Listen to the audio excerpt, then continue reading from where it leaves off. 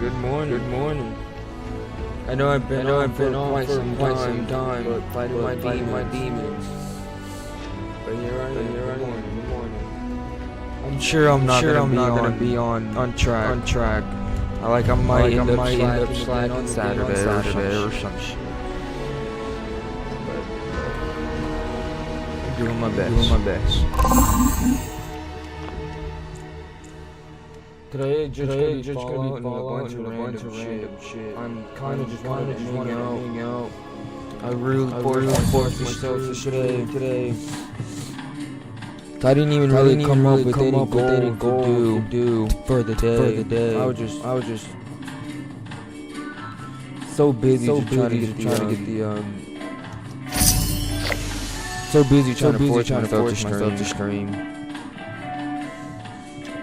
I need to be doing it.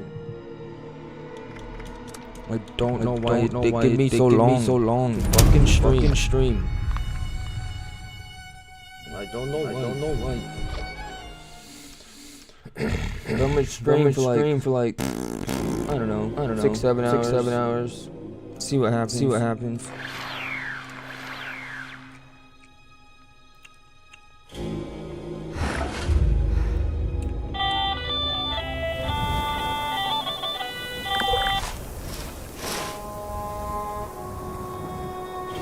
I'm low-key just gonna hang out if I'm not being recorded. Trying to psych myself out.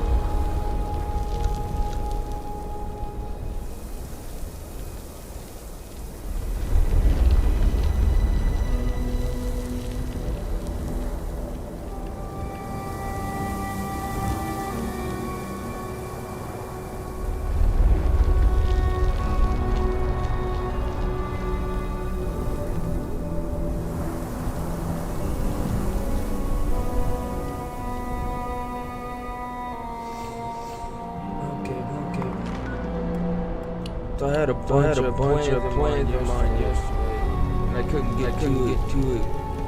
A lot of people got right away.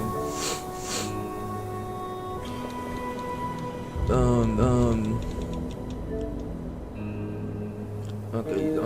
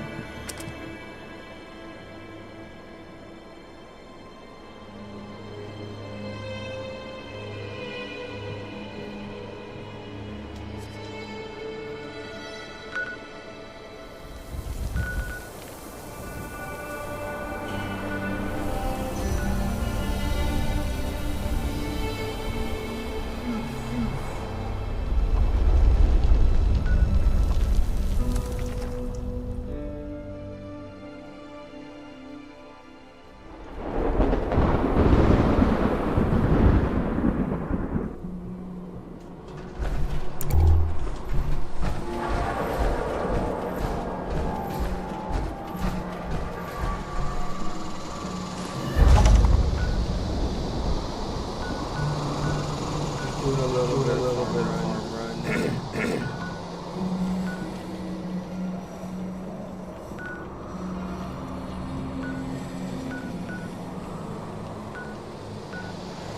There's a couple items.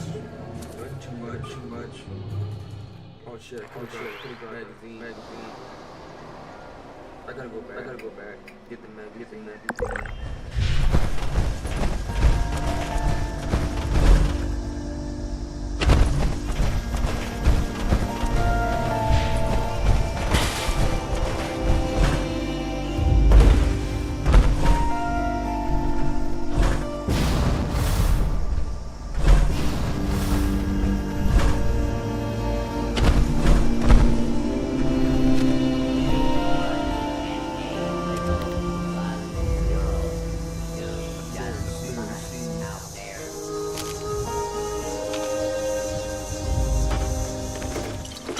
Hi. Daza asked me if I would talk about how I got here. She asked everybody, so I said okay. My name's Colonel, and I'm 13 years old. I just wanted to say I'm sorry. I'm sorry for everything. The bombs and messed up people and the cows with two heads, all of it. I was bad. Just bad. I cheated on my spelling test. I kicked Chip Wilkins in the shins until he cried. I pushed Rosie McCloy down the stairs. I cut holes in the bottom of all the gym shorts and put glue in the mashed potatoes in the cafeteria. I told Harold Newell to eat 10 dead flies a day in order to grow muscles, and put Nuka-Cola in the rat cage water bottles at the pet store. And, I just wanted to say I'm sorry about everything. Because my dad said if I wasn't this way, the bad thing...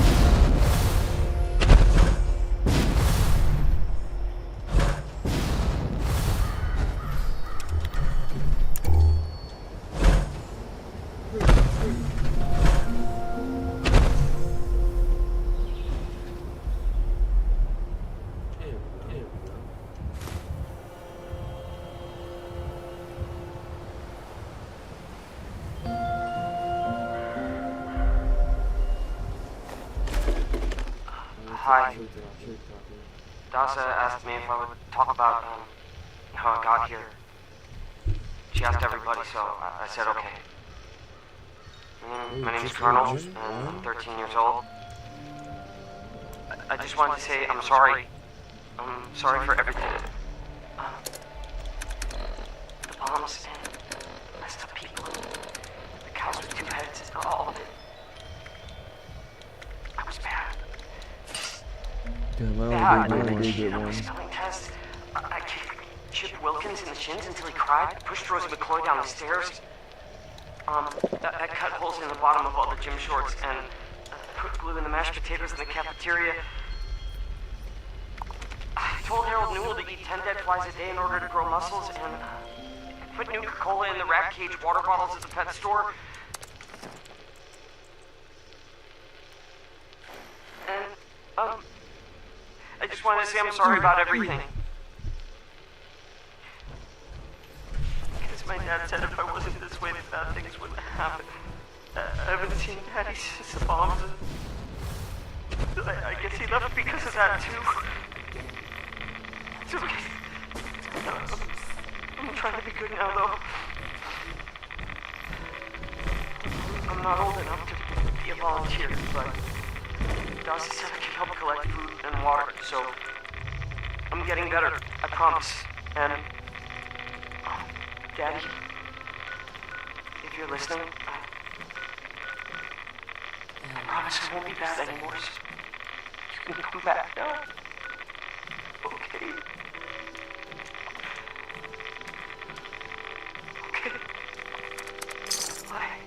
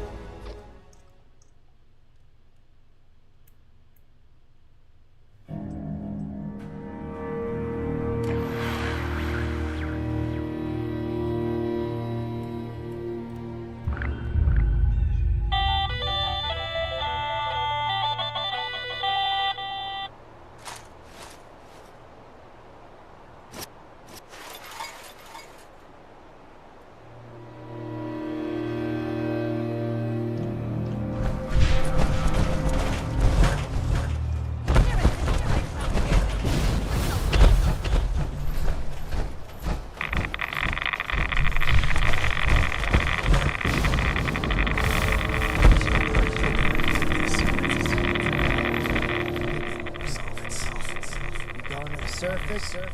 Don't do it. Don't do stupid. I think it's best, dude. Yeah. For some reason, I'm giving it up. It was giving me a lot more availability. Move this one. Like I looked it up, kept on saying yes, farm it, yes, you're allowed to go to radio. It was just a lot of like, you can still do it. I didn't see anything like it. Can't do it.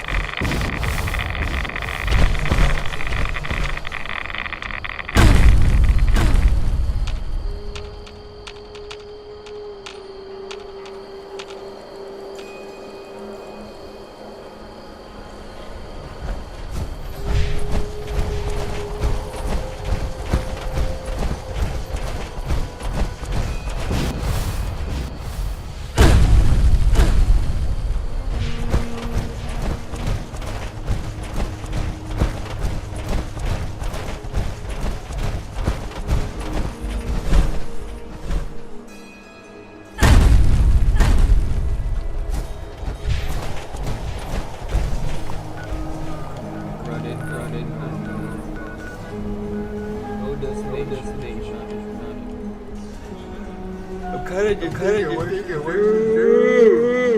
I can build my new base.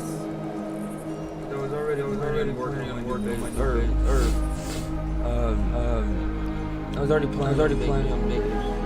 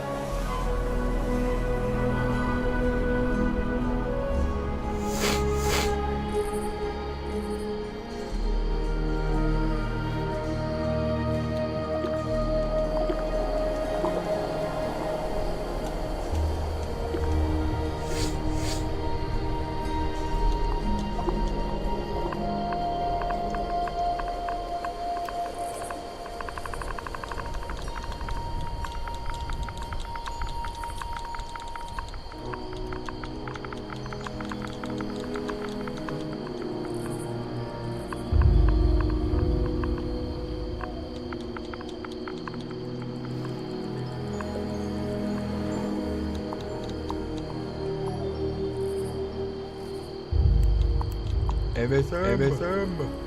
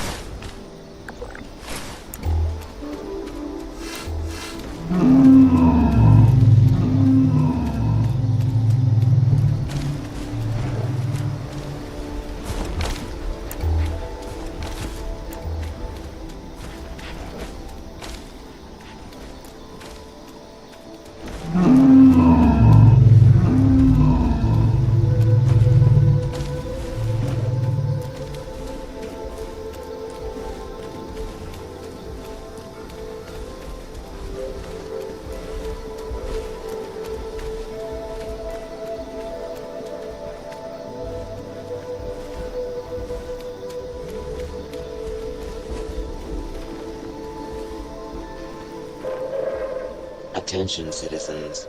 Nuclear strike imminent. Nuclear strike imminent. Please exit the area at your earliest convenience. Thank you for your cooperation. Thank you for your cooperation.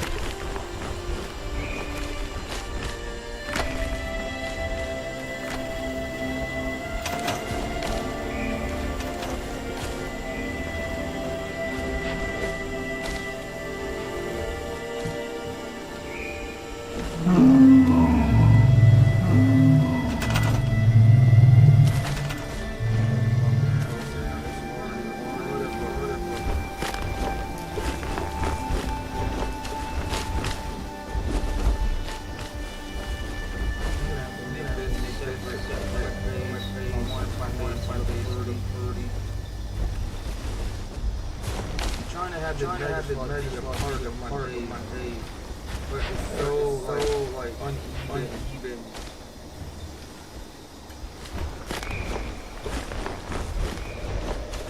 It's really hard to make it look realistic. I can go totally fake mode and build unrealistic base. I'm not a big fan of the base.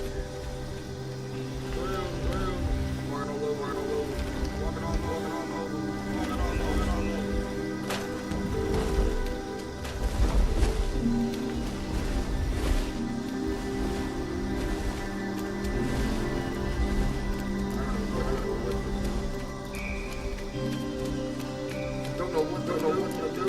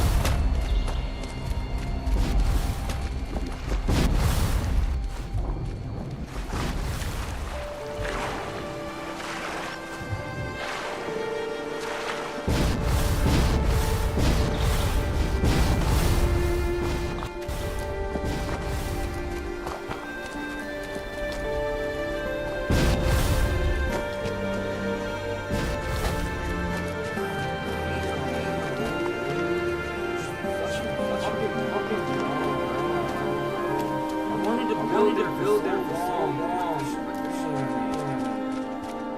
Fucking.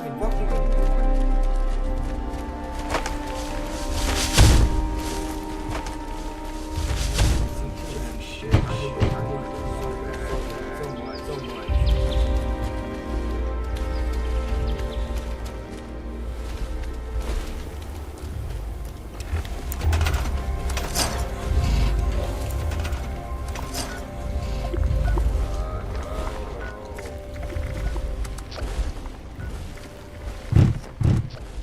Man, that pisses me off, dude.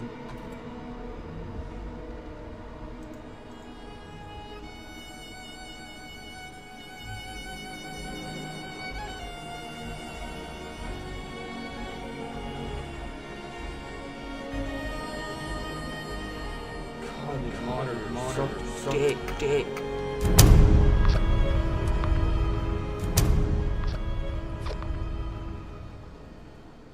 And everything pissing me off right now.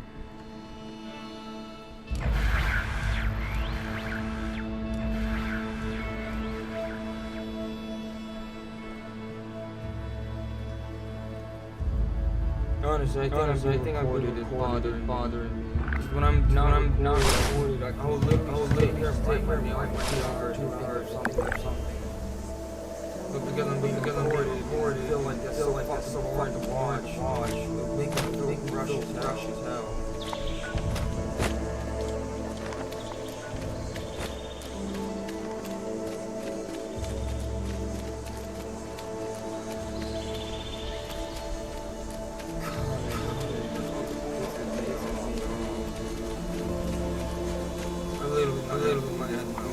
It's probably a bad idea to my fucking on stream.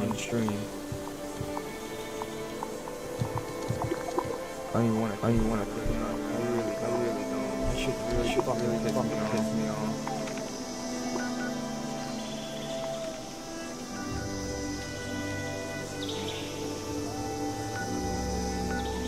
It's kind of mold. I didn't want to go there for so long. That's one. So think about it for a long time. Okay, and then they get there, and it's not working. This is really fucking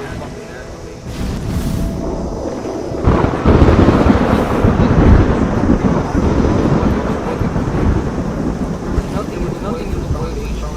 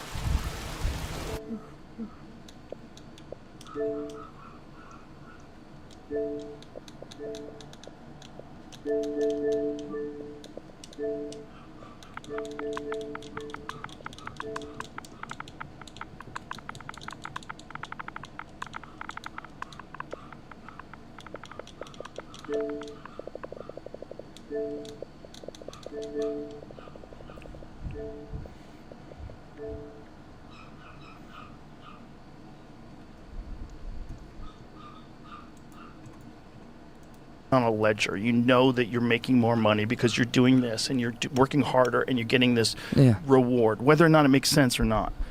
As soon as you eliminate that and everybody gets the same amount of money and then you lose all the killers. Right. You lose all the... No, all I mean is that you just don't want to have to go to an urgent care and it costs $500 to get a pack of antibiotics. 100%. Well, you know? That's a giant scam. So, but that's a scam that so many folks are stuck in, you know. That's only part of the scam. You know, the healthcare scam, it goes so deep. There's so many different layers to this fucking horrible den of vampires. Right. You know, it's whenever you can make profit off it, and you're involved in a corporation, and then the corporation has an interest. Its stockholders want more money every week. They want more money every quarter. So that's what they try to do. That's their focus. And when you're doing that with people's lives and people's health, like that should be, that's where it gets fucked. I suppose that's why folks were. It was upsetting to see.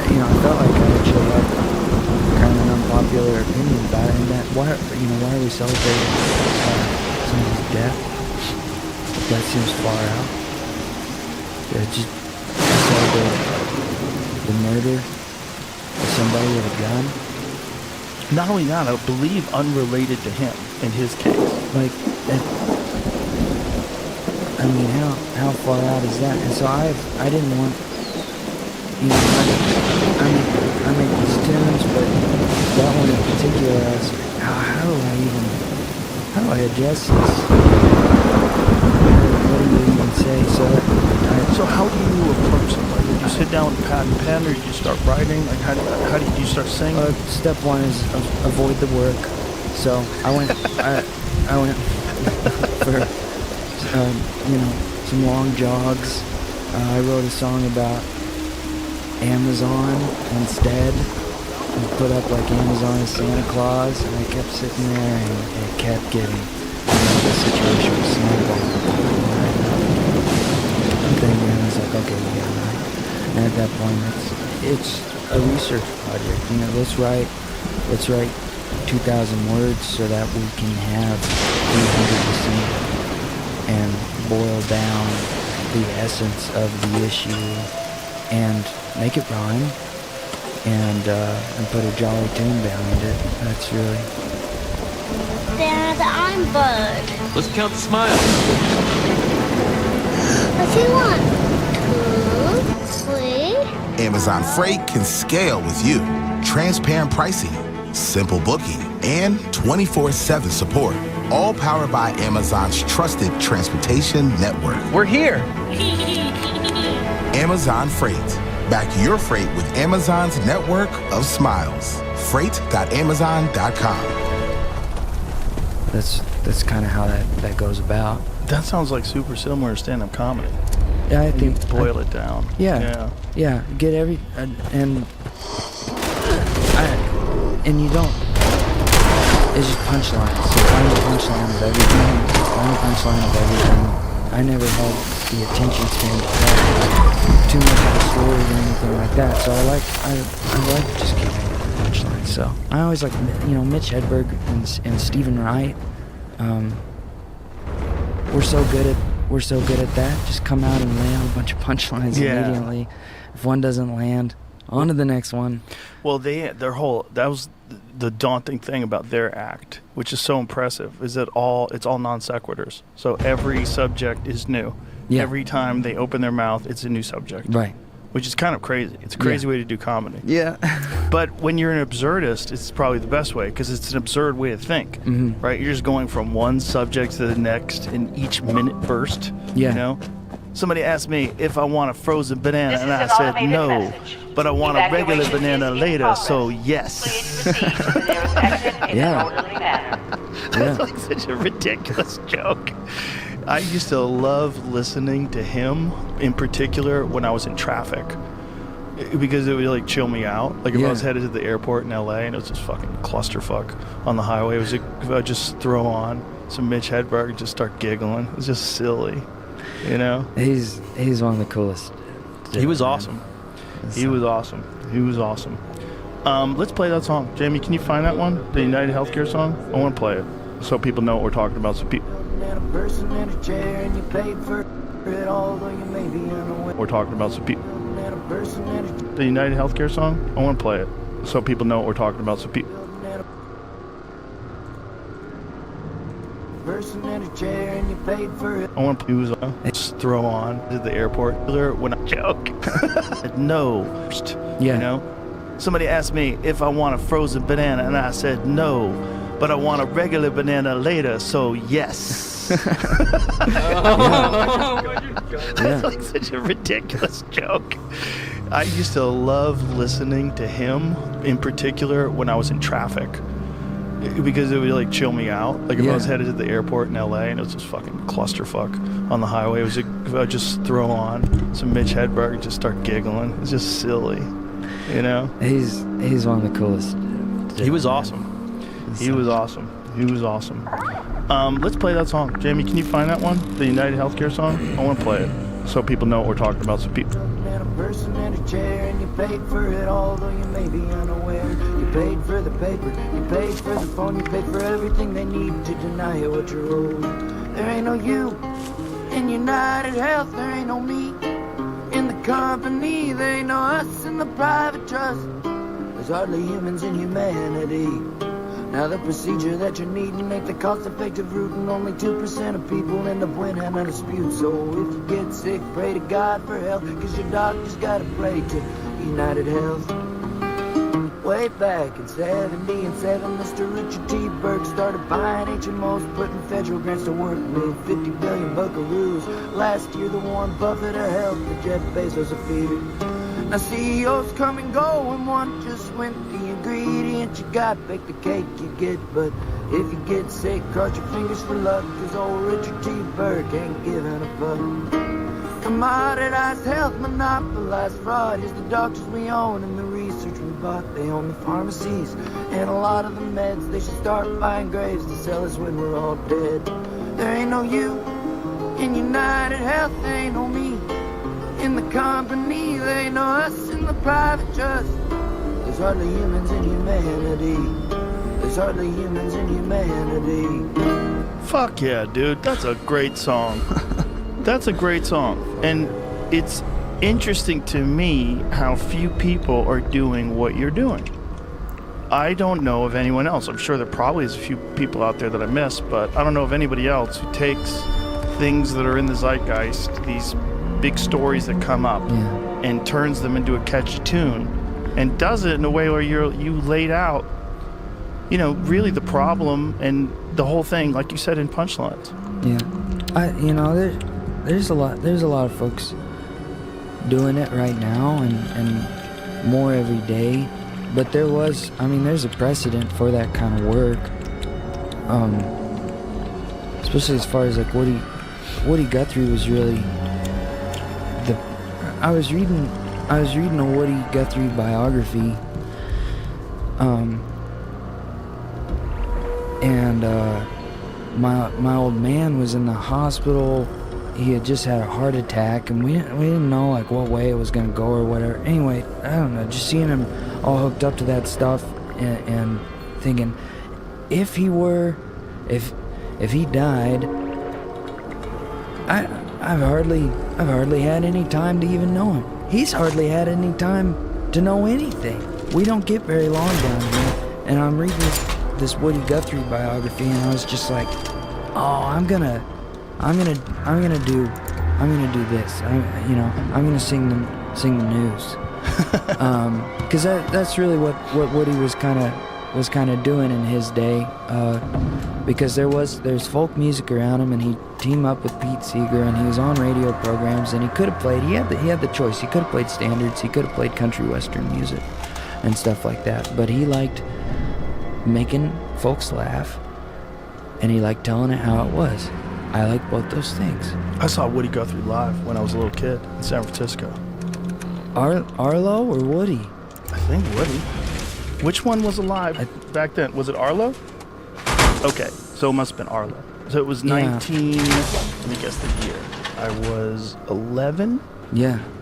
So, maybe, 10 or 11. Yeah.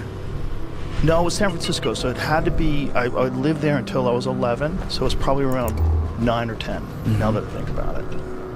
But yeah, he performed live. God, I wish I could remember more of it. And Arlo played this kind of, he went a little more surreal with it, which is super crazy. But he carried on the torch for his old man. So Woody died in what year?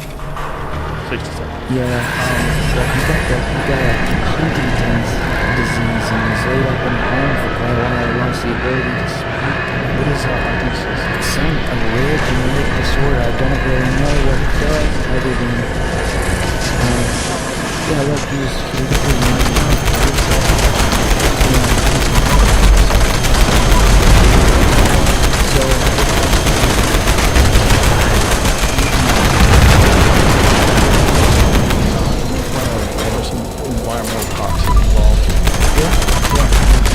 You know what I'm saying? He was sitting next to it. He was in East Palestine, Pennsylvania? No, west. No. But I mean, that's time. But there's so many parts of the country that have been polluted by industrial waste. There's so much horrible shit out I there. mean, maybe he was riding on trains and boxcars and stuff. There's no telling what they were hauling around and that sort of thing. But he, you know, he played the political tunes. I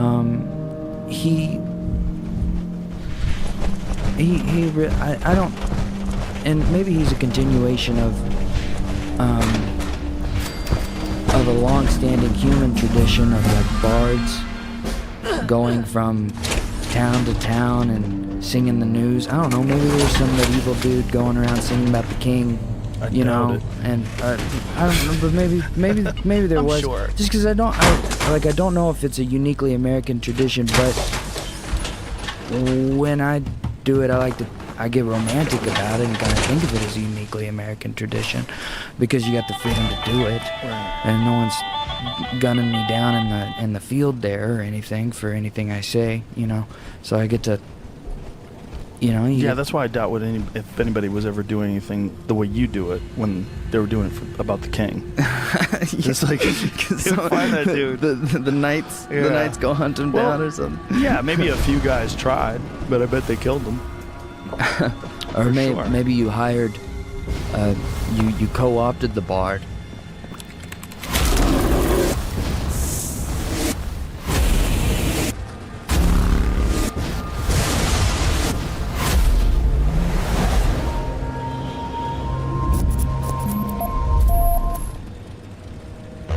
With our Express store, you can search inventory online and get our pricing up front. Select payment options, get a firm trade offer, and add service and protection plans. Complete your entire purchase from home in a matter of minutes. Then pick your car up at the dealership or have it delivered to you. Start shopping our Express store today. You turned him into your fool, your jester, or whatever, and then he sang songs for you about how fat the neighbor king was. I think that's a different guy. I think you're dealing with a different guy. The guy who is the jester, the fucking vampire familiar. You know? You guys want to get close to the vampires? They won't eventually one day want to be a vampire. They promised it. Who was in Lord of the Rings? Who was in Theoden's dude?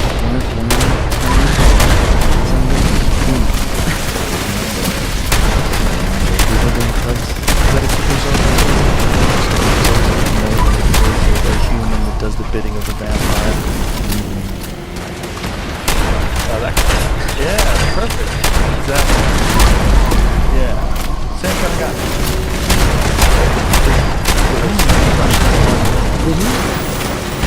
Was he in One Flew Over the Cuckoo's Nest? Was he?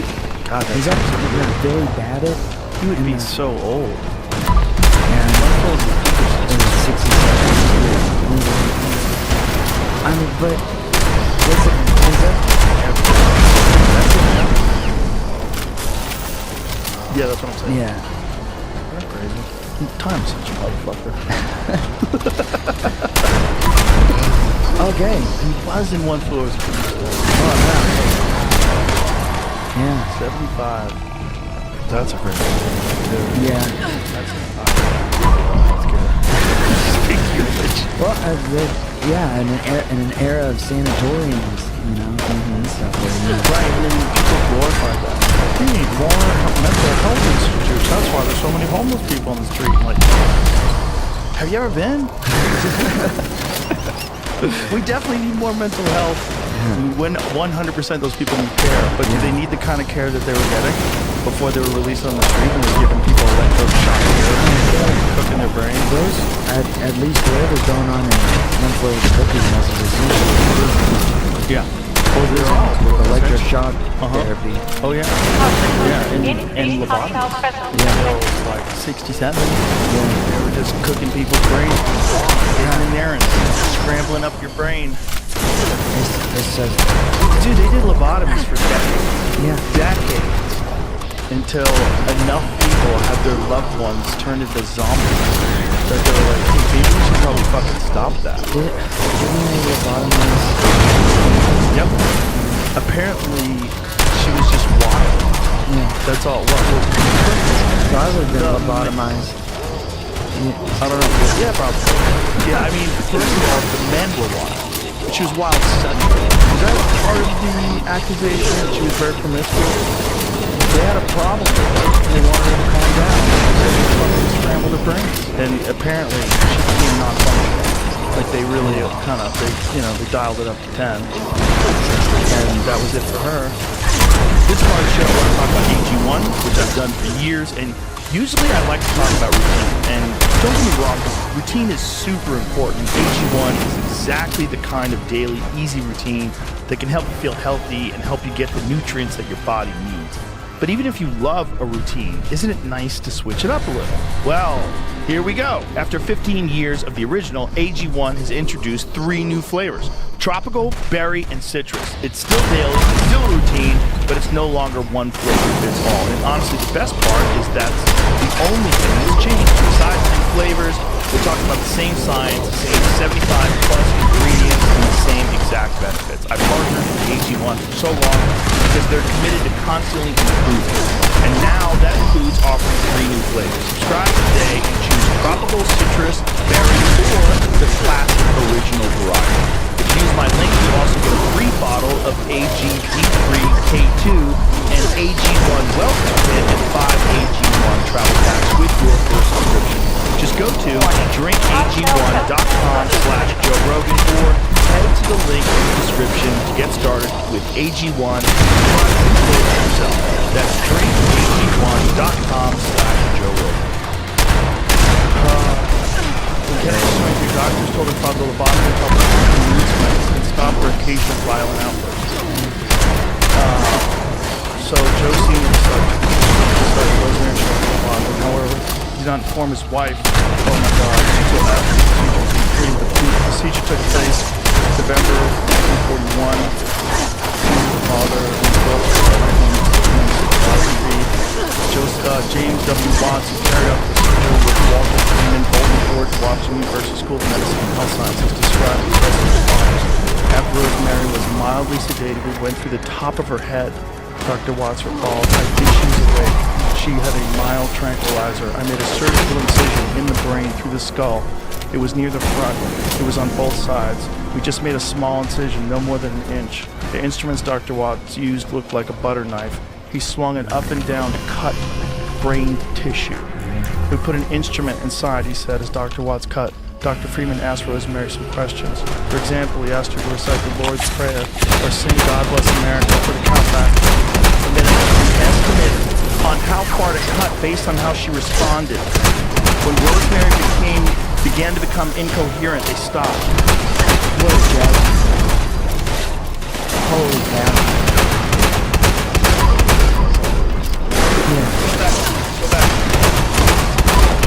At Cox, we're always a step ahead. Like how the price of your plan won't go up for 3 years. Guaranteed. That's refreshing. Smart. Lock the price of your plan for 3 years. Just another way we keep you a step ahead.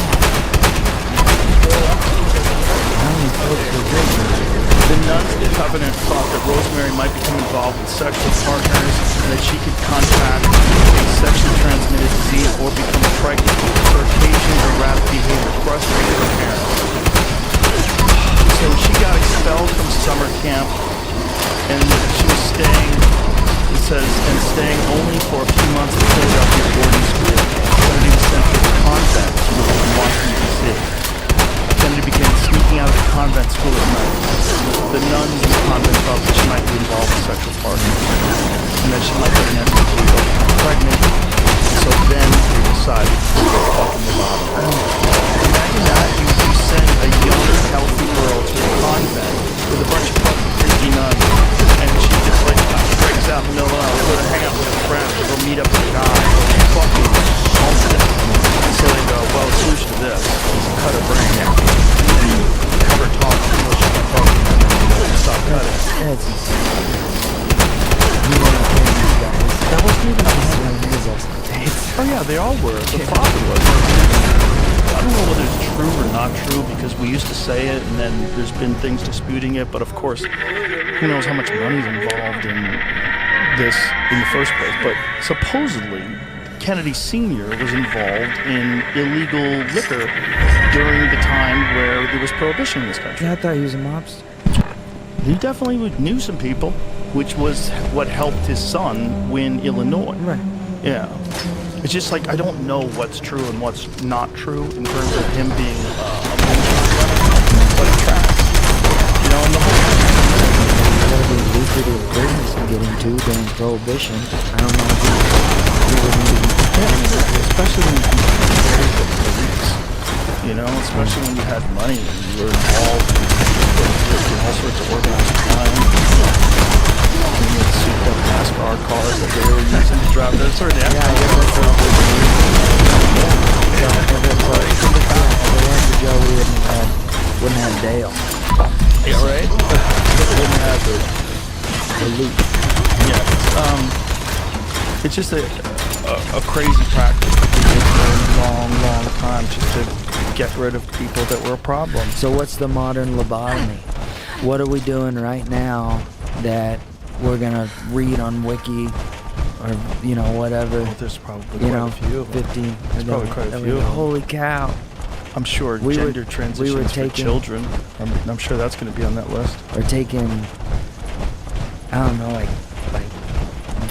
like prescribing benzos and stuff. Yeah. Oh, that's going to be on that list for sure. You know, benzos just like a chemical lobotomy, or well, benzo doesn't give you a chemical lobotomy, but it does make you 100% hooked on it. Yeah, well, it's just the stress you would undergo getting out of the addiction. You might never come back fully or get your life all the way back after an addiction like that. Well, I know several people that have had that problem, and it is a real struggle. Right. Like Jordan Peterson, his public it took him over a year to recover physically, just from being addicted. And that's actually going to rehab and stuff like that. There's a lot of folks, most folks, they ain't going They don't have the money. nowhere. You know, they get off it and they drink themselves to death. Or They do cocaine or something. yeah, Or, you know, or the psychiatrist puts one to satisfy whatever the fuck is wrong with your brain, or you can get off one. Yeah. It's a real problem. And when someone gets on that ride, it's hard to get off. It's hard to get off to take this pill to fix this ride. That ride is a very popular ride. Yeah. Looks like having a doctor tell him it's all right, you know. I guess it's like warning. it's like if they get Security is now an authority figure told them it's all good to take this pill. No, especially benzos, especially early. I never even told them that it was almost impossible to get off of. Shield generator offline. I think a Defensive patient can measures figure that out installed. pretty quick. Well, they don't because they keep taking it, right? You keep taking it because you're addicted to it. If you forget a dose, start feeling those withdrawals. Well, apparently you find this out, this is true. Apparently one of the things about benzodiazepine is that it alleviates anxiety, but if you stop taking it, your anxiety immediately elevates past where it was. Oh, yeah. When you first took it. Oh, yeah. So there's like a slingshot That's effect. what I'm saying. When you get off at anything, all sorts of stuff rattles loose in your head, man. For Like, sure. yeah, and everything gets worse for a period of time. So what I was going to get at is it's one of the few where you die if you get off of it. Right, there's like that and alcohol. Those are like the two things, right? Here, early withdrawal, the individual may experience recurrent anxiety and insomnia symptoms as the brain rebounds without the drugs. But does it say the rebound? How long does it last? Many people stop taking this medication experience Benzobelly. What is that? Benzobelly can depend. Is it like a diarrhea, such as the type of dose of benzo? What does it mean? Some people experience. What is that? What does it say? Common side of Security is now vulnerable. Fucking poisoning your insides. The Pepto risk. Your body's like, what are you doing? Oh, look what you could get nausea, diarrhea, abdominal pain. What do you want to do that at the end of the day? Yeah, I'm checking. Walk about prostate rebounds. Bloody diarrhea. You might want to die. That's the crazy thing. side effects of antidepressants are suicide. There ain't no you, and you're not.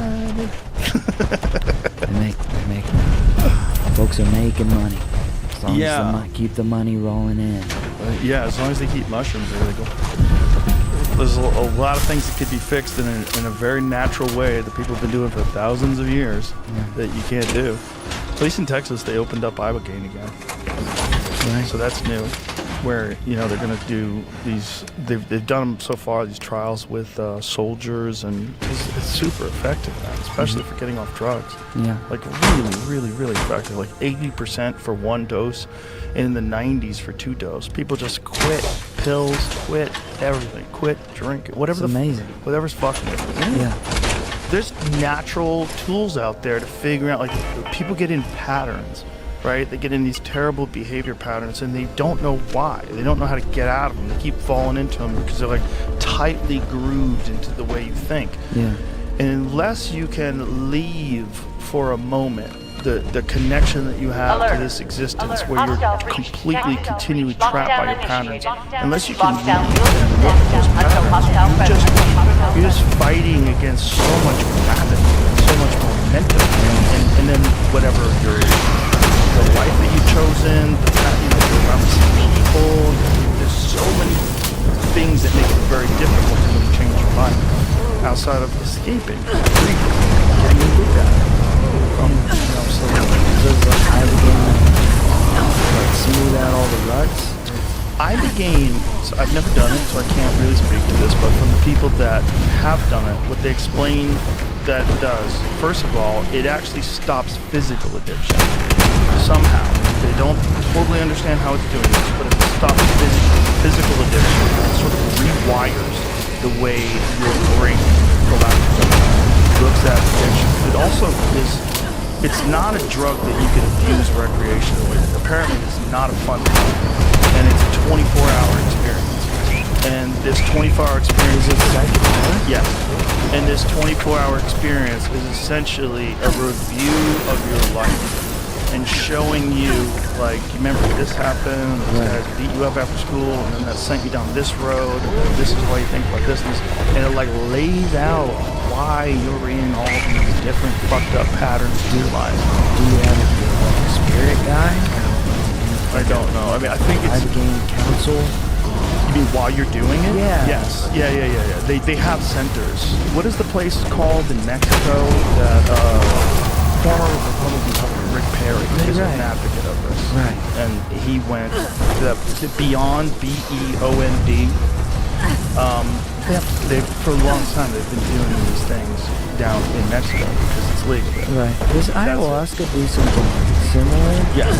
That a lot of people go down to Costa Rica and do that. Or there's certain churches that have a religious exemption in America. Right. Which is wild. What? You go to church and really need Jesus. Yeah. Like for real. Like, are you ready? Wyoming.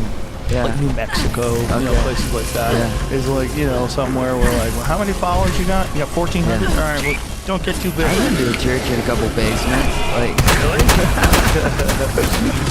Well, the weird thing is if anybody wants to start a new church now, good luck. They'll crawl up your fucking ass with a microscope.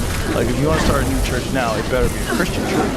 Like, you better be following the same religions that people have been following for thousands and thousands of years. If you try to cook up a new religion today, they will Waco you, son.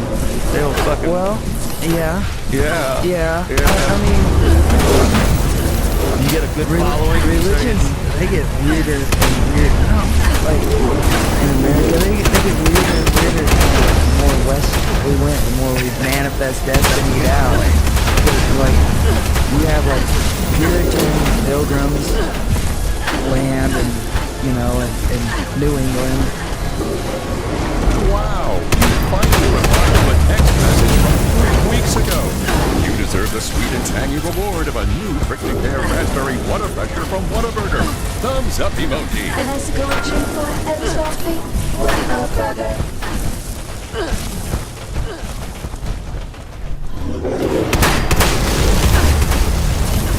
And the weirdest smartest of them move a little bit more west, or they just go to, the Quakers just go to like Nantucket, you know, they'll be on an island, they'll be isolated, but, you know, eventually, in about 100 years, you've got Mormons, you know, and then give it another 100-something, then you got Scientology out in California.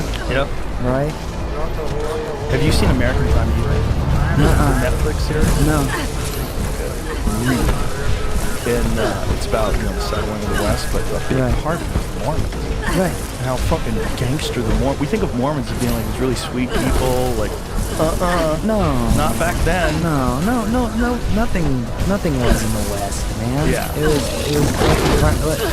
like, I don't know, I imagine it like Blood Meridian, like McCarthy's book, where it basically, you know, like follows the story of a kid who goes on a ship, you know, where their job is to go down into Guadalajara and then come up in through the States, and they scalp pretty much everyone they meet indiscriminately, and then take those scalps back for dough. It's, you know, for a bounty.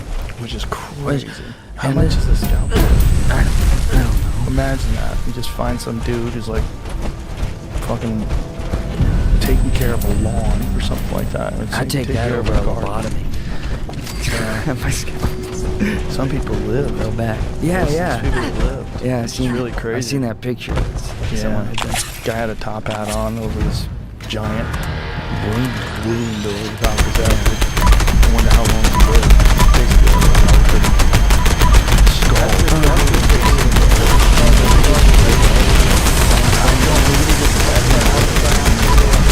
This episode is brought to you by ZipRecruiter. There is such a thing as having too many options to choose from. Like when you're scrolling on the TV, trying to find something to watch, or one of those where they have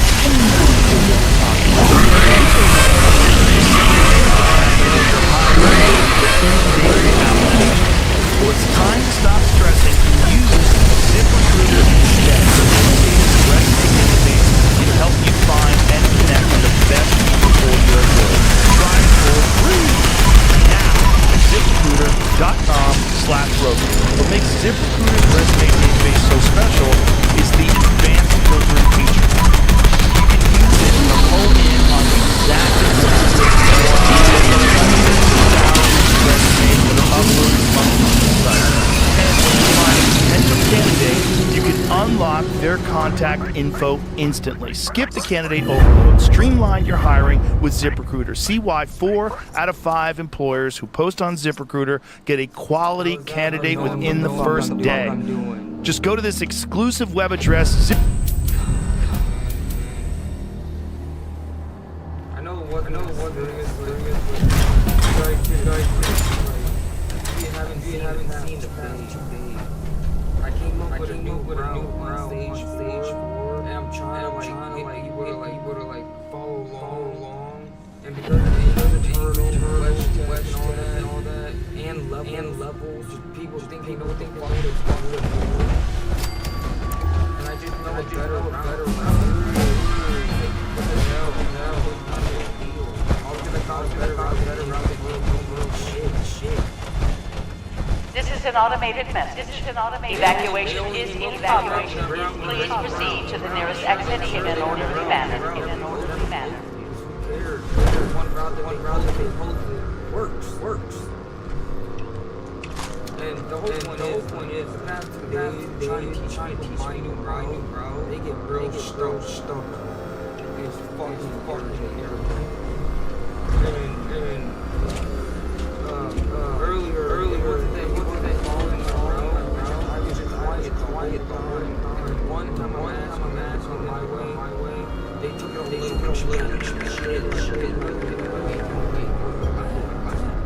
Follow me, fine. I know what I'm doing.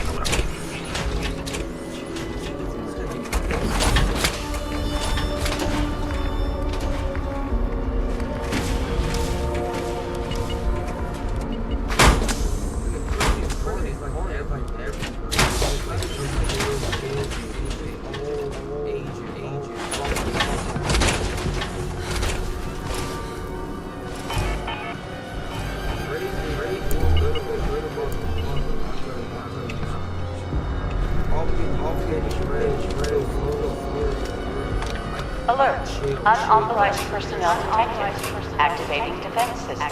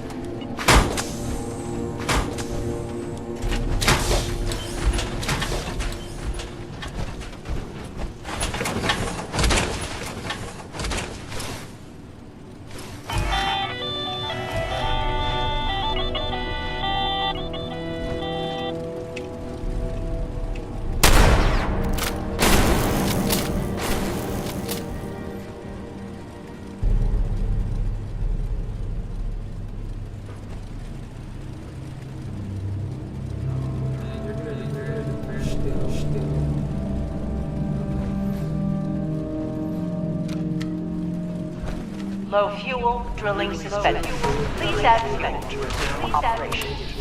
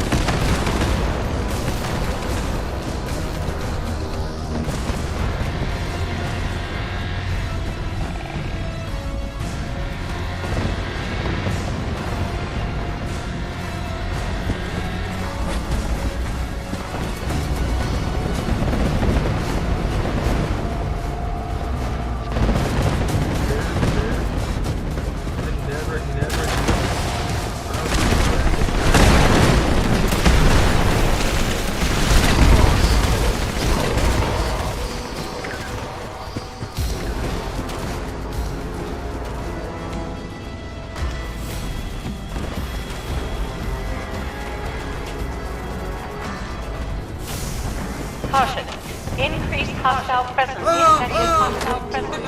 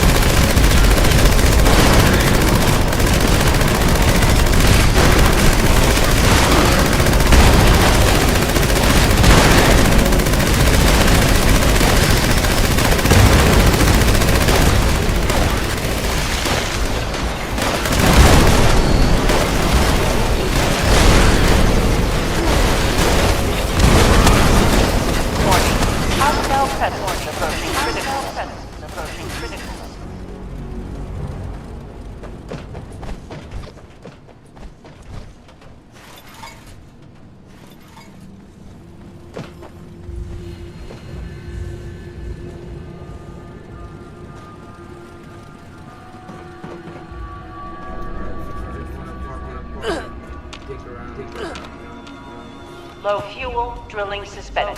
Please add fuel to resume operation.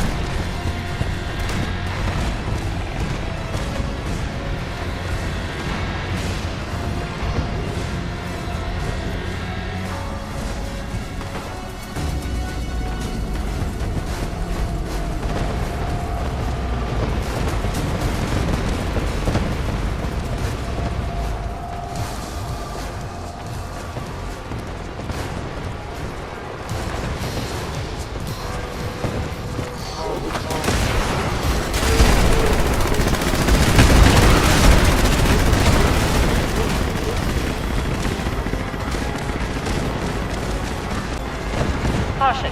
Increased hostile presence detected. Hostile presence detected.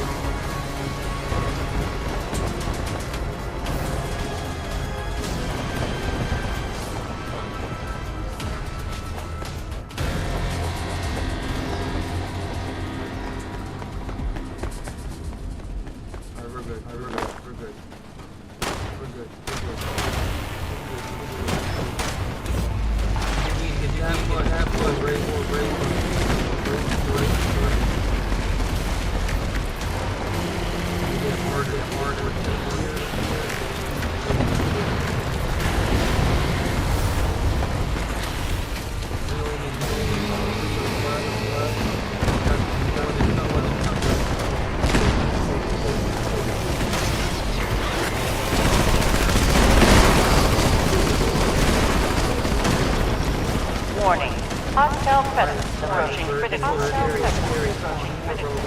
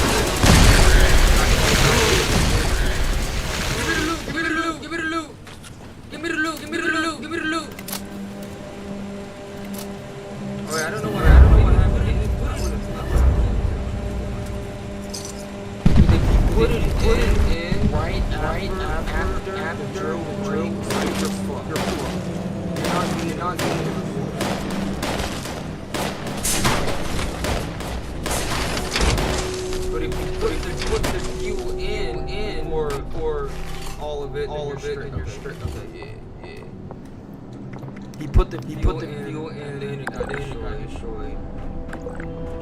Cause it will bug out everywhere around. I got you. Oh, now my fucking, I can't, my God, am I kidding you right now, bro? I literally, look up and down.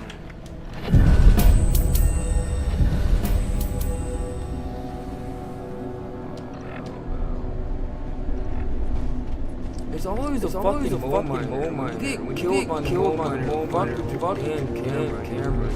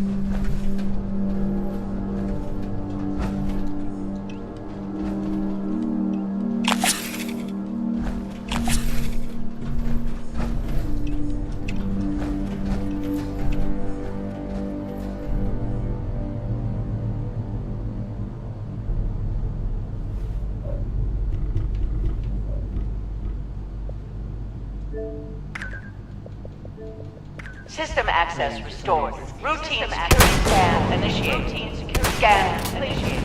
Unauthorized personnel detected. Unauthorized. Command center compromised. System detects insufficient countermeasures. Pursuing emergency security protocols. Stand by.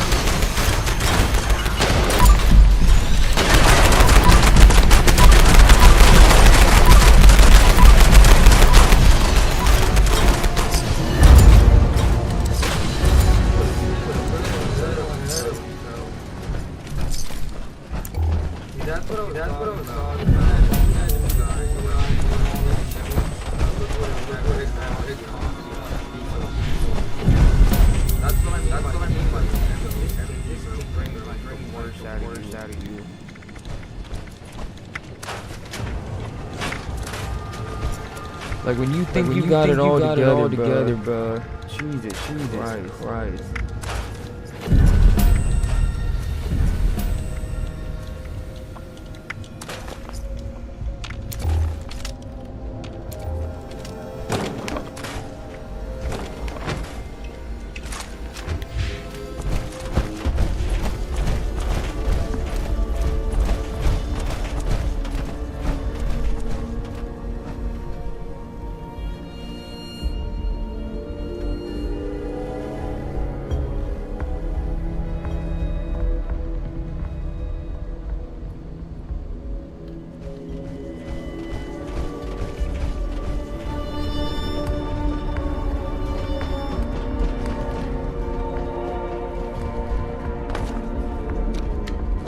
Alert.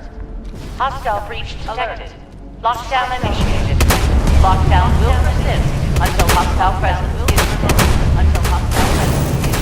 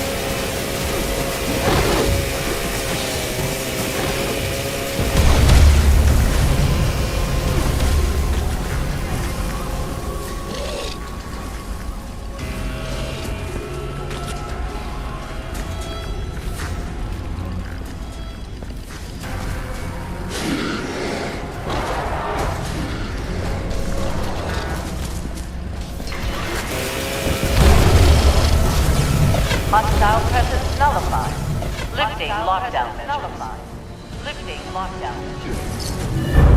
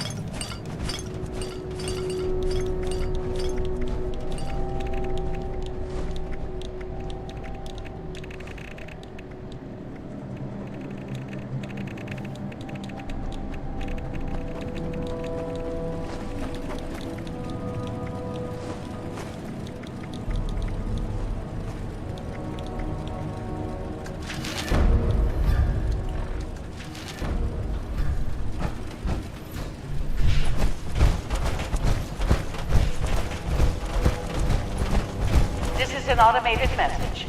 Evacuation is in progress. Please proceed to the nearest exit in an orderly manner. Proceed to the nearest exit in an orderly manner.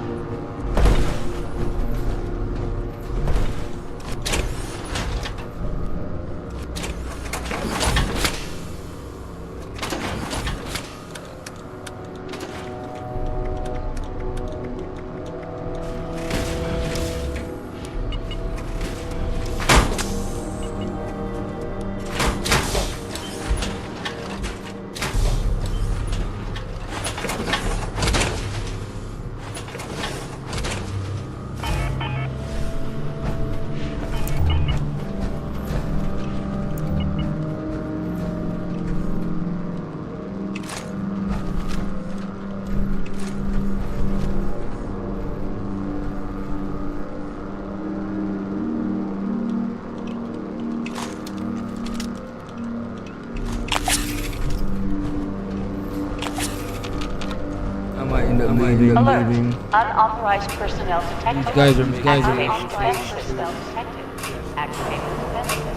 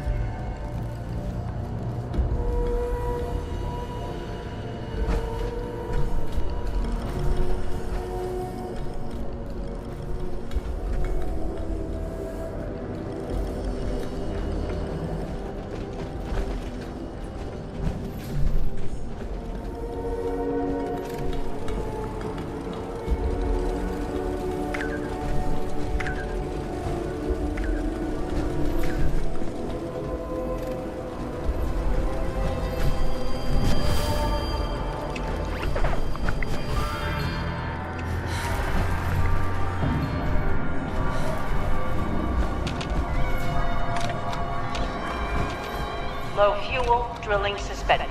Please add fuel to resume operation.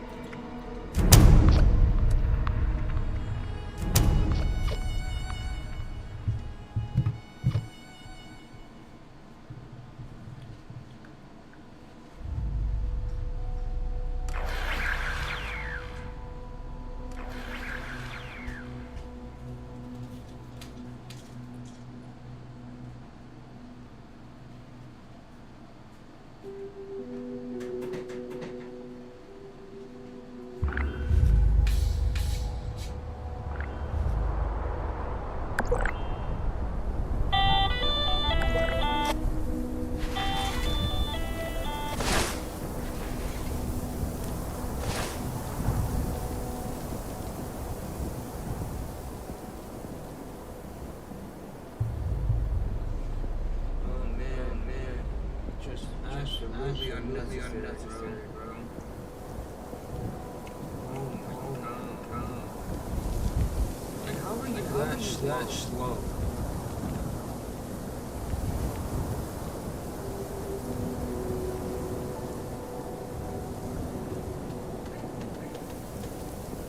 I'm just dumbfounded for first rate. We were in the middle of the third one.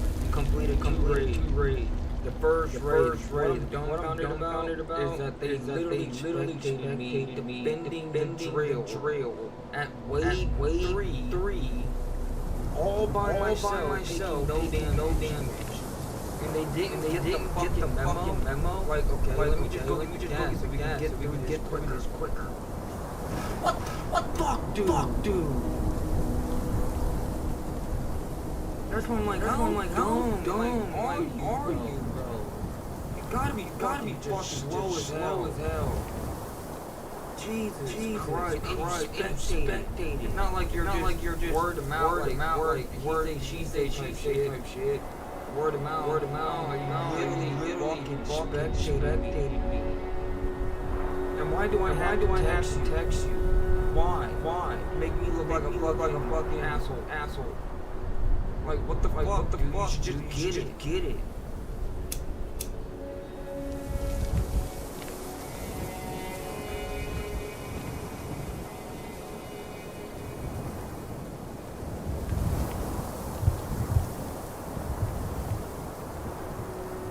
That's where I'm really dumb. It was like super low IQ, like God damn. You couldn't just get the memo.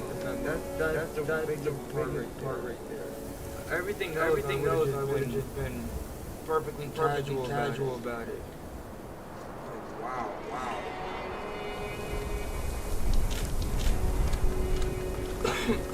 Like, I don't even care if you die or just whatever. Especially if I know you're a new player. I don't look at your rated go be any level, still be new at raid. So I can kind of tell my style if you're new or not. And I have a huge amount of patience. Like, I don't care if you die a lot. I don't give a I would complete opposite. Like, you're like 400, whatever fuck. I don't even know what level he was. They are all of them. But I know they're like 300 plus. I think the one guy that left only one that was like 180. And the funny thing, 180, whatever, you were running the gas. That even adds more about how fucking stupid high level, 400, 300 flows.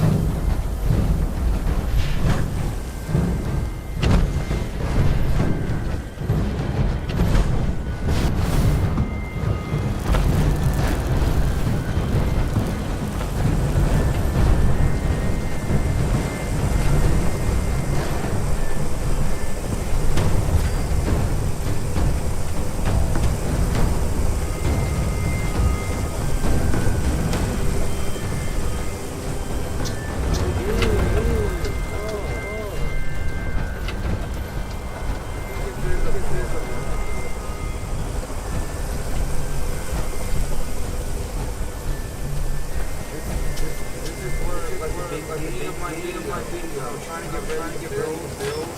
This is the house I'm building. I'm literally a replica of all our floors.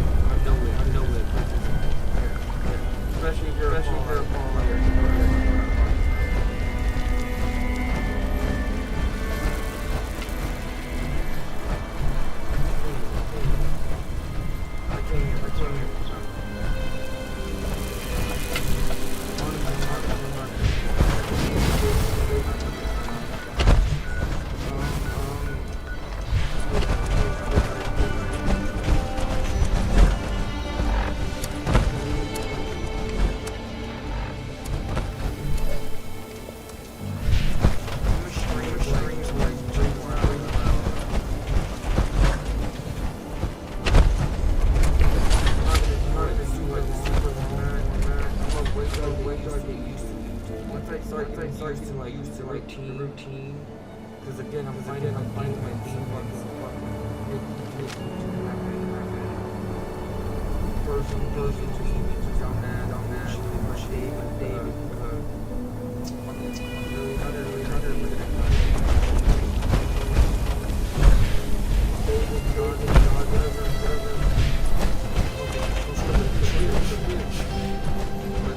that's the shit.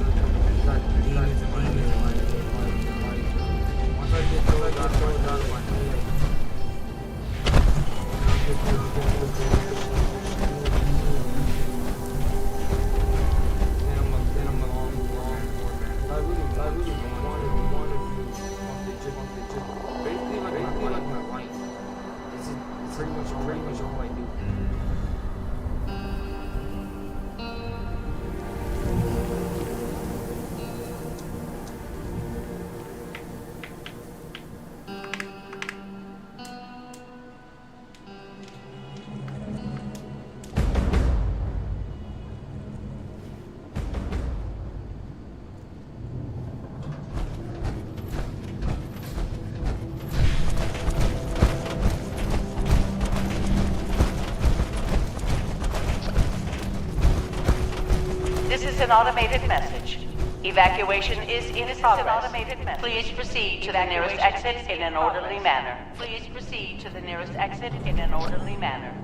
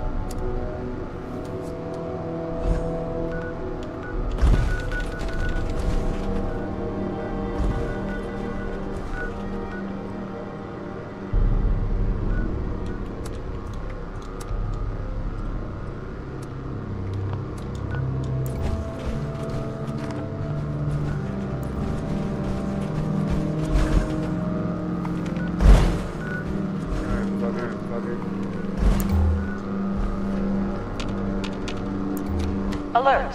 Unauthorized personnel detected. Activating defense system. Unauthorized personnel detected. Activating defense system.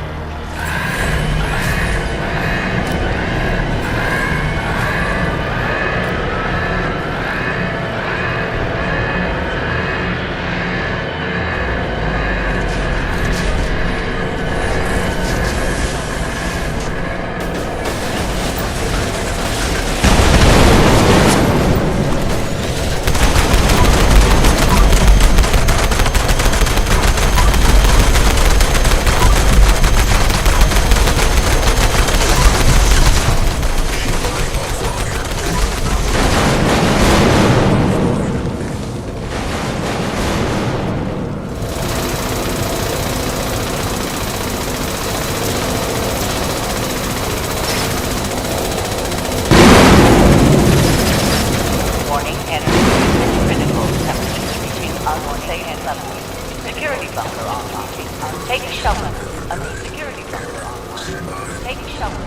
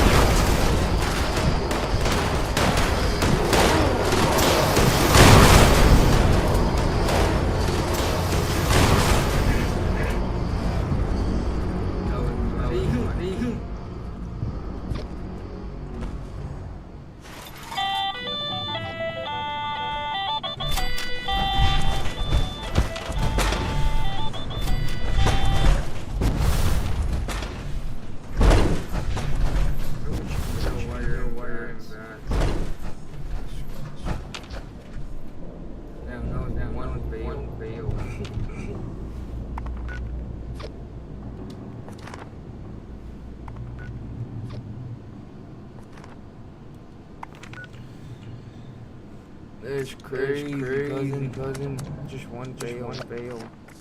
And he left.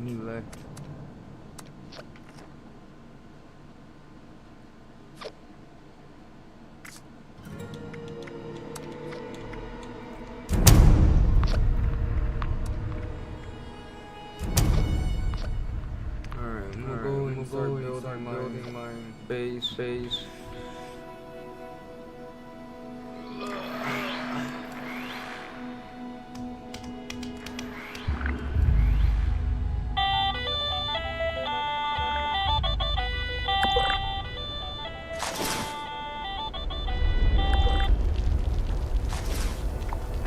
how it goes.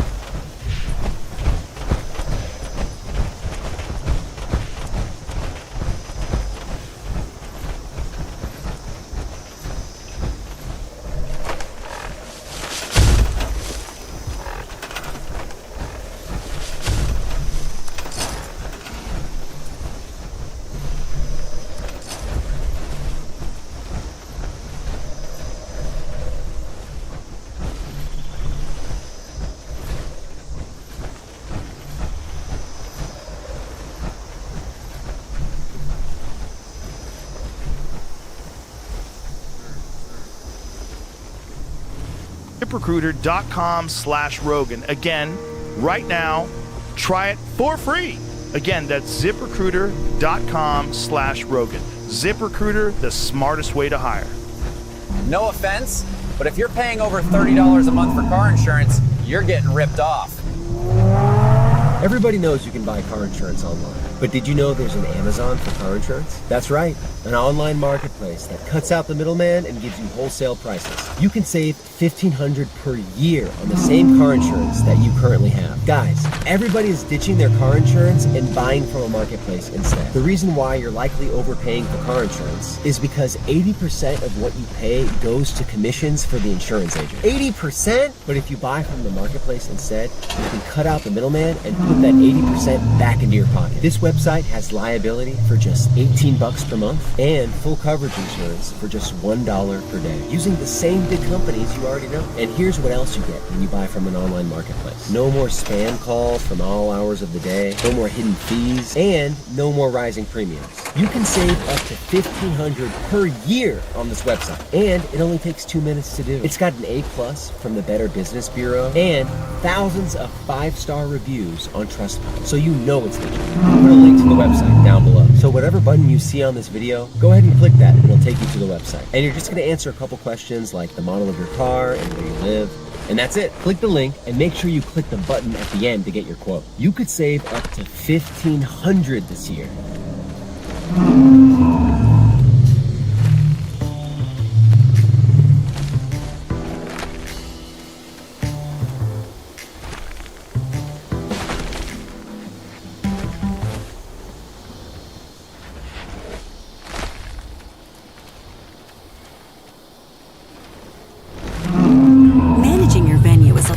Job.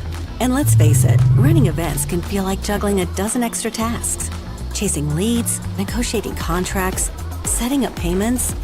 It's a lot. You could use a bunch of different software tools, or you could keep it simple with Eventective. your full circle event marketing and sales solution. We connect you with qualified leads and provide tools to manage bookings, contracts, and payments, all in one place, making your workflow smoother.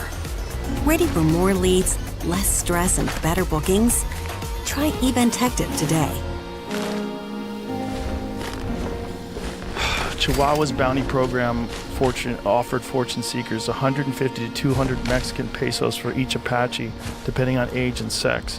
Men were 50 pesos more than women and children. Yeah.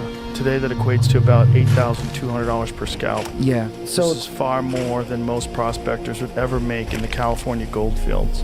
$8,000 per scalp. That's crazy. Yeah. How many people, just innocent people, that just happen to have dark hair got scalped? And they would, and like in McCarthy's book at least, which it follows the Glanton gang. I'm pretty sure at times they kill some of their own gang. I'm sure. Just because they were dark haired. The most prolific of these operatives was an Irish American named James Kirker, who led a massacre of more than 150 Apaches in 1846 and ultimately killed at least 320 Indians during his bounty hunting campaigns. Scalp trade. $8,200 for scalps. Can you imagine, like, if you have a lawless country, which is essentially what the Wild West was. What that was, yeah. And then you offer up $8,000 every time you kill a person. Yeah. Ooh, you can get rid of people quick. And you're gonna have the wildest of the wild are gonna go out there and tame that land, man. The craziest of the crazy. Yeah. And that's essentially calls them out. Oof. And that wasn't that long ago. No. That's what's so crazy. You know, we're talking about 150 years. Like, what is it? How long ago was it?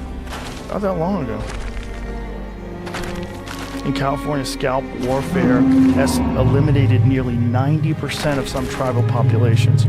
Holy fuck. Were they doing that into the 1890s? Ugh. That's crazy.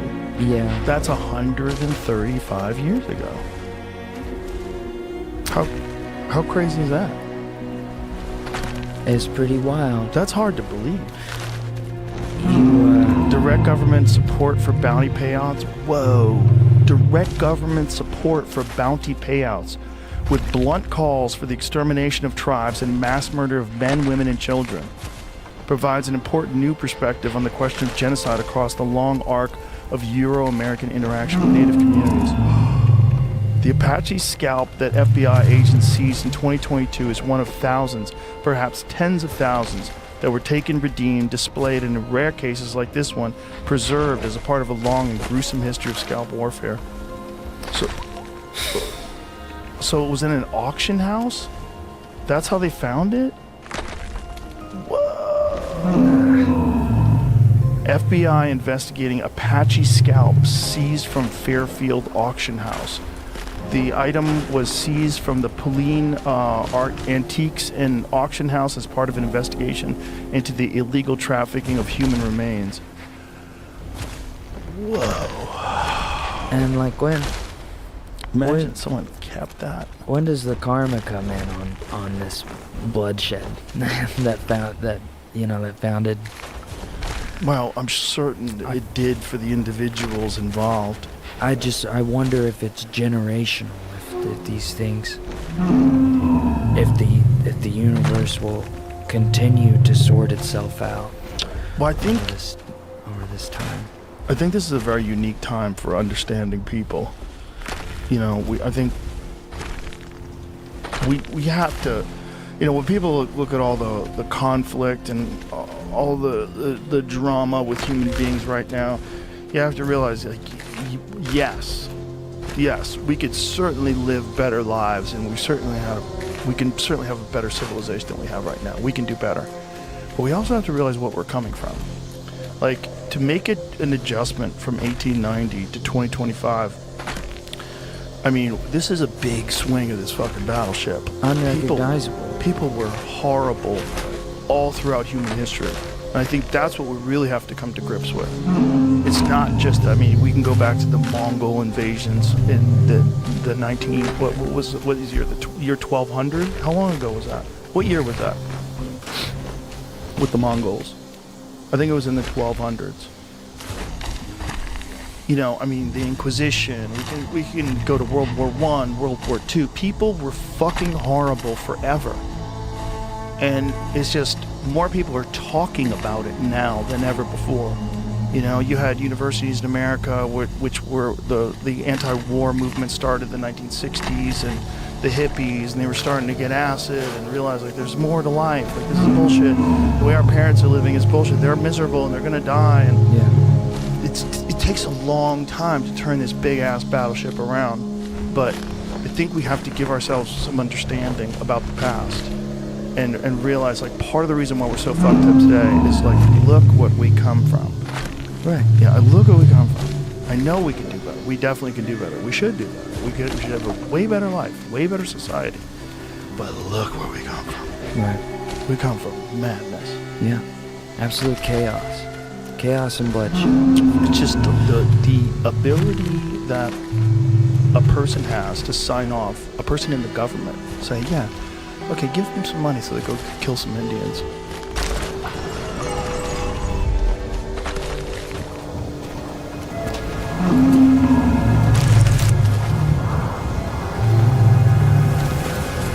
This is an unfinished film.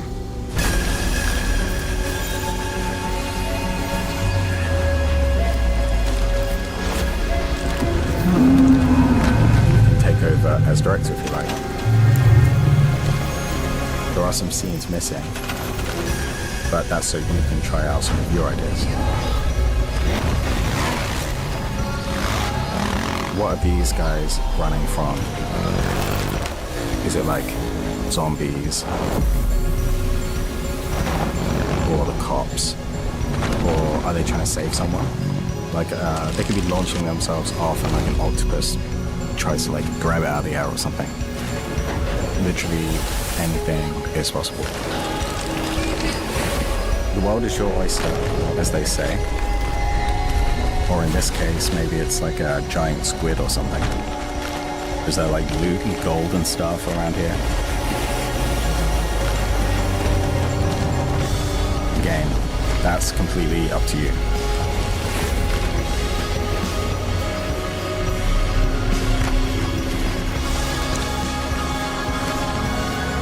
Oh, maybe there's a town right there in the background that's like pink and glowing instead of a city. The world is what you make it. Turns out if you've been in a car accident in the past year, they have to give you a huge check, and all you have to do is ask. No, seriously, I just got over $100,000 after being a passenger in a car accident that was a month ago. Listen, I had no idea this was even possible until it happened to me. I was just another passenger who got hurt in someone else's accident, and I figured I might get enough to cover my medical bills if I was lucky. But then I found out there's actually a specific way to ask for compensation that gets completely different results than what most people receive. If you've been in a car accident recently, you're probably dealing with the same frustration I was. Insurance companies giving you the runaround, medical bills piling up, and no clear path to getting fairly compensated. Most people think they just have to accept whatever insurance offers or hire expensive lawyers and hope for the best. But there's actually a program that knows exactly how to ask for what you're entitled to in a way that gets maximum results. However, there is a catch. Your car accident had to have happened in the past 300 days to qualify for our new program. If it did, you're in luck. This program is designed specifically to help accident victims get the compensation they deserve without the typical delays and hassles of dealing with insurance companies directly. Let me tell you about what happened to other people who used the same approach. Maria was getting nowhere with insurance after her accident. Indiscriminately. Give them $8,000 per scalp and a little less for the women and children.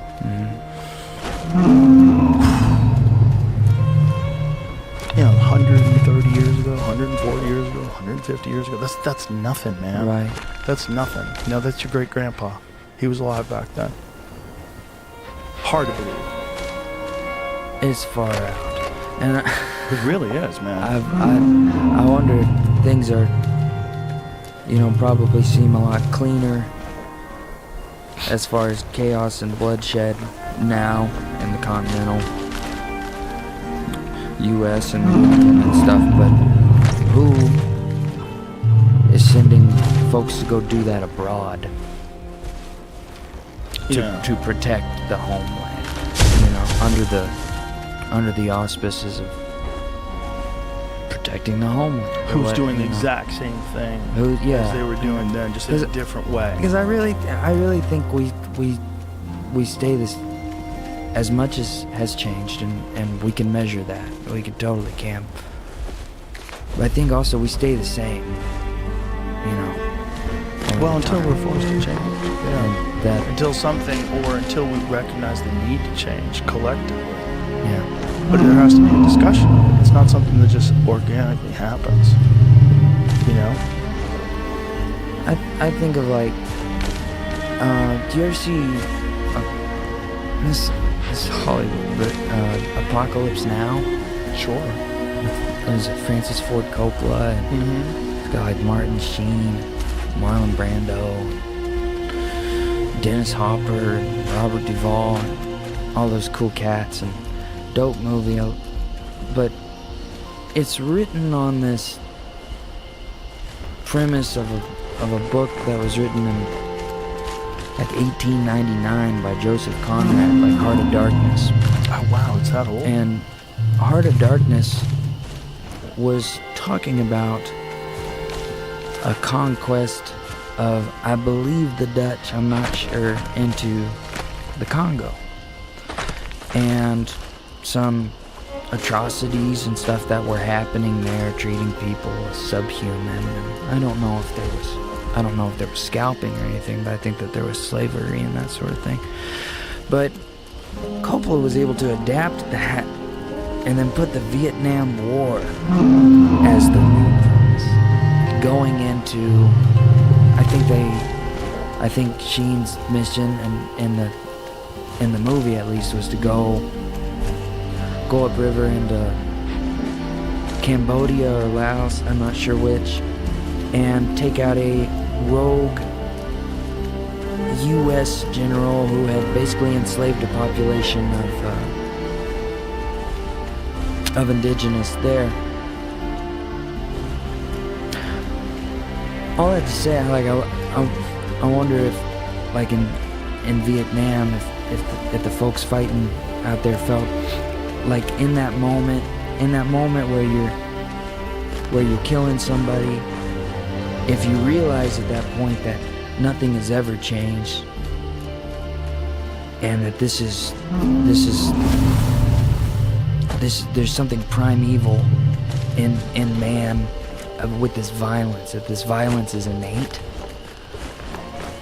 or you know, is this violence innate? Is this how folks are, and there's no helping it, and there's nothing that's ever gonna change it? Because you can get kind of cynical that way, or, and I kind of tend on this more idealistic, and at times it seems naive or stupid to have an ideal that folks could live in harmony, in peace, without taking one another's lives, you know? The problem is they've never done it before. That's mind-boggling. Mind-boggling. Because it is in all. I think it's in a lot of us, deep down. Well, it has to be. Because that's the only harm. way we survived. That's the only way we got to where we are today. Right. Because we existed before language, we existed before empathy, before we understood each other, before we could communicate. Yeah. So any being that you didn't know from somewhere else wanted what you had, and they would try to take it by force. So the bigger, stronger ones survived, and that's why the best genetics kept going and going and going. I mean, it was just survival of the fittest. It exists in nature and exists with humans, and that's the basis of our DNA, unfortunately. Like, that's how we started, right? And so that... Yeah, we clear? We good? Got it, good. All right, bet. Yo, chill. We out. One of the abortion abortion industry's favorite scare tactics is telling people that abortion is way safer than childbirth, and that without abortion, many women will die. But this claim couldn't be further from the truth for 2 reasons. Number 1, no abortion is safe. And number 2, the single study this claim is based on has never been replicated.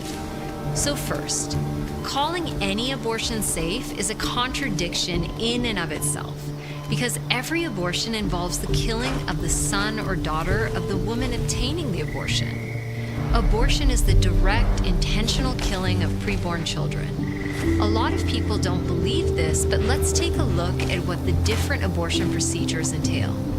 In what is known as a chemical abortion, the woman takes pills that prevent oxygen and vital nutrients from reaching the child, essentially starving him or her to death. In suction D&C and D&E abortions, the child is dismembered by way of a vacuum or forceps, respectively.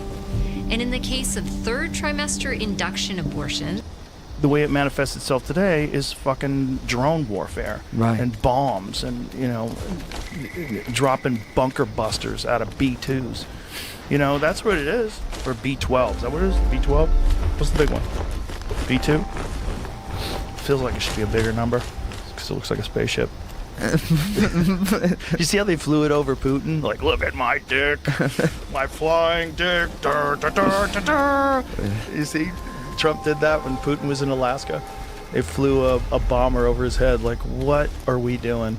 Why are we flying the radar-resistant bomber over Putin's head? It sounds like a show of force. Look at my dick. Yeah, this is what these games. But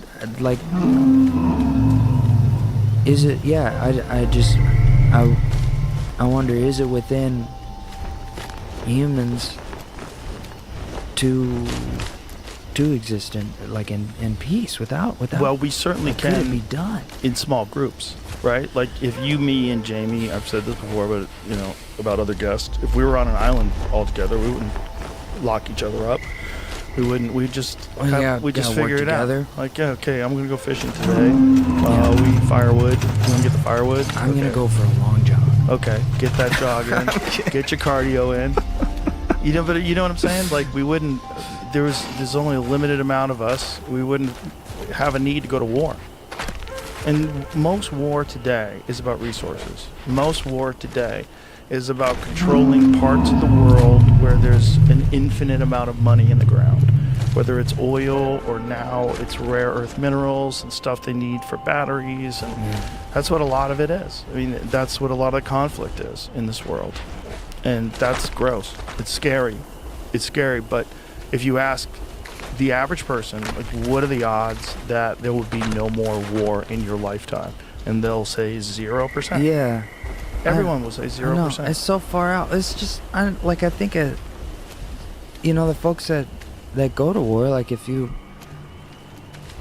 signed up and went to Iraq and, and like 03, 06, and you're securing, or no, maybe not Iraq, but you're going to Afghanistan and you're securing opium fields and stuff, and you're out there, you're risking your life, you got the gun on, you are prepared to take somebody's life, but for what? And like, we need opium. What are you asking? But we'll fight. Like, we'll fight. We'll fight. It seems like for the sake of the hunt or something like that. Well, if you ask the soldiers when they're signing up, hey, do you want to go to Afghanistan and guard poppy fields? They've been like, what? No, I want to fight terrorism, motherfucker. I want to stop the people that did 9/11 from doing it again. That's why a lot of people signed up. But then the reality kicks in once you're standing around poppy fields with a machine gun, and you're like, oh, yeah, this is a scam. And, I don't know how much internet access they had while they were over there, but if they did and they ever Googled what percentage of all heroin comes from Afghanistan, the answer they would have got is 94%. Yeah. And they would have been like, wait, what is this? So then it takes a larger, it takes essentially a psyop in order to get men to fight for the interests of the people who are performing the PSYOP. Yes, you have to create a PSYOP that puts a narrative out there that makes it noble for us to be doing what we're doing. Noble. Noble. We're such suckers. Yeah. It's a noble cause. What's more noble than letting somebody live? Yeah, we're less suckers now than ever before, but yes, a lot of us are suckers for these narratives. Well, I'm a sucker for it. Oh, I am too. Everyone is. Did you ever read that War is a Racket? Smedley Butler. Did you ever read it? No. It's really good. It's not long. Yeah. It's really good, and it is essentially outlining what we're talking about, but it was in 1933. Right. And Smedley Butler, who when he went to all these places and did all these wars, he thought that he was doing good. He thought he was protecting people. But then at the end of his career, when it all, like, the fog of war had kind of faded, and he recognized the patterns, like, oh, each time. Pull it up, Jamie, just so we can get a look at it. Was Smedley the one where there was a coup and they had asked him to? They asked him to take. Right. They asked him to overthrow the fucking government. There was a documentary I used to watch by Francis O'Connelly, I think is his name, but it's called "Everything's a Rich Man's Trick," and he would always talk about Smedley D. Butler. Yeah, he was a bad man, in a good way, but this. What makes a post-university person? Post people don't have time to waste. They want to move their career forward. Post people don't have money to waste. They want a good education at a great value. Are you a post person? Find out at post.edu.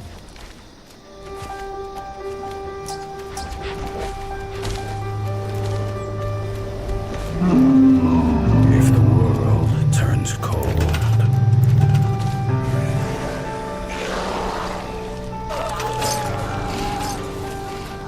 if crisis takes hold, if all can be retold, how would you choose?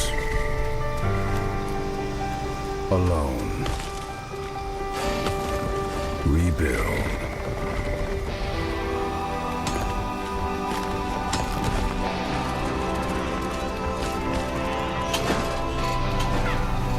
To wilderness, to horizons,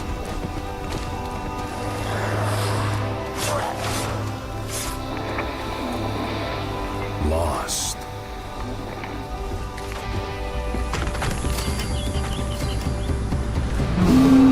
maybe the way clears when we walk together, collaborate.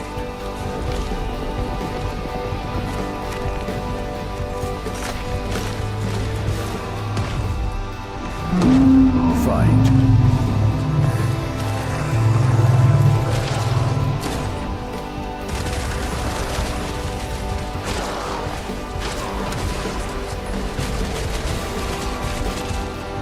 Side by side.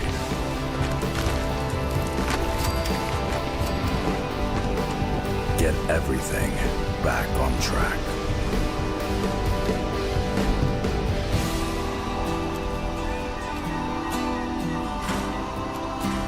Ally.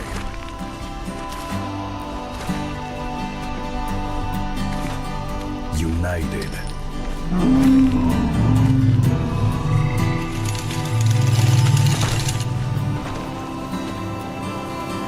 But people stay the same.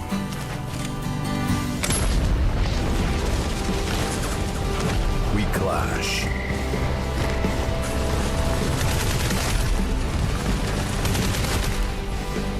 We claim.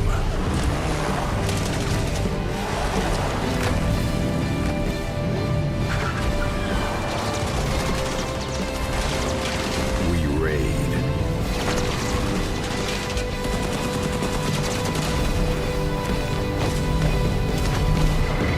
The living's become the real crisis.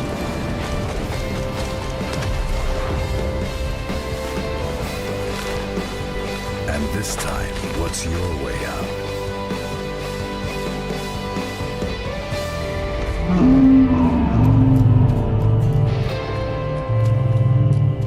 Survive your way.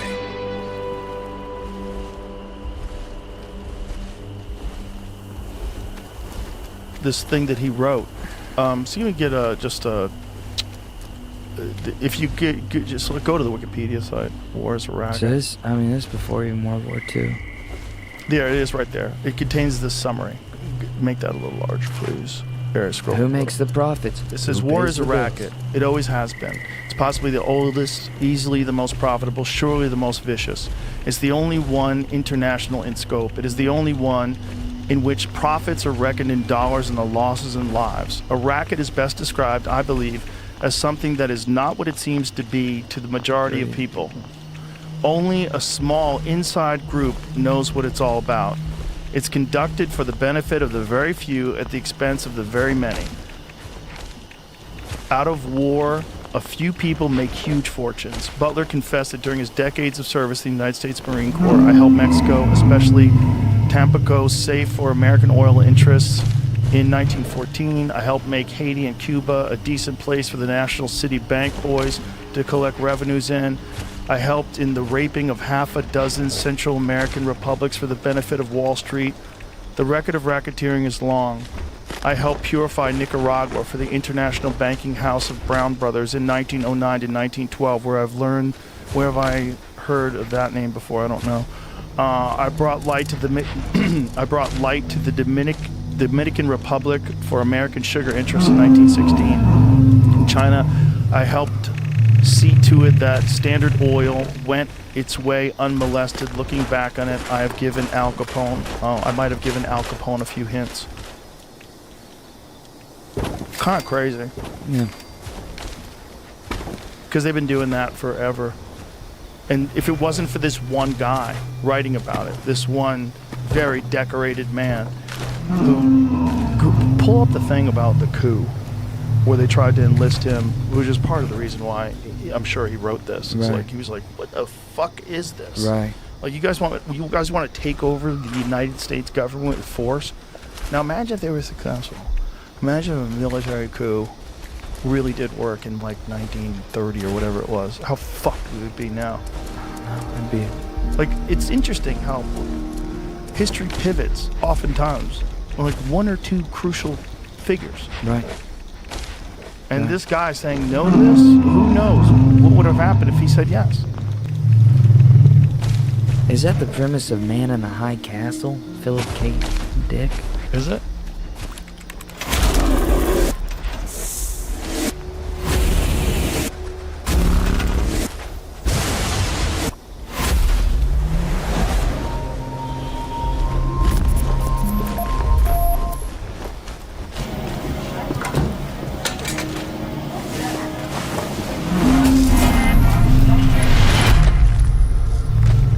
Yeah, trendsetter, whoa, league of my own, it don't get better.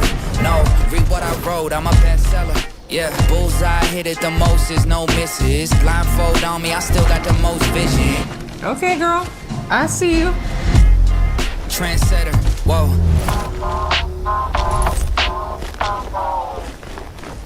I don't know. I should read more. Business plot? Is that what we're talking about? Not the coup? The coup. We're talking about the coup. I know nothing in his Wikipedia says coup, but business plot comes up at the end. What is the business plot? That's what I think he was talking about. This was all like the military-industrial complex stuff before it started.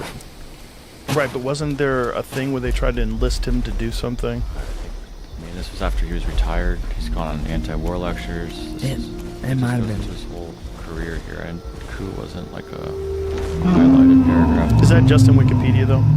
Can you just see if there's anything about it online? Because it might not be something that Wikipedia would put in. He had a whole bunch of nicknames. Did he? Did you see that whole list of nicknames? Well, you kill a lot of folks, you get a lot of nicknames. Gee whiz. It's so weird to see when you think about going. What's that, Jen? Business plot. People used to have fun nicknames. So it's a business plot. So it's not necessarily like a military coup. Like, what was the actual plot? The Wall Street Putsch. Political conspiracy in 1933, the United States to overthrow. Oh, this it is. Overthrow the government, President Franklin D. Roosevelt, and install Smedley Butler as dictator. Butler, retired Marine Corps Major General, testified under oath that wealthy businessmen were plotting to create a fascist veterans organization with him as its leader and use it as a coup d'etat to overthrow Roosevelt. In 1934, Butler testified under oath before the United States House of Representatives Special Committee on Un-American Activities on these revelations. Although no one was prosecuted, the congressional committee was prosecuted. You would think that that might put you in jail. You're trying to overthrow the fucking government. These folks get away with it. But it's kind of crazy. No one was prosecuted, although no one was prosecuted. The Congressional Committee final report said there's no question these attempts were discussed, were planned, and might have been placed in execution when and if the financial backers deemed it expedient. You know, it's funny that no one was prosecuted, but if you did insider trading, you go straight to the pokey. Martha Stewart. Right. No one was prosecuted for that. They put Martha Stewart in jail for lying to the cops. But there's actual, there's Congress folks that do it all the time. They made an example out of Martha Stewart, I suppose. Yeah, exactly. I mean, there's Nancy Pelosi's now estimated to be worth $400 million. And that she's just what a great job. It's a great job. What a great job to have. I should have gone into. Well, it makes you wonder, when you have $400 million and you're 82 years old, shouldn't you be like going on cruises and just like enjoying your time off? And why are you still working? What are you doing?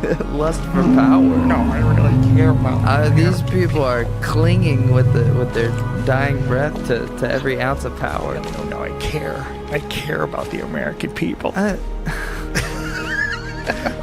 Who really genuinely believes that anybody cares about us? Oh, there's some lobotomized, no pun intended, suckers out there. No. There's some suckers out there. And then there's a lot of bots. There's a lot of people that aren't real people that are like commenting on both sides. Like on the internet, yeah. On both sides of it. Stay out of the comments, kids. Stay out of commentary, because it's not real. If you're interacting with narratives that are propped up. Might be propped up by AI, might be propped up by bad state actors. There's a lot going on, folks. And it's not all people talking about things, and that should be illegal. Are there bot wars now? 100%. Yeah. Yeah, 100%. There's bots fighting against bots. Yeah, versus your bots. 100%. It's probably a giant chunk of the internet. Are they actual bots, or are they like people in a call center? Both things. Both things are real. There's AI for sure, that people are running programs that are saying certain things, but there's also people that get hired to do it. Yeah. There's these pro-American sites, and then people have done like an IP trace, and they find out these people are in fucking Karachi. They're in fucking Pakistan, and it's they're in India, they're in China. It's like, who knows who's doing it and why they're doing it. But there's a bunch of foreign countries that would have a vested interest in keeping America very unstable. It's really good to have us at each other's throats politically. That's good for them. It's good to crush our faith in democracy and make people consider communism, and it gets really weird, when you have a bunch of people that are throwing a bunch of opinions into any sort of like real important discussion about civilization, and you realize like, oh my God, 80% of the people talking aren't just people. Yeah. They're either being hired to do this, or it's AI, or they're bots. It seems to be like manufactured chaos in order to... You probably know Vistaprint for business cards, because we've printed them for millions of small businesses over the past 25 years. But we also print signs, stickers, shirts, and more. If you need it, we print it. Print it all with 20% off for new customers at Vistaprint.com.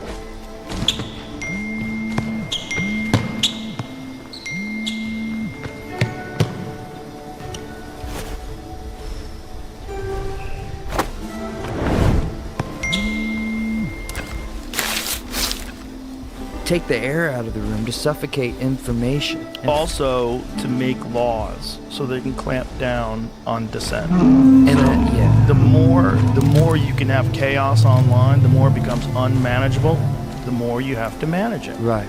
And the more people ask you to come in and save them. Please save us. Save us from this. There should be laws. I mean, that's hate speech. That shouldn't be legal. That's kind of the idea behind like false flag. 100%. Like gun Exactly. things, or like I don't know. I think. Well, that's like, what got us into Vietnam. I think of like Vegas. Yeah. Like the Mandalay Bay thing. Like there's a The lot Vegas of one's theories weird. behind That's a that weird one. one. That's a weird one. That one is that's gonna bother me forever. Right? Because that one actually happened while I was awake and paying attention, and it just nothing lines up with it. You weren't there, were you? Were you in Vegas at the time? No. No. I was sitting in Nashville, but I Yeah. just meant I was paying attention. Yeah. That was a crazy one. And there's multiple reports of more than one person shooting.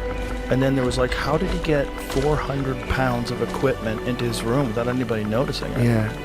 That seems crazy. Like, you got a rifle case is a very distinctive kind of case. Like, I'm assuming he's carrying, like, you know, some kind of Pelican box. So, like, some snap down box. Like, that's a pretty big box, man. If you got a bunch of those and you're bringing them in along with boxes of ammunition, Yeah. like, how much does that weigh? How strong are you? How, you know, like, if you had to carry 400 pounds of shit into a hotel room, that would take a long time. That's what I'm saying. And I mean, didn't like the security guard witness go on Ellen to explain it? Did they? Yes. What was that? Was his name Jesus? Yeah, Campos. Jamie's all over this. Are you all over this one?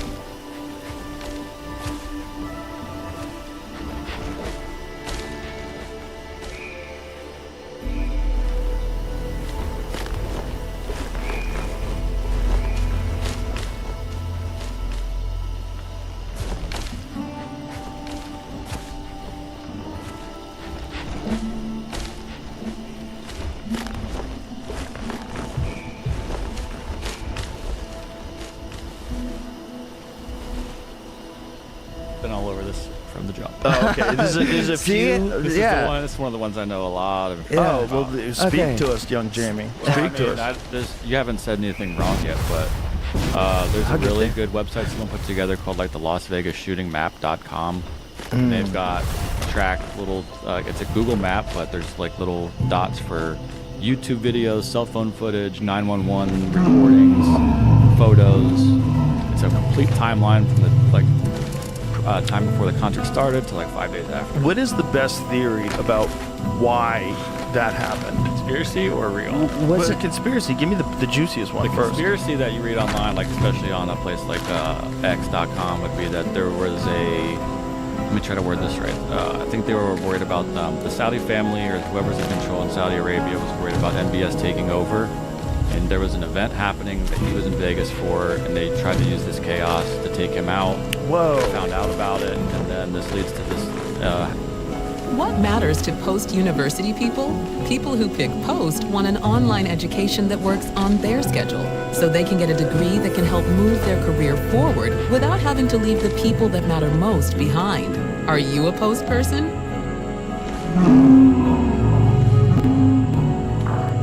We explored 170 miles of Southern California desert over 3 days and 2 nights in 2 Tacomas for our Onyx Rugged adventure. It was scenic, remote, and full of weird desert gems. But most of all, off-road driving.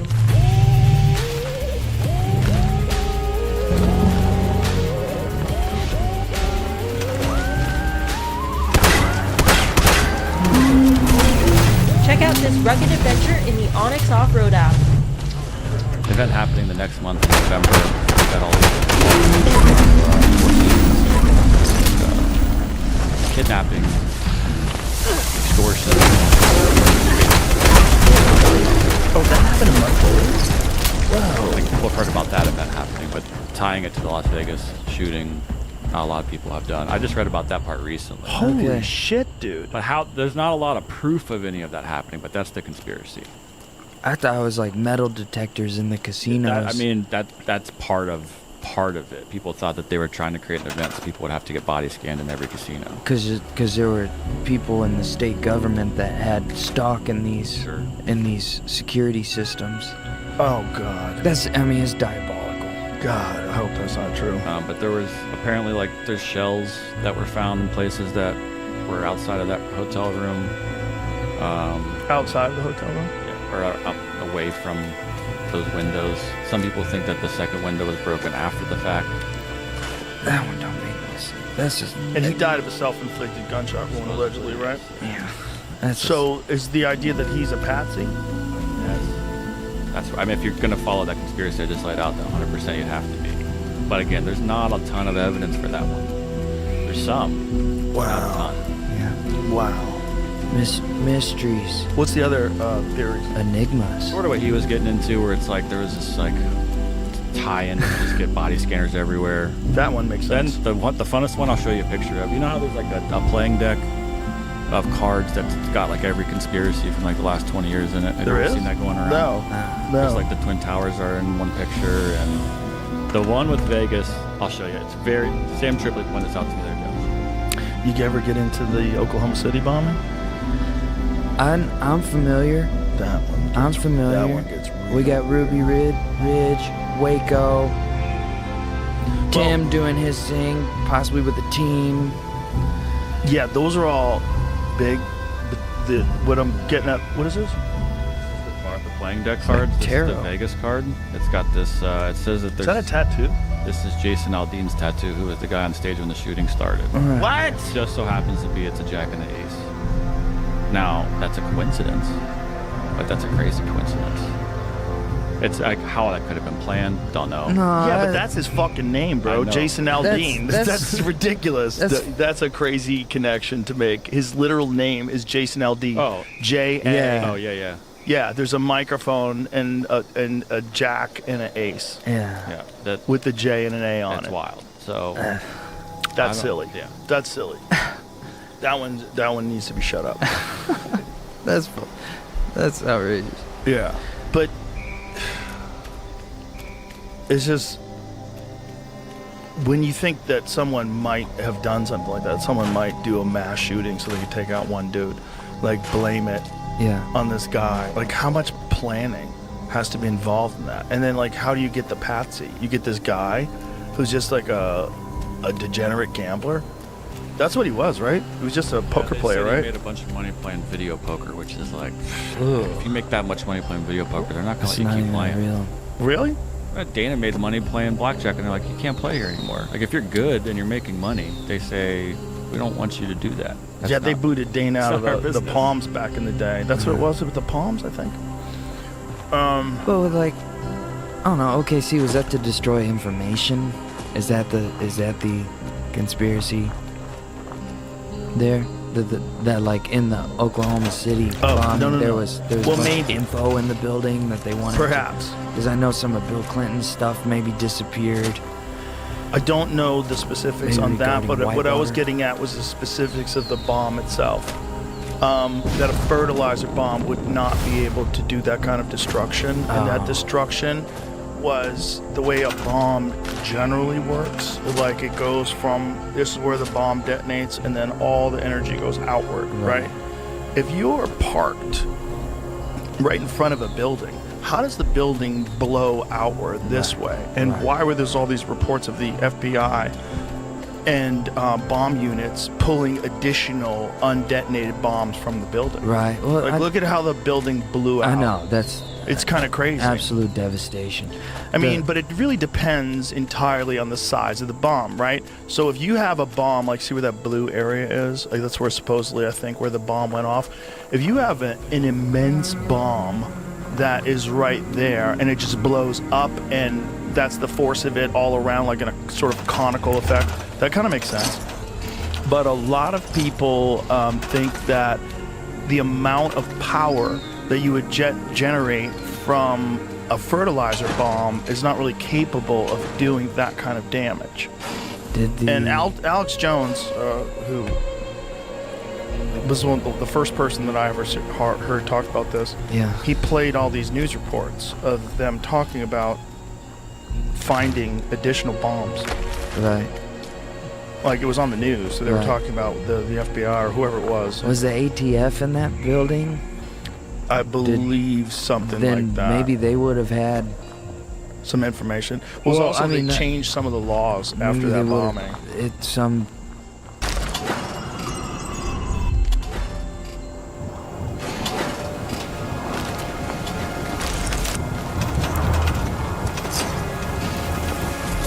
This is an unfinished film.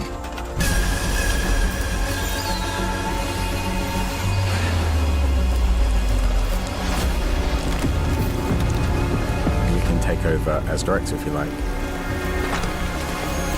There are some scenes missing, but that's so you can try out some of your ideas. What are these guys running from? Is it like zombies? Or the cops? Or are they trying to save someone? Like, they could be launching themselves off and like an octopus tries to like grab it out of the air or something. Literally anything is possible. The world is your oyster, as they say. Or in this case, maybe it's like a giant squid or something. Is there like loot and gold and stuff around here? Again, that's completely up to you.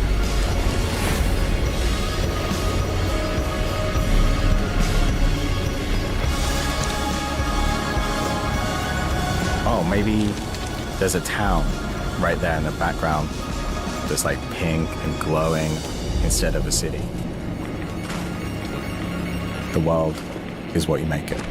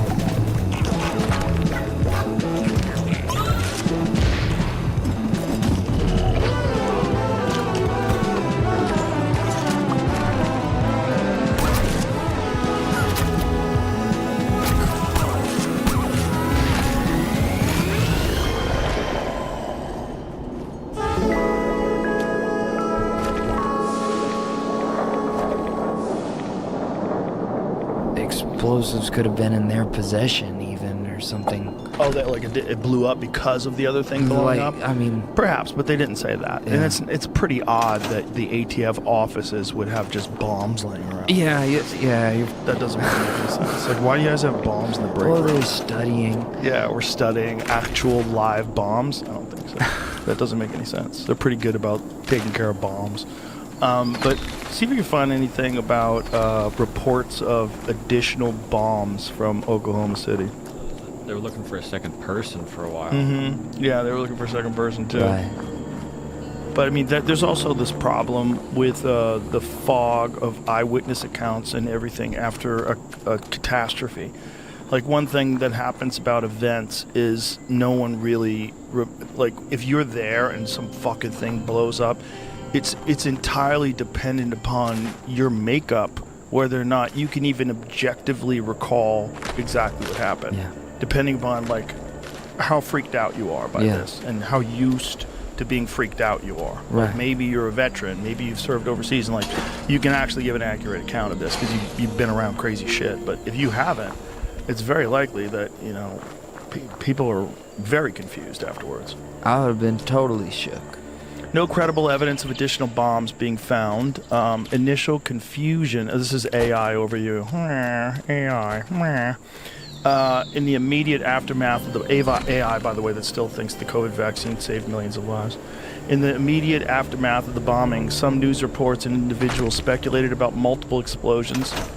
Okay, news reports. Why would they say that if there was no reason to say that? Conflicting reports. Some theories suggested a second, even third bomb were involved, citing nearby seismograph readings and witness accounts. Seismograph? So there was multiple seismograph readings. Expert disagreement. Oh, I love when they call them the experts. However, experts, including physicists and engineers that are not named, stated that the second tremor recorded by the seismographs was likely caused by the building's collapse, not another bomb. Go to sleep, America. Conspiracy theories. Some conspiracy theorists continued to promote the idea of additional bombs, even though there was news reports, often citing discrepancies in the observed damage or expert opinions. Yeah, the observed damage is kind of crazy. The damage is kind of crazy. Yeah. It looks like it's blown out. You know? That's a huge demo job, man. Well, it's just weird. You know, it's his, Timothy McVeigh's reason for doing it. All of it is weird. Right. Like, it was revenge for the government's intervention with Ruby Ridge and the Waco. Right. So he was going to take on. I mean, how many of these extremist organizations get infiltrated by the government when they find some suckers? Well, didn't they find, like, the folks who were going to kidnap the governor or something? It was just like, wasn't it all the gov? Like, Yeah. It was 12 out of 14 people. Yeah. Were government agents. Oh. So then who? And then those two guys went to jail. So the two that weren't? Yeah, exactly. And the two that weren't, it wasn't even their idea. They were like dorks that were LARPing. Right. You know, like, yeah, man, we're going to blow up the government. Right, You know, They're right. fucking losers. They wanted friends. You know, they wanted Right. friends, and they found friends in these extremists. And they thought that these guys, you know, they fucking meet up and talk about kidnapping the governor. Like, they thought it was all bullshit. Those guys literally said they thought we were never going to do this. Yeah. And then the feds come knocking on their door. Well, one of the wildest ones, they radicalized this young guy who was 19 years old. I believe it was in Dallas. They radicalized him, and then they gave him a bomb that was fake, and then gave him a cell phone to detonate the bomb. And then when he tried to use the cell phone to detonate the bomb, they arrested him. Even though it was fake, even though it didn't work, even though they gave it to him, even though they talked him into doing it, Right. they arrested him for terrorism because he was willing to listen to them. Which is crazy. Why do you do that? Well, also, you're doing it to a young guy who probably, like, this is the first time in his life he felt like he had any purpose. Like, you've mind-fucked him into believing that he's doing this for a greater good. You know, you're mind-fucking him to telling him that, like, you know, he's going to put a dent in the great Satan by detonating this bomb, and you're going to go down in history, you're going to be huge, and he's just a dumb guy. Just a dumb dude who they talk into it, and then they arrest him. Like, we stop terrorism. Right. You fucking made it, bitch. Yeah, you made it. You And make then the problem, fix the problem. It's kind of like the pharmaceutical industry or something. Well, it's a pattern. Yeah. It's a pattern, but it's just a weird one that we tolerate under the rule of law. Like, that seems pretty crazy that you guys made a plot to kidnap the governor. You got 12 out of 14 of the people who were involved were working with the government. And then, it should be like, well, okay, whose idea was it? It was Mike's idea. He was the first one to say, Mike, you work for the government. This is crazy, Mike. You can't arrest Tom because it was your idea, Mike. You fucking asshole. But yeah, but I was working for the government. I mean, it's like, I'm fine, right? Right. And then they all just disappear. Nobody hears them. Nobody knows their name. Nobody knows who they are. They're probably doing it right now somewhere else. They go into the private sector. They're I don't know. Who knows? At Cox, we're always a step ahead. There you go. I'll show you. Like, before your basement became Movie Central, we made sure you'd have strong Wi-Fi. Even down here. And you can rest easy knowing the price of your plan won't go up for 3 years. Guaranteed. See? He's looking out for you. And so are we, with advanced security that blocks threats on your network. Good boy. Whatever the future brings, Cox will keep you a step ahead. Oh. Who knows? Over with I mean, who knows who was instructing them or to something. do what, Sure. Who knows who was instructing them to do what they were doing in the first place? Like, Yeah. why did you guys decide that you're going to kidnap the governor? Is there higher-ups that told you this is a good idea to plot this? Like, what are we trying to do? I just wonder how much within even these buildings, like, what's the communication like in a huge organization like the FBI or something? Are there people over on floor 2 that have no idea what's going on floor 4? 100%. You know? 100%. And yeah, 100%. Just pockets of intelligence, little microcosms of people working, you know? Well, talking to people that actually work in the government, they'll tell you there are people that are in charge of each individual office, and they're like a czar of this office. Right. You got to get through them, Yeah. and they can put the kibosh on anything you're trying to do, and they're hiding information from the rest of the office, Right. hiding information from other agencies. Yeah. And when I was a kid, I dated this girl who worked for the government, and one of her jobs was, this was like really the very beginning of computers. So 91 maybe, somewhere around then, maybe 92. And her job was to help distribute information. Say if the Navy did a study, that the Army would have access to it. You know, so it was all on a database. Okay. And so this was like really, really early on. Right. Because they didn't share information with each other. But they still don't share information. No, they're in Right. competition with each other. Yeah. Yeah. Yeah, and some of them don't like each other. Yeah. Like there's agencies that don't let those fucking pussies over at the CIA and those Right. faggots over at the FBI. Like there's like a lot of that stupid shit that goes on. There's a lot of that stupid shit that goes on. Just like there's people that root for the fucking Dolphins and other people root for the Raiders. People get tribal. People Yeah. get really weird, man. They get tribal with every damn thing that they do. Every damn thing that they do. And then it's us against them. And, Xerox is going to take over the copying world. Fuck all those other pussies. It's like Yeah, that you get as crazy. above, so below. Man, Mhm. the patterns go down forever. Yeah. Well, we have the patterns of territorial apes.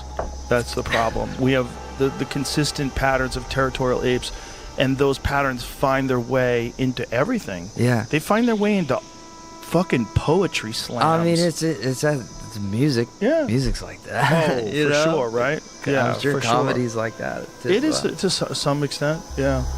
Yeah, in some certain circles it is. In certain circles it's not.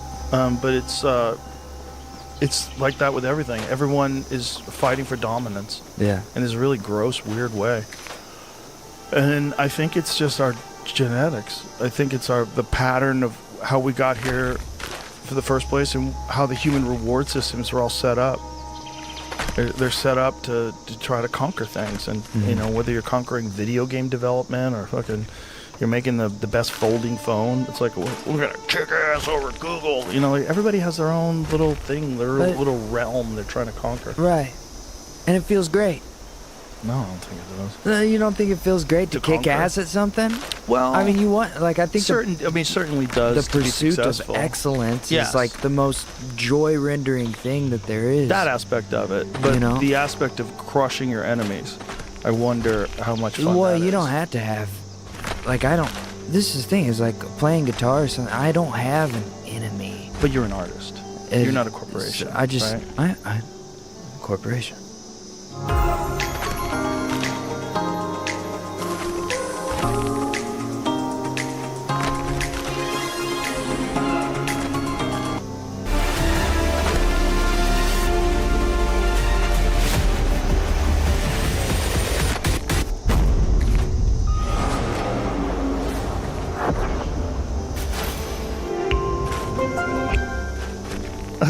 you an LLC yet?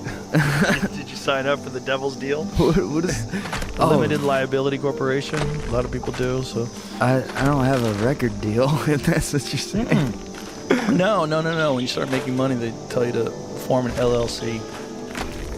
What is it gonna do? It's like you become like a little corporation, and that way you pay yourself from the corporation. You can lease a car from the corporation. That'd be kind of cool. You'll probably have to do that someday, eventually.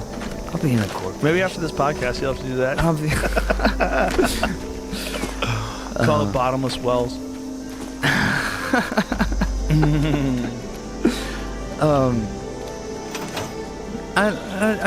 That's the most fun, and it does seem like it is what. Anytime you're in a hard place or anything like that mentally, yeah, like the best way out is like find something to try to get good at, or try some, and then try your best at it. Yeah. And it just seems innate. I think so. Like, I think no matter what it is. Right, but the problem is if that thing is making money, then it gets weird, right? Like if your whole thing you're good at and you try to get better at is just making money, that's when things get really squirrely. Because the same thing that makes you really good at writing songs could make another person like really good at being a psychopath. Because the best way to make money is to be completely feelingless and did not give a shit about who this is going to impact, and ship all those jobs overseas. Look how much money we're going to make. Do this to that. Fuck all the. Right. Listen, if we don't take care of this environmental pollutant and we just like let it leak out, we save X amount of money. Okay? Right. Do that. Right. Then that's where things get weird. You figure out the best way to make money. Like you're really good at making money, and that becomes your creativity. You get really creative about moving around the law in order to make money. You get really creative about how you establish relationships with people, or how you can, make sure that laws are passed that favor what you're doing. And that's a strange art. Weird art. That's a dark art. That is. Yeah, that is the dark art. It's a dark art. Snape never taught about that one, dog. Well, it's not a creative art, but it is creative in some ways. It taps into that same thing, but in a very negative way. Maybe positive for that person's bank account, but negative in terms of its impact. But do they even care about their bank account? What is it to them? It's just something totally different. That's the world they live in, man. Like, if you're a fucking prison warden, the world you live in is like, these are the rules in order to stay alive as a prison warden. This is what you're gonna do. Yeah. If you're a prison guard, if you're on the floor with all these inmates, this is what you do to stay alive. This is what you do to maintain order. This is what you do to make sure people listen and fall in line. Like that. Once you're there, you have to do that, right? Like if you're there, if you're a prison guard, this is what you do. And I think if you are a guy who is in charge of, like you're an economic hitman, like John Perkins, you know that? You ever read that book? What they do is they would give enormous loans to countries that definitely couldn't fucking pay it off, and then, come in and start extracting resources. Yeah. Yeah. I mean, China does that, the United States does that. Many countries have been involved in that kind of shit. And they're creative in that way. Are there NGOs doing that? I'm sure. Like, is that what... I'm sure. Is that what... Billy G's up to? Or? Billy G? Yeah, Microsoft. Oh. Well, he's involved in a lot of the... Do you give a big loan or, give a big favor out and then just take whatever you want from them after that? Because everyone's got notes once they... Yeah, well, it's called philanthrocapitalism, and that being a philanthropist is actually very profitable, which is weird. No, like Bill Gates made hundreds of millions of dollars off of the pandemic. Yeah. From vaccines. Dude, philanthropy is far out. I have a song about philanthropy. Do you? It's called Philanthropist. Let's hear it. Put it on there. Jamie will find it. Like real true philanthropy, when you're giving money away because you're just a kind person, is wonderful. It's beautiful. I like it when it's done silently. That's the only way to properly do it, right? Here we go.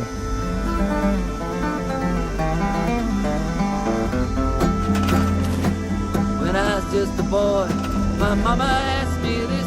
She said, son, what you want philanthropist, but dead as my oil.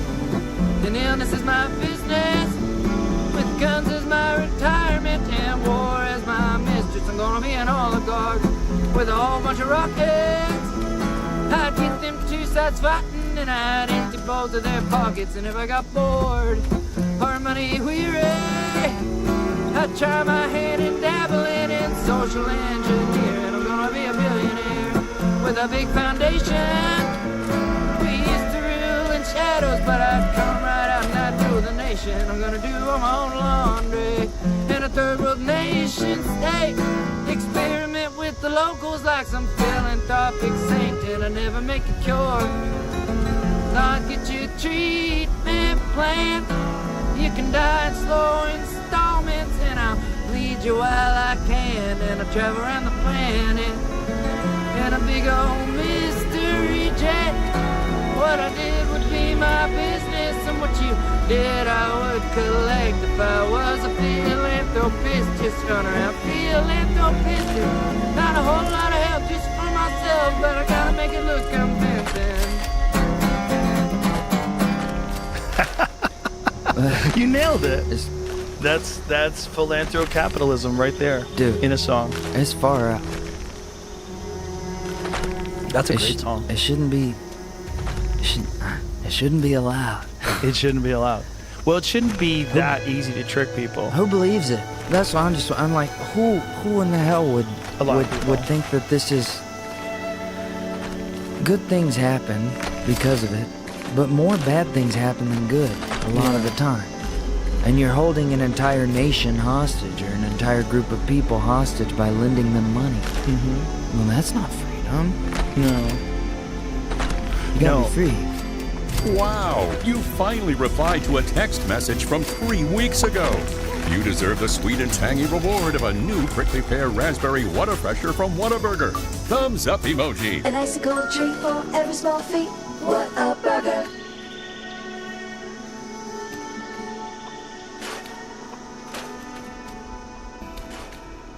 Oh, I actually really like that. It's like surfing in a squeeze tube. It tastes good. Very good. It's good. This is good. It tastes like juice. That's good. Can I get more? Yeah, it's real weird.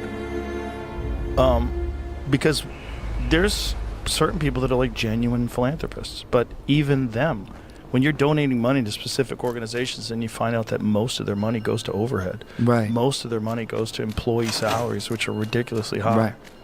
And you go, oh, this is a scam. This is clearly a scam. You aren't kind people trying to fix the world. You're profiting off of this idea of being a kind person that wants to fix the world. And you're doing a little bit of help. You're doing about 10% of help, maybe 20% of help, maybe even 30% for a good organization. But the reality is, it's about you. Yeah. Which is crazy. You know, imagine if just you said, hey man, my friend's sick. Mm-hmm. Do you think you could donate some money to my friend? You know, because he doesn't have any health insurance. And we were like, yeah, man, what do we got to do? And then everybody gives you money, and then you take 70% of it. And we go, hey, dude, what the fuck? You get and strung up. You're like, hey, man, I worked to get that money for him. Yeah. I had to call you guys. I put in the time. I need some of that money. I need 70% of that money. You'd be like, what the fuck are you talking about? Your friends would never talk to you again. No. Everybody would hate you. But meanwhile, if you do this for an NGO, you get celebrated. Right. Insane. It's Absolutely real. Insane. It is insane, and it's real. The weirdest thing about it is this isn't a conspiracy theory. This is real. No. This is really how most of them operate. Some of it's 90%. Some of it's 90-10. Yeah. There's good ones out there, though. There's really good ones where most of the money goes to the charity, and that's awesome. There's real people out there that are really kind people that are genuine philanthropists, and most of them live very humble lives. Right. Because you don't make $1 million a year if you're doing it right. Right. You just don't. Right. You know? You just don't. And if you are making $1 million a year, chances are you might be a vampire. Yeah. I mean, that guy was all over the flight logs and everything Which guy to was? Which guy? Gates. Oh yeah. All tangled up in all sorts of stuff, man. Yeah. He was tangled up in all sorts of stuff after that guy went to jail. After he went to jail and came out the first time. Yeah. Gates was hanging with him still. Yeah. As were many people. It's real weird stuff, man. It's real weird. Because it seems that it's like once you develop a network of people that trust a person like that, and like, come hang out with him, he's cool. You know, it's a good place to go and get your freak on. Like, because if you're a really rich, like, international businessman and everybody knows who you are, like a Bill Gates type character, you can't just go get some head. Like, what do you do? How do you go get your fuck on? You know, what do you do? Is that what Jeff was? I don't know. Was he the fixer in that? I would just be speculating. But a good friend of mine who's very intelligent said this to me. He said, there's people that want certain experiences, and there's people that provide these powerful people with experiences, and that's how they fit into the social structure. They're there to help. They can keep their mouth shut, and they help people get these experiences. Right. And then there's probably some sort of a wild rush of being naughty and doing things you're not supposed to be doing. We can get away with it because we're worth $800 billion or whatever the fuck they're worth. They're trying very hard to get away with this one. I don't know if the people are going to forget. People are never going to forget. The problem is, do we have any power? What do we do? You know, what do? You definitely can change the way you vote, like if it comes up again. But the problem is, this is a bipartisan issue. It's bipartisan. I don't know. I heard it's a Democratic hoax. Yeah, I don't think that's true. Well, it's certainly not a hoax if you go to jail. Certainly not a hoax if Ghislaine Maxwell's in jail too. So like, she's in jail for sex trafficking. Excuse me. She's in jail for sex trafficking. But the question is, to who? Who's she in jail? You have to be sex trafficking to somebody in order to go to jail, right? Yeah. So how's that work? She's been in jail for years. So like, how's that work? Is she looking at a pardon? I don't know, but they just moved her to another prison. They moved. It's supposed to be a nice prison, as far as prisons go. They moved her to kill her? Could be. But why would you waste the money to move someone if you wanted to kill them? I'm sure they can kill her pretty easy. I don't know. You know, but the question is, does she have dead woman switches? You know what I mean? What's know what dead man switches? What, like when a tripwire? Yeah, like if I die, I want you to do this for me. And then whether it's in Israel, whether it's in Canada, whoever the fuck the person is that you have that you give this information to, yeah, you just say, if anything happens to me, let this loose. And then you tell them, like, look, I have this, that, this, and that. I have all these tapes. I have all these videos. And if anything happens to me, all this goes online. So, leave me alone. If that were true. At Cox, we're always a step ahead. Like how the price of your plan won't go up for 3 years. Guaranteed. That's refreshing. Woo! S'mores. Lock the price of your plan for 3 years. Just another way we keep you a step ahead. That's a real thing that people do. It's called a dead man switch. Dead man switch. Yeah.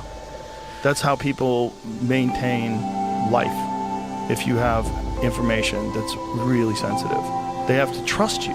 If someone trusts you to not tell something that can ruin their empire of hundreds of billions of dollars and put them in jail possibly, they have to trust you. They're not going to trust you. They don't trust you. But if they know that you know that if you tell, they'll kill you, and then they know that if they kill you, you'll have the dead man switch. Okay, we got a stalemate. So like, let that motherfucker live. This is mutually assured destruction. Exactly. Some kind of nuclear standoff. Yeah, they're pointing missiles at each other. Information missiles at each other. It's dark, dude. But it makes for a good spy novel. If just America, the way it actually really works, would be a crazy novel. You'd be like, this is nuts. Like a Tom Wolfe, something or another. Yeah. Just with if you actually knew the actual facts, I bet it'd be quite fascinating. Yeah. You know, like we have these narratives that we assume are real about even about history. And I bet a lot of them are full of shit too, you know? Bill Murray was on the podcast. It's really interesting.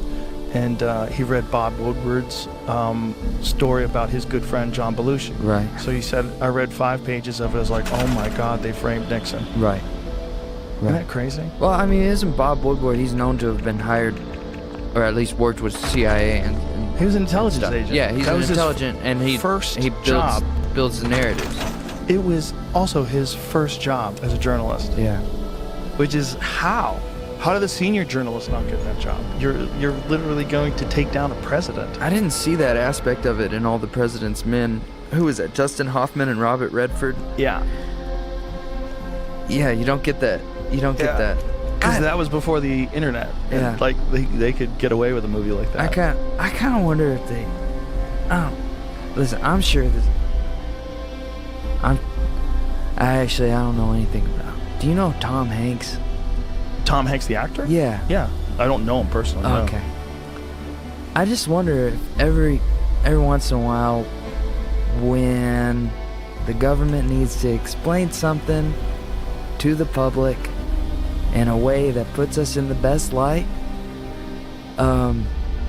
if they commission a movie through Hollywood and stick Tom Hanks in it, man, he's just explained so much to us over the years.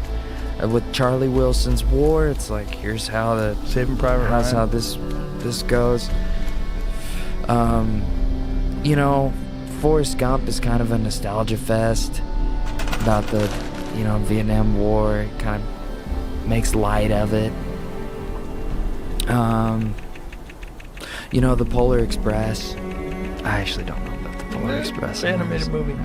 Well, my friend Sam was telling me, friend Sam Tripoli was telling me that, and I had heard this, that during World War I, they had a problem that soldiers were not shooting at the enemy. They didn't want to kill them.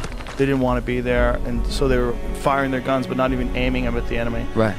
So to combat this, they started making movies. And then in the movies, these war movies, the soldiers would shoot the enemy, and they were like really heroes. And so then, in World War II, people were much more willing to shoot the enemy.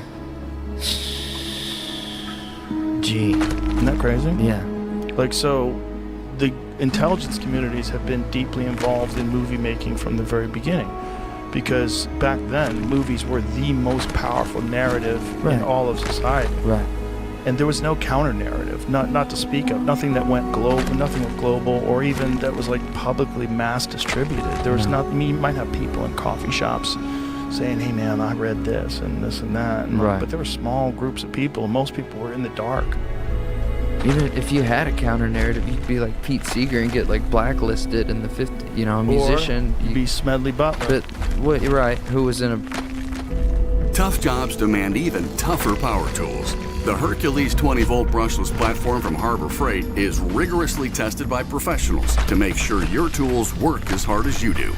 Hercules combines power, durability, versatility, and value with the universal 20-volt battery system that powers every tool.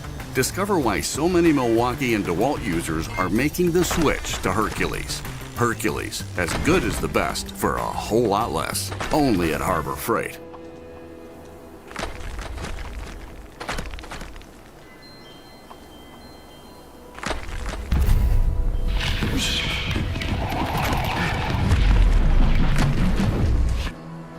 The end of his career. Yeah.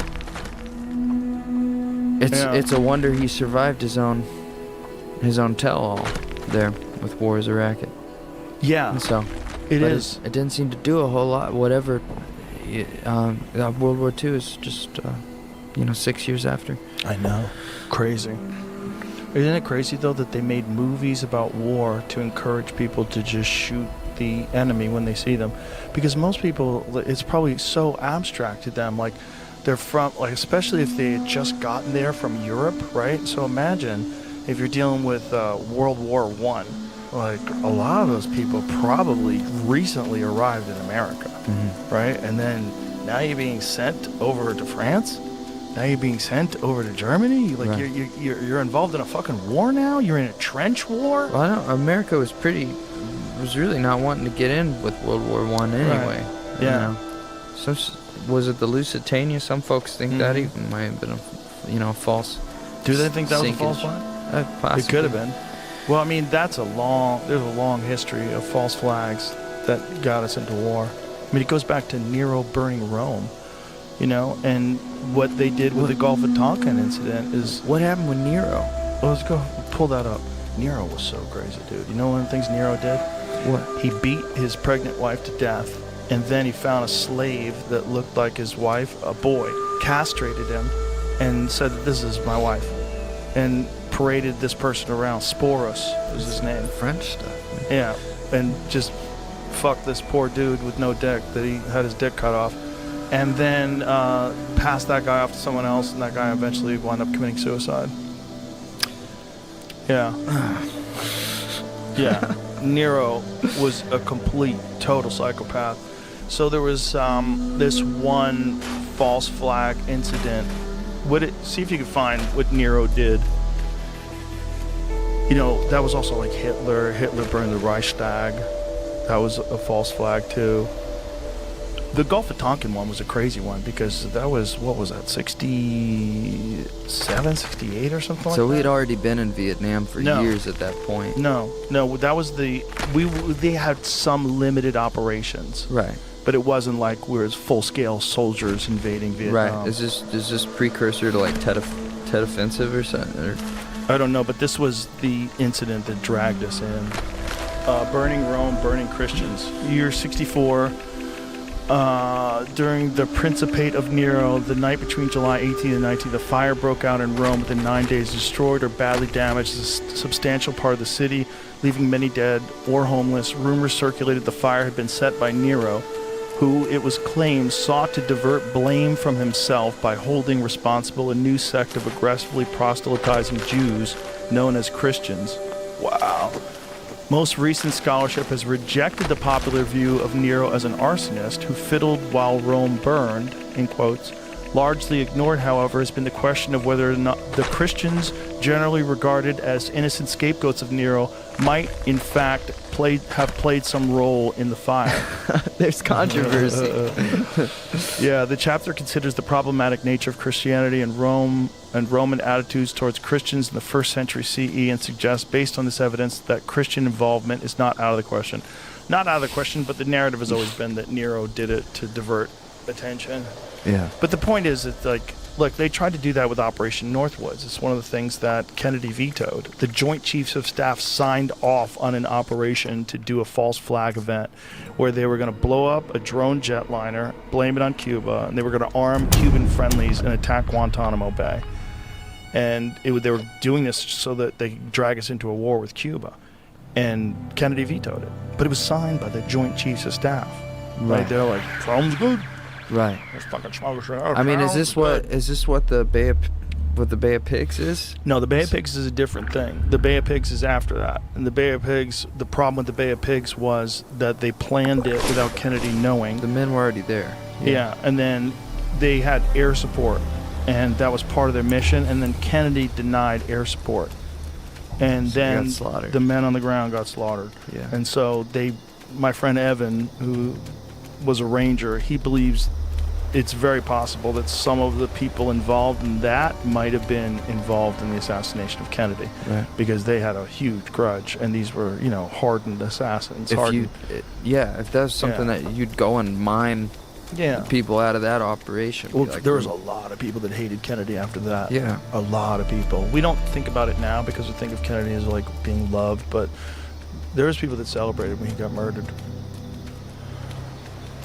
Gee. Yeah. That.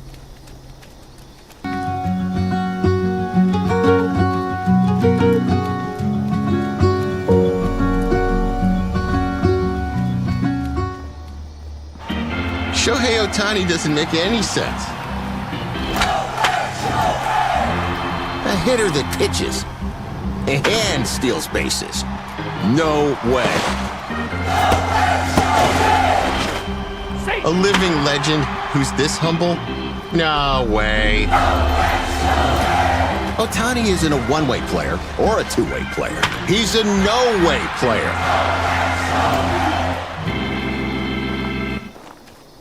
I can't imagine. Yeah. Yeah, well, it's like today. Like if Trump got murdered, there's people that would celebrate. You know? Or if Kamala Harris had gotten murdered on the campaign trail, there's people that would celebrate. There's gross people on both sides of the aisle. It is, I mean, it's a sign of something's not good when we're celebrating just death. No. I feel like. Well, it's certainly a society that's lost its way. So. If that's the only solution is to kill people. You know? Or if you don't like how the results turned out, you do everything you can to destroy that person. Which I think the most interesting version of that is happening right now in New York City. That Mondani guy that who's essentially, like, at the very least a socialist, but kind of leans towards the communist direction. Right. Both sides are trying to get rid of that guy. They're like, we can't allow him to be mayor. Okay. But the people elected him. He won the Democratic primary, and he's like 44% ahead of everybody else in the process. So there's still, you gotta kind of fill me in. So the actual election is not until November, right? So they have the primary first. Yeah. Mondani won, and he won over Andrew Cuomo, who used to be the governor of the state. And everybody thought he was going to win. Right. And then people are like, holy shit, this communist guy is going to be the fucking mayor of New York City. Okay. And he's promising to jack up taxes, and he's promising to have like city-funded grocery stores and like a lot of communist ideas. Okay. And so both the right and the left are like, we got to get this guy out of here. Okay. There's no way. But it's like, if you believe in the democratic process, like, this is what the people wanted. Right. Let's find out if it works. So then let's find out if it sucks, if it makes New York City even worse. Well, then in a few years you get to vote again. Yeah. I was gonna say, how long is mayorship? I think it's 4 years. 4 years. Right? Is it a 4-year term for mayor of New York City? It has to be, right? Because in 2 years you're basically just using the time to campaign for your re-election. Yeah. Because you'd probably, by the time you got in there, it's like 24 months later you got to do it again. Right. You're like, ugh. So what are the two sides doing to bring him down? Talk about getting him out of the country. There's people that are talking about, is there a way to expel him from the country? To revoke his citizenship? Yeah. There's talk of that. Huh. Yeah. People are trying to figure out any way to get rid of this guy. But he is a citizen, of course. He is, but he wasn't born in America, which freaks people out. He's a Muslim. He's from Uganda. That's where he's from. He's only been in America for a certain amount of years, and he's only been a citizen, I think, for 7 or 8 years, something like that. And he won. You know, like, if you believe in this thing, like, that's what people voted for, and you got to do better. That's what the folks want. That's what the folks want. Yeah. Well, the thing is, there's a lot of people that live in New York City, that live in, any city really, that don't feel like their needs are being met by the government. Right. And they don't feel like the government has their best interests. And if some guy comes along with some radical ideas that he says are the solution, well, if the people believe him and it's not true, you've done a terrible job. You've done a terrible job of both distributing information and taking care of these people, because they're looking for any kind of a solution. Right. Even a solution that might wind up causing a bunch of corporations to leave the city, and a bunch of money to leave the city, and a bunch of jobs to leave the city. Yeah, it doesn't. Things are desperate, right? What, the politicians really controlled by like 3 main things, like special interests,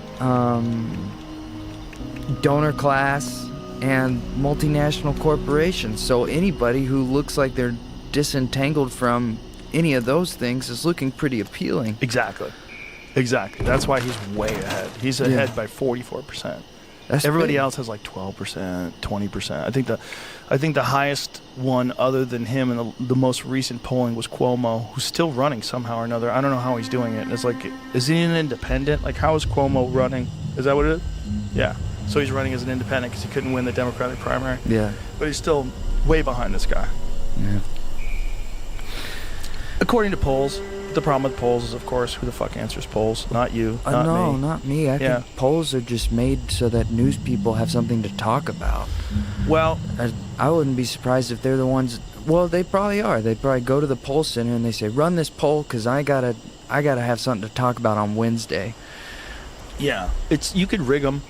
right? So you could rig them, like, say, if you went to a specific group of people that you knew leaned right, and you started asking them questions on things, or a specific group of people, specific part of the city that you knew was more progressive, you would go there. If you wanted to rig polls, and then you push that narrative out, this is how the people feel. It's like, okay, but who's answering? A very small percentage, and mostly dopes. Mostly dopes are answering polls. Sorry if you answer polls, but most of the people have nothing else to do. Because if you call me... I never met anybody who's answered a poll. Bingo. I met a lot of folks. You met a lot of folks. Exactly. You ever met anyone who answered a poll? No, and the presidential polls are the weird ones, because sometimes they're wildly wrong, and yet somebody got paid to make those polls. I think it's... It's the news. I think it's the news. I think the news is an incredibly lucrative business. It's an entertainment business. There's not news every day. There's nothing to, and they got to run 24 hours. Yeah. They're making up news. They should call it the old, because it's always the same shit happening, man. Like, it's not even. Yeah. I took control, went solo, and built my own online knife empire.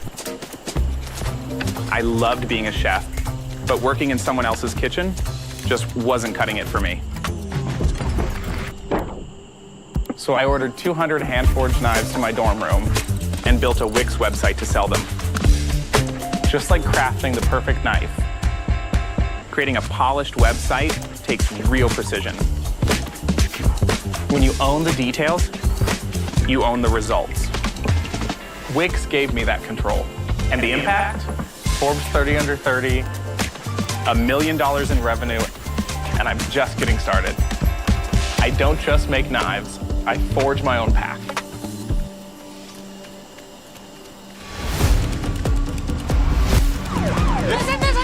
You understand how dangerous this is? They are twisting everything. Whatever we do, we should do it with attitude. It doesn't matter where you're getting it either. It's also a lot. I mean, CNN tried to separate themselves from that when they realized it was like financially kind of devastating to the company to have like really bad editorial comments, which is what they did. That's why they got rid of all their head newscasters. Okay. Because everybody was terrible and everybody hated them. So they just got rid of most of them. Right. And they tried to go objective with the news. But the problem is, like, that way people aren't outraged. And the only way people are going to pay attention now, because you spoiled them. You gave them candy. And now you can't give them filet mignon. They're like, this is bullshit. I want Cheetos. I want snacks. Right. Like, you ruined them. And you gave them this for decades. And so now, if you want your ratings, you have to give them outrage. You have to have a bunch of people yelling at each other on TV so they pay attention. That, and like I feel like the most like colorful people that they would have had on their things have gone indie now. You know, like Tucker Carlson has his podcast, and like let's see, Candace Owens was with like Daily Wire, and now she's got her own big thing, and then there's smaller ones. You got like Breaking Points is one. You know, the real problem is the left ones never succeed once they're fired. The people that leave CNN, they're always like dismissed. Well, the talent, I mean, you have to be talented to do that, to sit there and look at a camera and just talk for like hours about. You got to be really talented. So you got to be really dedicated, and you have to understand how people are receiving what you're saying too. And the problem with like a CNN type job is that you're being told what to do. You show up, you read the news as written by these people. You have a teleprompter. Right. You really can't stray very far from the narrative, and you know you're allowed to elaborate inside the narrative as long as it fits with what CNN is trying to promote. Right. And as soon as you deviate from that, you're cooked. You're gone. Yeah. So then there's really no there's not much career for you after that. Yeah, because once you leave, everybody knows you're a propagandist. Like, no one's ever going to really, truly believe it. And you weren't coming up with anything yourself. Right. It was all fed to you. Exactly. You was drawn. Exactly. And then we also watched as you did elaborate on your own about whatever you thought about the narrative. You're a dope. You're a dope that's only on television because they put you there. You're not like, you didn't rise through the ranks. Like, this is one of the most interesting people I've ever heard talk on television. Like, no, it's not. That's not that at all.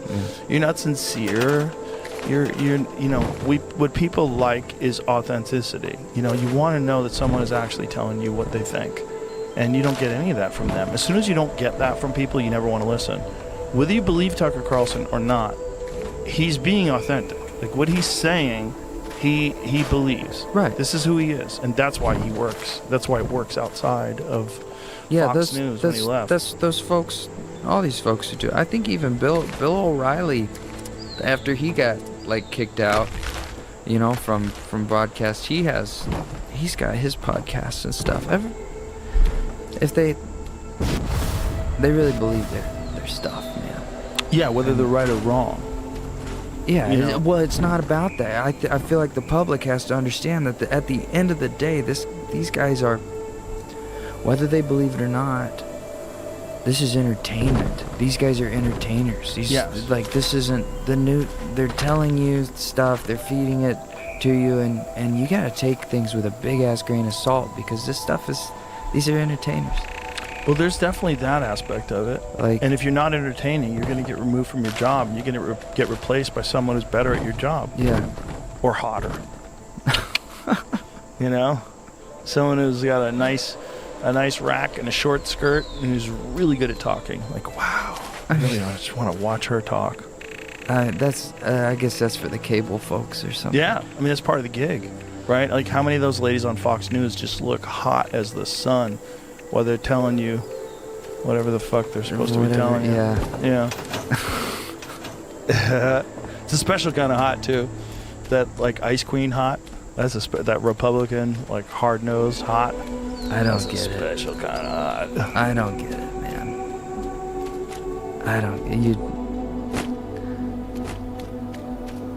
That's the cheapest. That's the cheapest thing they can pull over on the news stations is to have sex appeal.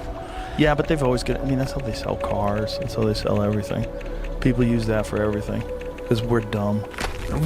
I'm optimistic, man. I think we're gonna wake up.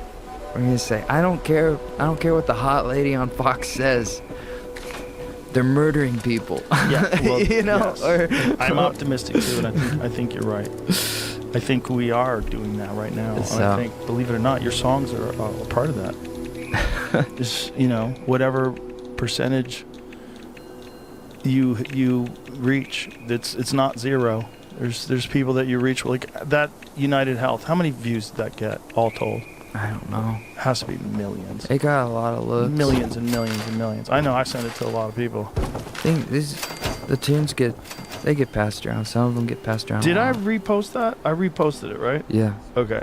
If I reposted it, I can find out how many people just saw the one that I reposted. It'll be a lot. It resonates, man. It's like people are... Fuck, how long ago was when that? You shared the list, that one blew up too. Yeah, that was a good one too.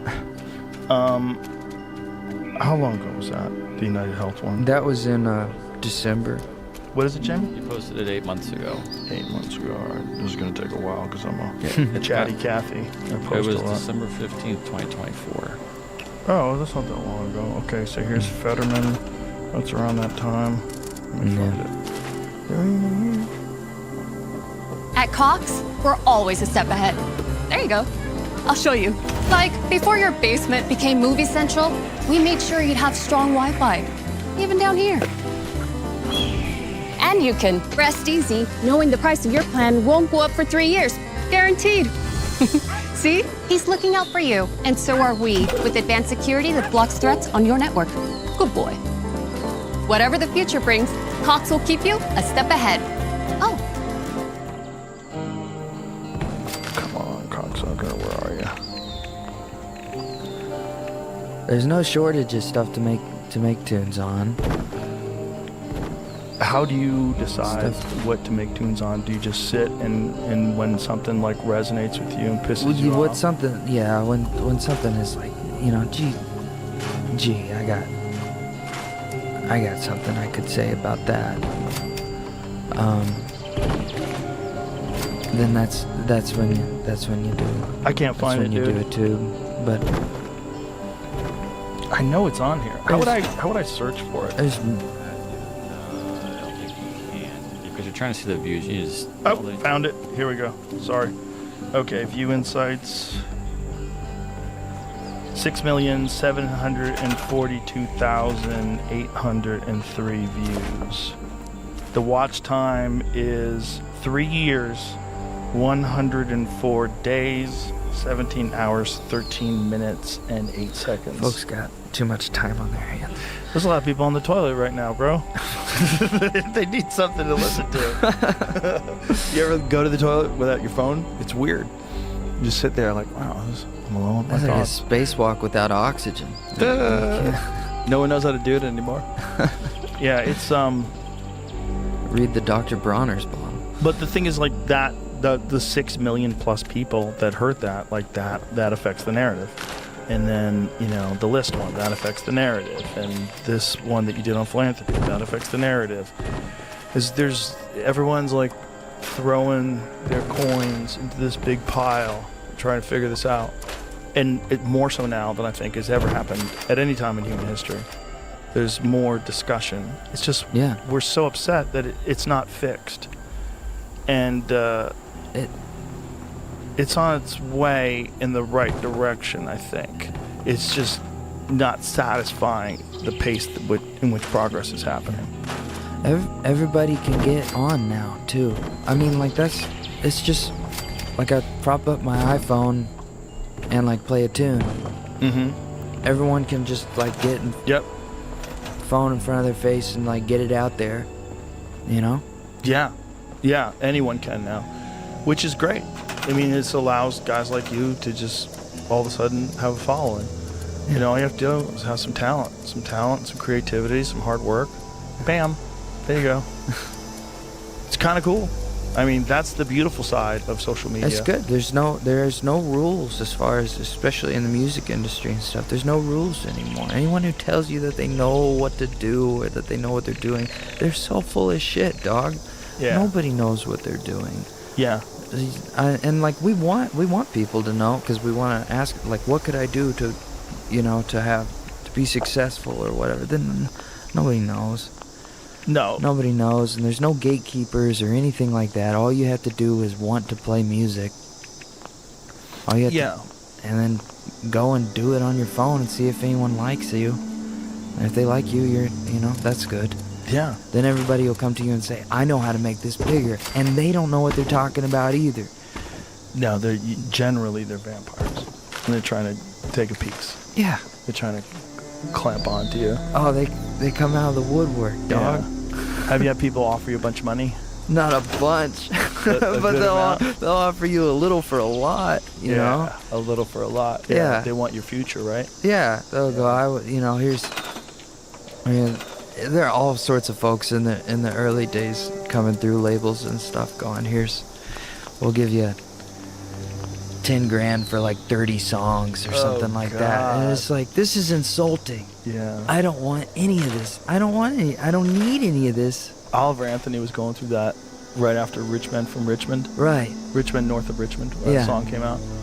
Like, they just came after him with all this money. Oh, they will. All this fucking promises. They will. All this money. They give you so much up front, and you don't even, like, if you don't know, it's just a big ass loan that you're never gonna recoup, and then you're not living off your own dough at that point. You're just living off of borrowed money like everybody else in the States. And you're attached to them forever. Yeah.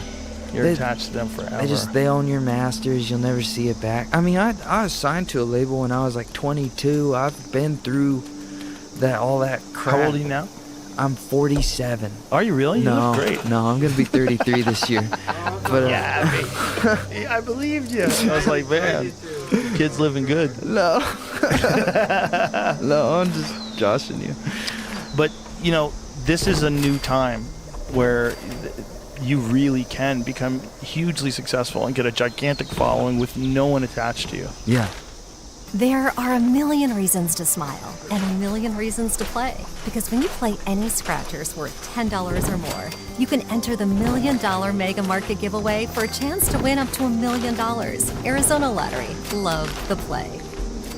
Well, you don't have to have all those people they're not going to help you. No, they don't. Too many cooks in the kitchen. Way too many people wanting to sign And too many people on. eating at the dinner plate. And dude, whenever anybody gives you money, like if label comes in, let's say he took the deal, you know, or whatever. If Oliver Anthony took the big deal, then he's got all these people up there in the office with tax write-off MacBooks telling him what to do with his music because they opened their wallet, and they're gonna have to give you notes. They're entitled to give you their opinion at that point, and he wouldn't be able to just do whatever the hell he wants to do. You know? And I think it's so important for artists to be able to do whatever the hell they want to do, because that's the only way they can be themselves. Exactly. And then that's the only way you can be successful, is to completely be yourself at all times, 100%. Nothing but yourself. And you see that one thing that does happen when people do take the money is that part goes away. Because even though you think you're kind of sort of being yourself, everybody knows you're not totally. You're not totally being yourself anymore. And dough will change your life in a way that you might not like be ready for, or something. You're gonna think, I got this dough, now I can leave this town I don't like, or I can get the house that I was wanting, when it was being in that town and kind of having things, difficult pressures around you and stuff, that was creating these diamonds, that was putting you in this situation to make good art and stuff like that. And you take away all your discomfort and then realize you can't make art and you're not happy. And then you start getting nostalgic about the good old days when you were broke and shit like that. It's better to just take only what you need. Well, then there's also the problem, once you become successful, of worrying about not being successful anymore, about maintaining it. That's terrifying. Sure. I gotta keep this going. Like, I can't fall off. But if I can't be less successful. I used to be poor, and now I've got money. I gotta make sure this doesn't go away. It's how you measure. Temper your thoughts, and you measure. Feel like you're measured in what you say. No. Your measure of success is like, how much can I be myself and be happy. Be happy that way. If you can still be 100% yourself all the way to the end of the line, then that's your success. Yeah. Like, but that's a smart way of looking at things. Most people look at things in terms of like, what is the way that's the most profitable? So they'll avoid certain controversies. But we know that, we know even from talking about like people whose art is money, it creates misery to be chasing the bank account, to constantly have the dough. Like, you create bad art. All right, your albums start to suck. You might be getting in bigger places and stuff like that, but yeah, it's gonna fall off, and when it does,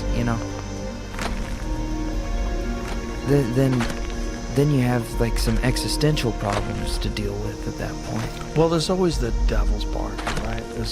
That fucking story is as old as time. That's the Robert Johnson story, right? He thought he sold his soul. Yeah. Van Halen definitely sold his soul to the devil. You think so? No, I don't. You look like Eddie Van Halen, dude.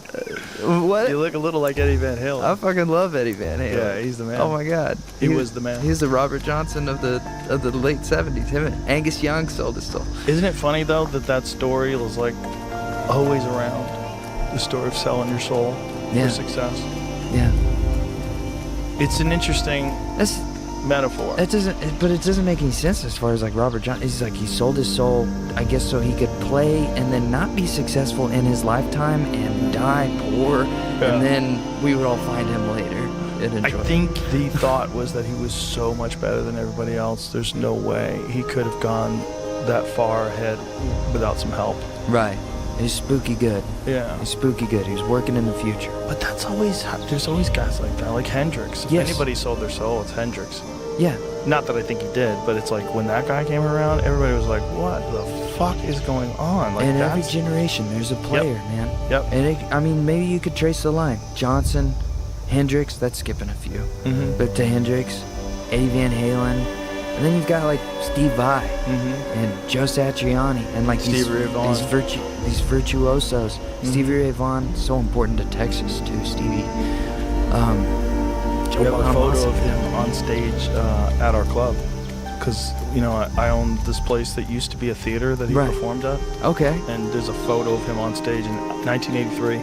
So as you're walking to the stage, there's a photo of Stevie Ray Vaughan on stage.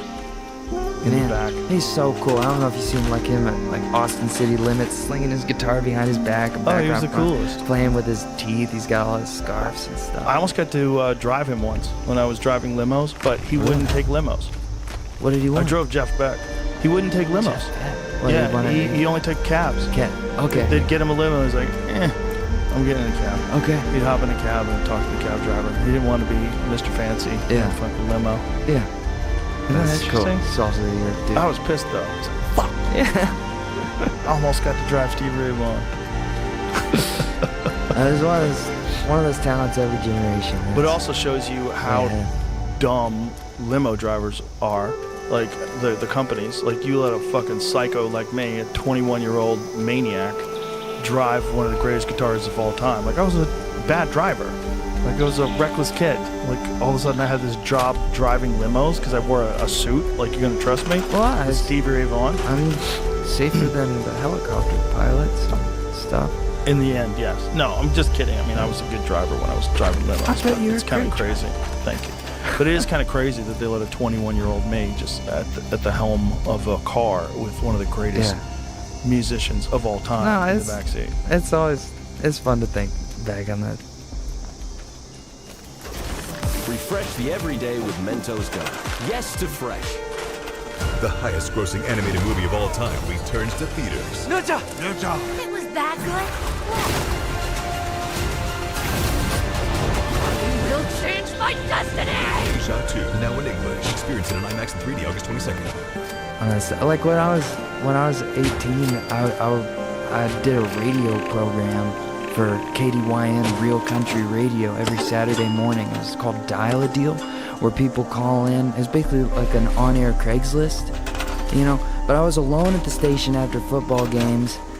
You know, football game would be like Friday night. Go to bed all beat up, wake up at like 5 a.m., go into the station, record the obituaries real quick, because those are going to run on Saturday, and then do like an on-air Craigslist radio program, and you're just like 17 years old with the entire radio station to yourself. You know? Wow. And I was a total dumbass too. I could have been like, anyway, here's Grand Funk Railroad, you know, but... Did you have a specific list of things that you're supposed to play? The list was like programmed in, and then you had to record weather.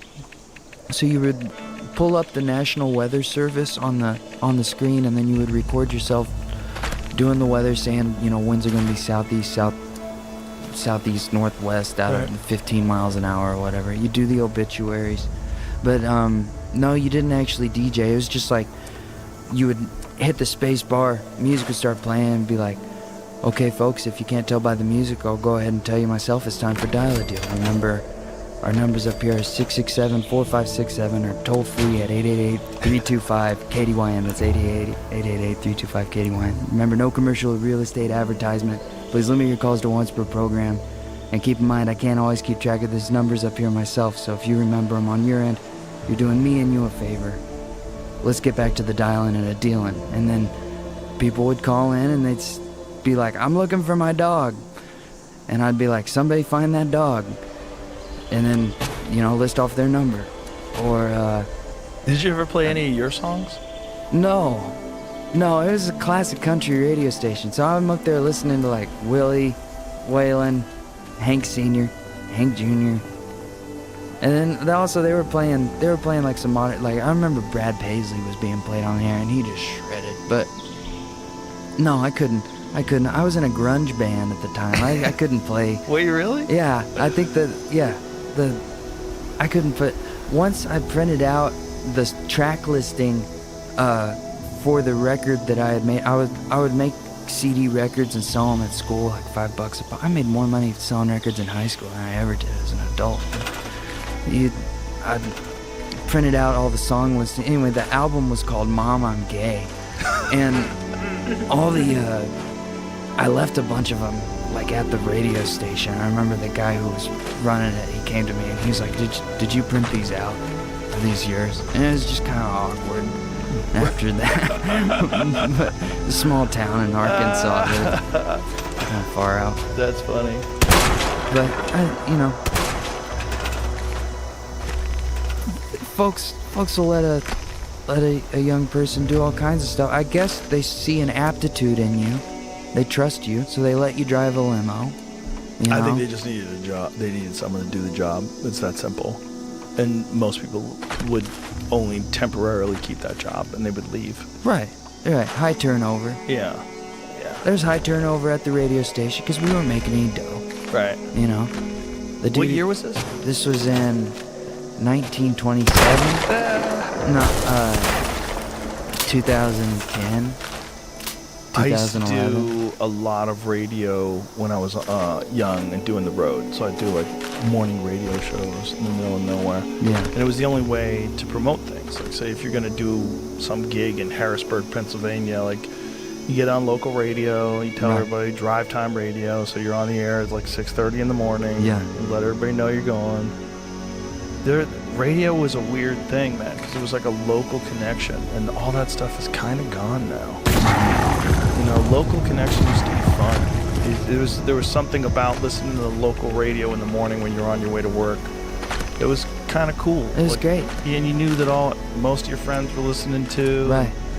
You know? They had a program called, like, I forget what it was, but on every morning they would go through the sponsors of the radio station, which were all local businesses, and they would say, here's a cup of coffee for Burns Drug.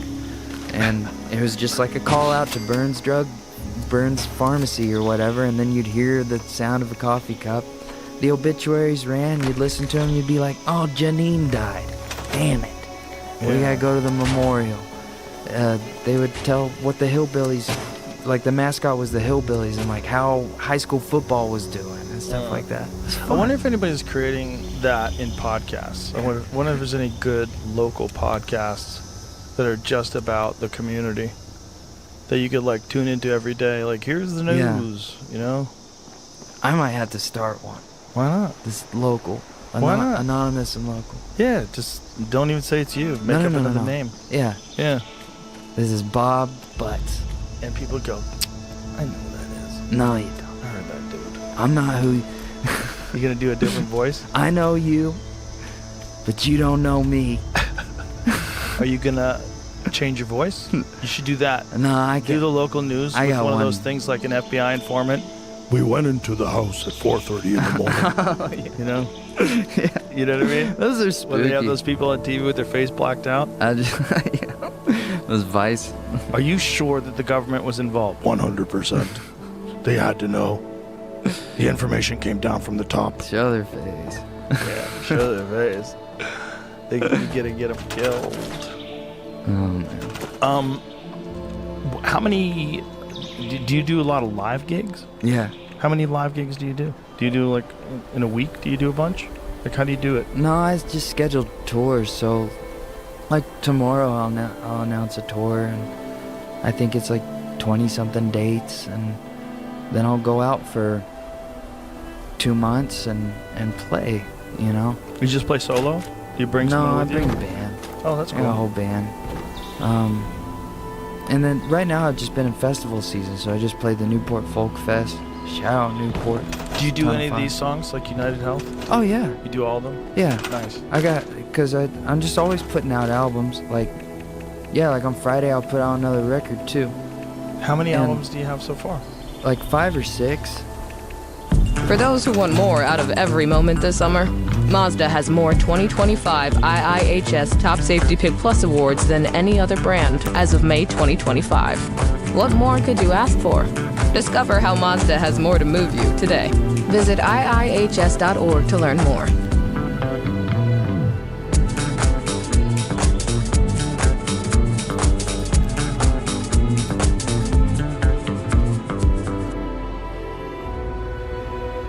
I wrote like 100 songs in 24 and just like put them all out. And that's what's great about being indie is like you just put out music as soon as you make it. Right. So there's a lot of tunes to choose from, right? Usually, on the set I'll play a lot of these topical ones, and then bring the band up, and then we'll play the other records that I got.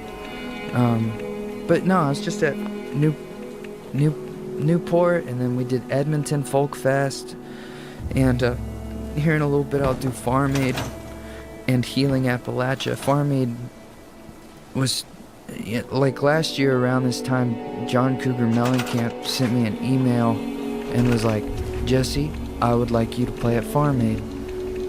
But it was from a weird email address, and I didn't believe it was him, but it was totally him, just like emailing through his like girlfriend's email or something. That's hilarious. And so I showed it to one of my friends he helps manage, and he was like, I'll vet this out, we'll see if this is legit.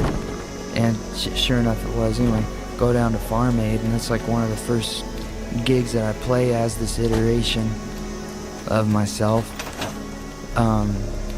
But got to meet a lot of cool people and get to be friends with a lot of them too. Lucas Nelson is very cool to meet him last year, and now I think we'll be doing a tune together here before too long. But nice. I got to meet Charlie over there at Farm Aid. Charlie Crockett. Oh, Charlie's awesome. He's super cool. I really enjoyed talking to him. Yeah, he's great. He was a great guest. What a wild life that guy's lived. Yeah. That's like, that comes out in his music. There's something about like hard living, like living an authentically difficult life that like you hear it in the way they sing. Yeah. You hear it. It's real. Yeah. Like there's like an intangible element to certain songs. It's how it be. Yeah. Yeah. Well, AI's not gonna fix that. They're not gonna, you know what I mean? Like AI's not gonna overcome that. No, I don't know. That's maybe the only thing that AI's not gonna overcome. I would be worried. I don't understand why musicians. They're making like. I'm gonna send you something, Jamie. I don't know if you've seen this, where they made a female indie, like emo, whatever it would be, band lady, and it's really fucking good. Yeah. Like you listen to it and you're like, holy shit! I sent it to Patrick from the Black Keys, Patrick Carney, and he was. His answer was like, pop music is AI, has been for a while. Good thing I suck at drums and make it human. Yeah. I'm going to send this to you, Jamie, because you hear it and you're like, oh my God, this could be a fucking giant hit. And the crazy thing is that AI makes this in seconds. Right. I mean, in literal seconds. Like you watch this guy put in the prompts, you watch it make this song, and then you listen to the song and you're like, right. Oh my God. And it's better than most of these songs. Like, listen to this. Create a square avatar of a fictitious female alternative/indie singer and a name for her. Wow, Sadie Winters. Sadie Winters, okay. The Instantly, song is about right? walking away from someone who never really saw her worth. It's just going to create the song lyrics. Look at that. Wait, dude. how many seconds was that? That was like about 4 seconds. Look at that. That's got a bridge. Did you even read any of these, or you don't care? I don't care. Put my lyrics in. The lyrics that happen in 4 seconds. Yes. And then hit create. Let's listen. This is the world premiere. I was paper, you were scissors, cut me out. She's a good singer. Good singer.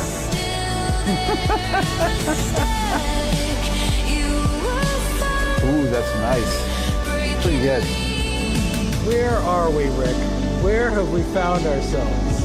How crazy is that? I mean, it's Hey, look pretty at that. amazing, actually. Jewel even says, Jewel goes, wow, it's a great melody. Yeah. Listen, artists, everything that can be replaced will be replaced. Okay? Right. And pop music was already AI. Patrick has a great point. Yeah. Yeah. I don't think artists, what you're making, I I don't think you got nothing to worry about. Well, it's not a worry.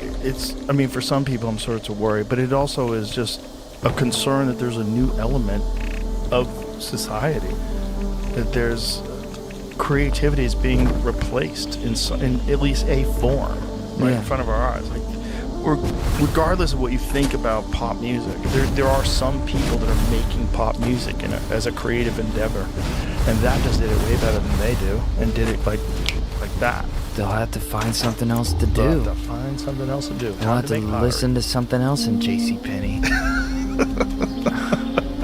Dog. Who still goes to JCPenney? I mean, are they still around? Is there a JCPenney? Yeah. At where you are? I go to JCPenney.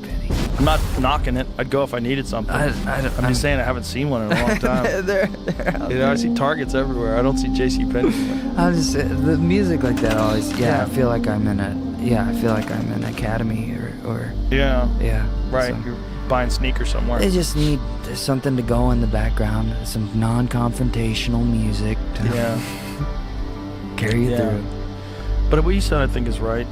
That if you can be replaced, you will be replaced. Yeah. All things that can be replaced will be replaced. It's how it has always been as long as man has been around. Everything that can be replaced will be replaced, but there are things that are irreplaceable.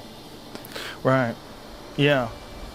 I mean, that's kind of in every new iteration of technology, we're seeing things get replaced, right? Right. Like when I was a kid, Having Cox Home Internet and mobile service means you get more without paying more. Now you can get one unlimited Cox mobile line free for a whole year when you bundle with fast, reliable Cox Internet for just $50 a month.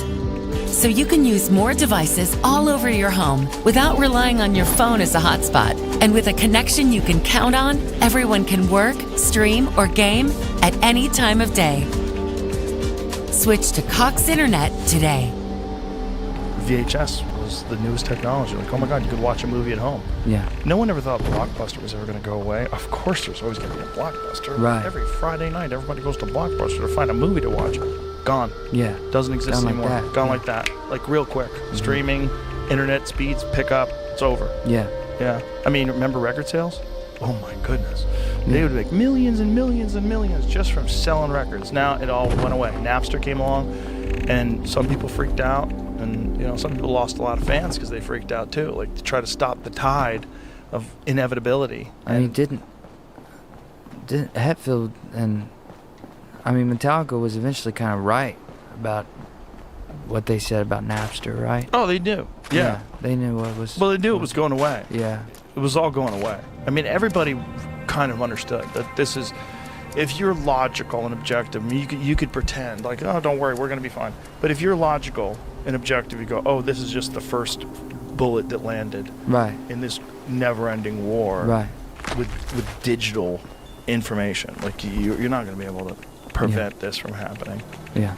I think the record companies have figured out how to make money off of streaming and to make sure that the artist probably doesn't get all that much of it. Well, this is the beautiful thing about being independent. If you're independent, you can make money off of streaming. And if you're independent, you get all of your touring revenue, which is really where it's at. You get all of it. Yeah, you make enough to pay for another tour. Well, this is what's well, it depends on how successful you are. But this is what's really crazy about some of the deals that some of these artists are signing, where the label gets a giant percentage of their touring money, which didn't used to be the case. It used to be like an artist. They gotta find a way to pull it in somehow. If they're not selling the records. Exactly. They get a piece of merch. They get a piece of this. They Yeah. get a piece of everything. They just own you. Yeah. And what value do they provide other than you getting the security of saying, I'm on Warner Brothers? Just standing in the way every time you try to put out an album. They go, I don't hear a hit here. It's like, well, because there are none. Okay? Wait for the next record. It's out in 2 months, you know? But they want to make as much as they possibly can off of one record, and the one record, it puts an immense amount of pressure on an artist without developing the artist at all.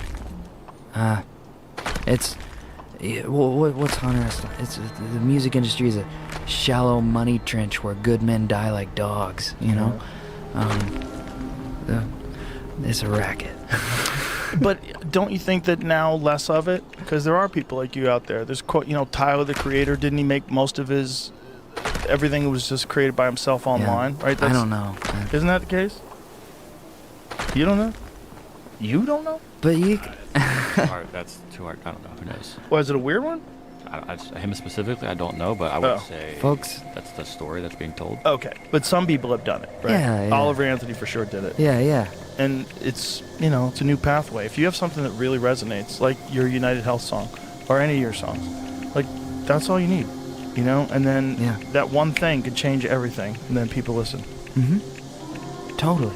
Yeah. And the fact that you're able to do it completely independently, you're able to have like a truly authentic voice. Like, it's like when you sing about, who's the guy that created it that doesn't give a fuck? What's his name? Richard T. Burke. Yeah, Richard T. Burke. So you can sing about Richard T. Burke doesn't give a fuck. Like, it's, no one's in your ear. Nobody's telling you to be careful. No one, no one's. No. So like, I'm hearing, I'm like, yeah, it. People know. They know when something is authentic. And it's real weird. They're fucking, the way people tune into a song, there's something going on with songs. It's not just like a bunch of music and a bunch of lyrics. Like, it changes the way you feel. Yeah. It's a drug.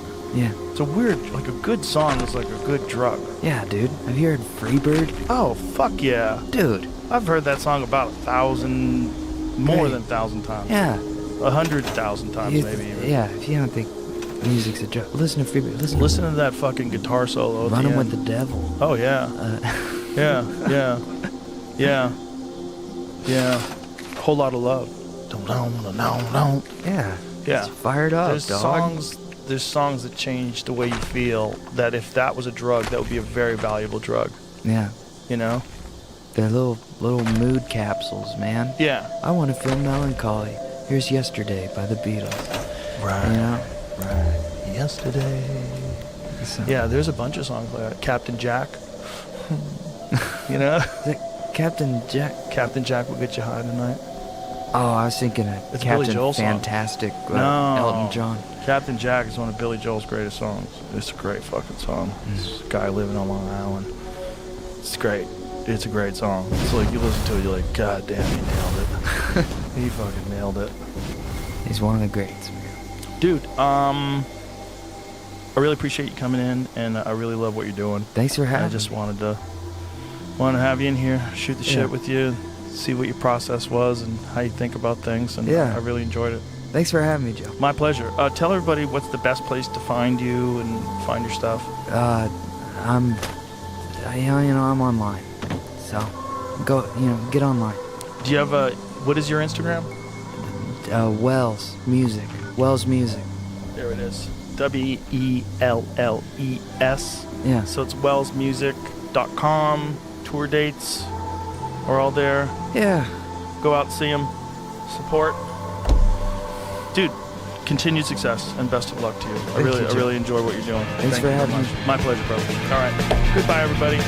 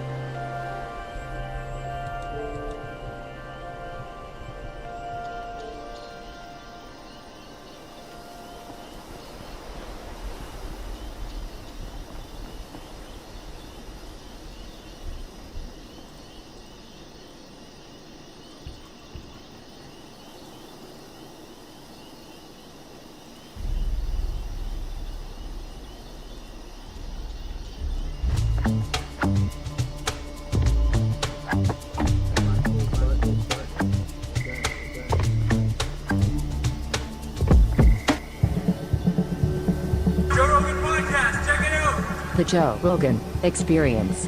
Train by day, Joe Rogan podcast by night, all day. Good to see you, man. Nice to meet you. You too, man. Pleasure. I love your channel, man. It's really great. You're really doing some really interesting videos. When did you get started? Thanks. Well, I only started the YouTube less than a year ago. So That's crazy. It's been a bit of a wild ride. I don't even know how I found it. It was like one of them YouTube recommends things. It just popped up, and I don't remember which one it was. It was something on ancient history. Yeah. And I was like, oh, all right. Yeah, it was cool. I mean, yeah, I started just under a year ago, but no one started watching until like March, and then I think you seen me just after that point, and it's been a bit of a big, journey since then, upwards, but it's been very exciting and very happy to be here today. Very excited to be in Austin. And yeah, looking forward to talk about some ancient history. So did you start off on a traditional academic journey and then sort of get sidetracked into a YouTube career? Like, how did this work? Yeah, basically. So I studied ancient history at university for 4 years, and I've always been interested in history. I've done history all the way through. Like, I was fascinated about history as a kid, and got to the stage in my life where it was, thinking about going to university. So I thought, I'll do ancient history at university and study there for 4 years, graduated, all of that kind of stuff. But there came a point during my degree where I was kind of, a little bit, I didn't quite agree with the kind of high level ideas regarding the timeline of history and what we're taught about our ancient past. And it wasn't that I disputed anything that I've been taught, and I have like great respect for the people that I met at university and my professors, and I don't dispute anything that we were taught actually on the course, but it was more kind of high level macro perspective history that I found myself having more and more questions about. And yeah, so what bothered you? Like, what were the questions? It was kind of the big questions regarding the origins of civilization and how deep civilization goes and how complex human behavior you know, I thought went way back further into history than what we were being taught. And I wasn't I just didn't buy this idea that nothing happened for like vast stretches of time, because it was during my course that they found that modern humans, they made this discovery in Morocco in 2017 or 2018, I think, and that was when I was at university. Was that Denisovans? No, Homo sapiens. So I can't remember this, it's called like the Jebel Irhoud site or something like that, but they were modern Homo sapien remains. They thought they were Neanderthal initially because they were so old. How old were they? They're 315,000 years old. That's kind of like the estimate. It goes up to potentially 360,000 years old. So they're super old. And yeah, they thought they were initially Neanderthal because of this age, but then they discovered a few more, and they classified them as Homo sapien. And when I saw that, I was like, how is this not kicking up more of a fuss? Because before then, the oldest Homo sapien remains we had were around 200,000 years old, and that had been the case for like a decade or something. And before that, it was like 100,000 years old. So this discovery pushed back the age of our species by another third, like 100,000 years. So I saw that and I was thinking, like, how are we still basing our kind of idea of history around the fact that nothing happened for, 310,000 years, and then everything happened in like the last, 10,000 years since the Neolithic Revolution? I just thought that was odd because, we've been in this anatomically modern form for so long, and yet we were being taught that nothing had happened until, the last 10,000 years, and that just didn't make sense to me. So that's kind of where I started thinking about it. And then we did this module at university, I remember, called it was called something like Cataclysms or something, and it was all about how in recorded history natural disaster had a big impact on human societies and stuff like that, and how small, like tiny changes in climate could massively disrupt human civilization and bring them all crashing down. And the case study they used was something called the Late Bronze Age collapse. Have you ever heard of the Late Bronze Age collapse? Yeah, it's when all these like powerful, influential civilizations at the kind of peak of human progress around 1000 BC all simultaneously came crashing down, and no one was quite sure why it was, but the best theory we have is that it's like a kind of combination of climate factors which led to trade disruption, which led to societal unrest, and then all these empires like the Hittite Empire, the Assyrian Empire, the palaces of Mycenaean Greece, the Egyptian New Kingdom, all within a 20 to 30, 40 year period, all came crashing down at the exact same time. And I remember being hooked by that. I was like, that's so crazy. Like,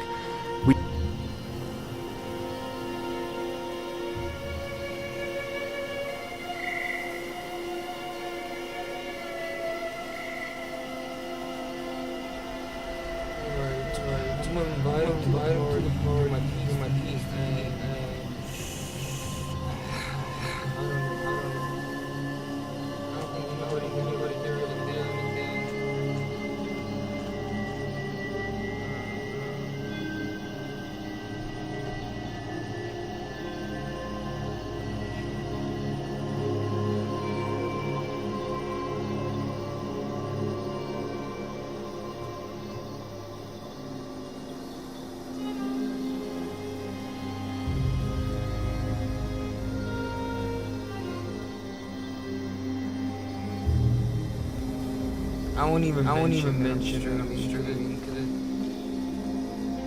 Don't want to make it.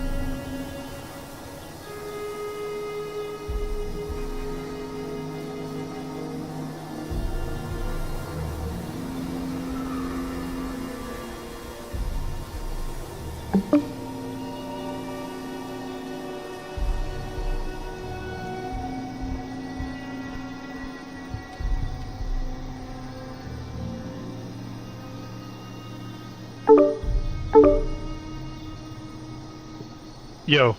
Hello. Yo, what up, man? Hey. Just building. I guess. What's up? And streaming. I wasn't gonna tell you, but. Hell yeah. Just a new journey that I'm starting on. Nice. Yeah, I got a lot of buddies who stream PC games. Yeah. I don't really have a choice, to be honest. I don't really have a choice.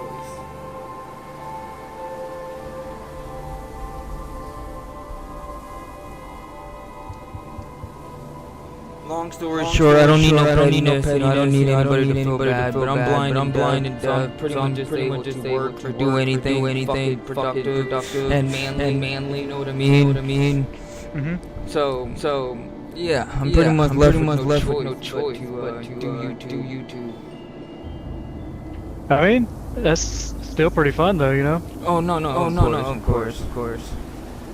It is scary though, for sure. I got my own personal demon because of my condition. You know what I mean? Not an average person kind of demons, but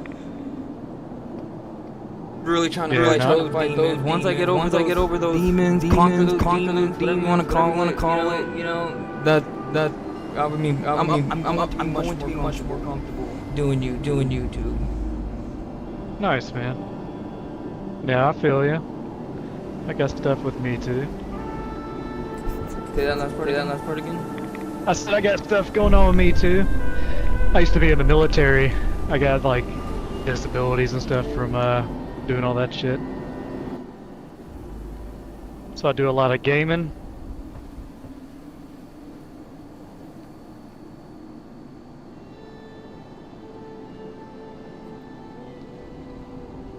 If you don't mind me asking, what are they? Oh, just a bunch of traumatic brain injuries and shit like that. So gaming, I do a lot of gaming because it helps me out. Like it helps me chill out and shit like that. Oh, it's similar to like, you know, PTSD. Yeah. I got along with you. all that shit. Yep. Okay. I need to figure out my audio because I just picked up this new headset today. My other one went out or something. Got to figure out my audio settings. I'm even new to Xbox, like, so I'm still figuring out all this shit. What, are you a PlayStation or a PC guy? Just PC. Yeah. PC. I got my Xbox in this game because me and my girlfriend started playing Fallout together, and then we both kind of really liked the game a lot, so we just both ended up getting a console, and now we just play together. That's pretty fun. That's cool. And then I got into raiding and shit like that, just because I'm a tryhard. Yeah.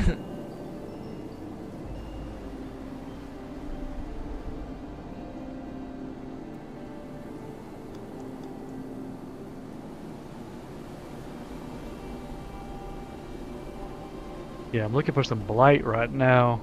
Trying to get some sunshine oil going.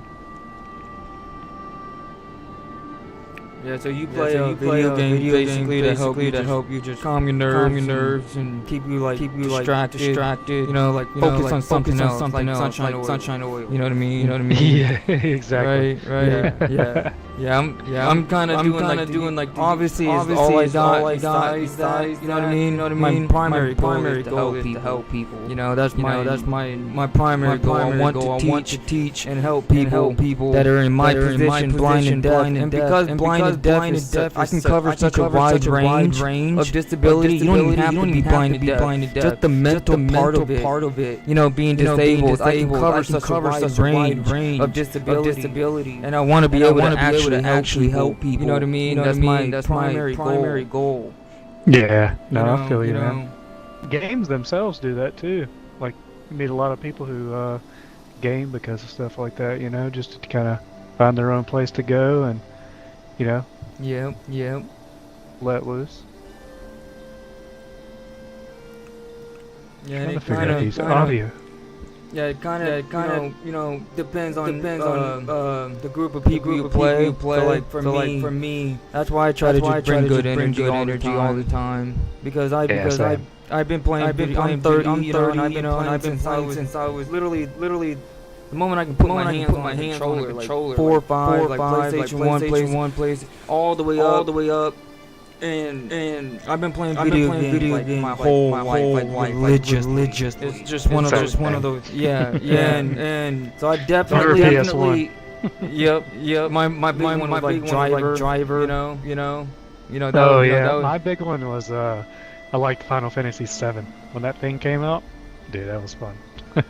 Yeah, I never got into those when I was for sure like into that Grand Theft Auto kind of ordeal. But, well, I was a little bit older. Well, I am a little older. Yeah. But that's Final Fantasy came out. That's like one of those. It was like one of the first, big RPGs. Everybody was freaking out. Now you look at it, it looks like Roblox. Yeah. It's so bad. Yeah, I've been gaming, PC gaming on there. I've been gaming with the same dudes for like 15 years. Like, same crew. We just go in, play the same games, grind, and do like, we used to do a lot of Battle Royale games. Like, we've played competitively pretty much every single one of them. Ever since King of the Kill was like the first one, that popped off like PUBG and stuff after that. That's where it all came from. And now BRs, got huge, turned into Fortnite and all that stuff. All spin-offs off the same games. Yeah, man, I wish I got into those. I'm not even gonna lie. Like the PUBG one. Like I watched my brother was like really into it. My little brother, and just watching him. And I'm not really the type that like to watch. I always just do my own thing, and you know what I mean. But watching him play, that shit made me jealous. I wish I could play. It was my blindness. That's a long distance fighting game. There was no like. There was barely any close range, and bro, you could snipe me from like 50 yards. Like I could not see you. Like my brother, he would go way over like 300. You know what I mean? The insane sniping, like barely see. Like tiny little head, I could barely do like a close combat. PUBG was too much, but it was so fun to watch. Yeah, it was really cool. I liked it, but it got repetitive really quick. Like you got to be like in the mood for it after a while. That's why we went to we started with DayZ, and then went to a game H1Z1, and that was where King of the Kill came from. I think that was the first big Battle Royale game.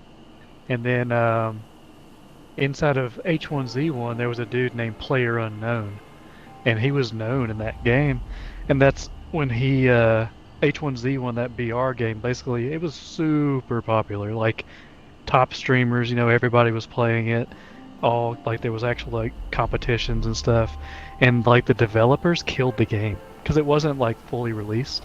It was like a pre-alpha game, but it was stupid popular, and they accidentally killed the game with an update. They broke it, and everybody just kind of waited on them to fix it. They didn't fix it in time, and the game died.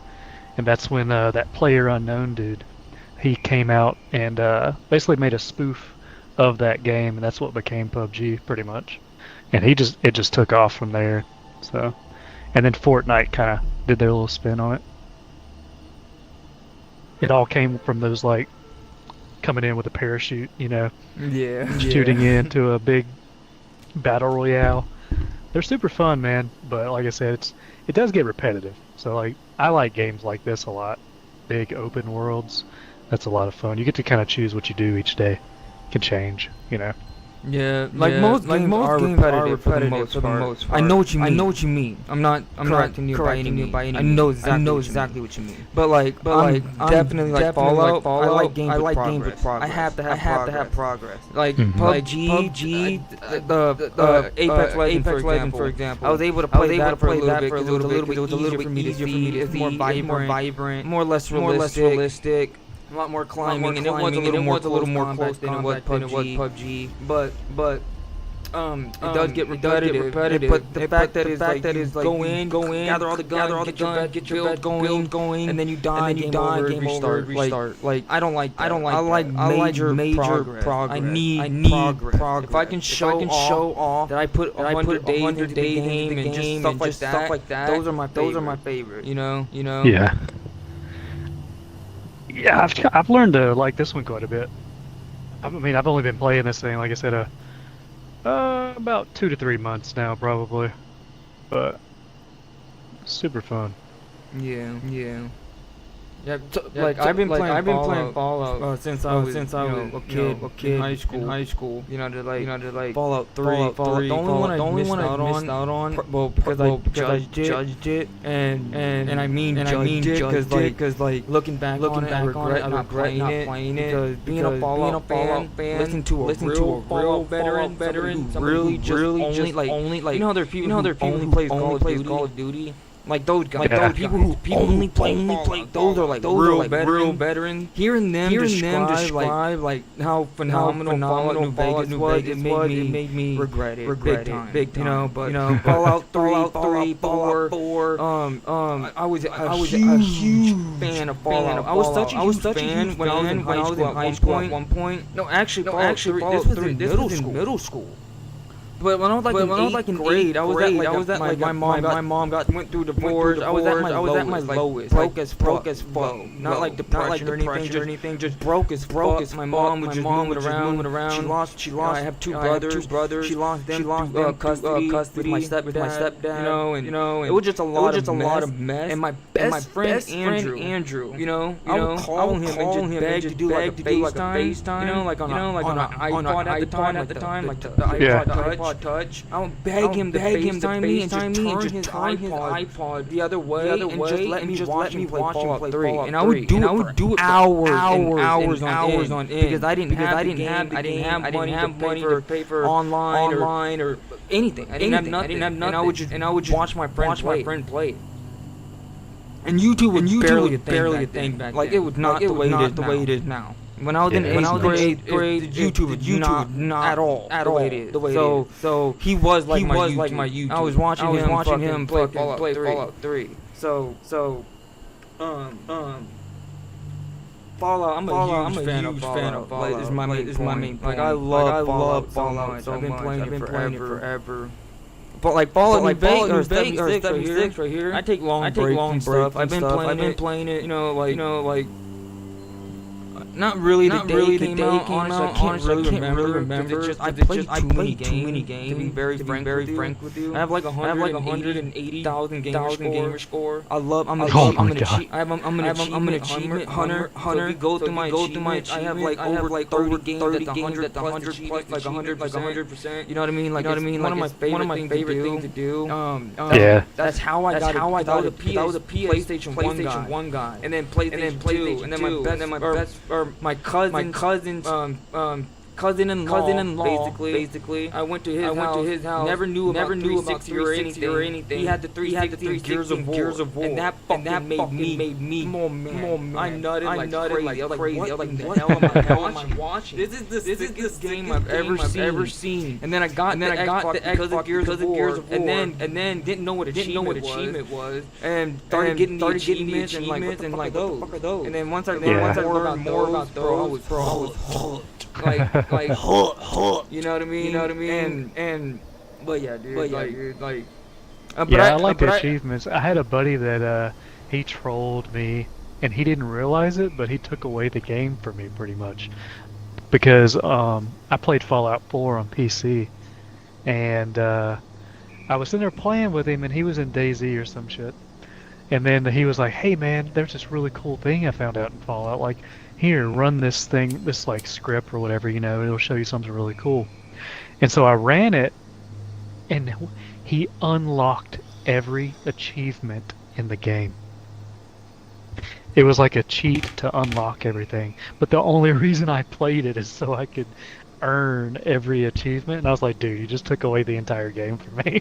like now I have nothing. Now I see what you're saying. Yeah, I was like, now I have nothing to chase. Because I was like, and from that day, I never played Fallout 4 again. I was like, I don't want to play anymore, man. I was so mad. He felt bad because he didn't know that's why I played it. But the achievements were fun. Crazy. Yeah, I was super mad. Yeah, the achievement is definitely the funnest part of the game. The absolute fun. And if I get all the achievements and I'm still playing it like Fallout 76, I got all the achievements, but I'm still playing it because I love it. I actually love the game. That's literally the telling point right there. I'm not even gonna lie to you. Because every game I play, once I get all the achievements, you never really see me play it again. I literally let go of it. Because I play so many games, I like good games. I just like anything that's good. I'll play the shit out of it. And that's my end goal. If it's good, I'll get all the achievements and goodbye. You know what I mean? So if I'm still playing it, I love the shit out of it. Like Fallout, my main game. You're not gonna believe this, especially if you know about it. You're gonna believe it. Because I'm blind and shit. For Honor. That's my main game. Yeah, I don't think I know that one. That's my Call of Duty. I played that game so fucking much. You know what I mean? Like once you see me playing For Honor, that's where I'm gonna be taking a long break of Fallout. Like anytime you see me play For Honor, just know like damn, you're gonna be busy for a month or so. Like I'm gonna be on that game all the time. I'm always taking a break. It's my Call of Duty. I'm like super high level on there. You know what I mean? Like I wish I can paint the picture of like. I guess I could I can use Fallout as an example. But I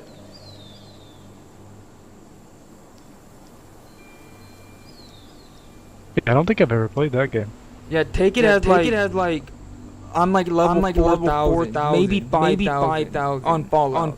That's how far I am on. That's the best way I can describe it. And that's not even an exaggeration. Like once you were to play it. I'm rep 800. Man, it's been a minute since I've been on there. I'm rep 800 plus. Okay. But my point was just to get to rep 100 would take you over a year. Like it takes you a long fucking time. You have to play it like 12 hours a day, basically. You really want to be serious. You gotta be serious if you want to be fast. But just a casual Honor player, it's gonna take you like a year just to rep 100. I'm rep 800 plus. You know, it's like. Yeah, that's crazy. I'm hoping I want to at least make it to level 1,000 in here. I mean, I made it to level. I'm almost to 600 now. Yeah, like that. You know what's funny? I think you heard my rant about the whole. I don't know if that was you or Jacoby or whatever, but there were two things I really hate about this update, like Fallout, because I've been playing Fallout way before Daily Ops and Expedition and you know 76. I've been playing. Oh yeah, I can XP farm like crazy. Yeah, so like I've been playing it way before that, and I'm not even kidding, dude. Just to get to like 400 takes you years. It took you a long fucking time. Like I remember back then, the best thing to do was Radiation Rumble. That was our XP event. Oh, because so many enemies, anytime that event popped up, it was meat week. The whole fucking lobby just went there. It was constant. I couldn't imagine line in the sand. Yeah, it was nuts. It's glitchy as fuck. It's crazy. Because everybody just crashes everybody. That too, but it was always like the Tesla rifle. You just see all these like. Oh god, dude, it was crazy. I like the Tesla rifle. It's good. Yeah, it's a beautiful weapon for sure. That's what I started using to hold the drill. I used the Tesla rifle and put electrocutioners on it. Electrician. Yeah, electricians, whatever it is.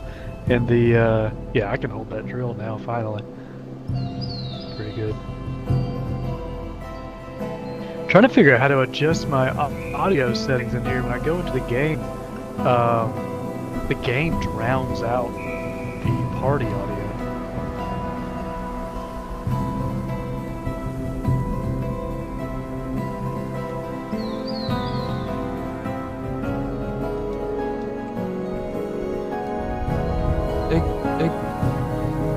It could be me. You know. I'm using a Blue Yeti. No, you're good. It's just when I go in game, I'm trying to see if there's like because I'm used to being on PC where I have a mixer, on my desktop and everything. I said I'm new to Xbox, so I'm trying to figure all this out.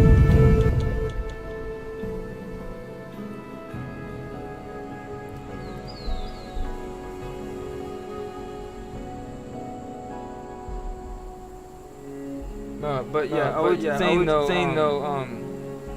the XP stuff. Because I was getting to saying two things I hate about this new update basically. Because when I was playing the old days, it was so much harder to level up. And the first one, I know it sounds a little. I don't know what the word is. But it only is very simple. It's nothing too crazy. It's just I don't like the fact that it takes away the perfect indication of a pro player. So back then, when you were like a level 1,000, you fucking knew like dude, this nigga's a grinder. Like this guy knows what the fuck he's doing. Like he knows what the fuck, like all of that. And years, it took years. So like. It was a real good indication of knowing who was like an actual elite player. And then when Raid comes along, you can get 500 levels in like 3 days. Like if there's a double XP dude, I've seen it. My best friend went through it. And I was baffled. I tried to give him like all the cushion as possible. I was like, please don't. I'm telling you, it's nothing to do with you. But that drives me crazy. Because I invited him to the game. He was on it with me, and I was begging him, begging him like, play Fallout with me, just play with me. Please. And then he gets on and he gets addicted real quick. And I showed him all the roundabouts and everything. He literally, I'm not even kidding, bro. He was literally like 91 started, and less than 2 weeks he was like 554. Less than 2 weeks. And double XP came around. He literally got like 400 levels in 2 fucking days. And I wasn't mad at him or whatever. It was just like what the fuck? And I just got back on. That's why I was playing it and I was inviting him. I got excited. So I was like, this update's crazy. And I didn't even know anything about at all. I didn't. I only knew about Expedition, but yeah, I need to do more of those. It was just crazy. Like just the XP part, I'm not a big fan of it. Like they could have just made it very simple with the XP. I don't know why they made it like 30, 40, it's whatever. Again, it's not that big of a deal. It's just the indication. It's nice to have like who's the real. Like I like to see that. Now you really have no fucking clue who's an actual elite. Unless they're 10,000. If you come across 10,000, there you go. You know damn well that dude's been playing day one. I seen one dude who was like 20-something thousand one day. That's fucking insane. Like I know West, I think everybody does. That dude's 11,000 plus. What the fuck? And he's been playing day one. Yeah, I seen one guy when I was like at the White Spring Mall. He was like 23,000 or something. That is bonkers. Yeah, it was dumb. Because I was like wondering, why does this level look so weird? Because it had so many numbers. And I looked at it, I was like, oh shit. Like, this dude just has been grinding. That's insane. It is. And then the second part is now this one I think is very valid. Okay. So back then, right? If I wanted a perfect like my favorite gun of all time is a railway rifle. I use a bunch of guns. You know what I mean? But the railway rifle is my all-time favorite. Like if I wish I could show stats of like the gun that I spent the most time with. That is like the railway rifle is my favorite gun. And if you wanted a bloody, like that's my main build. Raid is we already talked about that. Bloody is like my main build. And If you want a bloody explosive, back-optimized railway rifle, at the time it was only 3 stars. There was no 4 stars. It was like a 0.1% drop, or lower than that. Like it was fuck. Because you're dealing with the gun itself. So there's 100 guns in the game. So there's the odds in that. So every time you kill an enemy, it's just a random drop. Whatever gun they're gonna drop. So there's the odds in that. And then the odds for it to be the 1 star to be a bloody. There's like 1 star. There's now the odds get real slim. And then the star. You want it to be a bloody and explosive? Bro, you get the odds. You get what I'm saying? Like it was insane. Yeah, you can't just build it yourself. No, it was like damn near impossible to find the perfect fucking gun. It was fucking crazy. And all of a sudden, this is the one thing I don't like. All of a sudden, this update, like 6-7 months ago, whatever, they added raid, and then they added these 4-star mods, and then you make anything you want, and you can now like my vendor, I have 400 mods, like that's a joke. I don't like that. I definitely prefer that I stick with my grind. So I go in there, I unlock all the crafting ability. I want to be able to unlock all legendary mods. I want to craft them all. And then because I worked so hard to unlock them all, I myself make my vendor unique. I will put a gun together. I will make a bloody explosive bath optimized in the vendor. And then you can come in my vendor and like, what gun did he make? What gun did armor did he make? You know what I mean? What shit did like it would have just it would have made vendor so much more unique and not fucking easy to just take all these mods and have your vendor right away. That shit drives nuts. And I've only seen it firsthand. Like my friend that I just told you, he was level 91. I saw the spoiledness of it. Like I loved the game so much back then because how hard it was. When you found him close enough. You're never really finding the perfect fucking gun. But if you found a bloody explosive, you're like fuck yeah. You know what I mean? You controller and shit. And then this like my friend, he just like can I have the 5 reflective? Can I have 5 rangers? Doing group pose, even me, I'm part of it. I feel it. I'm like, this sucks. Like this is so easy. Like you can just get shit done just like that. It bothers me, man.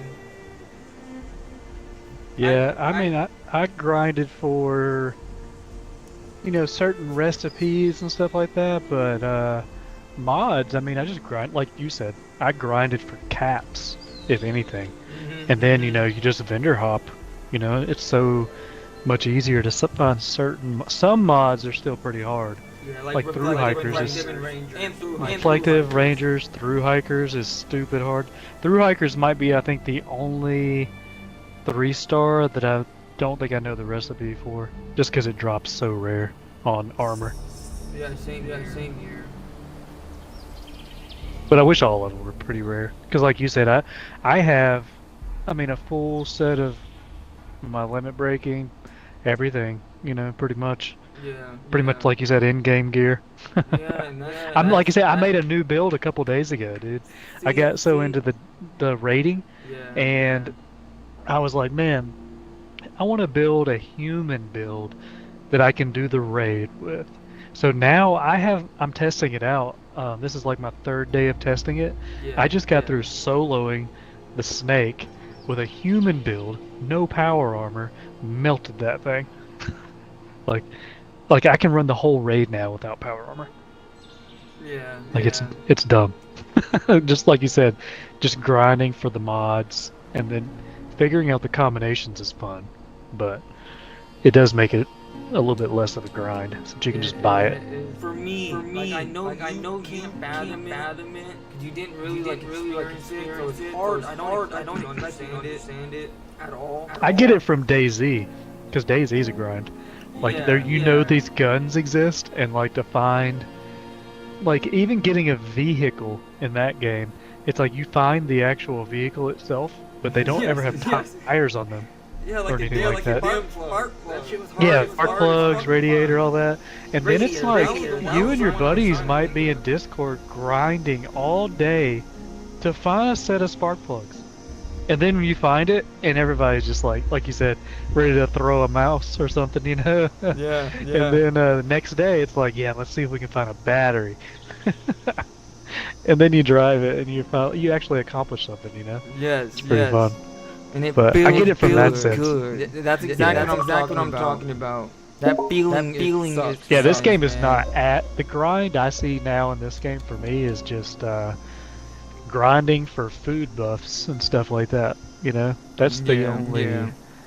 I feel like that may be the only grind, the true grind, besides I mean, if you want to level, but even then, pop some cranberry relish and a couple other things, and you'll level up real fast and run raids. I mean, like you said, it comes quick if you do that. I've never been in the double XP weekends or anything. I don't think. I may have by accident. I don't really know. It just recently passed. Like I can't remember if it was the weekend after meat or the weekend before meat. It just fucking oh, then I probably played it then. I just may have not been raiding. Same here. And that's why I was probably just doing normal game stuff, yeah. Because I didn't know anything about raid at the time. I just got back on, and it was lucky timing. I knew all about meat, so I was like, yeah, dude. And usually when meat week, I'm always building a base right next to it. I'll just rebuild it. It's like a project. Just the farming, basically. I'll farm meat while I'm building, and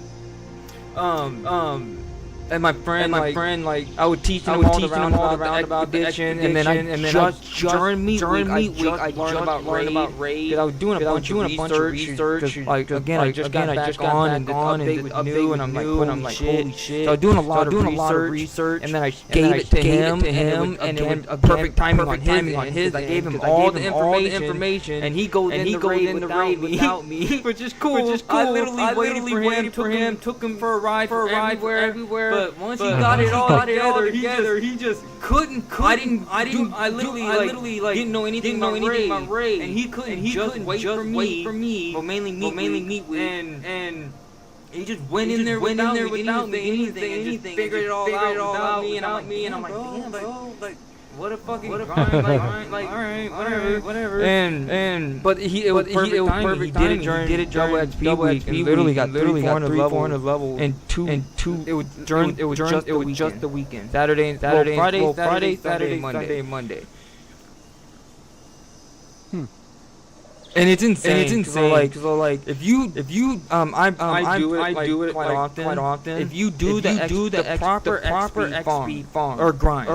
If you do the proper XP grind in raid, you can get damn near triple XP. So just think about it. Double XP come around. That's almost like times XP. Like when you fight the snake, you can get almost. Not even kidding, bro. You can get almost 400,000 XP. From doing what? The snake. What? Just the snake. If you do the cranberry, I know all the tricks. I can tell you everything about it. It's a lot. Like it's a lot. Like it's not just cranberry relish and brain bombs. Yeah. It's not. You use like a bobblehead leader and a couple other things, like what you were saying. Every type of buff that actually will stack. Yes. You need fucking at least 50 plus intelligence. You need to sleep in the bed. You need living magazine too. You need so much shit, and then once you get it properly done, bro, you can get 400,000 XP. Like during and regularly without double XP, like I've been seeing, you can get the snake, you get 200, 3,000. I've seen it with my own eyes. I do it all the time. So I get 200. Crazy. Cause you get what? Just normally, without any buff, you get what? Like 5, maybe 69,000 XP. I'd have to go look, to be honest with you. I don't really pay attention to the XP. Oh shit! Cause I definitely noticed mine. But that's how I'm very like normally no nothing. I'm just going in there. Maybe damage, but just basically no XP buff. I'm getting like 69,000 XP. And then if I go in there straight proper XP grind, all the buff, 200,000 XP. And that's just the snake, not the rest of the race? Just the snake. Damn. No, stage 4, you get 170,000 XP. No shit, really? Yeah. That's crazy, I didn't know that. So just think about it, like 203,000 and then double XP too. That's 400,000 XP. Yeah, that's insane. I'm gonna have to look at that. Because again, I don't really. I got you. I didn't grind. I grinded my XP out when I was trying to do certain builds because I didn't have the ability to level up my legendary cards, and that was a big hindrance. Like, you can only do so much, if you can't have enough perk cards. So I grinded XP until I got to like level 300 and something. And then that's when I had enough perk coins to actually start leveling up at least 3 stars, on each of my legendaries I use. Now I can actually fill up a whole build. Most of them are maxed out now. Or the ones I use, at least.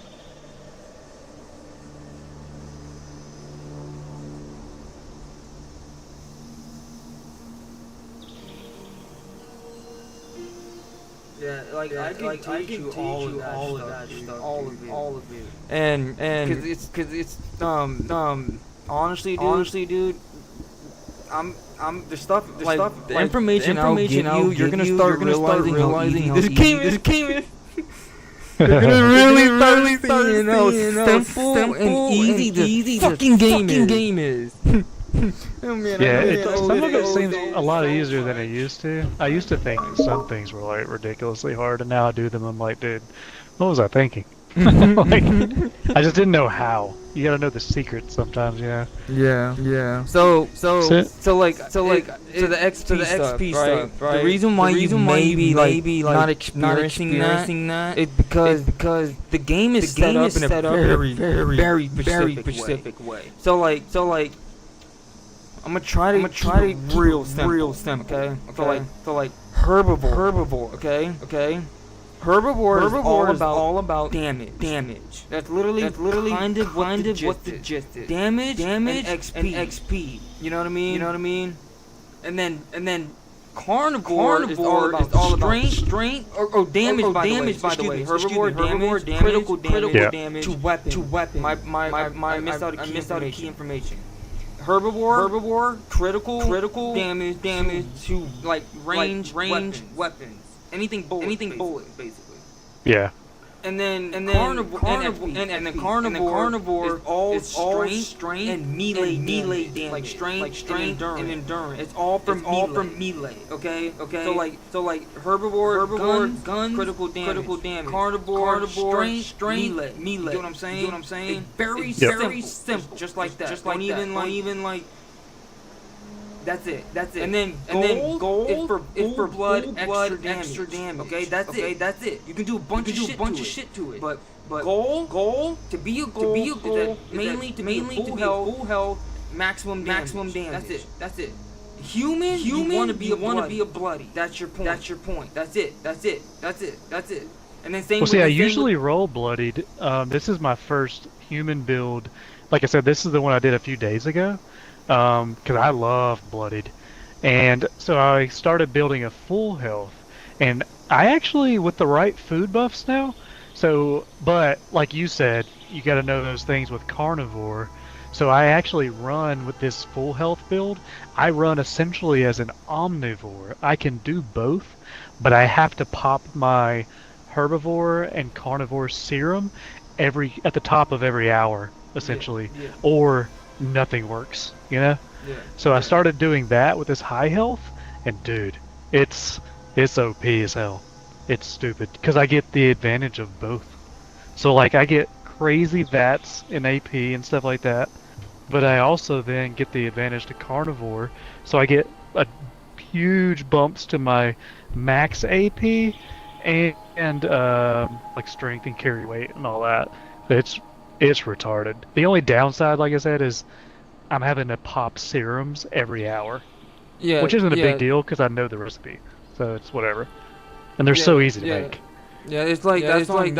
You know what I mean? And I was just giving you like just to simplify it. That's why you're making your own setup. That's your unique build. You're doing your own thing, and that's the fun of it. So that's like that's what's fun. Good. Yeah, that's good on you. I'm just simplifying it. So when you're like just thinking about a build, these are key information to know.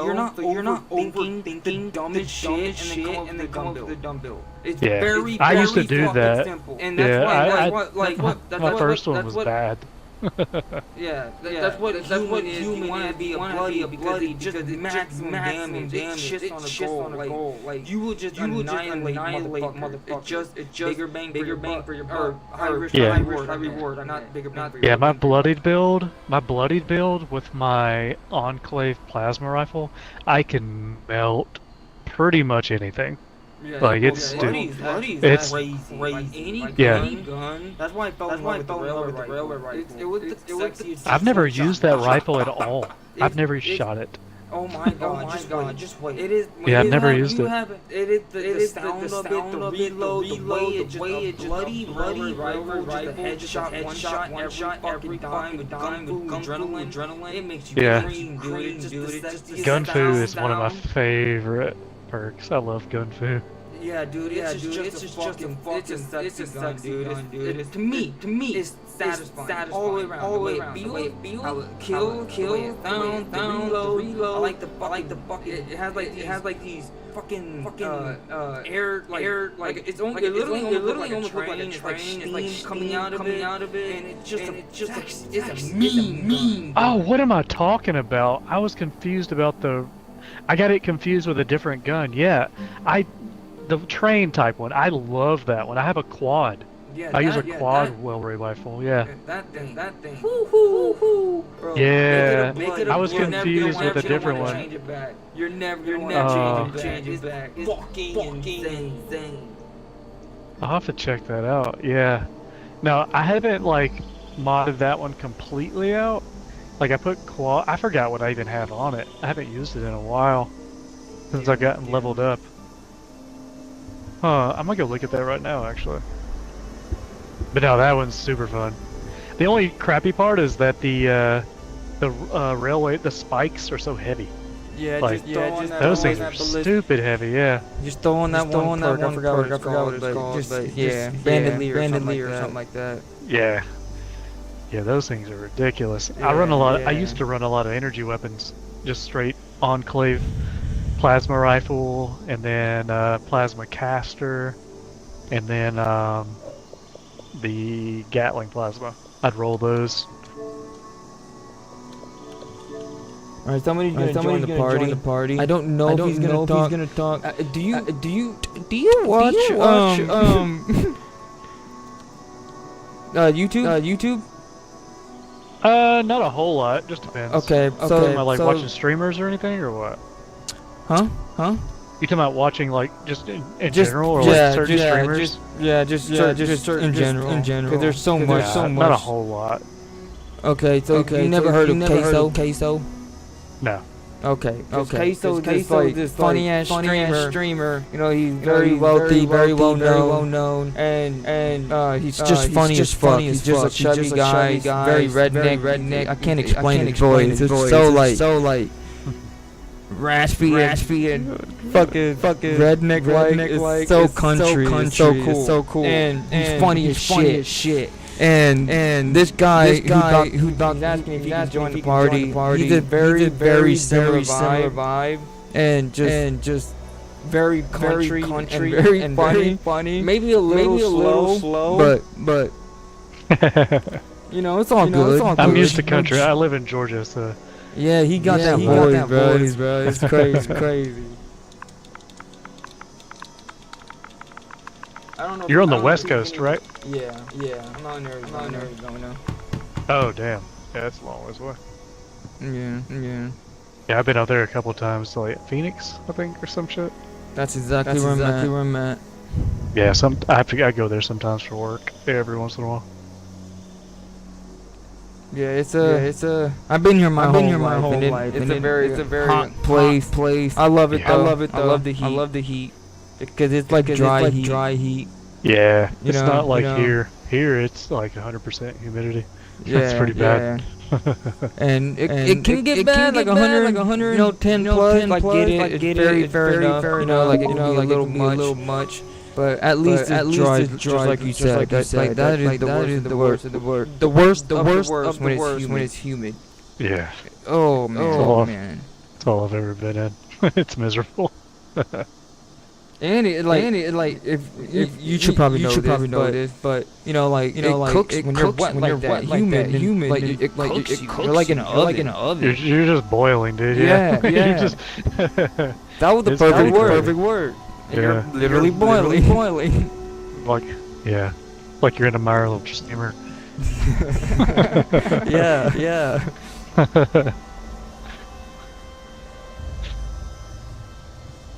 Let's see. Yeah, right now, I'm building house by the Vegas law. Oh, are you? I started grinding that, dude, trying to get mushrooms and stuff, and then I ran out last night. Yeah, I always try to get 25 and then I don't use it. This is how I do it. I use it when it's very needed. When there's a squad, I'm not even kidding, bro. I don't even pop anything. I just kind of let. Yeah, because everybody else has DPS, so it's like it offsets everything. Yeah. True. That too. But it's like who knows who else is using the buff. So it's like you go ahead and waste yours. I'm gonna preserve mine. Yeah, because you know what I mean. Yeah, because regardless, if everybody has decent DPS, you're gonna melt it anyway. Yeah, exactly. So when you just having a hard time, like you have two people, and you both can get through stage 2, you know, just gonna be a little bit harder. Those are, in my opinion, is where you go ahead and pop all those bugs, because it's so worth it. You actually see it. You're like, damn, I'm you're strong as heck. You literally see it, and it's just fun that way too. I was using that 50 cal, you know, that I built when me and you were playing, and it was actually taking some health down on the Ultrasight Terror. I changed it a little bit. I went from having conductors on it to because this new build, dude, it's so tanky as a full health human. Like I had a glitch in one of the rooms, and it wouldn't even kill me. Like I sat there forever, and I just couldn't die. I had to like take my helmet off or my armor off. Fucking throw a nuke mine out, run into it, and like get multiple to just die to reset the level because it glitched out. So I'm still using a Secret Service. Okay. Yeah, but for some reason it's just this combination that I got going. It's insane. I can do every level. I can do the robot with my pepper shaker with conductors on it. And just melt him down, and I can do that with no power armor.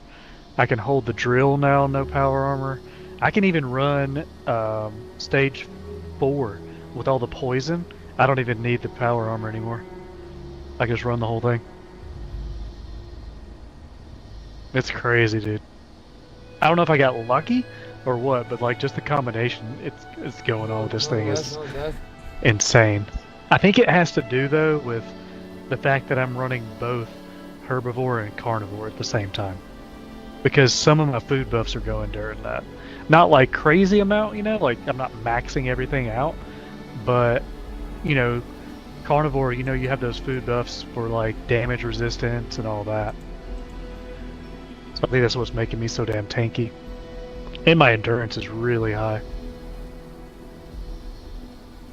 Yeah, we're gonna stay. It's not much of any of those. It's the last thing you just said. That was the key one. Because I told you the number don't matter. All that fucking like when you're looking at the like I said, I had almost like 1,000. That shit don't matter, dude. It doesn't, dude. I realized that with this build.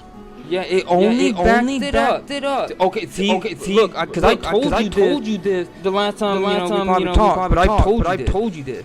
That number, you see like 1,000 or whatever. The only way you can actually see it in effect, you need to back it up with high HP. If you don't have any fucking HP, it's just irrelevant. It doesn't matter.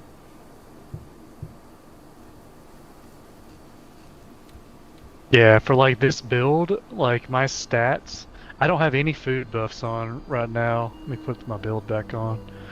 See what my stats are.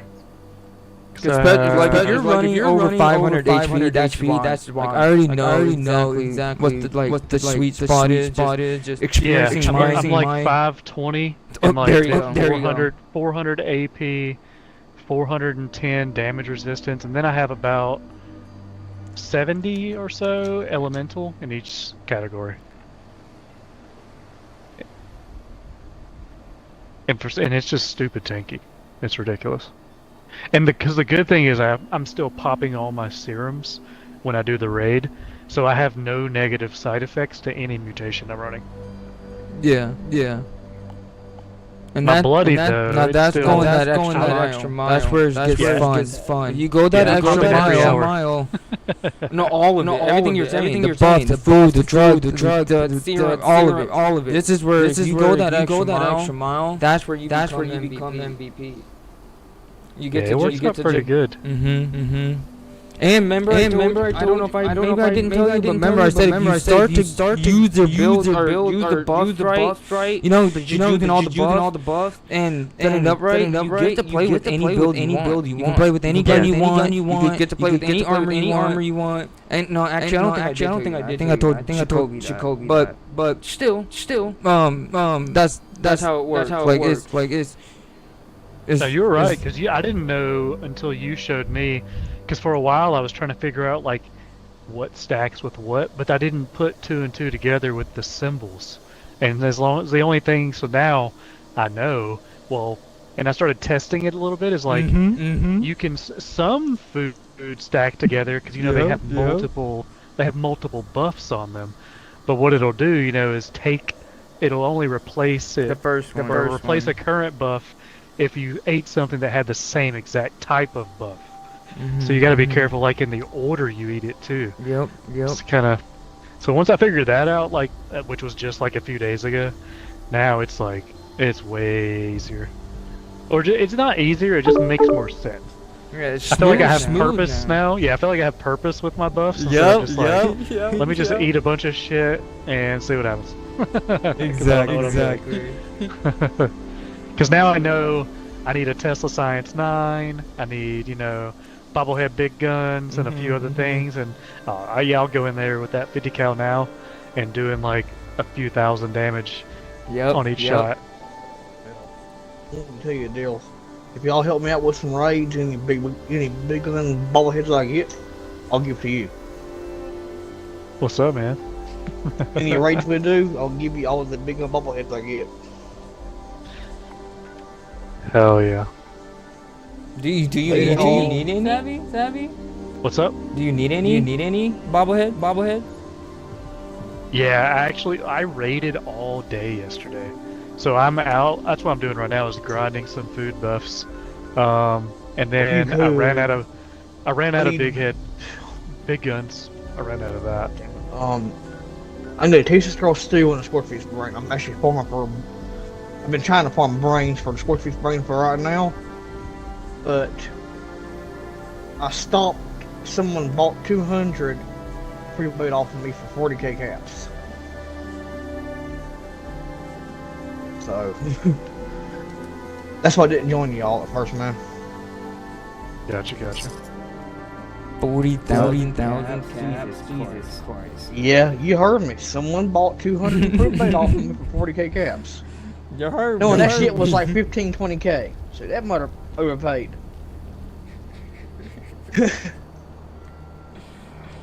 You heard me. I'll be downstairs having dinner with my family for right now. Once I'm done doing that, I'll just be AFK. But once I'm done with dinner and all that, and I get done with them, I'll jump back in the party and I'll do some raids. I'll do some raids with y'all later. Okay. I just want to say to you, man, face to face, thank you for what you've been helping me out with so far, man. Yeah, no problem. No problem. I try my best. And on YouTube or to another, I used to be one. I hope your channel pops off more and more for you, man. Oh, dude, I really appreciate that. That was very sweet. I'm gonna remember. Thank you. No problem, man. Matter of fact, I got done exposing a fake YouTube scammer last night, and he's not liking his consequences. Oh, so you're into it as well? I used to be, man. I'm trying to get back into Twitch streaming now. I went from YouTube to Twitch streaming. I'm trying to slowly get back into doing it. Matter of fact, hopefully this month or next month I'll be having my PC bought to where I can actually start doing Twitch streaming fully again. Oh damn, dude! I wish you the best. Hey, it's only $439, but I'm getting a Ryzen 7050 with a 4 gig GPU and a 4 gig graphics card built in. Shit, with Windows 11 Pro. Go ahead, Savvy. I don't know much about PC. I was gonna say that's a good deal. I don't know. No, that's what I usually do. I'm new to Xbox. I usually PC game. Well, you tell me though. For $430, since you're a good PC person, like that's cheap for. That's not. Yeah, that's not bad. Since it has Windows 12, since it has Windows 11 Pro, and a 4 gig graphics card with almost a 1 terabyte GPU. I mean like CPU. Is that a decent starter PC? Yeah, most games. It depends on what you play, because like your games you play makes a big difference. Yeah, no, you'll be fine. Okay. Well, when I get on this season, I'll do some raids with y'all this evening. Alright, well, I'll see you then, bro. Just join the party. Just join. Alright, man, I will, buddy. You want to do a stream this evening? We can. I don't give a fuck.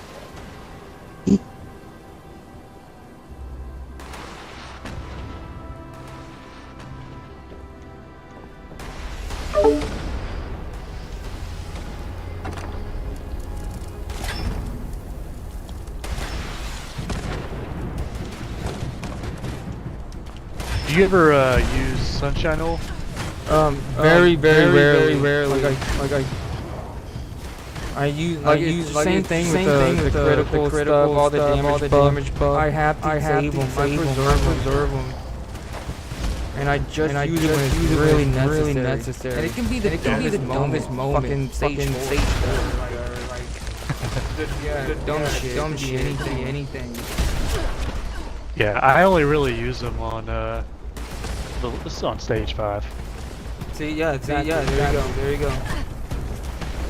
And I barely ever stage 5 without a full squad. I'm always with like emo mode.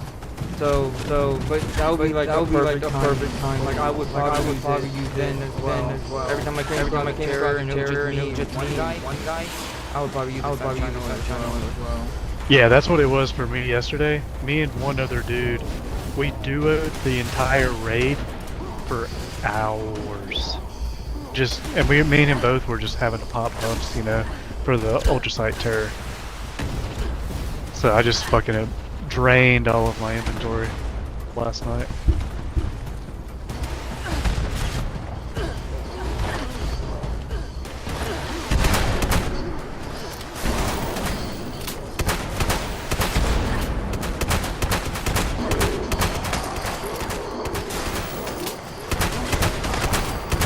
Usually I use birthday cake.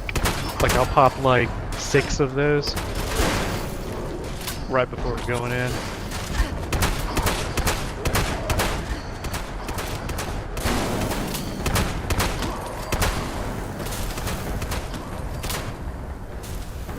Yeah. comes to AP, I just sick company tea, and in emergency, you can do the cake or coffee, either or.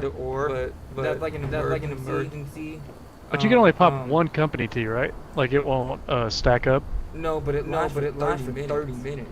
And it's the company tea is like your best friend of all time. Yeah, I have a ton of company tea all the time. Yeah. Just so you know, what it does.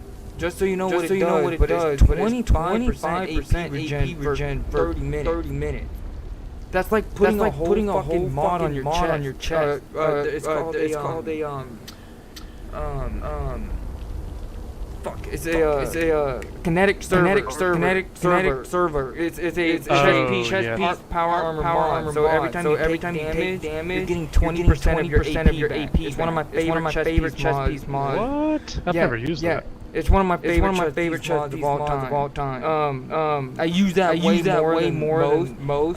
It's just only because Raid became so much easier for me. I kind of just fuck it. I'm using jetpack. But when it was serious, I always use kinetic server. That's like probably my personal favorite. Because I'll use my regular as my favorite, like jetpack as my favorite mod. But when I put on my power armor, I replace it with something else. It's the kinetic server. The best fucking chest mod in my opinion. And it's just like that. It's like having a whole fucking free chest piece mod, but 5% extra. 25%. That's crazy. Yeah, I'm always running company tea, and the way I have this build set up, it's doubling all that stuff. So like, my company tea will last an hour, so it's like super nice. Yeah, it's mega useful. Yeah, I usually run that, coffee, birthday cake, and light soup is what I used to run a lot of.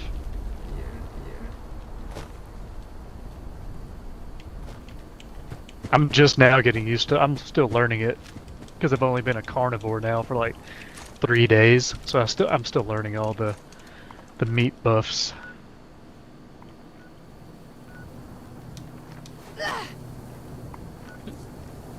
There's quite a few good ones for AP though, because they increase your max AP. So like combining that with company tea gets ridiculous. Yeah, because then it's regenning more, you know, because 25%, you're getting a whole lot more AP from it. I pinky promise you, like if you know, your build, do what you want, I'm not. My tone is, I know, it's pretty different. Like, it can sound very direct, commanding. But I'm telling you, like to save you a lot of time and resource, if you use kinetic server, you know what I mean? You can have just company tea and coffee. Your step. I'm telling you, you just drink one coffee tea, and then that company tea, and the kinetic server combined. You're never running out of AP, and then you're literally like in case of emergency, you pop a coffee, and I mean literally in emergency. And all you have to do is pop one, and then it's just gonna bring you back to recovery, and you can get back to the fight. So it would just be those three things, and it would limit like amount of stop. You don't need all the parts. You just have those two, not like five foods that help me. It's nice to have okay, company tea and coffee. You know, just two things for 8. You don't need to overwhelm yourself too much. Like just combining company tea and server, you're gonna shit yourself. It's insane. I don't think it's on regular armor. But you could see, because I would prefer just sticking a jetpack on a regular silver engineer. Fucking, I can say silver war, but I can't say silver engineer for some reason. But and then secret service, just put jetpack on those bitches. But a power armor, you gotta try the kinetic server. Yeah, I'll have to check that out if I'm running my power armor next time. Yeah, because this build I'm just running that. You're running human for now.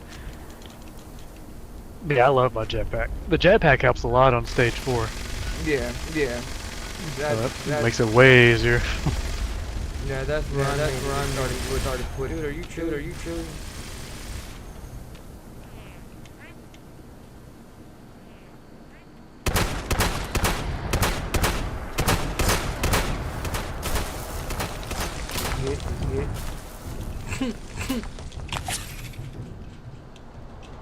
at some dude's base, right?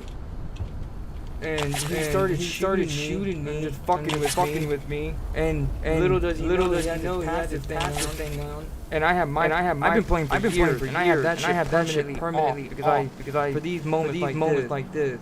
And he activated my little passive thing, so I shot him in the face. Yeah, they don't really have PvP. They don't have PvP in this game, right? They do. So, like, I had a guy one time shoot me, and it was right after an event, and he just shot me as a new player, right? I was like level 10, because I started at 1 instead of 50. And, like, this one guy, he just would, like, follow me around and try and kill me. Like, it was very weird. Yeah, that's cringe. Being a fucking dickhead, like a low level. Yeah, because that's what it is like, in this game, even if you kill someone, you can only take their junk. Yep. So it's like, I don't really, there's no point of PvP. Unless you're just trying to be a dick. And at that point, no one probably wants to play with you anyway. No, he would totally because that's the whole point. Yeah. If you're high level, doesn't matter if you're like 300, okay, but you were a new player, right? Oh, I was like level 8 or something like that, and I was at Radiation Rumble. Like that, and I just got done. And what I think he was doing, because I didn't know till later, your modules are in your junk, you know? So I think what he was doing is he wanted to kill me and take my modules or something like that. Because he knew he could easily kill me, you know? Yeah, those ones, I don't think you can drop those. Those are only specifically to you. But because you can't. You don't think it'll fall out of your junk like when you die? Yeah, I can't remember. No, they definitely don't. Because you would because for me, right? I love Vexious Vendor. I like having shit in my bender, and that would be one item I would love to sell. It's legendary modules, because I got thousands of them. So. Oh, that's right, because you can't drop them. Yeah. That's true. You can't drop modules. Yeah. So they probably. I don't know. Then he just must have been just straight. No, up that's being what I'm telling you. Yes. 0 point. Just wanted to be a dick. Yes.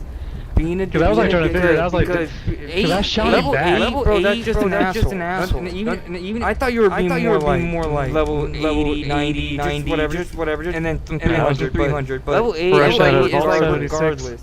Yeah, regardless of level you're a dick. And this guy right here, he's a low level with a high level, and it's just like that's different. And I also ran into that at Fashnet, this last Faz. I was sitting there, and this one guy, he was like trying to kill me like over and over, and I'm like, but the thing is you can't kill me unless I shoot you, you know? So it's like, I just knew because of how that other dude did me, don't shoot him back, and you're fine. Like, everything will be fine. But it was like a level 2000 player, and he was just like sitting up on a building, just shooting everybody. I guess he was like hoping that someone would shoot him back, you know, so he can murk him. Yeah, that happens. When you do the nuke, you know, every time you launch a nuke, it'll activate like a boss fight. You know, the Scorch Queen, Daddy Wendigo. Yeah, those are fun. Yeah, Daddy Wendigo, fucking the Ultra Sight, Miner, the fucking neurological warfare. Yeah, I like all those. Those are pretty fun to me. Yeah. And because those ones like always like a gang of people, you know, they would join it. Those are the. That's usually where what you're talking about happens. Some high level. Well, really just anybody. Somebody would because everybody's there. So somebody would just start shooting at everybody, basically trying to activate a little PvP. It happens. That's what they're doing. That makes sense. Yeah. Cause back in it would be kind of cool if they had that though. Yeah, back then it wasn't like that. And I that's another one that I didn't like too much, but over time I understood it because especially nowadays, holy shit, it would have been so bad. the high level, they're so bored, and they would fuck up anybody's day just cause, and that would be so fucked up. But back then, there was no passive at all. So you can be I've experienced this myself. I'm at a vendor, like at the White Spring Railroad White Spring Station, and going to the bot, selling my shit to get my 1400 cap daily, and I go up there selling my shit, and I get blasted from the back of my head. Some dude just shot some online player because I took too long. You know, I took too long just being at the vendor. And over time, like later, you know, they added passive mode. Because it makes sense. And it wasn't just that. It wasn't even just that too. Yeah, the complaint didn't even come from that. Like people in the back of the head while they're interacting with vendors. It was mainly because set up death trap at their base. So you would go base hopping, and you would go up to someone vendor, and then all of a sudden activate, and you die, and they'll take your junk. And it would happen not long ago. And it would get really annoying. Well, they set up a what is it? Those that carpet one is a glitch. If you got killed by a carpet. No, God, I can't remember what it's called for some reason. The fucking radiation. They set up the radiation barrels or something, or they built on them and hid them right under their vendor. So when you walk up to one of their vendors, it's such high radiation that you barely have any time to do anything. And by the time you get out of the vendor and hop back out, you're dead. If you're a human build. Yeah. Like, it was stupid. Yeah, that's an old shit. Whoever that dude base that you ran into, that dude had that base longer than 5 years. That dude been there for years because that fucking thing right there.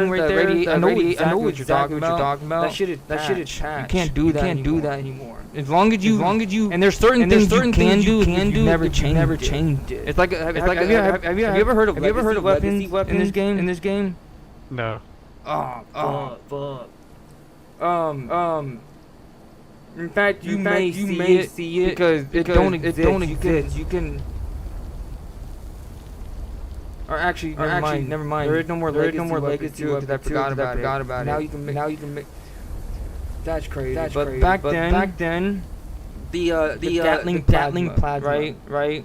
There was a two-shot explosive, you know, and the third star didn't really matter, but it was like a two-shot and explosive. And this was like in the beginning of Fallout 76.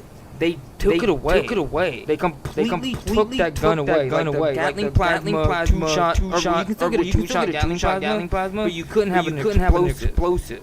But there was a catch. The people who already had the two-shot explosive, and remember I told you how rare it was to find it. Remember, it was all like that drop. You had to just lucky to find a two-shot explosive Gatling plasma. They didn't like take that away from you. You were lucky enough to find one. You were able to keep it. So they took it away. You were not able to find it no more. And the people who had it before. Technically, it became a legacy weapon. You had an exclusive weapon that wasn't even in the game no more. And you couldn't drop it anymore either. And it was a thing for the longest time. It was a legacy weapon for years until this shit came out. Now you can make your own two-shot explosive. But back then it was rare or one of a kind. You know, the legacy weapon. Yeah, I think they're about this next patch at the beginning of September is going to change a lot too. Yeah. Building is about to get better. I've been following that a lot, like camp building. Yeah. Yeah, they're gonna change it where you can free place everything. There's quite a few other changes. Yeah, no more like let me do all these like stupid tricks to place this here. You know, no more. Most people are not gonna have to blueprint most of the things they blueprint nowadays, so they can place it. You know. Okay, that. Cause like. There's a lot. I do a lot of it. I'm very heavy into building. I have like 8 bases. That's all I love to do. Mostly is to build. And like that's my joy. Fallout 3.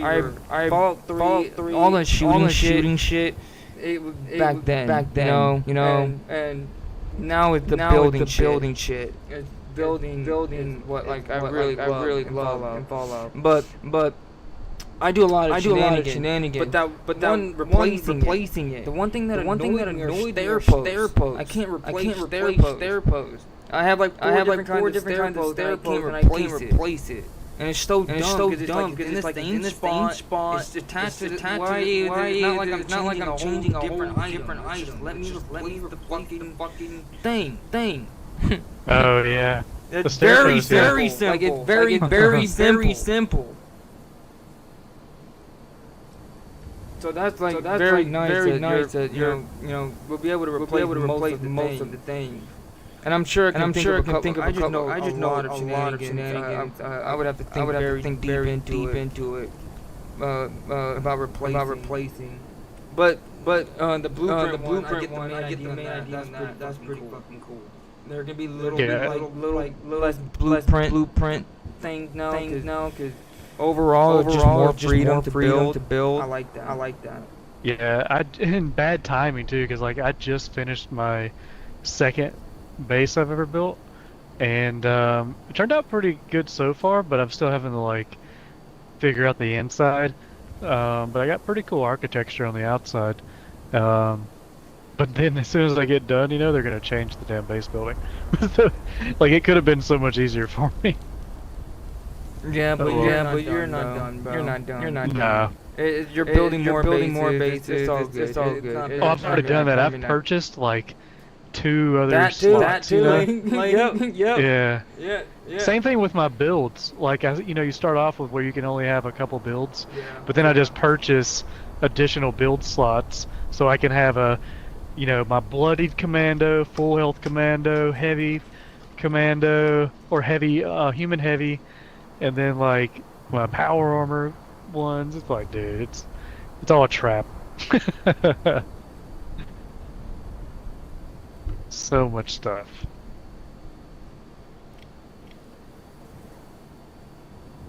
I think it would be perfect because it's like especially for raid. I'm looking at it differently. Especially for raid. We're kind of getting real drained out, just killing shit. Cause raid is hard. You know what I mean? It's serious shit compared to expedition and everything else.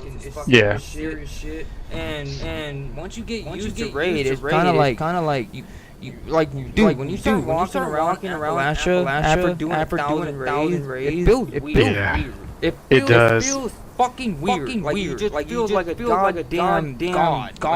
You're just like, am I modding? Like, what is going on? Like it doesn't. That's how it is now. For me, that's how it felt yesterday. Because like I said, I have this this new full health human build, but I made it for raiding. But then when I walk around Appalachia, it's like I can kill anything. This is nothing. I thought like it's just. I don't know if it's as OP as my bloody build. It's not. Trust me. Without the buffs. It's not. But like, dude, I could just melt. Bloody is the tanky OP. Bloody damage tankiness on this one. Damage-wise, my bloody just annihilates. But this one, tanky-wise, today I went and sat up under a behemoth, and he could barely move my health bar, like just slamming on me. Over and over and over. Didn't do shit. And I'm just like, dude, I'm way... At the pond. Yeah, it's at some... I don't even know where I was. It was like way south at the, some type of like super mutant camp. There's like a big behemoth. Oh, you're talking about the, South of Three Lakes. Three Ponds or whatever. Yeah, I don't remember the name, but isn't it like a workstation claim? He's like guarding. I don't know. guarding the Yeah, it's workstation. near it. Yeah. Yeah. I just discovered it today. I didn't even know about it. Yeah, there's one added pawn or just him, and it's a very good, what you were just talking about. If you wanted to test anything, like how much damage am I gonna do? How much health do I have? There's a behemoth that's all by himself. No enemies, there's nothing else around him, and he's just chilling in a pond by himself. And he's it's such a good. I go there a lot for testing out anything big. Like I need to I really want to know how much damage I can do or how much hit I can take. I go to him every time. It's a good judgment for sure. Because if you don't have the build right, you'll know pretty quick. Yeah, he will fucking knock you out. He'll fuck you up. Yeah. I was disappointed with how much damage like Scorch Beasts don't really do for being such a big thing in the game, you know? Yeah. Like that's an old days, man. The old days. They used to be bad. Oh yeah. Daddy Wendigo was a fucking bitch. Oh yeah, I like he has like huge AP or HP bar. Well, you just took the word out of my mouth. I was gonna say that's literally what I was just about to say. I was gonna say, Daddy Wendigo, like still to this fucking day. After he's been in the game since day one. He's been in the game really? day one. Yeah, and that motherfucker still to this day have the most HP. 600 plus HP. 600,000. Stupid. Yeah. It takes me a minute. I can put on all my buffs because I judge my damage output off him a lot of times. Because I'll get a new build and somebody will nuke, you know, and I'm like, ooh, let me go try it out. And I'll go in there, and dude, it's rough. Yeah. You just feel like you're doing nothing. Because even if you have high DPS, he just has so much HP that you can't put a dent in it. You just gotta grind it.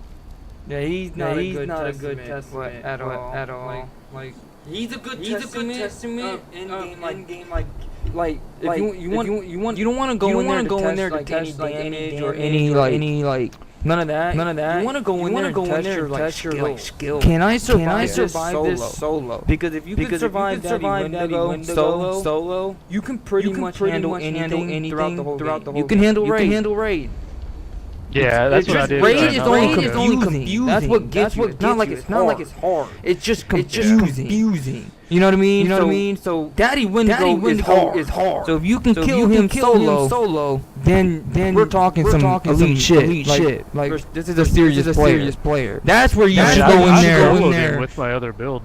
That's what you Yeah, that's what you should go in there for. Like just testing it in that way. Can I do it that way too? Like can I now that you sold it before, you know that you're good enough. Now you can just test any build you want.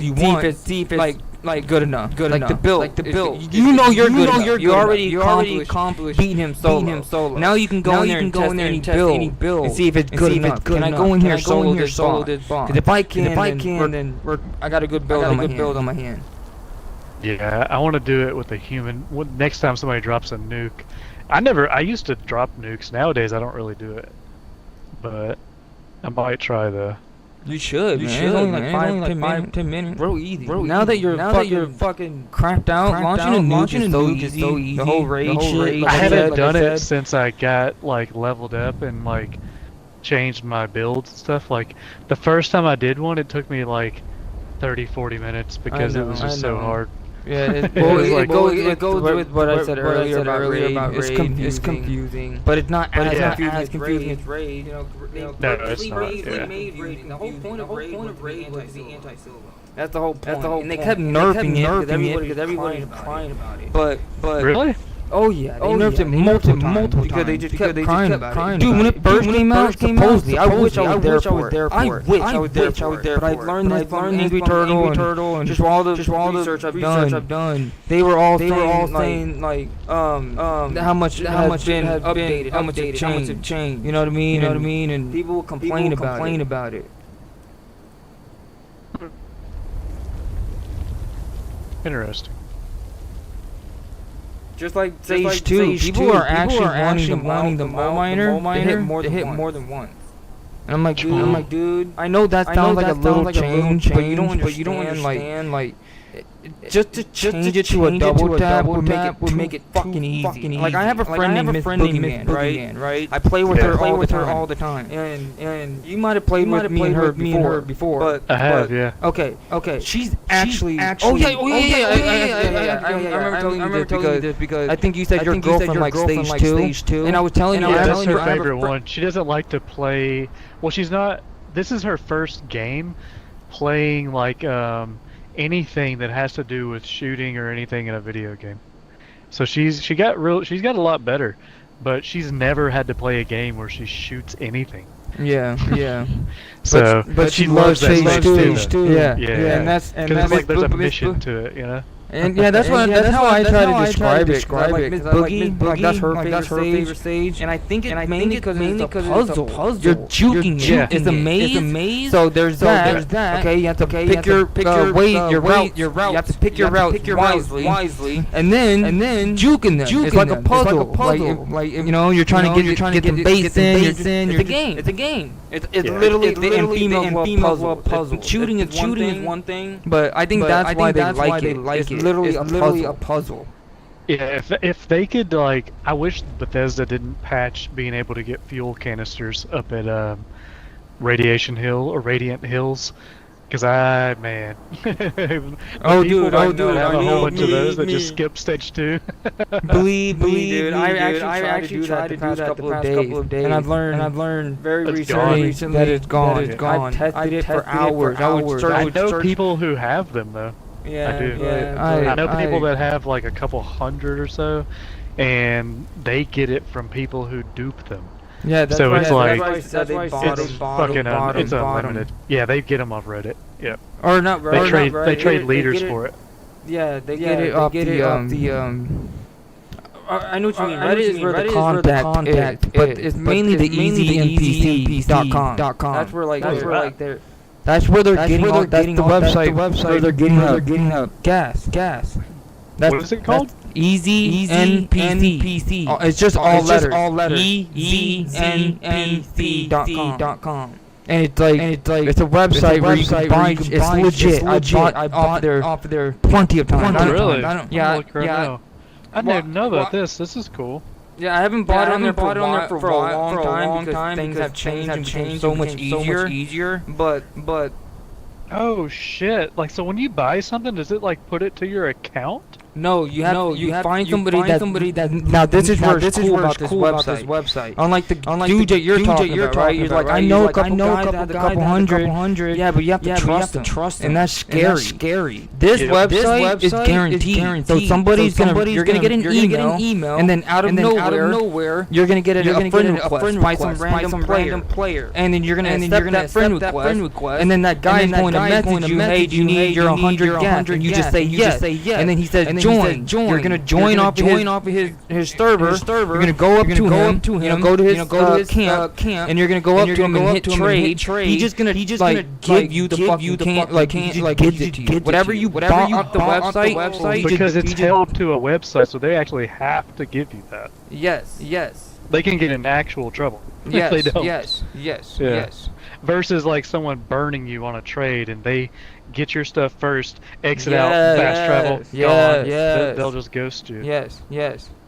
And it feels more like transactional, like it's big, like it's worth it. Like you just going out, like you said, you know somebody with 200, and he just gives it to you for free. Okay, cool, like whatever. But you buying it and stuff, it will mix it up a little bit, make it more worth it. Like it's yours, actually yours. And you can control it. You can buy like thousands of them and do what you just said, leader trade. Now I have 1,000, and I can do some trade.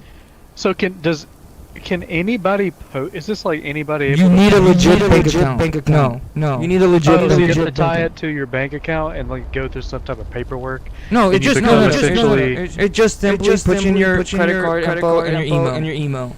No, I mean, like, if you're gonna be a vendor essentially on Easy NPC. Oh, I don't know. I don't know. People that sell it, you know. I don't know. I didn't want to get into that stuff. Huh. It's crazy though. It's pretty cool. But it's very legit. Yeah, it's a lot.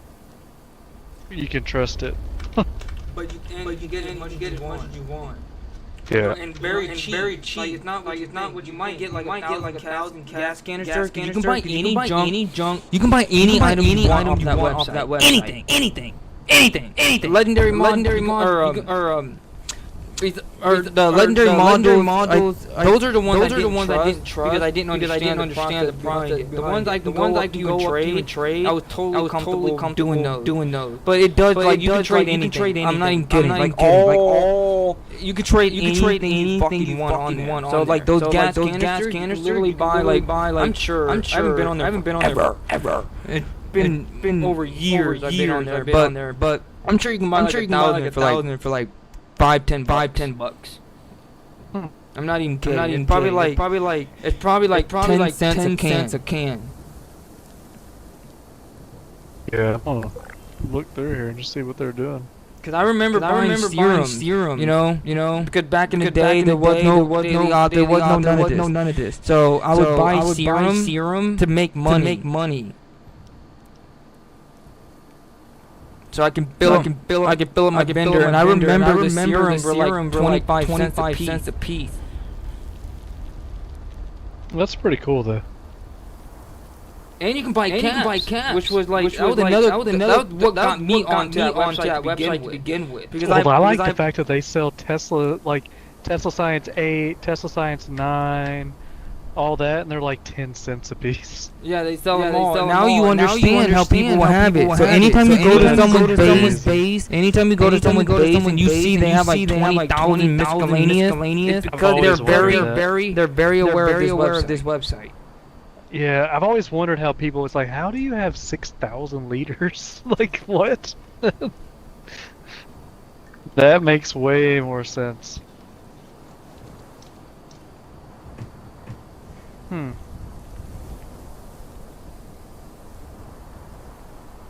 It's pretty cool though. It is. Like, especially back then, like I said, when I first found out about that website, it was because of the caps. I've always wondered why Fallout allowed me to buy all this shit. These lunchbox, scrap box, all this shit. But I can't just buy me like 1,000 caps. Like I couldn't do that, and it never made sense to me. And then I found out about that website, and that's what got me hooked on it. And back then, 40,000 was the max. It was 30,000. So I would go to that website and I would try to get 30,000 caps. You know what I mean? And I did it like a couple of times, and then once I got my routine going with the money, like the flow, basically, I turned it into flux or a serum. I wanted serum so I can maintain the flow. I wanted to fill up my vendor with serum and keep my caps like a flow. You know what I mean? And then I pretty much stopped buying the website off the website. Things just kept getting easier and easier. That's crazy. And you can go bonkers if you want to. I'm telling you, it gets too easy if you were to go like on there. Yeah, I'm gonna pretend like I don't know about it. That's why like I never really use it because it's just yeah. It would take away everything and there would be no point. And I'm a gamer. Like I like the progress. Like otherwise, if I didn't like progress, then what the fuck? I would use that website. I like progress. So that should defeat the whole purpose of progress. All it does, it makes you look cool. Yeah, no, for sure. Or you're gonna earn a fuck ton of caps, depending upon what you bought.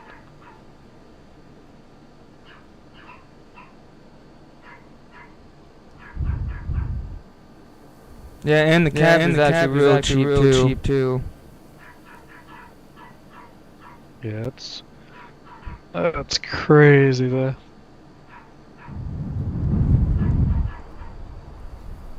The magazines are pretty cool, but like you said, it takes away the grind. Yeah. The only thing I'm not gonna lie to you, the only thing you should go for if you want to think about going on off that website, just do the gas. That's it. That's I it. can't find it on there. I don't see it. Oh shit. Oh shit.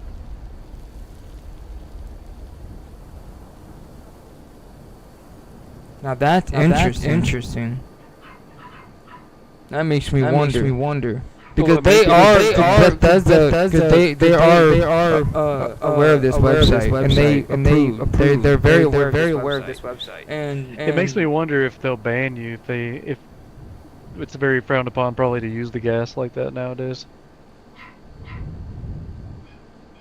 Since they, patched it on the last update. Because it was just this last update where they patched where you can't get that gas at Radiant Hills. Yeah. That would make sense. So everybody started taking it down, probably.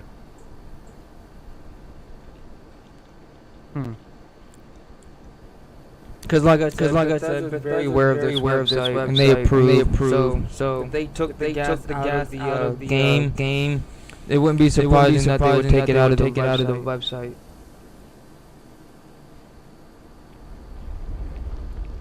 Like they're totally okay with the website. So they even remember that legacy weapon I told you about? Yeah. They even approved it. So the legacy weapon, everybody wanted that Gatling plasma explosive two-shot, right? They wanted it bad. That was everybody's wet dream. They wanted that shit so fucking bad. And a lot of people knew about this website back then. So they that weapon, Gatling plasma, it was never on the website. It was a legacy weapon. They took it out of the game. It was gone. But out of nowhere, like it was legacy weapon for like 2 years, something like that. It was a long time since the gun was out of the game. And out of nowhere, Bethesda approved to sell the gun. Like they were able to sell the Gatling plasma two-shot explosive off of that website. But guess how much it was? $99.99, $100 to get the fucking gun. Yes, and I almost bought it.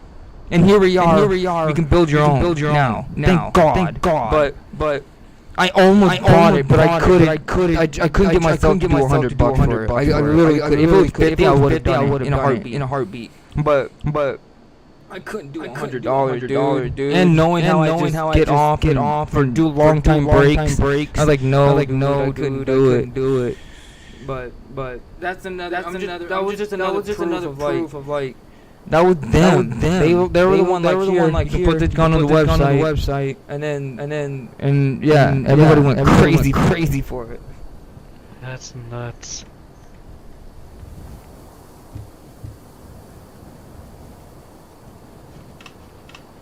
And I think you can see it. If you go down on the home screen of the website, you can go all the way down. I forgot what those called, but you can see like the corporation like approval, or like the stamp, whatever those called.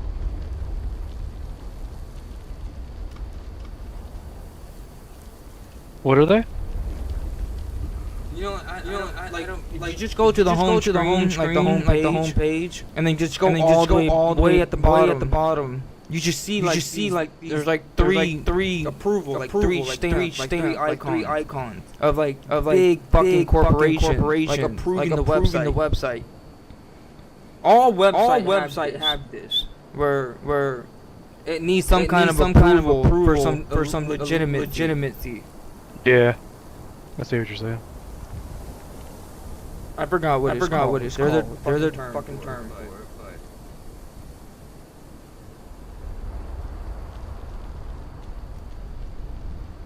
I was just gonna say, you can find out real quick that Bethesda like it's okay with the website. Is my point. Yeah, it looks very legit. Yeah.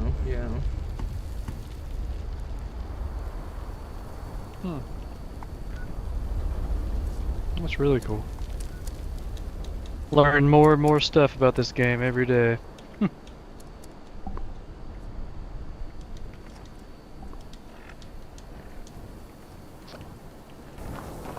not to sound like a. I know how this is gonna come off, but I know. Oh no! I've learned all kinds of stuff from you. I think the best one was the food puff stuff. Knowing that, like, I never thought about it. Just the damn, the symbols. Like, certain symbols only stacks, you know, you can't stack. It's only the last one you ate, you know, and the food ones can stack up. So it just makes complete sense. I made it way more hard in my head. No, I know, but I know you. Yeah, what about that water? That water too. Which one? People will sit there and drink water. Yo, Oh, that I know how to spam it. Yeah, I could. I don't know that. I've never seen that fountain you have. The what? I've never The seen what? that thing. The water fountain you have for the dirty water. Oh yeah, that's just from my item shop. Yeah, I've never seen that one. I usually just go to like a lake or something and then spam the living shit out of X, and I'll get like 40 in like a few seconds. Yeah, like people will literally sit there and just hold the or no, like spam the egg button. They'll sit there and go up there and spam it, and it's like so much slower. You're getting like 1, 2, like it's really slow. But for some reason, if you take a drink and then you spam eggs, it's just as fast as you spam eggs, as fast as you're gathering water, and it's so fucking helpful. Does that work with the sinks and stuff like that, or is it just that? Everything. Anything Really? gathering water. Yeah. I'll try that actually. So if you want to go like at the bloody, a lot of people go to the West Tech building and gather a bunch of goo to keep them radiated. Same thing. You can drink the goo and then spam it, and you get a lot of goo. Yeah, I go to that first little area, not the loose ones, you know, but that little first area when you come in there, and I just spam the living shit out of X and get like 50 goo when I'm playing bloodied, and then I'll just go play. Yeah. It's easier to use the goo than it is to use a gamma gun. Yeah, I don't. The gamma is too risky. Oh really? Yeah, or maybe not. Maybe it's slow. I don't know. It's super slow compared to goo. There it is. Yeah, it's super slow. It always scared me when I was like. When I would think about it, I'm like, I feel like one shot, I'm dead. Yeah, I'm gonna see if I can actually spam this thing. Oh, this sink. Oh my god, it works.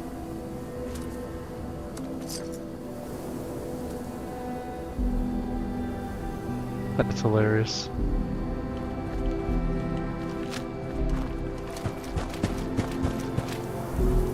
Let's see how many I got.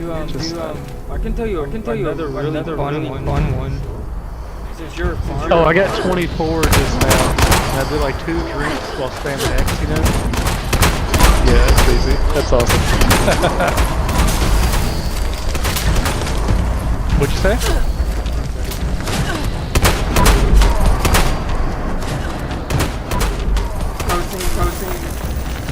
I can tell you another really cool tip. That's probably just as good as the stacking one.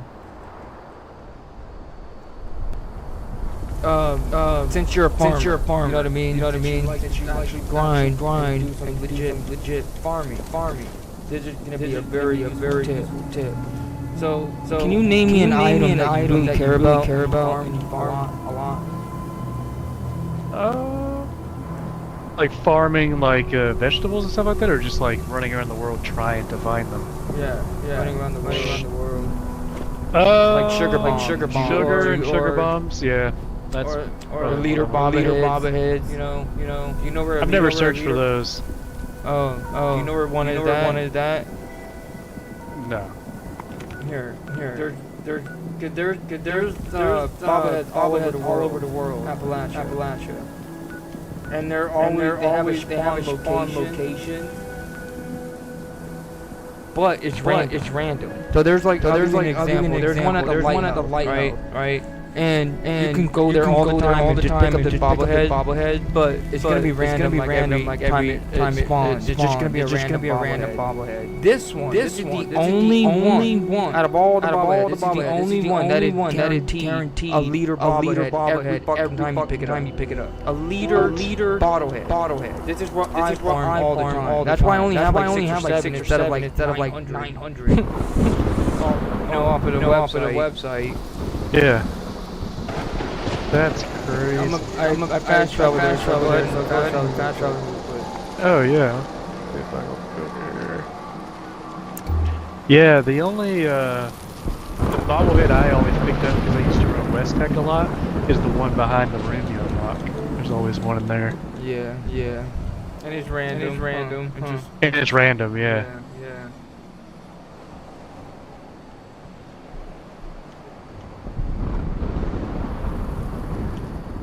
Let me fast travel to you. Alright. So there you go. Probably a new location discovered. Yeah, no, I've been to this location before for sure. First pause. So like, you know, you've been here before? Oh, the trading post. I don't remember why I came here, but I did come here before. Okay. So like you're gonna fast travel here, right? Boom bang, and you're gonna place this way, and then you just turn to the left, and you're gonna see this trailer. See this trailer? Yeah. Go inside, and there'll be a leader bobblehead right here. What? Right here. No shit. Every day. Not every day. Every time. Guaranteed all. Every time it resets. Yeah. Now. That's wild. Now anything else? So the leader bobblehead, right? That's a good one to keep in mind. Maybe you don't care for XP, but all right. Trust me. You're gonna want to stack on those anyway for valuable trade. You want to trade something growing mass that you really want. Whatever you want. Something very rare. You're gonna want those leader bobblehead. Those are your best. And I'm sure you already aware of it. Oh, people have already asked me, because I'd ask for stuff sometimes, and they're like, "Yeah, I'll take 200 liters," and I'm like, "What? 200 liters? I don't have that." Like. Yeah, so there you go. Like you see, leaders. Even if you don't use it, you want to just stack up on it. You're gonna get a lot of shit. You can do a lot of trade. So there's that. The leader, the sugar. Where do you go for sugar bombs? Sugar bombs? I used to make a run, but one place I always went. I went to Flatwoods, and I'd go to the church up top. Okay, that's good. Enough said. And there's usually 3 up there. Yeah, enough said. Because there's a lot of location, and you don't need to go all of them. Doing too much. You don't need to do that. So we go to Flatwoods real quick. Come with me. Because I want you to see this. My base is right by Flatwoods. Yeah, because my new camp. I just want you to see proof. The only reason why I want you to follow. Because when I tell you the end of it, you're not gonna believe it. You're like, what? That's how. Okay. So, and you said your base is right here. Oh, you have it. It's kind of close to us. Yeah, it's kind of close. Oh wait. It's over there. I see. Across the lake. All right, let's go to the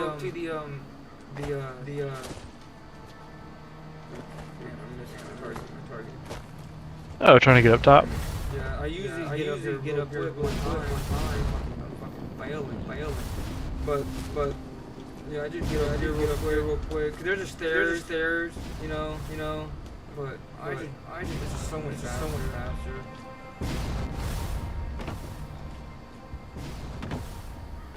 See, and there's some sugar plastic. Or what do you see? Yeah. Yeah, there's usually a few here, but I don't see any. Yeah, I didn't see any either. So there's that. So that's good though. Technically, we're acting like we grabbed it, right? Or did you already grab some?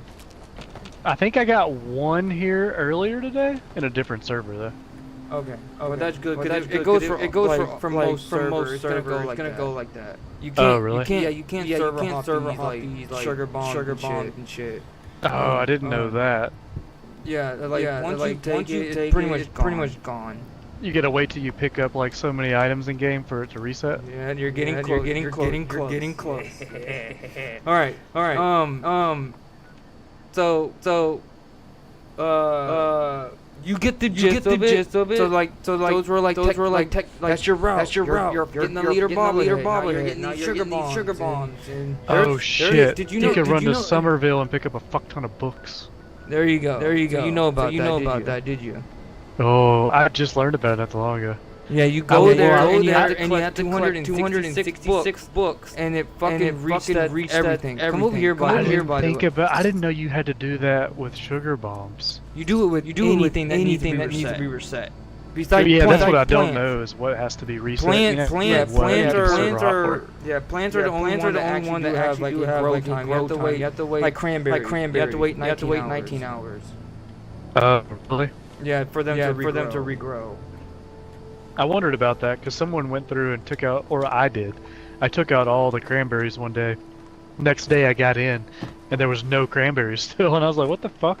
Like no matter what server I went to, they were just gone. That's because you had to wait. It doesn't. Once you pick it, you gotta wait 19 hours.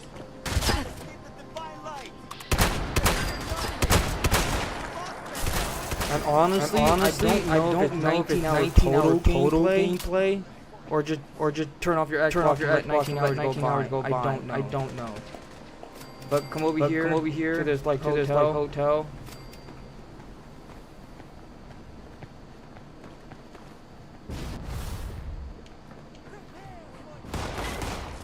In here there's about 5 and 7. In here there's about 5 to 7 jars of sugar. What? Inside here? Yeah, there's all over the building. Just in this tiny room, all over the floor, under the bed, on the shelf. Oh, there's one under the bed. Yeah, there's about 5 to 7 jars of sugar in this tiny room. What? And so you're talking about just this room? Just that room. Oh shit! Here's one by the lamp. Maybe some other people have already came by, but yeah, there's 2 in here still. And those are easy to miss. There's so many of them. 5 to 7 of them.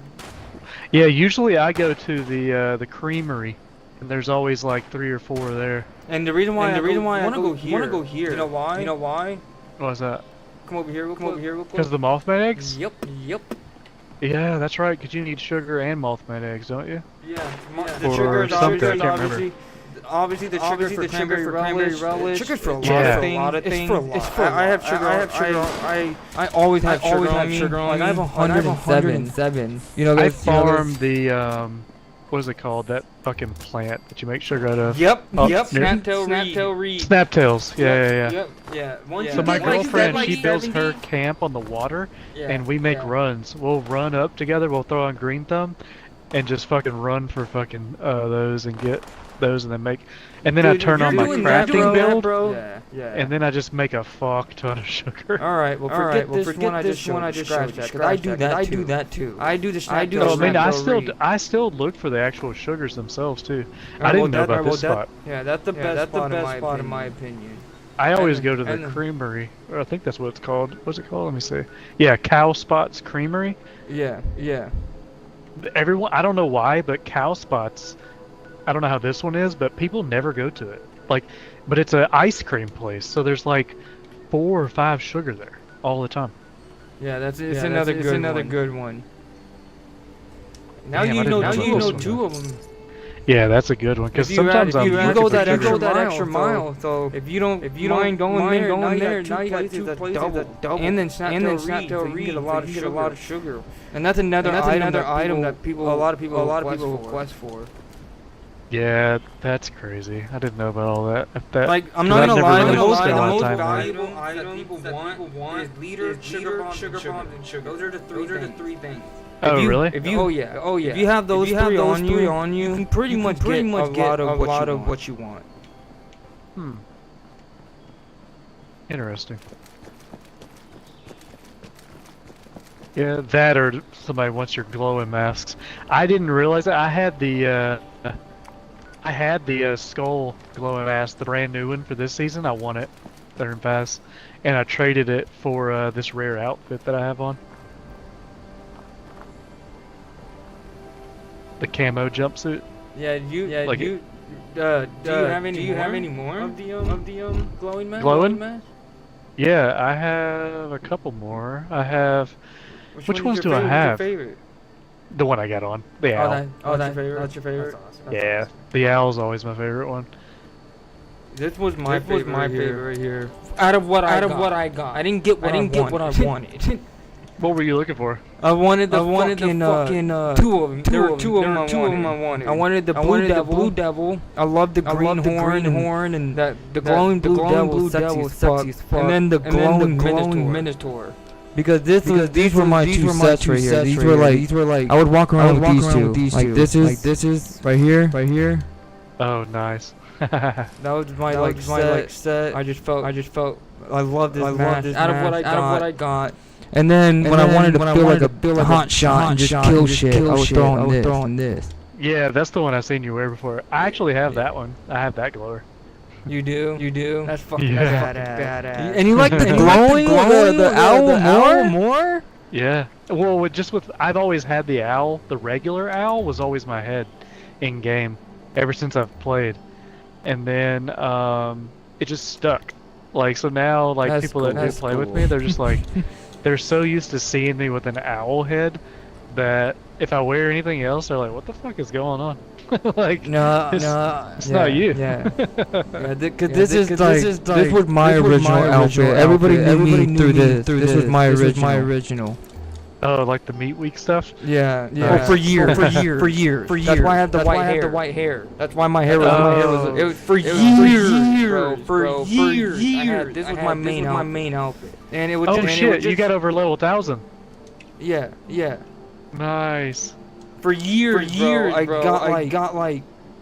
This was my main outfit. I loved this shit. My whole idea of this was to look like an angry drug addict and just look crazy and just it was just sick as fuck with the creepy ass like backpack. You know, like I skinned it, made my own little backpack. Yeah, now you run a ghoul too, so it's even creepier. Yeah. And I was a human. I haven't tried that yet. Yeah, because ghoul's new, right? Yeah, it's new. And I learned it the hard way. I didn't know this. I didn't know this. But you have to be careful. You can't go back and forth. You can't be human goal. You can't. Once you can only be human once. After that, but you can have a ghoul account like as an alt character though. Nope. Oh wait. Oh. Hey, you just gave me an idea. Oh, I'm just wondering. I didn't know. No, that's a good idea. No, I didn't hear your question all the way, and I just caught it. But I was just saying, like, you can't, like me, I'm a goal right now. I can't go back and forth. It's gonna cost Adam. But same account. Like, if I have a second character as well. It's like level. It's barely under 100. Barely. It's like 80s or 90s somewhere around there. And that was a good point. Like I can be human on that account, and I can be a goal on this one. You could do that. I didn't think. Yeah. Oh, I thought that's what you were saying. You literally gave me that idea. You gave me that. If you could, I was just wondering because I thought about becoming a ghoul, but then I was like, maybe I should look into if you can do it on a different character. Because I don't have an alt character yet at all. This is my only one. No, it definitely does work. Because I know if I go to switch my alt character, the only reason why I have a second character is because I'm trying to get all the achievement. And I heard it's good to have a mule too, at a certain point, right? Like carry a lot of shit if you have a bunch of. Some people do that. Yeah. But the only thing that sucks about that, you need an actual buddy. So like for me, right? I need to hold on to all the shit, you know, and then you switch your character and I drop it for you. If you don't have that buddy that can kind of like hold it for you and while you switch characters, it's really tough. You know what I mean? But once you get it switched over, you definitely have a mule. Like you definitely do. But I know that works. I know just the end what I was thinking. I know it would work. You can have a human and then the other character make it a goal. I know it would work.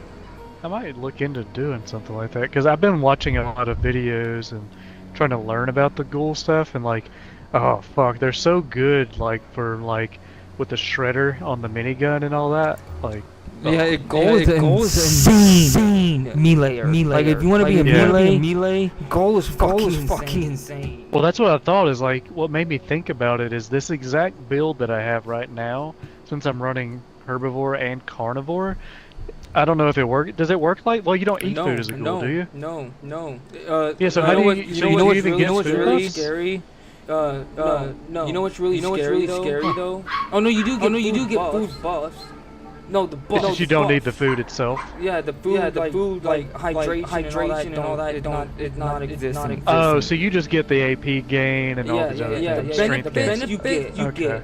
No. You get, but you don't get any like the hydration. None of that. The food is completely just dead.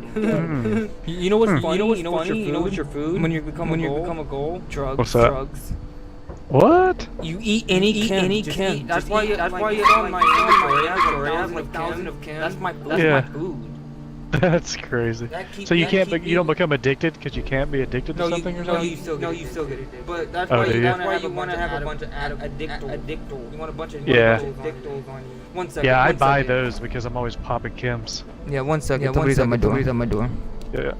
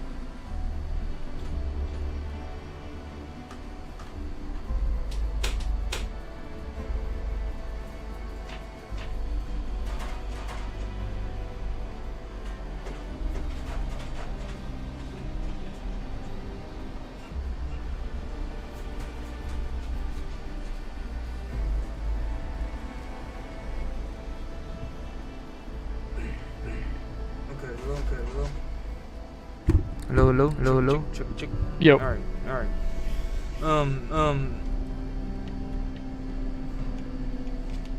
So we're already at Somerville. I was just gonna let you come over here. Hold on, I'm a little lost. Let me just. I'm disoriented. Give me a second. Okay. Now back on track. Jesus Christ. All right, come over here. Yeah. I'm sure you know what to do, but it's just proof. You kind of like feel that fashion. You see all these books. Go ahead and snatch them all. Grab everything. Just grab not just grab everything. It's just items, right? Yep. All this.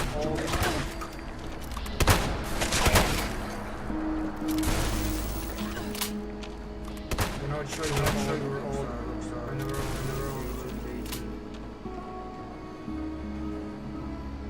Right here. There's some up, I think there's some up here too, right?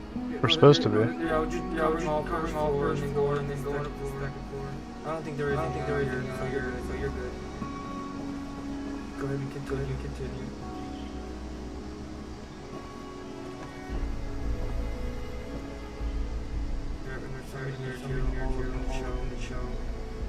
Nice. Are there other places that have burnt books, or is it just really this place? Is it? Just this. There's no other place. There's places that don't have like 70 or whatever. This is the only place that have because it's 266. You want to pick up? Yeah, the other place. 266, you said? Yeah. This is a place. Definitely confirm that. You go over. So it's just easy on the brain. You don't need to focus too much on anything. Just as long as there's everywhere, you know you're getting it done. And you can just go look. You usually should have like 140 burnt books and like almost 160 burnt textbooks. And then just doing the math right there, you're already like 310, something like that. Yeah, I think somebody's been here picking up some of them. I don't think I have as many as I think I should. The other place I've been before is the, what is it that like... can't remember what it's called. The Winding Path. Right here. Grab everything. Oh wait, there's nothing. Right here. Oh shit. There's usually like 15 all the pool balls. Oh, down here? Yeah, oh, nice. yeah. I didn't know about that. And then same here. A bunch of items in here. Everything counts. Fucking. It's nice to just do it one time instead of server hopping 3 times just to get 200 books. It's nice to come here and boom, all in one fucking run. Now that you got it. That's your routine to reset anything. Grab all the items that you want. Come here last to reset it, and then continue on your day. I wouldn't recommend like the leader bobblehead, right? Farming it, pick one up, come here, picking up all the going back, getting bobblehead, come here. That's doing too much. Just pick one leader, bobblehead. Do your run, and then come here at your last bit. Get the 266 books, and then continue your day. Go do some raids, whatever. And then tomorrow when you get on, the leaderhead just wait. So just rinse and repeat. You know what I mean? And if you want to do it more than one, by all means. But I'm saving you some fucking energy, whatever you want to call it. After a while, repetitive. It gets very repetitive, and you don't need to overdo it. Just one little farm run, and then move on. And if you do, I've experienced it myself. After 3 or 4 times, it starts to get real glitchy. Yeah, that may have been what happened to me before, because the I couldn't sometimes get things to reset. I've actually never been able to reset items before. I think I wasn't getting enough though. I didn't know it was 260. Yeah. Now come up here. Just go ahead and put all your shit away. Yeah, with the junk. Yeah. So now it's confirmed. Now you scroll, confirm, done, bang. Now go ahead. Switch. Just go to new lobby. I'm gonna join you. All right. So I want you to see this real quick.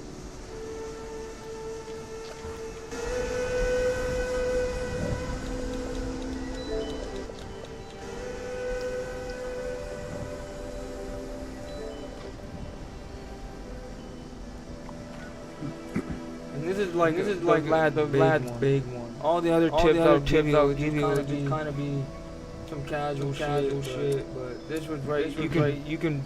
This reset thing I'm showing you right here, like you can really take advantage of this. Got the patience, bro. Alright, I'm loaded in now. Now remember, you don't have to wait for me. Do you remember that leader trading code? Go ahead and fast Yeah. over there. So kind of like memory now. Test your memory.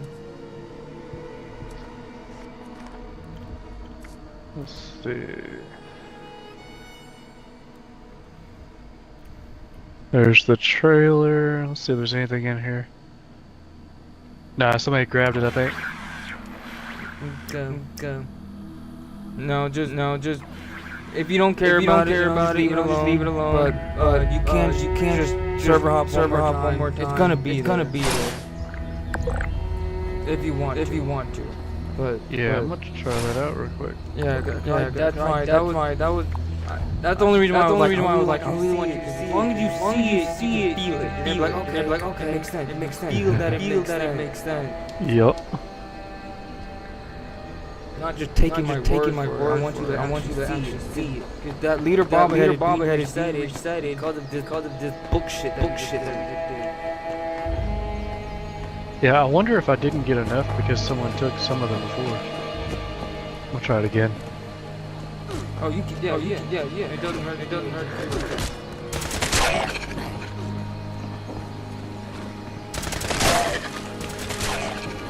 Oh yeah, all the books are here this time. Over here. Come down here when you're done. Okay. Yeah, there's all those.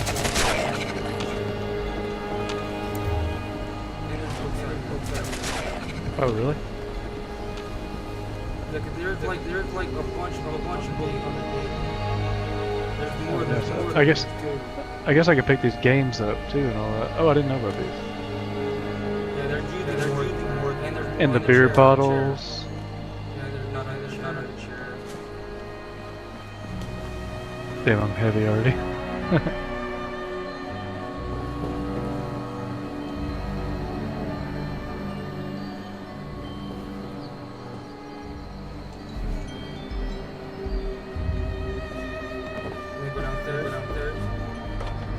Yeah, I'm gonna rip through the. Oh, somebody's taking these, I think.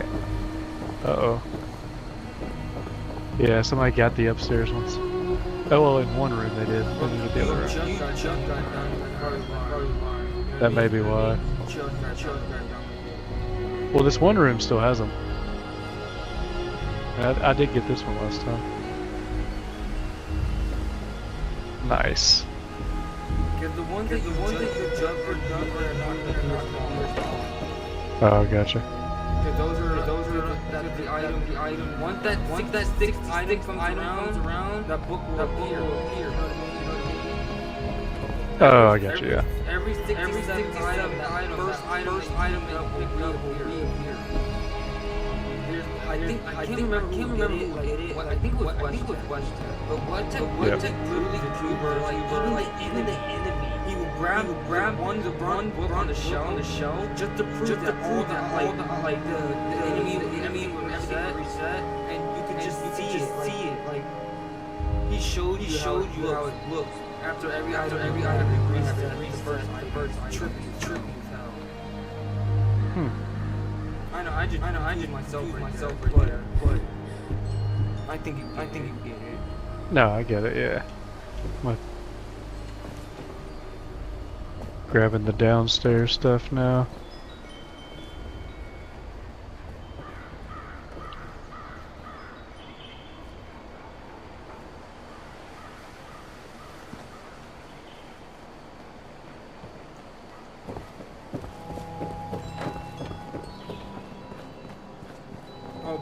By the way, you know, just for future reference, here too when you're done.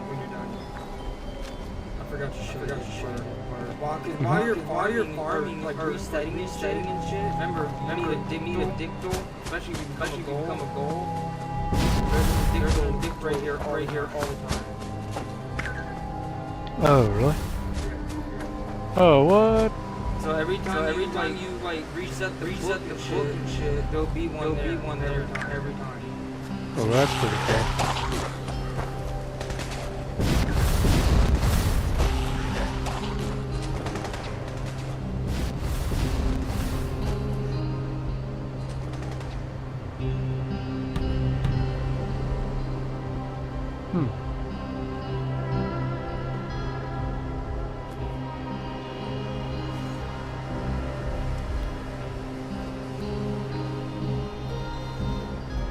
Just to make sure that I had enough, might run over to...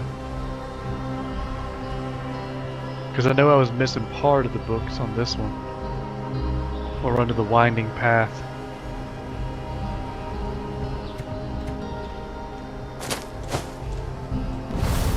It's like teacups and shit everywhere. I think that's part of my daily too.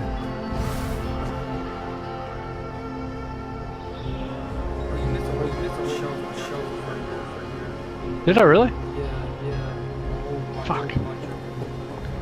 I must have been looking in the wrong spot or something.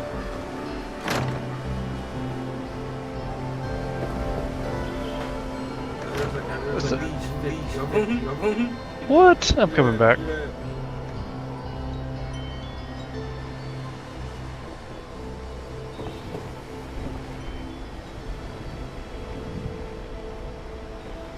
Where are these at? I promise you, I'm not even busting your ball right here.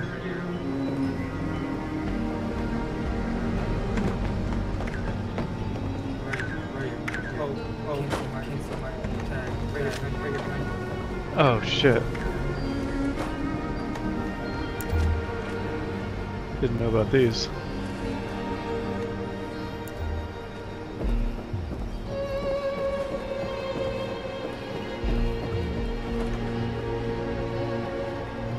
That helps. I always run right past that.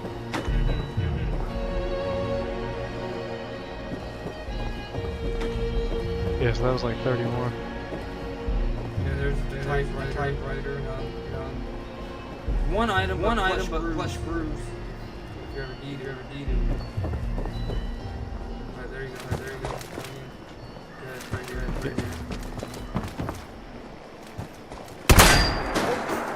I didn't. Take that lamp. Oh shit. Then I fast travel over here to this, what you call it, winding path. Because they got like a bunch of cups inside. I wonder if plants, I think they do count as items, don't they? Or they don't? Remember I said they 19 hours. Yeah, they might have a timer. Yeah, plants they're all different too. Well, I'm saying, can you use plants as a thing to reset other items, though? No. Gotcha. Yeah. It's just junk. So if they junk item, you're adding towards the resetting. And it's but everything else no. Yeah, it's food and drink. Not gonna help.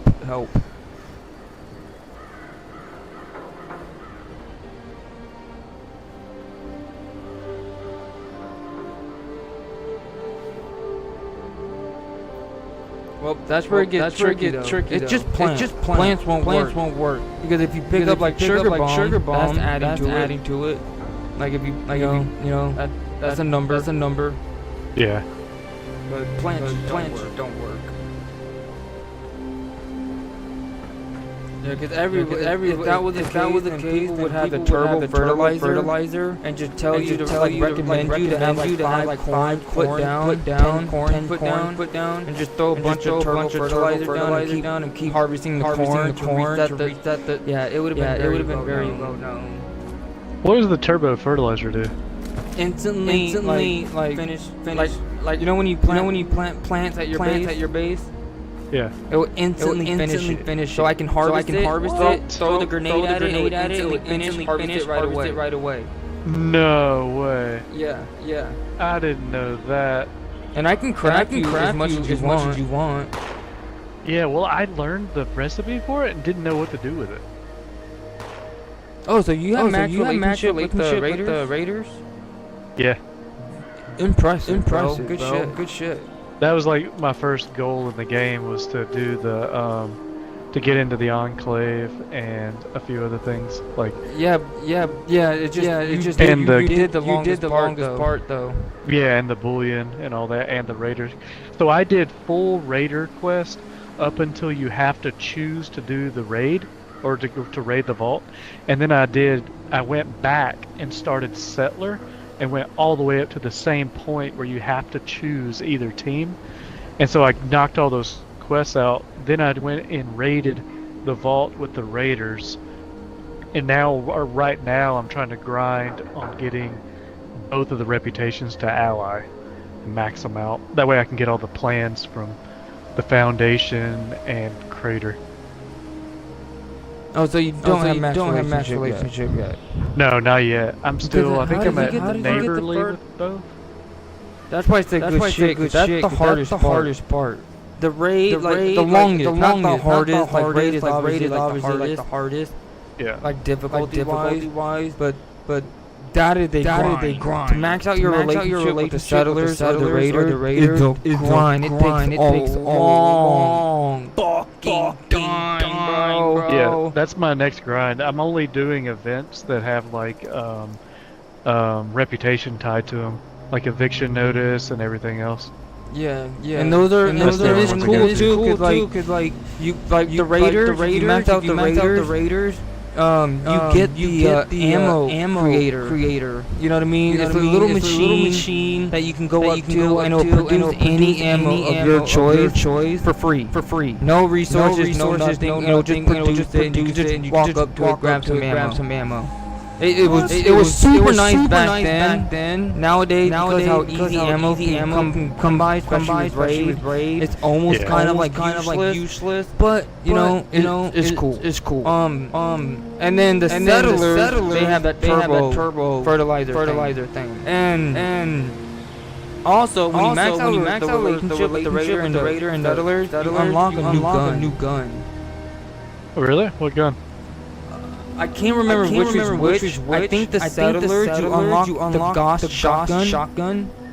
It's a dope ass like energy shotgun. It's sexy as fuck. I can show you it if you want to. I'm sure you've seen it. And then the Gauss minigun, and that's another one. I'm definitely certain. Oh, I do have that. I have Gauss minigun. You must have bought that from Rivera, didn't you? Yeah. That's why. That's the only way. You cannot get it without. You need to max out your relationship with. Yeah, that's what I heard. And when I seen her list, I was looking up each item, and basically that's what I kind of gathered is, oh shit, you better get this now. And I grind for gold a lot, so that's kind of, I do that every day. I try to max out the 400 gold. That's one of the reasons I do the raids, is so I can keep getting treasury notes, you know. And then get a lot of gold for when Minerva has something pretty decent. Yeah, that's crazy. That's crazy. Yeah, I haven't used my Gauss minigun though. I've never used it. Yeah, that's a good gun. It's a good gun. It's done too crazy. I've seen people melting the EN06 with it. Yeah, but I started using something different. That's why I said it's good. Because there's a lot of things can melt the thing. Because right now with dominating the pepper shaker and the Gatling blast, hands down, they dominate everything. And if you have the right build. No, I'm not bringing up the Enclave. That gun's been OP since day one. That thing's stupid. Yeah, they're not bringing that gun up. But. And then unless you got the Elder's Mark too, that's another fucking stupid. That's stupid OP assault rifle. That gun is ridiculous. That one. That's my favorite commando. Same here. Well, actually, I like the handmade. I'm not gonna lie. Even though it's weaker, I get it, but it's just I like how stable the Elder's Mark is. I think it's like it's just laser beam. It does. And when you're bro, have you used it in the Vulcan power armor? Yeah, it doesn't do. You got infinite VATS. No, not that part. Like Vulcan. I should have been more specific. The Vulcan armor has a very specific mod that no power armor has. The Vulcan power armor is the only power armor that has the gimbal mod. It's a mod that you put on your arm where it reduces your hip fire accuracy by 15%. So if you put both of them on there, that's 30% hip fire reduced. And actually, I think it's higher than that. I think it's higher than that because you literally like you know the pepper shaker shotgun. Yeah. It literally looks like a sniper now. Like it just that's why. Have you ever noticed my pepper shaker always shoot like a straight line? Well, see, I'm always on VATS. Like I VATS a lot. Like I don't really ADS too much, which I maybe should start trying it like that. But I'm always like going after VATS accuracy, so I think that's how I get my guns like that. Is just through VATS though. But I've never tried it like that because some of the perk cards, you know, it does help because the VATS technically is hip firing. By the way. So as long as you're So as long as you have that like gimbal mod on your shit, it pays off with it. Makes your gun even more accurate. I'll try that out. Yeah, because my Elder's Mark, I have quad, rapid, VATS optimized, and conductors on it with a prime receiver. Yeah. I seen someone running Elder's Mark on the whole raid. They took the bot, they took out Snake, everything with Elder's Mark. It was dumb. It was crazy. Yeah, it's a stupid gun. That gun is OP.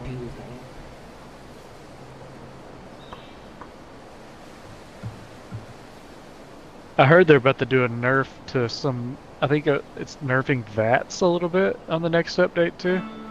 I think it's gonna be a lot harder apparently to have like essentially infinite VATS, you know, while you're shooting sometimes.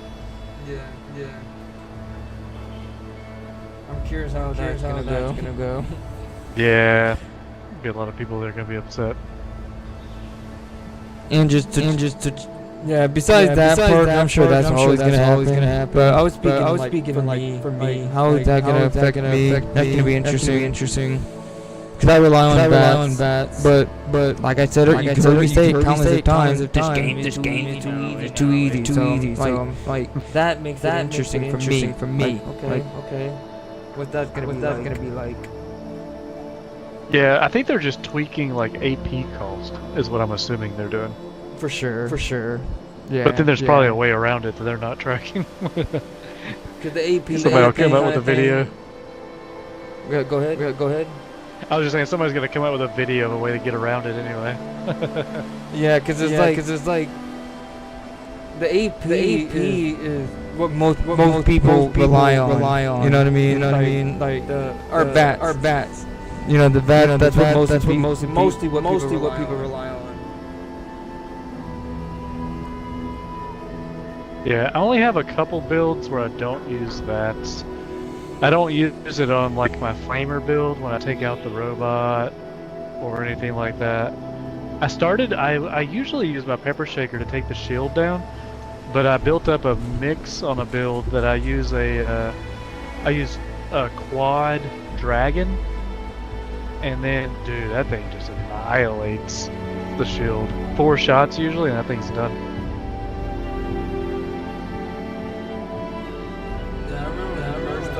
Doing raid, like first time doing it. Didn't know what I was getting myself into. That was the first thing I saw. When I went in there with a team and some dude on a fucking yeah, it's crazy how fast it takes those black powder ones. They take the shield down quick because they do so much damn damage. Yeah, it is.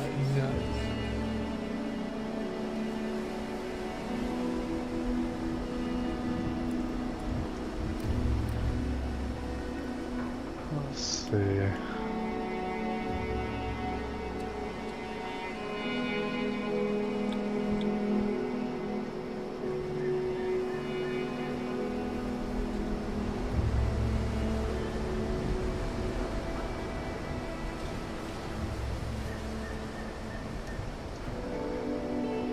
I think I've picked up enough items by now. Hopefully. I'm sure you long time ago. But I didn't want to like be all bossy. You do your thing.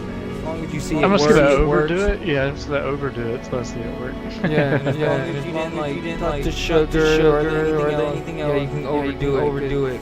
Because that's the whole thing. You're resetting. Once you pass that 266, you reset that bobble. So it's okay to overdo it. Yeah, I like going to the. And you want to keep it routine. Like I know this sounds hard.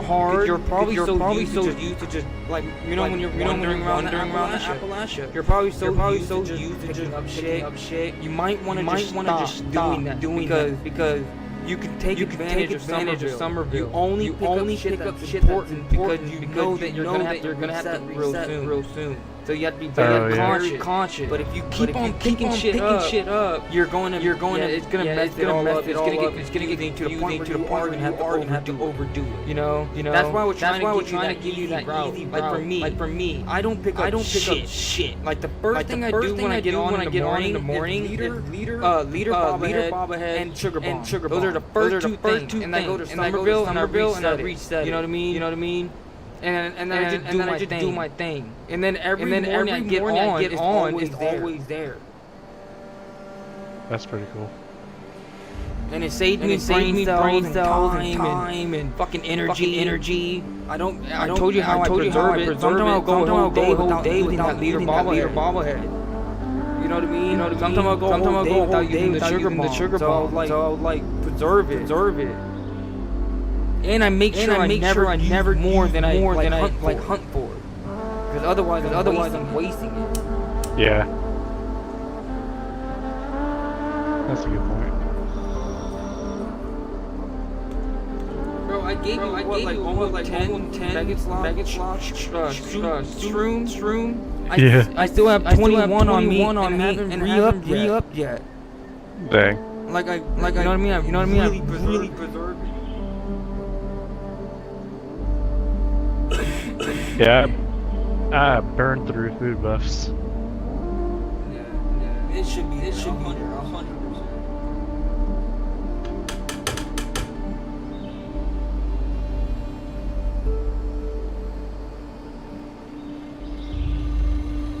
Alright, let's see. And you want to try to keep it as little as possible. So, like I'll just use the leader bobblehead as an example. Like just try to leader bobblehead or sugar bomb, and then the book, you know. So.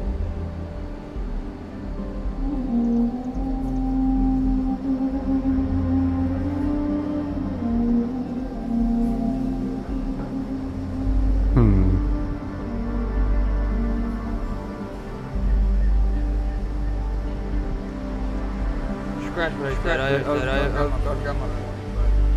No, you good. I wasn't repeating. I was gonna say I forgot.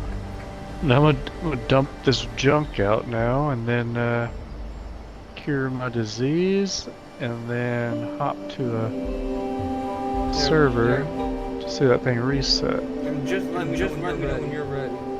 Alright, I'm gonna run by my camp real quick. I keep getting diseases all the freaking time, especially running the raid like on the stage 4. I always come out of there with a damn disease.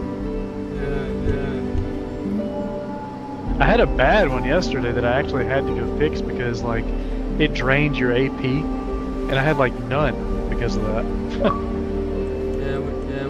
When you become a goal, the beautiful thing about gold,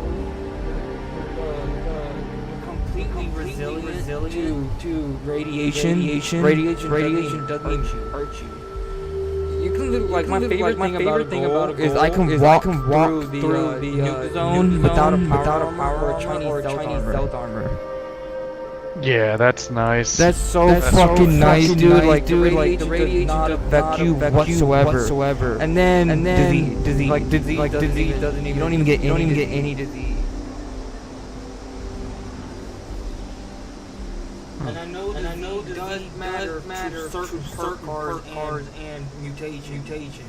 Other than that, I can understand disease is completely unaffected. But there are certain perks in mutation where disease does actually hurt you. Yeah, I think now I'm good. I'm gonna hop to a different one.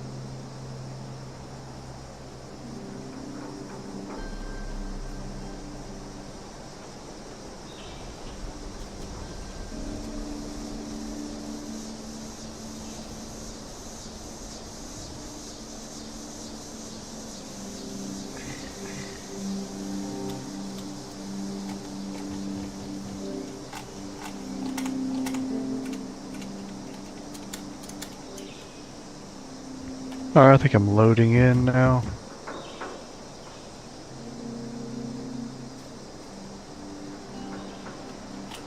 When you fight the snake, do you try to cripple it first, or you just go for the eyes? Cripple? Always. I need to start doing that. Do you do it by shooting like plate A? You crip any of them.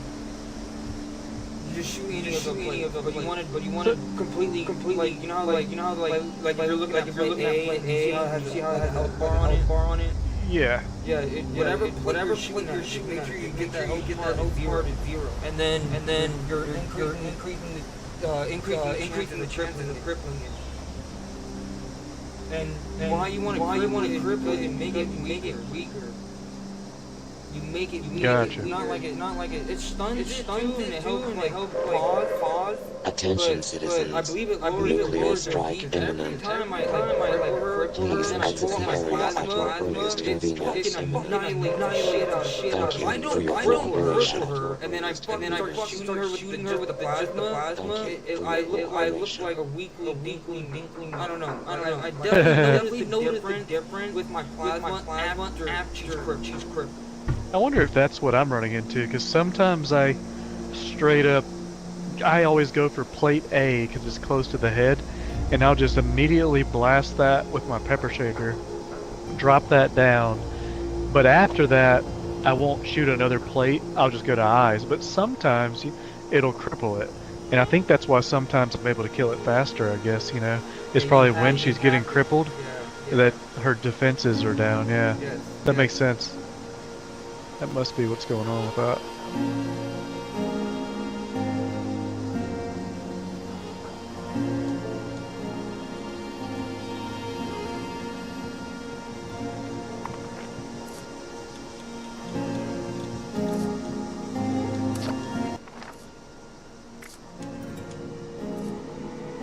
Get my stuff up.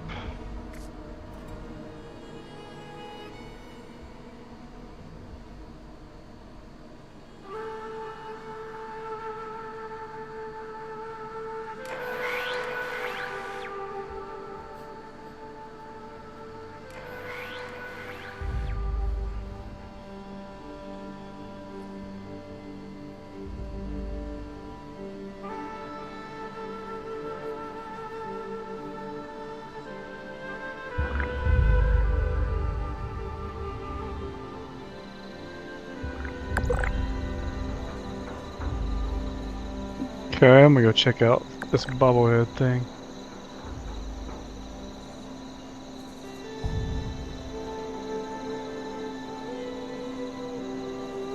And trust me, it becomes easier than this. It's just new to you, so it feels like you just wasted an hour. But once you understood the routine, like I said, I do it first thing in the morning. It only takes me like 15 minutes. So like once you get used to it, I'm sure you're very aware of that for being a long-term gamer. Once you're used to it, it becomes way quicker. Definitely. Damn, this one's not here. That just simply means somebody grabbed it. That's all it is. Yep. You already hold it. Yeah, it's just luck if someone grabbed it or not already. Yeah, do you have follow first? Yeah, I do. Give your private lobby a check first. I've never even been to a private lobby. It's the same thing. It just check your private lobby. Okay, so what's the advantage to going into my private lobby? It's literally, I'm not even kidding. It's the same fucking thing. Same world thing. Like you pick up that bobblehead, right? You know, it's gonna play a part when you go back to the public world. Really? Yeah. So when you pick up that bobblehead, you go back to public. It's not gonna be there. It's the same thing. The only thing different is way smoother server. It's lag free basically. So do you sometimes play in your private world? If I have a couple of people I really like, I don't play with them much anymore. They just got older and they're because I met them when they were like kids, you know what I mean? And now that they're like 19, their job and shit, life has changed. It is all. But I had like a full team of people that just trust, you know? Yes, I did. you can invite people to your private world or something like that. Not even that. If you're friends with them, they can join anytime they want. Oh, really? Yeah. Didn't know that. Yeah. They don't even have to be Fallout first. Just being friends with you. Just being friends with you, they can join your private world. You're right. Yeah, it's here. There it is. And then look, give it a little more. Just give it more. Give yourself a little. Go to that and check the three sugar bombs. Oh, and dude. then you're gonna so things in your private world carry over to the public? Yeah. Oh shit! This is a game changer. The only difference is lag free. That's it. Dude, so, like, but the thing is like, like I'm not go do raid people. It's so much. So like for example, I know you experience now that you're freezing and the shit. Now that you're defending like drill. Remember stage 2 where you're defending the drill? Have you noticed shooting at there's always like a half second, maybe a full second, then they're dead. Like drain their health. Either and then it takes like a half second, and then they die. And then they pop. Yep. Yeah, exactly. You go to the private world, it's lag free. You're dead. Like on the spot. What? There's no lag whatsoever. God, I did not know that. It's, oh my god, and it carries over. That's insane. Well, that's a lot of help there. Yeah, I did not know that.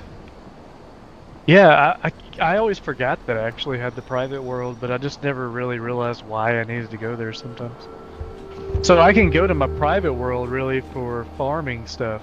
Yep. Is that what people do? Yeah. Oh shit, I've been missing out. Yeah. Holy shit, it is a lot smoother though. Yeah, it's very smooth, completely lag free. Oh my god, yeah. Like even turning and everything, it feels different. Yep. That's nice.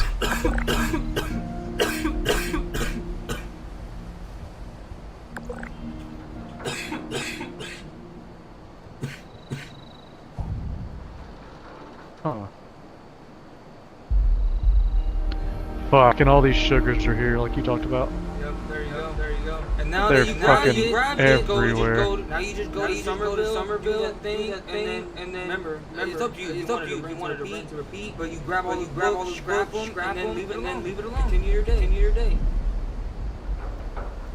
Yeah, 1, 2, 3, 4, 5, 6 sugars.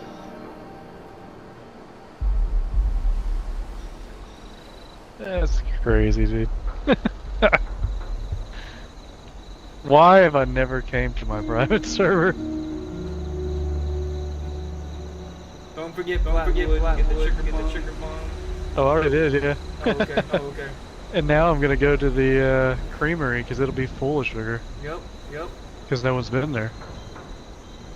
So once you go into your private world, does that mean like it's for sure that everything's probably going to be there as long as you haven't been there that day? As long as you reset everything like that, yeah. So basically, here's a question.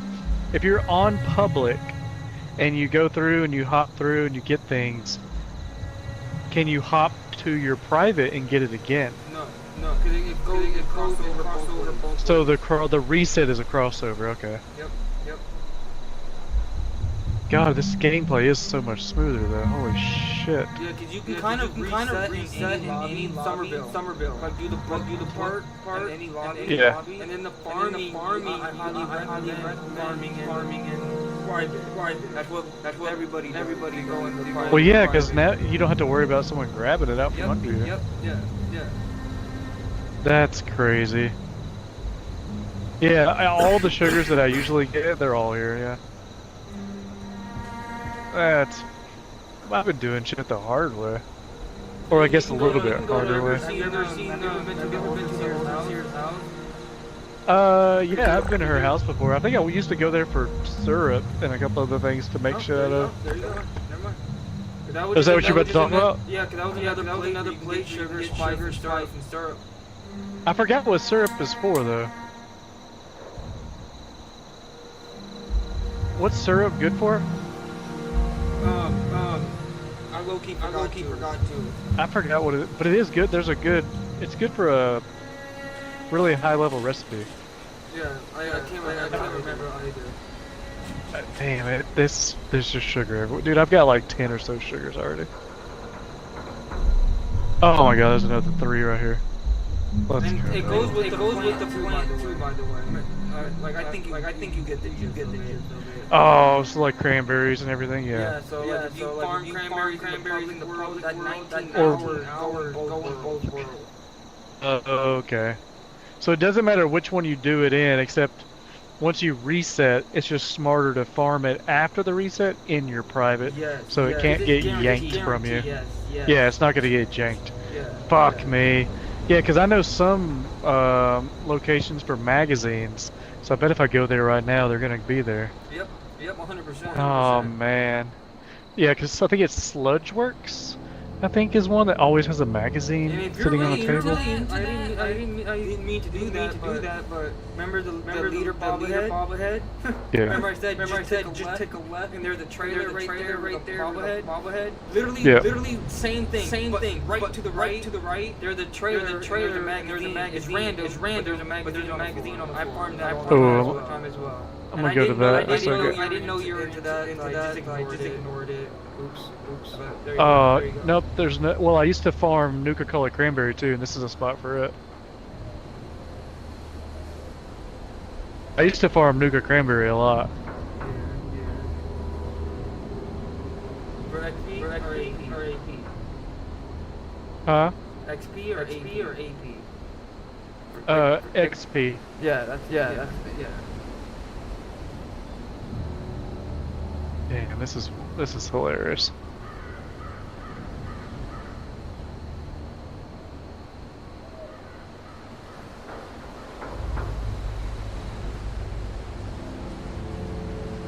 This is awesome.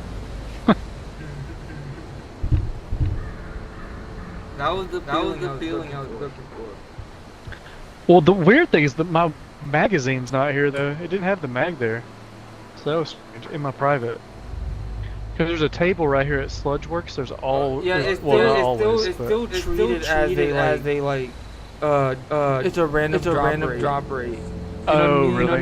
Okay. So sometimes mags aren't there anyway. Period. Anything. Sometimes Even the sugar bar. Sometimes you go up there and there'll be 2 instead of 3. Oh, so that's how this one was. There was 1 versus 3.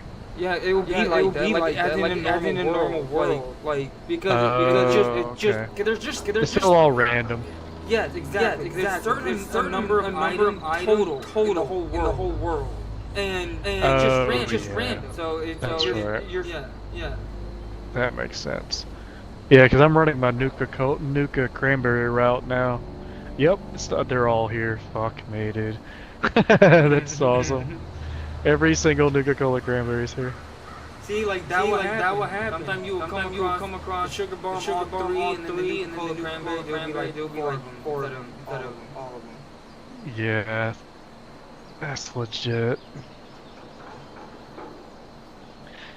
Yeah, that's what I used to use a lot of, is the Nuka-Cola cranberry, and I'd have like the cola nut and all those other things on, you know, and just it was an easy thing for me to get for XP.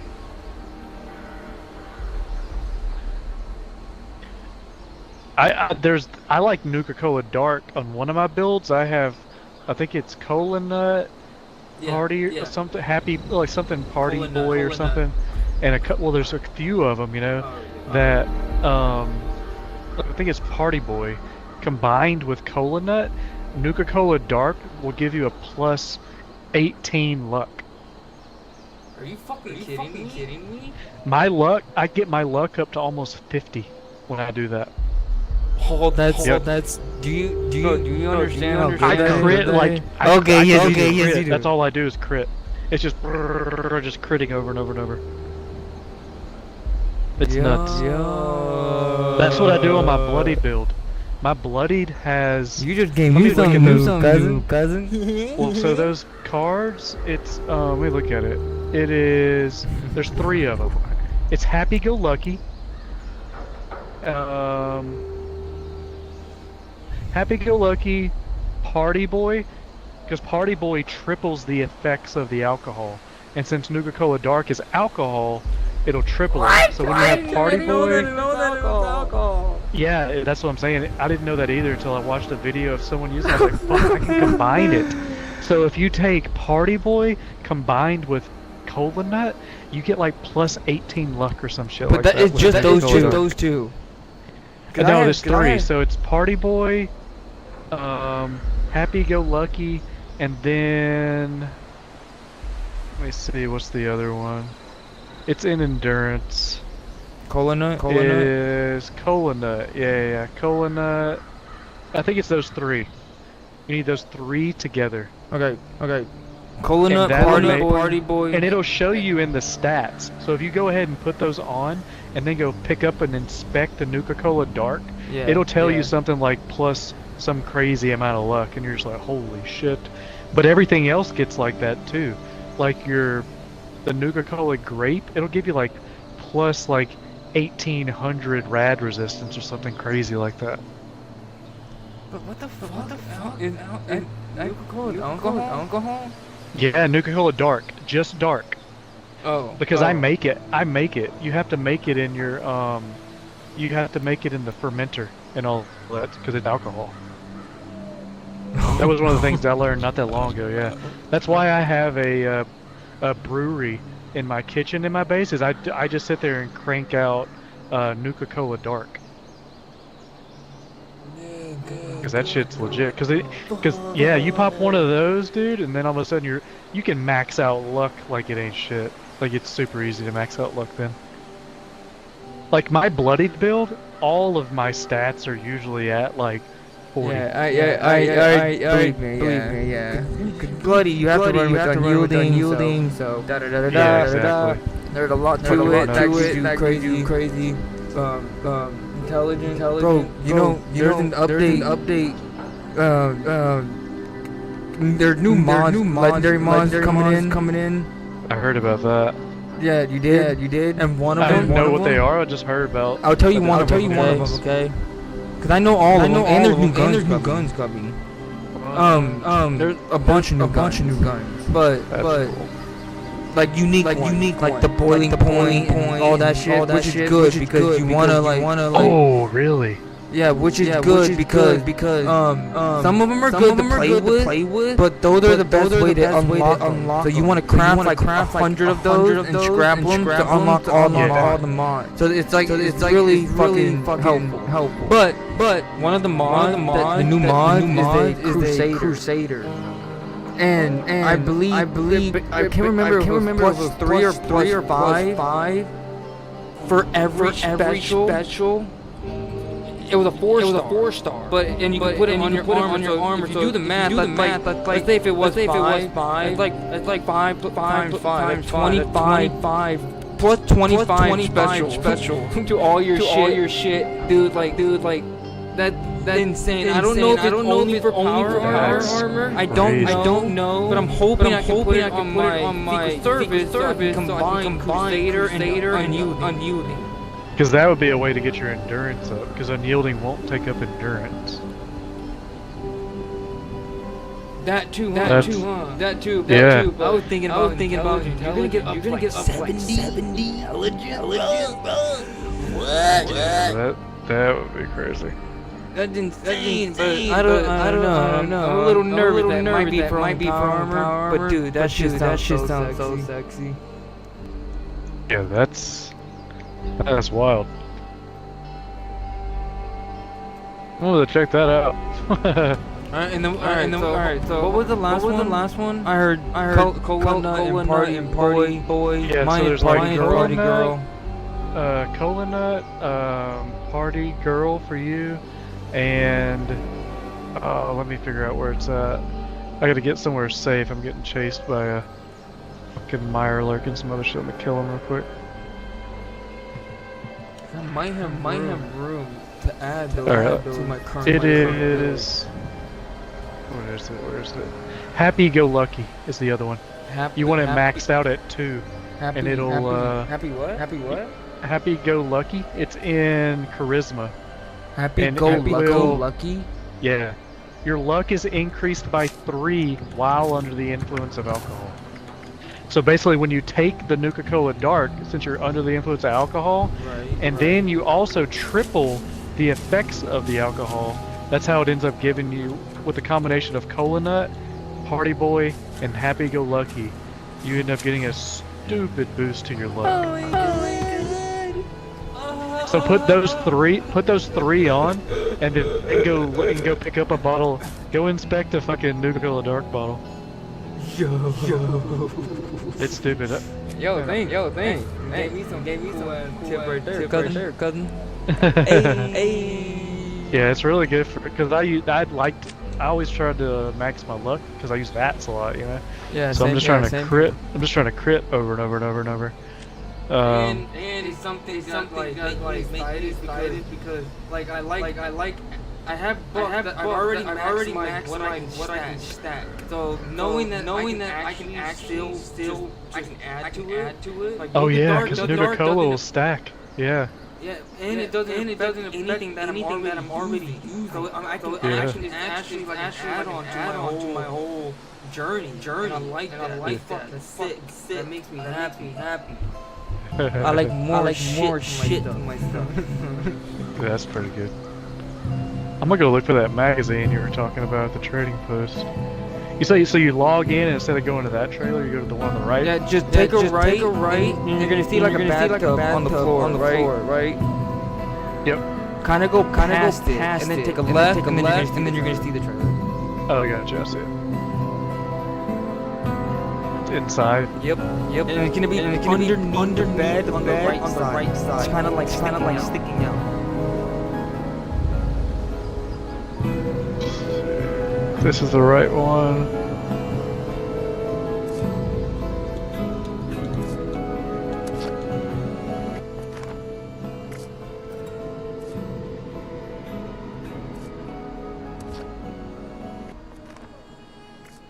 I guess this one wasn't here, probably. I'm coming to you right now. Or I wonder if it's this one. Just to be sure.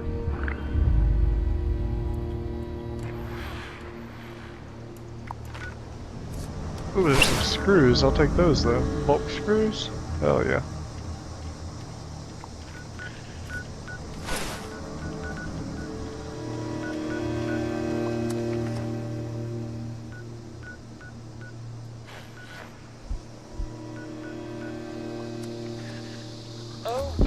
Yeah, this is the one I went to right here. It's in the bed with the little dude laying on it. Yep, that was it.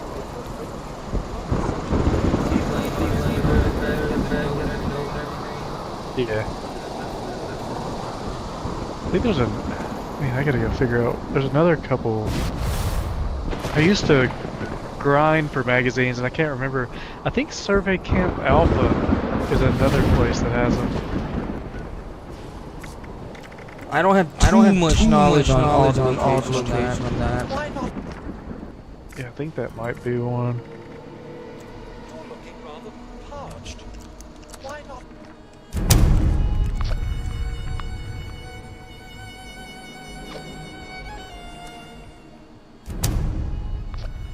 Maybe, or I'm wrong.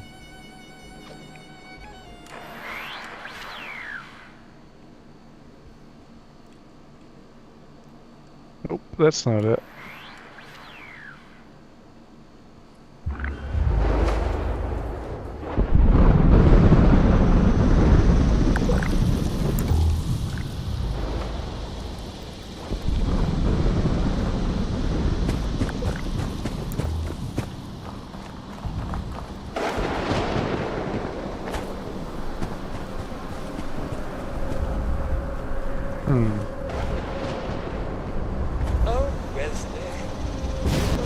Man, this is wild. It's like it unlocked like a whole new type of gameplay for me.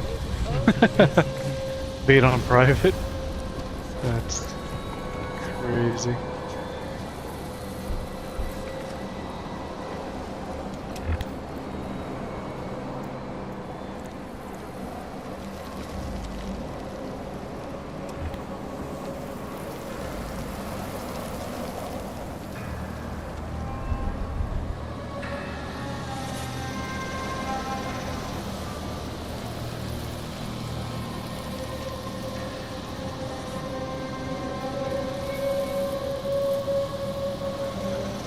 Dang, that means I can go to West Tech real quick and probably get the bobblehead there too. And you could what? And you could what? It's kind of a grind to get that little bobblehead. There's one inside West Tech I know of all the time. Yeah.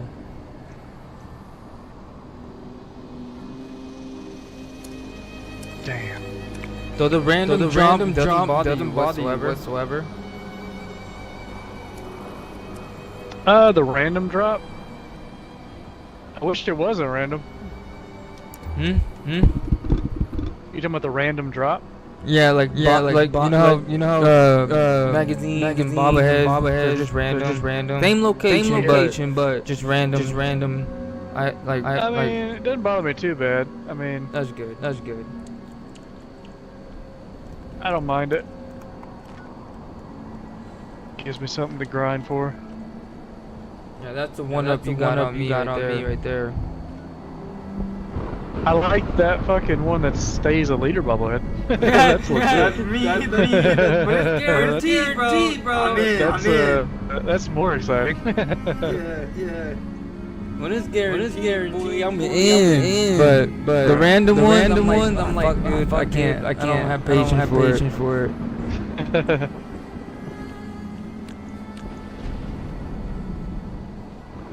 That's funny. I actually have more patience to base hop. If I want to do that, I would like the randomized part. Like if I'm gonna test my luck on random, I'm just gonna server hop and just run into base and see how many miscellaneous they got. I'll test that. I'm always at 40,000, so fuck it, bro. I'm testing that.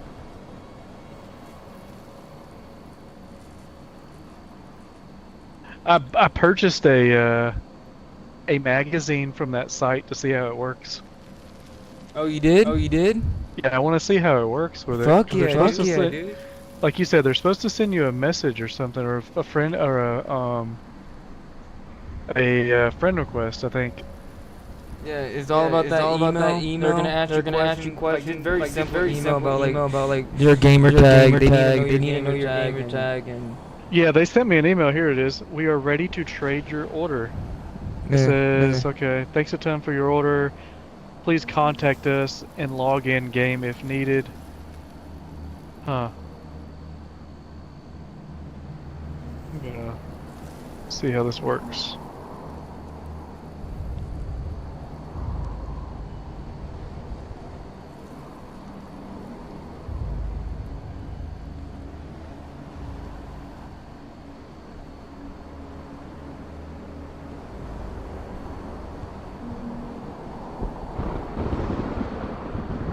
This is really cool.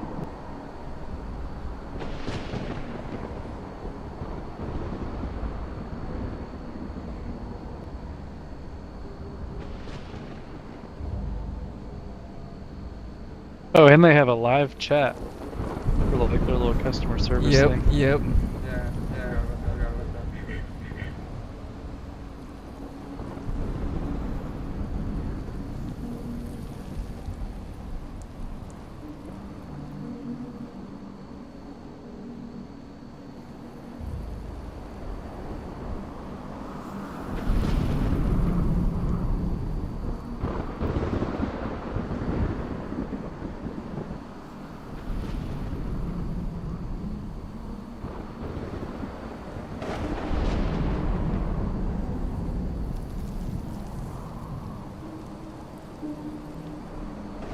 Hell yeah.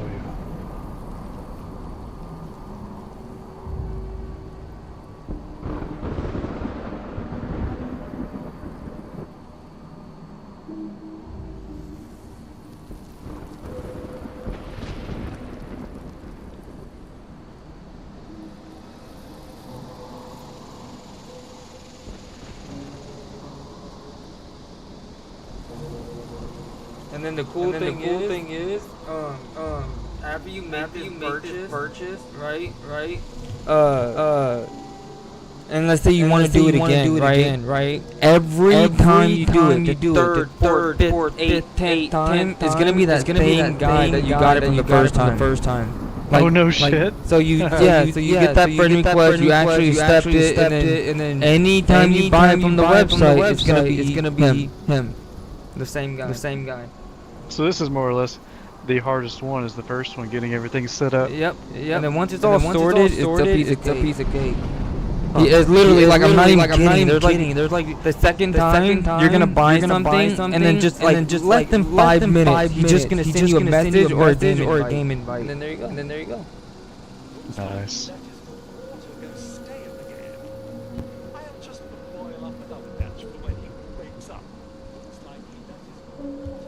Yeah, because I think I read the steps. They said they would send an email and with a confirmation, and then eventually I'll get that friend request from them.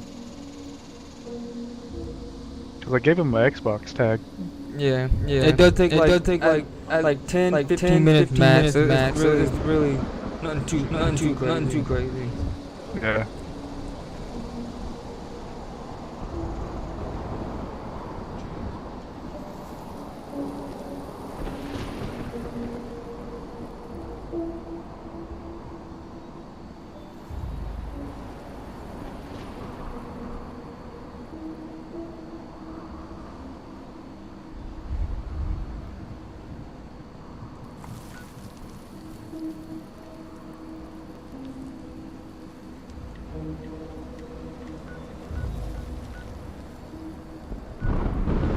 Trying to figure out where. Let's see there.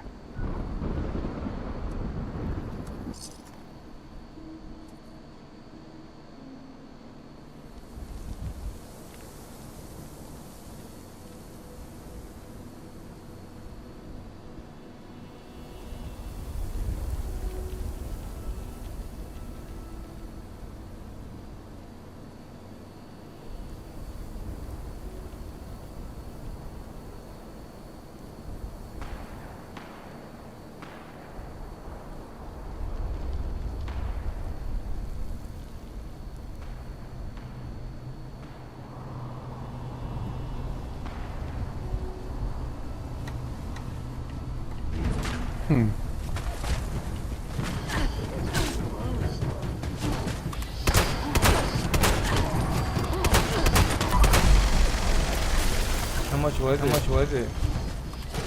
Oh, this thing was only 13 cents. 13 cents. Yeah.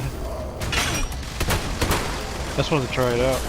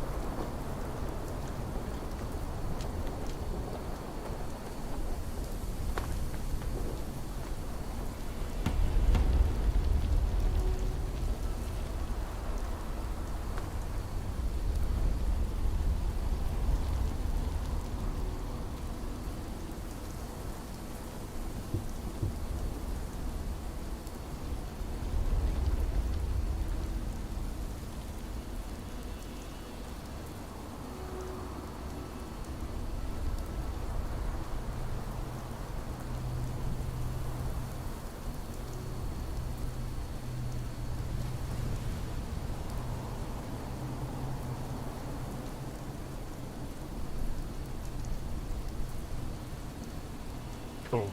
Yeah, haven't heard anything back from him yet, but I'll give him some time.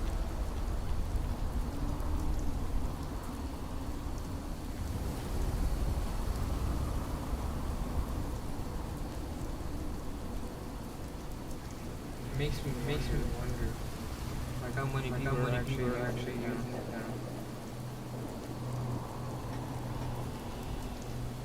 Cause I do notice a lot of people have that thousands of miscellaneous. I mean, thanks to you, dude. I didn't even really think about it this way. But thank you. Like that's your money. And you're hooking us up, make your vendor sexy, and you're allowing us to buy these magazines that you spent your money on. She. I didn't even think about it that way. That's kind of cool. Oh yeah.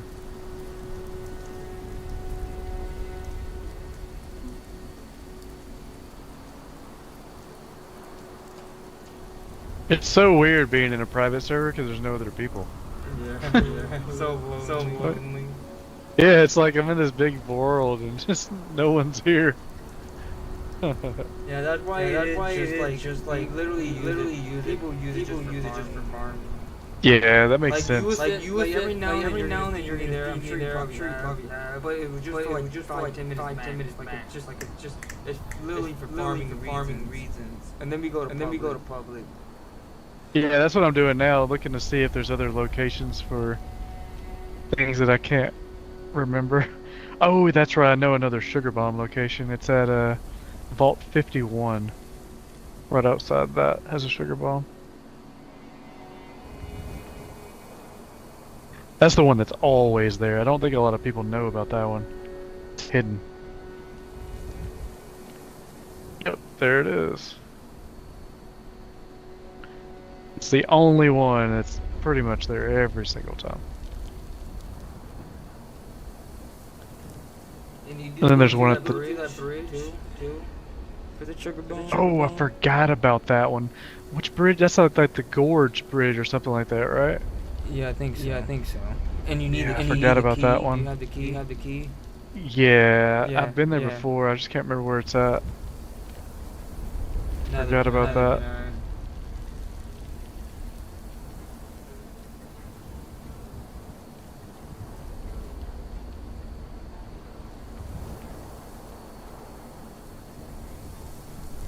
Yeah, I'm gonna do a quick Google.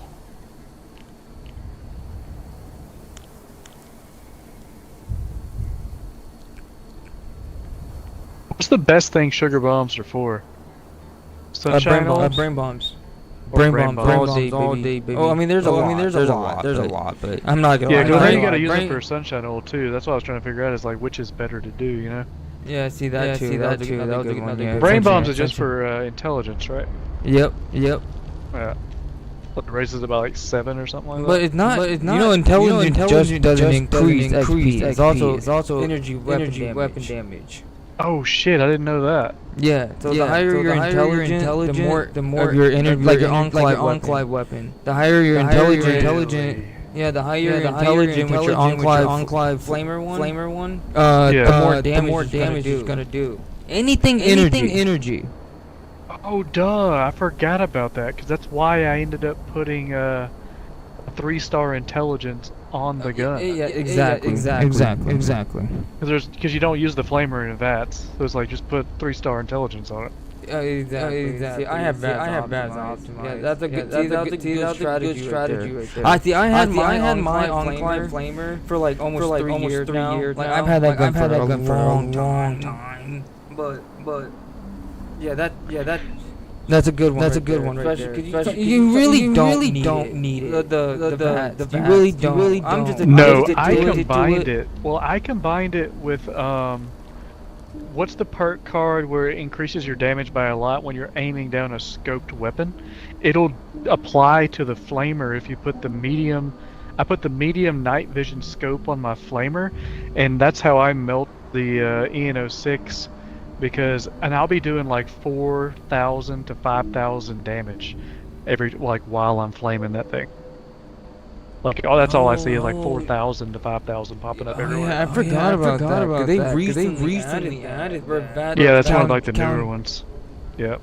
See, because I told you that counted as a hip fire. Yep. But no, I remember. I asked you. That's very new. I just forgot about it. I'm so used to the old VATS hip. Yeah, that makes sense. Okay, I'm trying to look up more sugar bombs. Oh yeah, what the hell? Let me do something. While you're doing that, I'm just sitting here like 30 minutes. You want a raid? Yeah, I was waiting for you to do raid. But no, it's all good. Oh shit. Yeah, I'll come let to me, public. Let me just do one quick run. I'm not gonna do. No, you're good. I'm gonna go to. I didn't even think about doing a dark run. I don't know what the fuck I was thinking. I could have got some nuclear dark. Am I doing? I mean, I can just make some. I got the recipe.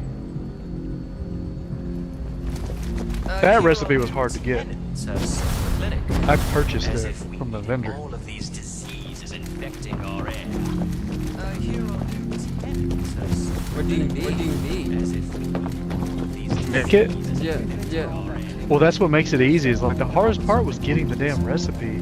But basically, you take Nuka-Cola and I think sugar because it ferments in your fermenter. You know. Yeah. I'm gonna go to my base right now. If you want to, I'll just get to my camp. But I'm gonna make it over here at the camp real quick. I might already have some, but I think I've already took it all. Because I haven't been on that build in a while. Yeah. Let me go in here and make one real quick. That's the thing about Nuka Dark is you can't really make it super quick because it's gotta sit in the fermenter, you know. But I got a good setup over here. All right, so the brewing station. That's why it has it, but it's just a matter of how much can you make. Yeah, here it is. Oh, that's not it. I gotta go to that first.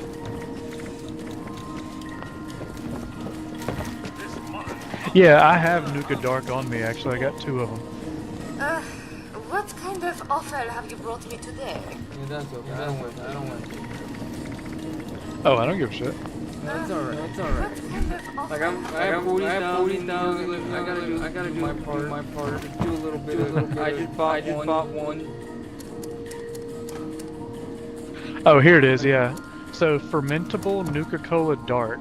It's so it's 2 Nuka-Cola, 3 boiled water, 3 snaptail reeds, and 5 wood. And that's what it takes to make that in the fermenter. That was the other reason I forgot that I farm snaptail reeds, just making Nuka-Cola Dark. One second. Massage services are no longer available. Our signature sulfur baths will leave you feeling rejuvenated. Our signature sulfur baths will leave you feeling rejuvenated.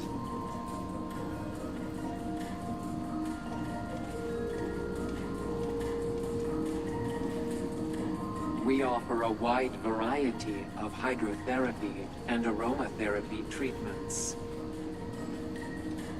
We offer a wide variety of hydrotherapy and aromatherapy treatments.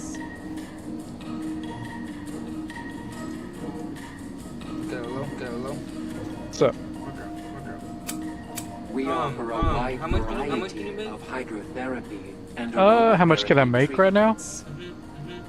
I don't have any snaptail reeds right now. I gotta get some. Right now, but like. aromatherapy treatments.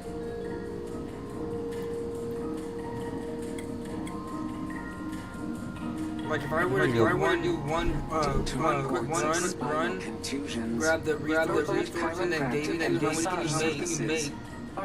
And just one like how much can you brewer thing how much can you make? Oh, let me see about that. I mean, I can make a lot on there because I have a ton of wood and all that. And then you put it in the fermenter. The fermenter can make 10. Oh, 10. Okay. Yep. That's what I was Alright, 10 is not. That's like should be back shortly. That's really all I need.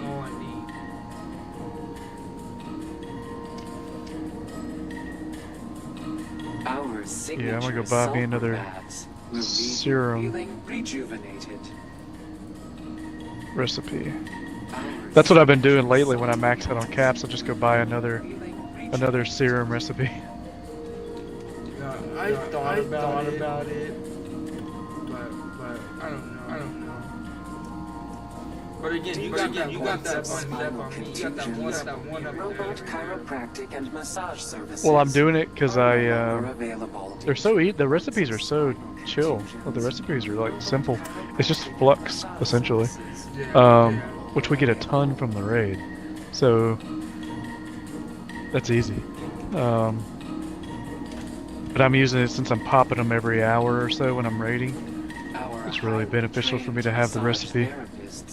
I can just craft. Well, I can use Super Duper and Chemist and make like 20 at a time, hardly using any resources. We offer a wide variety of hydrotherapy and aromatherapy treatments.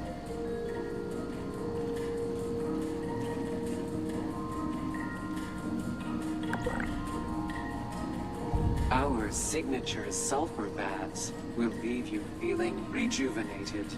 Check and see if he has a flamer here at the... Our signature sulfur baths. I always check to see if the Enclave dude has a flamer, a flaming Enclave rifle in his inventory. Every once in a while it'll have a Enclave rifle that already has the flamer mod on it. And I always buy them. Those things are so damn rare to find. We offer a wide variety of hydrotherapy and aromatherapy treatments. You don't go to Phoenix? What's up? You don't go to Phoenix? Our highly Who's that? trained massage therapists should be back shortly. The vendor sells the mod. Our highly trained massage therapists. No, where's that at? It's like by you know, doesn't have it Due to reports of spinal contusion. Oh, that's over at yeah, I've been by there to see it too. In Watoga. Yeah, I forgot that's Vendorbot Phoenix. Yep, I know what you're talking about now. Yeah, I used to farm those 2 bots, and I would just server hop to find the damn Gatling plasma mods and shit like that because they're so hard to find. Those were a pain, like finding the accelerated nozzle and all that. I was like farming the damn keycard bots for like days, trying to get them to drop those. Yeah, that's the one I'm trying to get. I'm enjoying Due to reports of spinal contusions, The accelerated nozzle? chiropractic and massage Yeah, I got that services finally. are no longer available. That one is new. Contusions. Oh, really? Yeah, that's a new mod. Like Enclave. I told you the Enclave rifle, flavor shit. That's been there from the very beginning. Our highly trained accelerated mod should be back shortly. I could be wrong, but I believe it came out as well. If not before. But it's very new. The new accelerated model that you're talking for Gatling. We offer a wide variety of hydrotherapy and aromatherapy treatments. I know my plasma rifle shoots insanely fast because of that thing. Yeah, Like, it's nuts. It's a free rapid fire basically. That's what makes Yeah. it so exciting. That's why I told you earlier. We offer a wide variety of hydrotherapy and aromatherapy treatments. Yeah, mine. Here it is. I have Furious, Vital, VATS optimized, and conductors on my plasma rifle, on my Gatling plasma with calibrated capacitor. No, prime capacitor.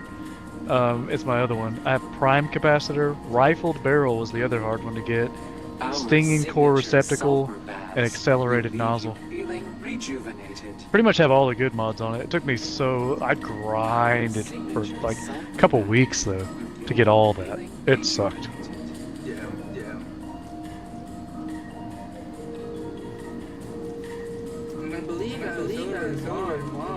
Due to reports of spinal contusions, robot chiropractic No, you can't. and Yeah, massage that's what sucks about it. are no longer The available. all the other mods you could accelerated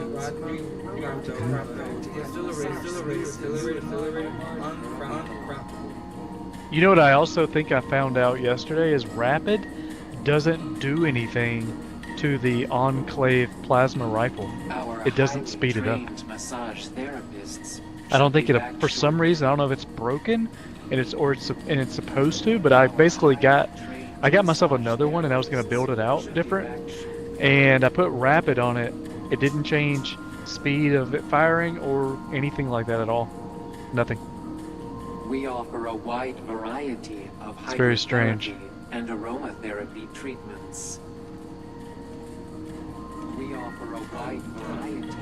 Yeah, so it's almost like a wasted mod, because I can shoot it next to my other one, and it shoots the exact same without Rapid on it. Yeah, I think that's like Our signature sulfur Yeah. baths will leave you feeling rejuvenated. I'm glad I remembered my Prime that I have, because I have a Prime Gatling plasma that I need to mod out.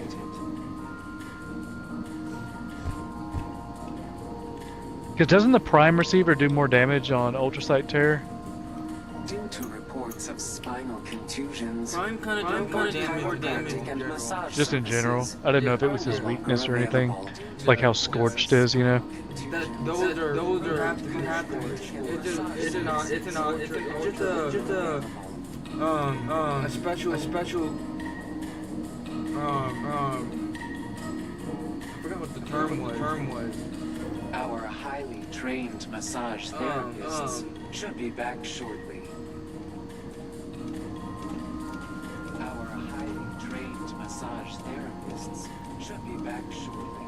So like you know how there's like the extra damage. You know, like there's a counter robot, counter to all the enemy types. Yeah. Yeah, like that, you know the miner that's outside of the gleaming depths. Yeah. And they're like glowing, they're green and shit. They're ultra genetic. Yeah. Same with the snake. They are very special mutated, and there's nothing that counters them. You can have something else like Vanguard or Eater or shit like that. But they're just a special enemy type. There's nothing that counters them. Specific spinal contusions. Yeah, I didn't know that. And massage services I'm thinking about on this Gatling plasma, this new one I have. Like what phone do you have? Say again? What phone do you have? What phone? Yeah. Kind. iPhone? Like brand. Huh? Yeah, iPhone. iPhone.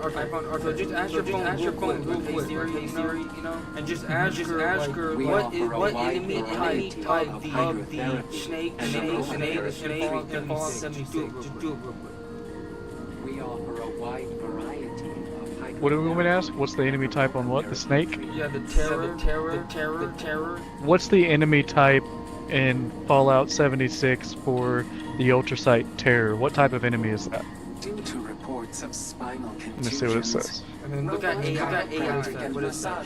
That's what I'm doing. Yeah. Don't listen to what she says. Creatures. It's classified under creatures in the game?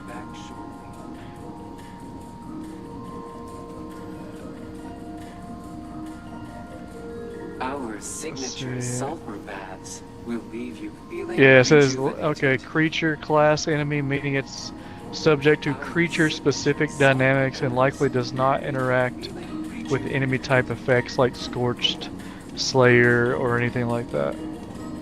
Yeah. So they're very specific. We offer a wide variety there's of nothing that counters them. hydrotherapy and aromatherapy treatments. Yeah, let's see. And the Yeah. prime, the one that you're talking about, just increase the damage in general. So it will do a little more damage by default. Yeah, that's what it says here too. Because it says, because I'm using ChatGPT, and it says, let me know if you'd like tips on how to exploit its weaknesses. So I said, sure, let me know. And then it says, its immunity, since it's a unique creature, it doesn't get affected by enemy-specific perks. like you said, you just gotta do DPS on that thing. Well, actually, it says it shares traits with other ultrasight enemies. It says it can be weaker to energy damage. Less effective against ballistic only damage unless it's very high DPS, which is probably why my 50 cal does so well, because it's just stupid. My build is fucking a heavy gun build, so it just does crazy. But the Gatling plasma should do even more because it's energy. I'm about to try that. I'm gonna try that then, because I haven't ran the plasma on it yet at all. That's why my pepper chicker annihilate. Oh, is that why you use the laser one on that? Yeah. Oh, because it's not ballistic. Ballistic will be good for crippling its plate, but then once you do that, switch. I need to just build another pepper shaker, because I got the recipes, I can just build it, yeah. That's what I have. I have a pepper furious, whatever, personal, whatever you put fodder furious, and you just, I go for all the time with the shotgun shell, pepper shake, and that's the ballistic, and I'll fuck out of that plate, and you have sometime with the first clip, you will have it fall down, and then I'll switch to my plasma, my energy weapon, to the eye, and just deliver therapy treatments. We offer a wide variety. Please do not interfere with resource security patrols. Yeah, that's what I usually do is A. Same thing, I use my pepper shaker with crippling on it, and then I can run that plate down in one mag easy. Not even a full mag. It's not that it's crippling, you know. Yeah, it's not crippling it. No, it's not the crippling. You have to make sure shell.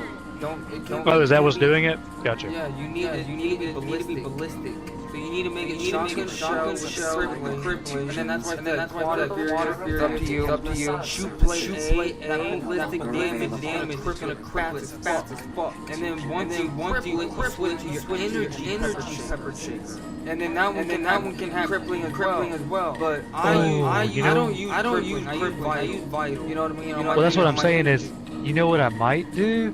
Is if I start off with that thing, because my pepper shaker right now, the one I use for crippling his neck or his plate, has quad, but since I can get through his neck anyways without quad, I could just use a furious one, get those stacks, you know, like get those stacks up, and so then when I switch to my 50 cal or whatever it is after that, or my laser gun energy weapon, I'll already have furious stacks to use on that. So I might do it like that. Because they'll go to the next gun, you know, as long as I switch quick enough, they won't go away. Might lose 1 or 2 stacks, but the onslaught stacks. Oh, I know what I was gonna say. Because I was gonna use conductors on my Gatling plasma, but I'm thinking for the snake, if it's specifically, you know, I'm gonna use this thing for the snake, I might as well put pinpointers on it, because it's that plus 20% to the weak point, you know, if I'm shooting him in the eyes. It doesn't hurt, bro. Chiropractic and massage services. And I can craft conductor, so I can give you as much as you can. Damn, you can craft conductors? That's nice. Yeah, the only 4-star recipe I don't know why, but the 4 stars are so hard to learn. They are. They're very hard. So hard to learn. Like, I only know bullies. Is the only one I know. Variety of hydrotherapy and aromatherapy. Like, I can craft unyielding, overeaters, all the other good stars on 1, 2s, and 3s, but 4 stars, nah.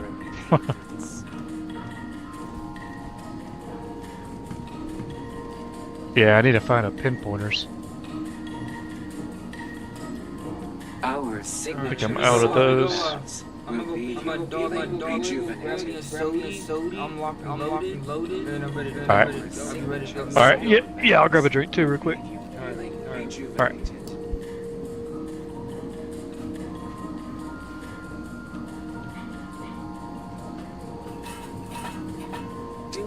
reports of spinal contusions, robot chiropractic and massage services are no longer available. Due to reports of spinal contusions, robot chiropractic and massage services are no longer available.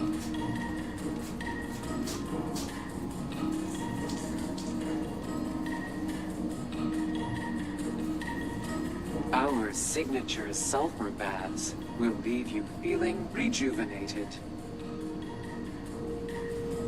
Our signature sulfur baths will leave you feeling rejuvenated.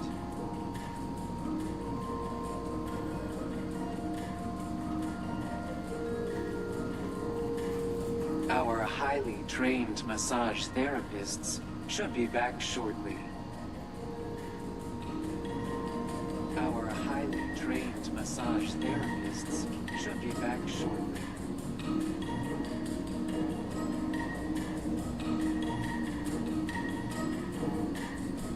We offer a wide variety of hydrotherapy and aromatherapy treatments. We offer a wide variety of hydrotherapy and aromatherapy treatments. And aromatherapy treatments. We offer a wide variety of hydrotherapy and aromatherapy treatments. Our signature sulfur baths will leave you feeling rejuvenated. Our signature sulfur baths will leave you feeling rejuvenated.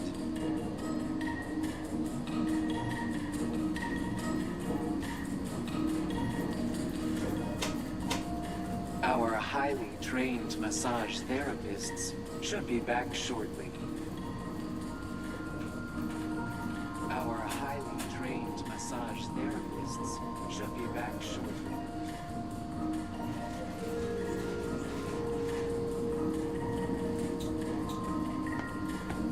We offer a wide variety of hydrotherapy and aromatherapy treatments. We offer a wide variety of hydrotherapy The people and suddenly see aromatherapy. value in roll down the seat there again. Fancy that.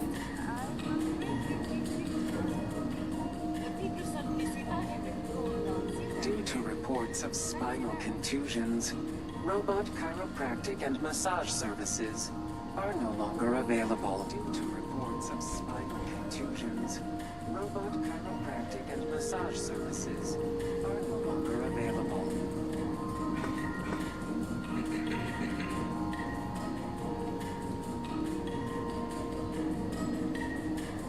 We offer a wide variety of hydrotherapy and aromatherapy treatments. We offer a wide variety of hydrotherapy and aromatherapy treatments. And aromatherapy treat. We offer a wide variety of hydrotherapy and aromatherapy treatments. Something in gold, perhaps.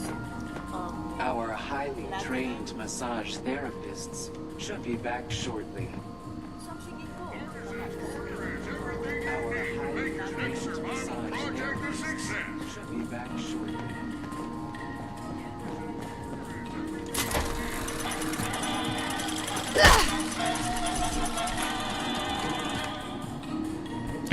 I'm back.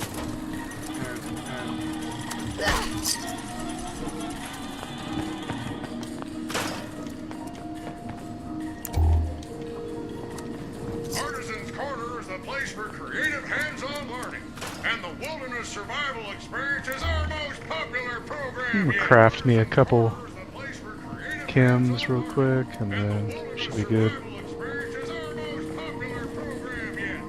I need to go farm fucking overdrive. I like taking overdrive. Yeah. I farmed those too. I haven't. I've always purchased them. I'll just hop vendors and pay for them because I always have a fuck ton of caps. But the I need to actually like. I need to actually like figure out how to make them. The goo, I think, is the thing to find. Yeah, I got you. That'll be our last thing before we go right into it right. New patient. Oh man, I have a ton on me. I just know I'm gonna be. Oh, gotcha. Cam A little bit, somewhat. It's good until I wait a long time in between, because that's what I got messed up in the military. I did a lot of crazy stuff in the military and had a lot of injuries from explosions or fucking. I used to jump out of airplanes a lot, and stuff like that would mess you up too. So my memory is sometimes kind of bad. Unless I do the thing all the time, like a certain, a route, you know, like a farming route. If I don't do it for a week, I'll have to look it back up and figure out from like step one. I was just speaking as care about. Like, you were the sugar bomb and stuff. Yeah, the sugar bomb one I know because I did it for so long. It's like ingrained into me now. Yeah, but you care about it. That's what I mean. Yeah, I care about it. Yeah. So much for a lot of things. And overdrive is gonna be like that. And it's just there's a bunch of locations. I'm not gonna show you all. I can show you two locations. Very useful. All you need is about 10 on you for the day. You know what I mean? Oh, like that you can actually just pick up overdrive from? No, the digestive or the goo. I got you. Yeah. The overdrive is probably the one you're buying is the only place they can't buy it. I'm getting it from player vendors, so some people I've run into people that I'll just see, you know, I'll look at vendors and if they have a lot of meds, I'll show up and see if they have overdrive, and then every so many there'll be somebody who literally that's what they do, they farm and get a bunch of overdrive. I could be wrong, but I believe there's only one place you buy it. You can buy overdrive from, and it you know the White Spring Mall. Yeah. Yeah, you can go there, and there's a med bot that only sells aid, and you can go up to them and have overdrive six at a time every now and then. And you can just lobby off and just you know, test your luck on that. Yeah, I didn't know that. I'm always maxed on caps, so that's good to know. Electroshock therapy is available upon request. This right here is my little brother. Yeah, what's up, man?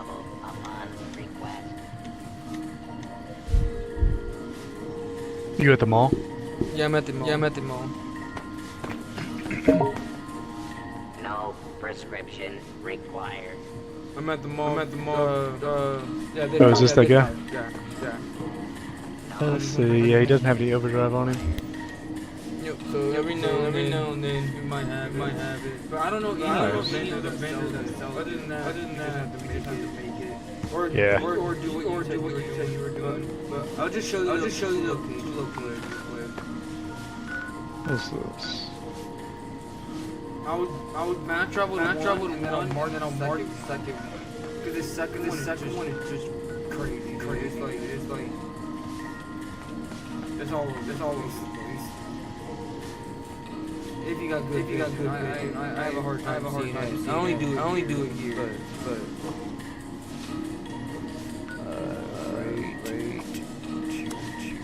Now the only thing that sucks about digestive goo, there's a timer. No, what? So when you start, you have like a 2-second window where you can get up before it explodes and gas. Oh, it's those fucking things in the bog. Yeah.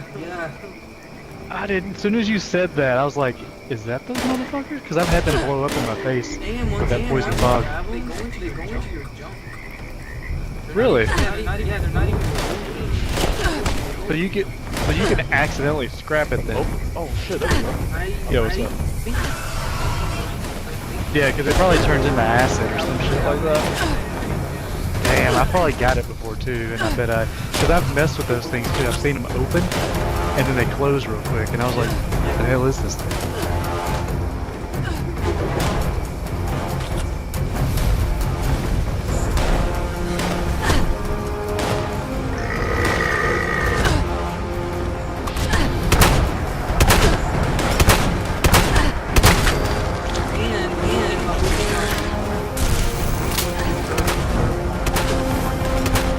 Oh really? Cranberry, 19 hours. Even though he's blank. they're not. You can actually serve them. Alright, I'm here.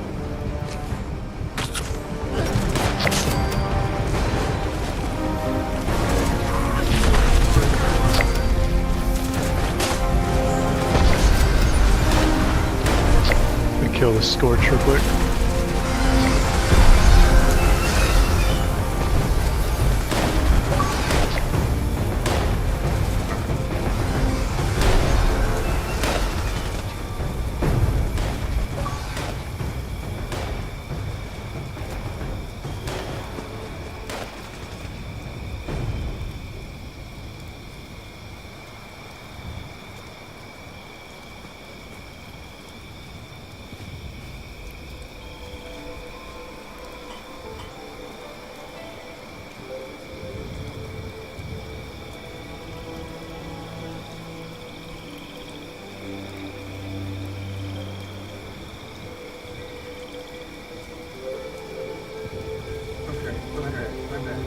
Are you good? Good. Okay.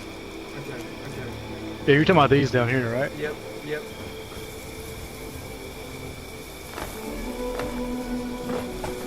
There's these ones right here.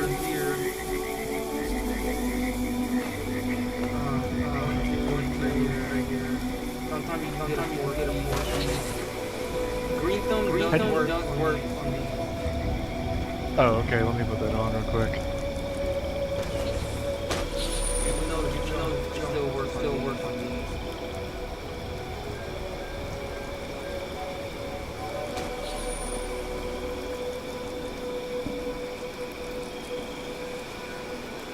How do you get them to open up? So you walk up to it. It'll just open. Yeah. That's why you want to be very careful. And then the other two right here. Yeah, it's not opening. So they don't always open? No, if they don't open, that means they already popped. Oh, gotcha. And then yeah. Oh, here we go. Yep, those are, that's all.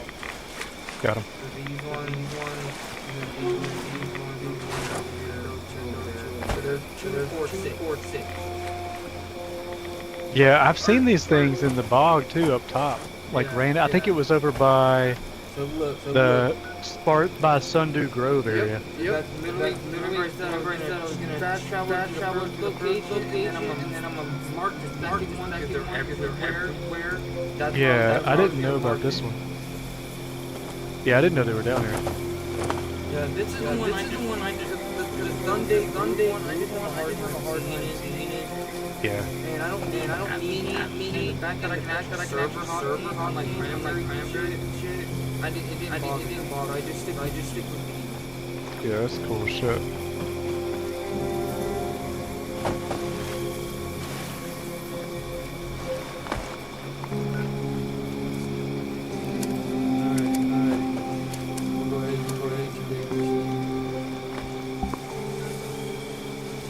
My brother's probably just making out and smoking. All right. He'll talk pretty soon.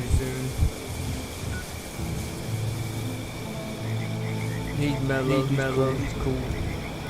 He's 24. I think.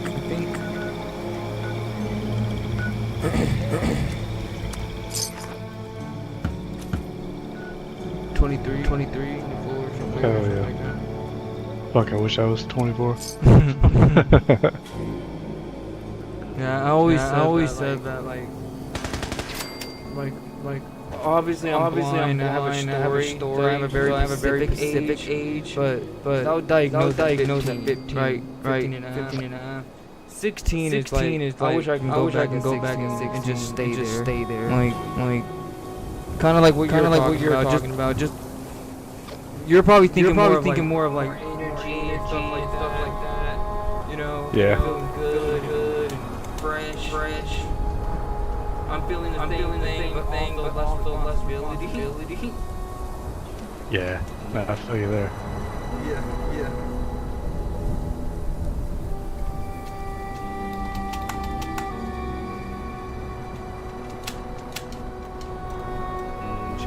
Nice. Now I can make overdrive. Perfect.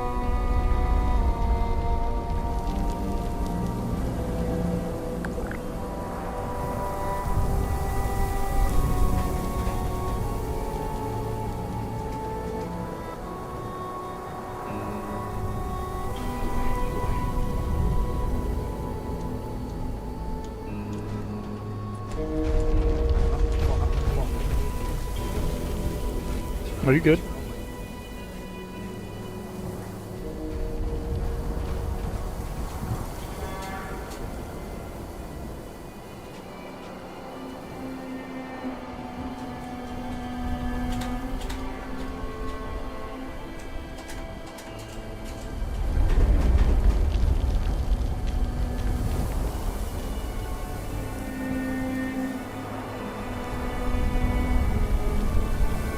And I have memorized the gas now, so I could probably run the gas, probably the whole thing. Say it again. Say it again. I was away from my mic. Oh, you good? I said I memorized the gas, so I could probably run the whole gas just being you pretty easily. Oh, okay. Yeah. I finally know where they're all at. Yeah, I do too. I can help you with. So you know the three that's in the hall, the main hallway, the easy one, right? I'll take care of those. And then I can take care of the. This goes for the both of us. Honestly, this goes for the both of us. So like if I defend, you know, or you defend, it goes for the both. So I'm gonna give you my route, explain my route, and this goes for you every time you defend. Okay. So I'll take care of the three that's in the main hallway, and you know the right side. That's called the easy side. That's the easy side, yeah. Yeah, the easy side. Yeah. So when you're defending anybody that's defending the drill, we take care of those. Main hallway, easy side. That's about maximum 7. I think 8. No, yeah. 7. Yeah, I think there's 3 on the easy side. I think. No, 4 on the easy side and 3 total. Yeah, you can get lucky if they all spawn there. There's 2 in the back and then 2 on the right. Oh, that's right. Yep. Forgot about the other ones, right? Yeah, and then there's 3 in the hallway. So there's 7 total. That's good enough. So and then you can easily defend and get those at the same time. So and then the one that's getting the gas, gotta go get the hard ones. Yeah, and I can run straight to the back because I know those. I know the room that has like 4 or 5 in it. I usually just run straight to that. And I will, dude. I suck with the gas so far. You know, I've gotten better, but yeah. I'm pretty good with it now, like, because my girlfriend likes running the thing, you know. Yeah. So I'll get the stage 2 and I'll run it either with her or something. And I did like the door glitch, you know, to go back there and get a head start. Memorize the route. So like I studied how like all the rooms tied to each other, and so that helped a lot. Yeah, I did this thing. I didn't do what you did. I didn't put that much effort. I've thought about it. Trust me. I was kind of lazy about it. I was like, fuck it, dude. I just pushed the button and then just tested it. Like I kind of just did like a test run. So I'm not even kidding, dude. I learned all 23 possible spawn locations. Right? I learned all 23, and I pressed the button and did a test run with each and every single one. Even the little one. I'll just grab the 3 in the hallway. I'll just grab the one that's in the hallway and then put it in the thing and then all right, restart. You know what I mean? I was like, I was really testing my knowledge with each one. The only one I'm not very familiar yet. Just a movement. Like he keep getting me. I can't figure out how to juke them fully. You know, I know where they're at. I know all the spawn locations, every single one. I just can't figure out the puzzle part. I can't figure out the back room. He keeps on getting me. And he like it will pop up in blind spots. He would just get me. I just have a hard time trying to maneuver. No, I feel you on that one. It can be a bitch. I hate it when they trap you. Yeah, that's what I was going to start going on a rant about, but I was like, we all know. Exactly. Yeah, they'll just trap your ass in those tunnels sometimes, and you're fucked. There's really no way out. No. Yeah. Sometimes. No, that's sometimes, yeah. I've jumped them every once in a while, but sometimes they'll catch you. Yep. Cause that's the one when I was gonna just do like the fucking. I think I today. I can't remember. I think it was this morning. This morning was rough. It was rough. I know. I came up with a whole new route for stage 4.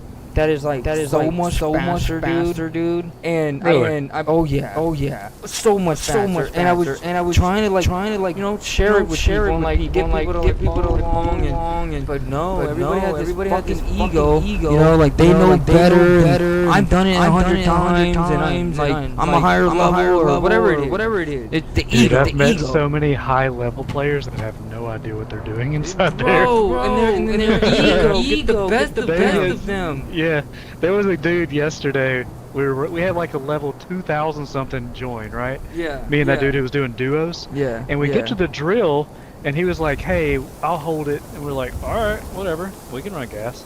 And so we've been doing it all day, so we're like, "Whatever, change." And then we run it. He couldn't even hold it until like the miners get to the more aggressive level. Yeah, the very first wave. Like he was already. Oh, okay. No, it was the second wave, and it was dead. And I was like, holy shit. And so then I was like, I was like, hey, we can swap if you want. I was like, I got a build specifically for holding this thing, like my gun. I was like, I don't mind. And he was like, he would not budge. So we ended up having to kick him. It was like, dude, you can't hold the drill. I don't care what level you are, you just can't right now, and that's okay. Like, we're on a team, like, that's why we have a team. Exactly. Like whoever can hold it, just let them fucking hold it. It's the fucking ego. Like, it's insane. He's not. So that's what to sit there all day long and fail the drill. That's what I was going through with stage 4. You know, like for the past couple days I was dealing with it. I don't like it when you get randoms who shoot the crystals. Oh, dude, that's the worst. Yeah. Those one I have a little bit more empathy because that one I completely like. You literally just knew. Like that. It's such a telling that you really don't know what you're doing. So I actually understand. I've been there. When I was stage 4 freaked me out compared to everything else. When I first did like stage 4, even stage 2. Like it doesn't even compare to stage 2. When I first time doing stage 4, dude, I was paranoid. I was freaking out, jumping all over. I didn't know what the fuck I was doing. And that's what I was doing. Exactly. So like that's why when someone's shooting at the crystals randomly, just popping it for no reason, it's a really strong telling that they are dead ass. They just never done it. So I actually have empathy. It's just the one like the past few days when I'm trying to get people like, come on, just follow my route. You know, it's all good.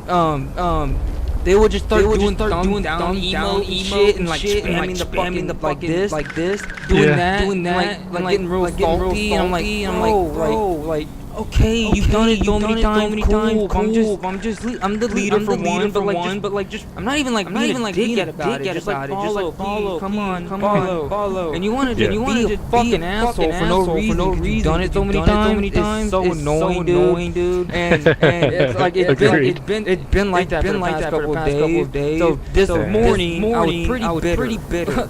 I was pretty bitter. And doing stage 2, somebody was not getting the memo that I can defend the drill completely by myself. You know what I mean? And I don't like being the guy that's like, yo, I can defend the drill. Like I don't like doing that. I'm like doing the fucking like this. Like go to the door, go. Like go get the gas. Like hitting down on your D-pad, like please go through the door. Yeah. I don't like being an asshole sending the text. If you don't get the memo, no, that's what made it worse. Because I was with the squad, a full squad, for a total of 3 raids, okay? The very first raid that we did. When we were on stage 2, the two people that were being stubborn died.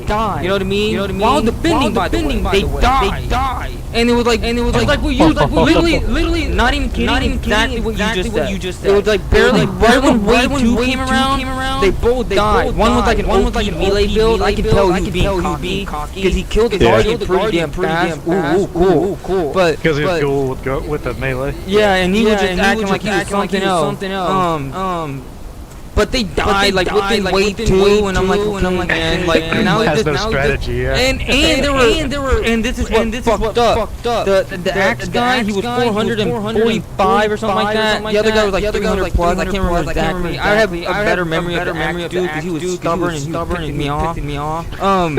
The other dude, he was like 300 plus. They both died right when wave 2 happened, and leaving the lowest level, 183, to do the gas run. And he managed to pull it off. But my whole point, and my whole point was wave 3 came around, right? The hardest wave. And I defend the wave 3 without the drill being touched for like 5 minutes, all by myself. So I'm like, you should get the memo. So when we did my raid, now round 2 came around. We went through. We managed to complete the whole thing. Now we're going back to doing it again. Back to stage 2, and I'm hoping that they got the memo because they literally fucking spectated me that I take care of the drill on the hardest way, by the way, by myself. They still didn't get the memo. They just stayed at the drill, and I'm like, bro, what the fuck?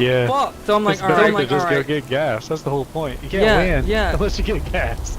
Exactly. And now I'm like, alright. So I got out of my power armor, and I'm like, really gonna go for the gas. And now this is the whole point of the story. I know I'm going on a rant, but this is the whole point of the story. I go, you know, run in, and I got like at least 2. Now I'm going in for the third one. It's all the way in the back. And I get the third one. And I turn around. The mole miner coming at me. You know how when you use or a jetpack, the mole miner kind of for a second, like wait. Or he'll swing for you. Yeah. Or that. Most of the time he would just stop, and then right when you land, then he'll go for you. Right. Mm-hmm. Nope, not this one. Like I turned around, jetpack immediately, freaked me out, and I went back, cornered myself in a corner, but I was in the air, and he kept running toward me, and he was basically in the corner underneath me, so I landed on him, and I was like, okay,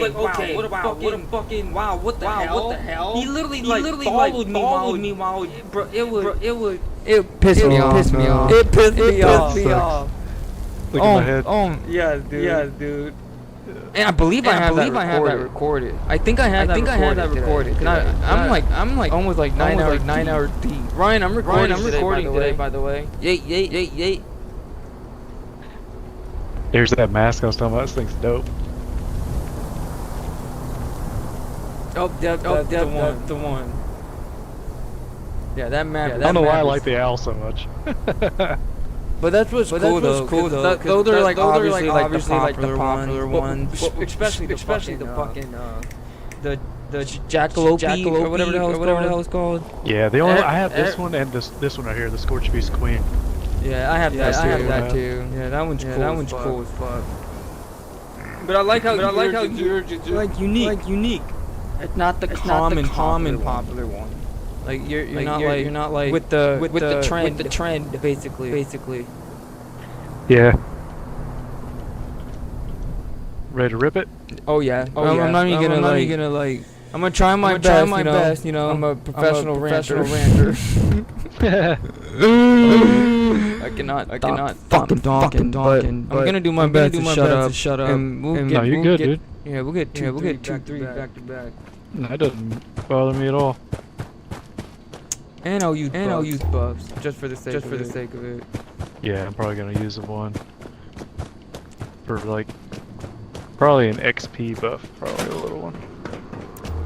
Fuck it, I'll just roll. I got cranberry, Nuka-Cola. Oh shit! I thought I restarted it, but whatever. Oh shit! Where are we at? I wanted to restart the Guardian fresh. Yeah. Which stage are we at? 2? 2, yeah. Let me swap over real quick. Oh, it was stage 2. Yeah, the group that I was just telling you about, right? You messaged me when it was recorded. It's all recorded. They annoyed me so bad, right? That I went to start building my base. And then I left here, and I just started building my base. And then that's when you messaged me like I think like an hour in when I was building. You're just like, I'm done. Yeah, and that's why I was like, I'm in the middle of something. Really, that was me like calming the fuck down. Like I just needed a break. I get it though. Yeah. No, like, cause I go to my girlfriend's house and we'll set up 2 TVs. We have it in one room and we play Fallout. She'll be on one TV, I'll be on the other. We just sit on the couch, veg out, and fucking play Fallout. Like, it's fun as shit. And I rage over there sometimes, cause I'll do the same thing. I'll be holding a drill, and these motherfuckers won't do anything. I'm like, dudes, listen, please. All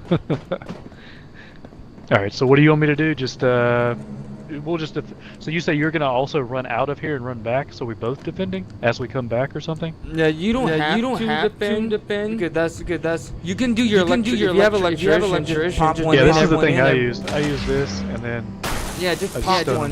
Just pop one as you come in. Do that. You don't have to kill him. Wasting time. Just sprint by. Just pop a shot and make sure I can reload every time I come in. Then. Yep, exactly. Just do that. And then the one that's defending is gonna just go in there and get the easy one. And it's just every now and then. You'll get used to it. You'll notice the pattern. That's why I'm kind of like I don't know what I don't want to use the wrong word, but I've done it so many times. I made it look easy, right? Where I've known the route. Like not even the pattern. I literally the same fucking spawn pattern. I literally noticed it. Like I finally figured it out yesterday that it's the same thing every time. So now I just know where to aim for and stun them.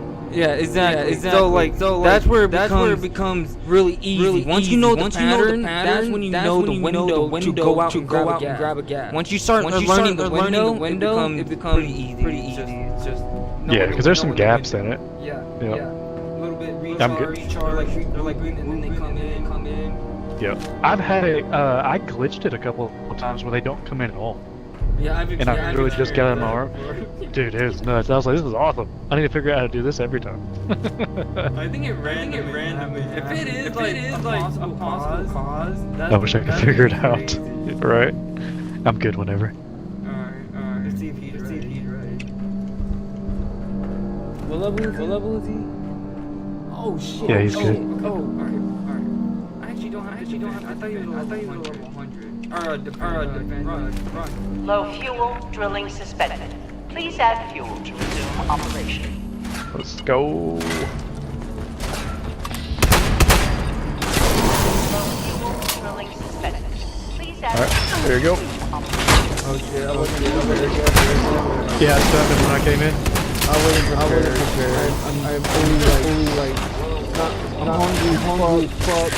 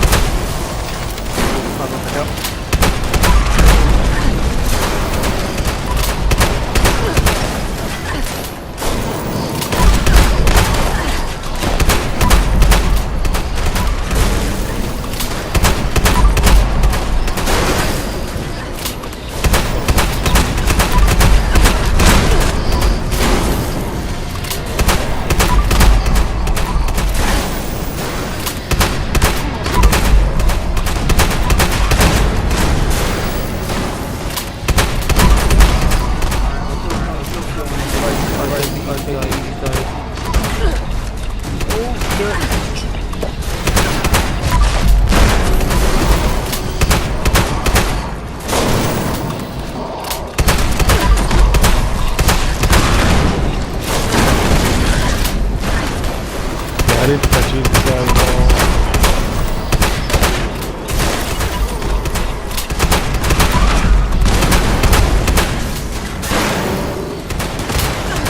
Caution. Increased hostile presence detected.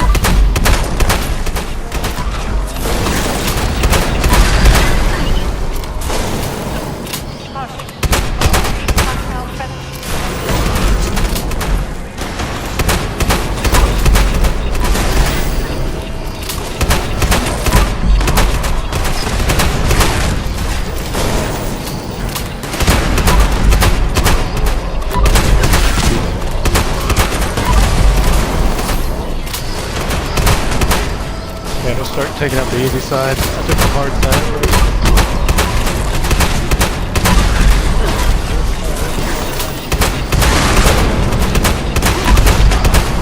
You're all good.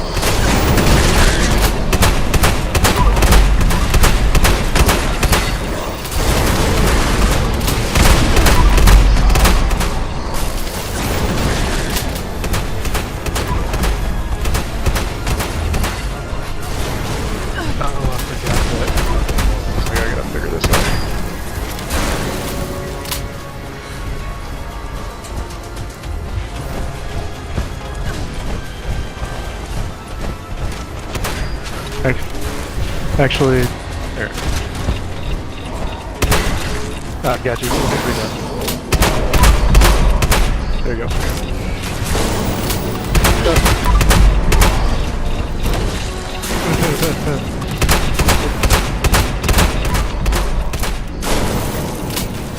I had a little bag of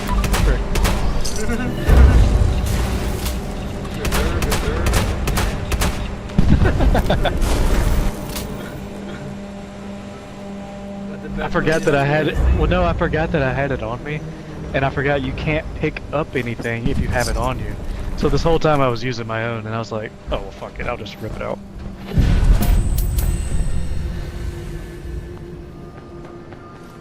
So we good.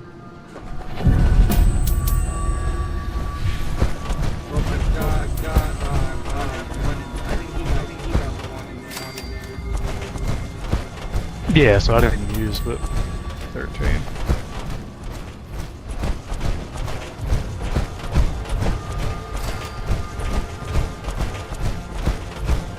All this shit up. Make sure I got the right build on. Sometimes I fuck up and forget I don't have the right build on. That's the worst.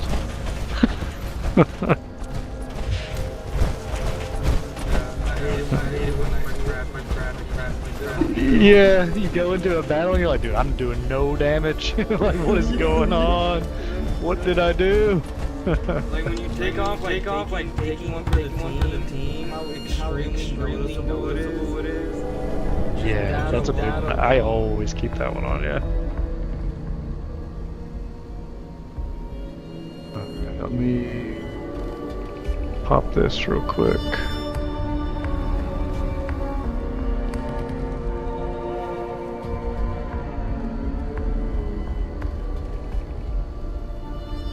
I'm good whenever. Y'all good? The what? The what? Yeah. I think he's good. Yeah, he's good. Alright, here we go. System access restored. Routine security scan initiated. Get it. Scan complete. Unauthorized personnel detected. Command center compromised. System detects insufficient countermeasures. Pursuing emergency security protocols. Stand by.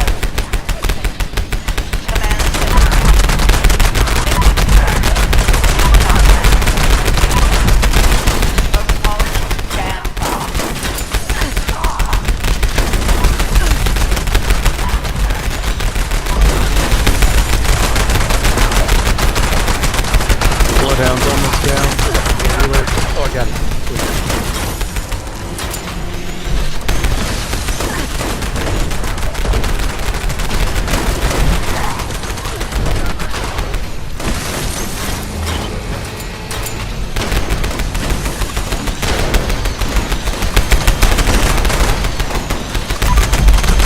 Cranking down Vulture now.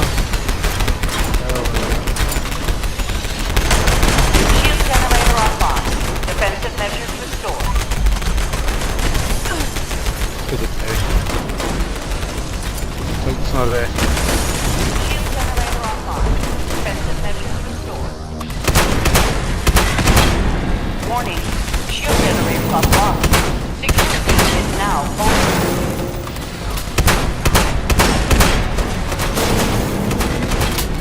Warning. Shield generator offline. Let's go.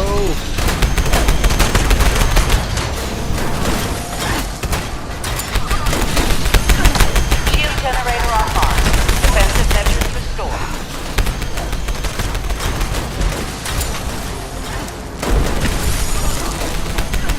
Shield generator offline. Defensive measures. Warning. Shield generators offline. Security is now vulnerable.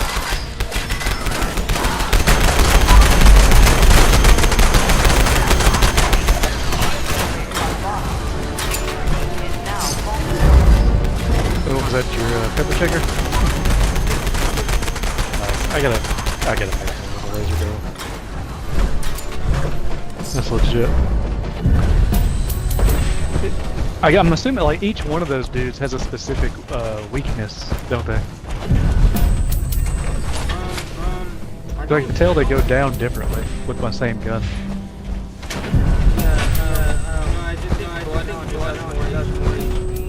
Oh, you think that's all it is? Yeah, Alright, gotcha. yeah. Because he's a melee. Because I think with them, kind of like they're using and melee is already the tankiest. That's true. Good point.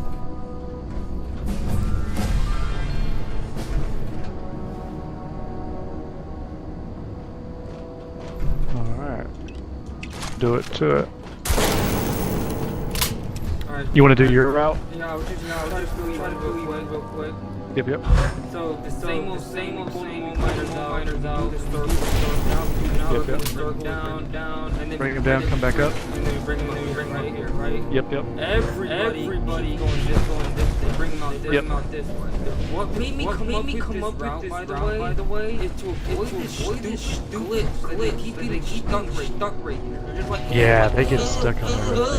I'm like, there's gotta be a way around. So I came. Yeah, this one's already blown up. And I wasn't thinking about it being fast. I was literally just trying to avoid stupid bug that just seems so easy to fix because you're always coming over here anyway. You're like, hey, over here. And then you go. So you're technically kind of controlling it, fixing it. So I'm like, dude, I know we can fix it.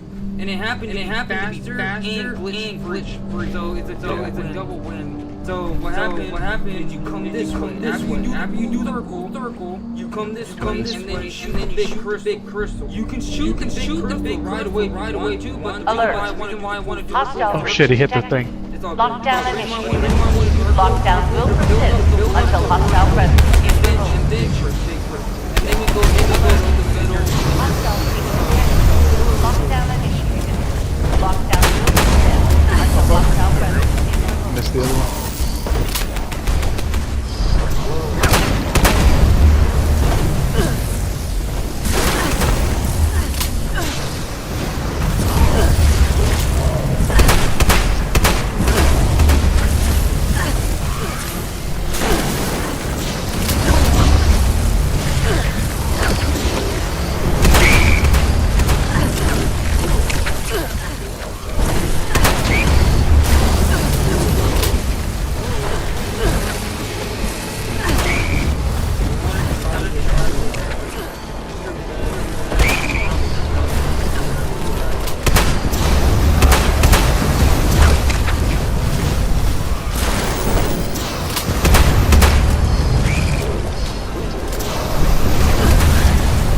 That one. You said go to big?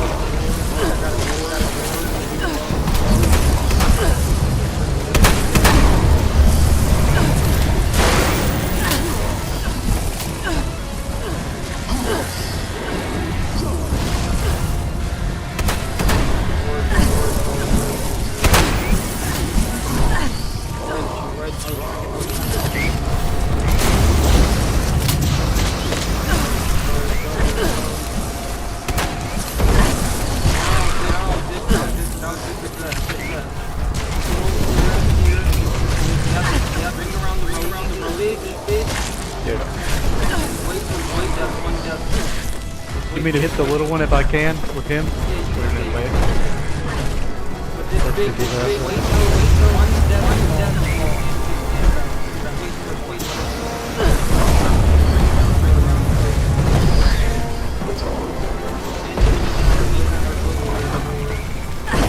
Yeah, I think those things, I timed it a little bit. I think the death will start coming out about 2.5 minutes. Is that roughly?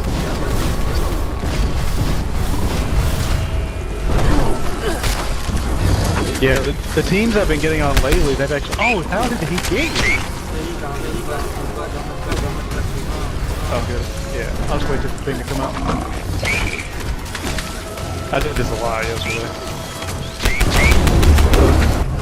Gotta try not to get stunned by the fucking frog. Oh, you good? There they are. Oh, he's got him on. There's one double call here. I seen the other one there. Oh, there he is.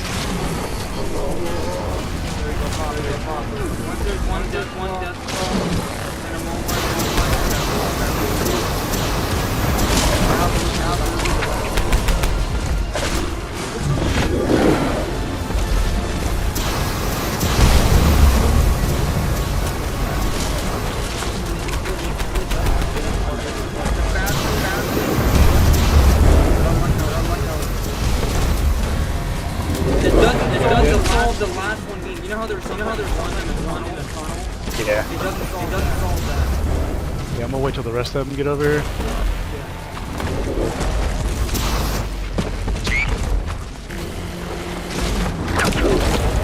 It's so much better. Come on, buddy. You're also preserving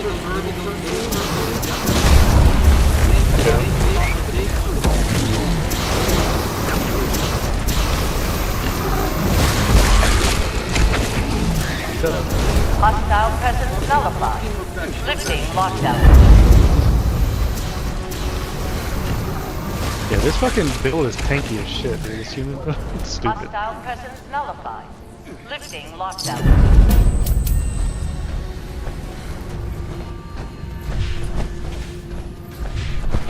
Let me change my stuff real quick.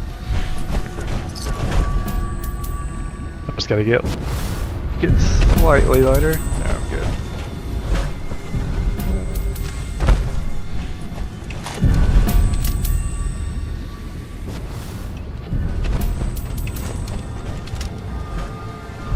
Make sure I got enough ammo. Nice. Alright, I just gotta pop a couple little buffs once I get down there, then I'm good.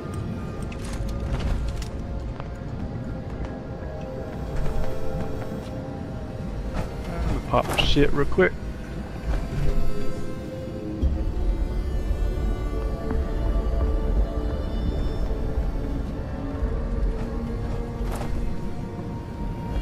That.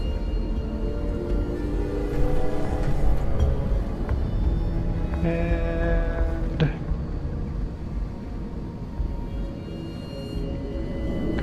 all right, I'm good. Rip.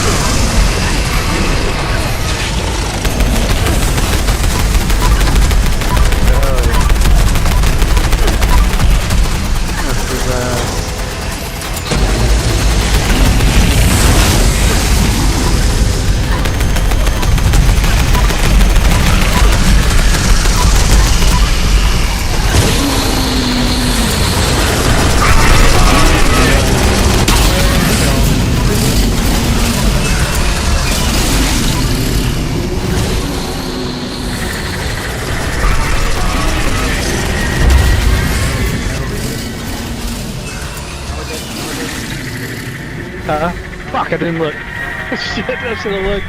I always just fucking fly to the thing because I'm just excited about winning. I should have looked there. It is fun going through it as humans though. It's pretty fun. It's just you gotta watch that poison though. Why do I hear a person on a guitar? Oh, there's a bass behind me. I was like, what the fuck?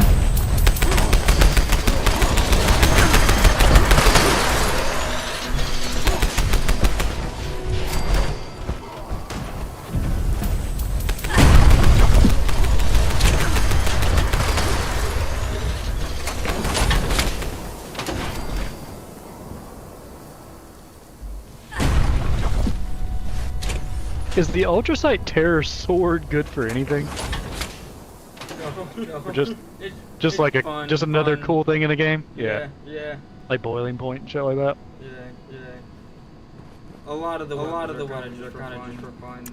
Yeah, I haven't found one yet that is actually useful.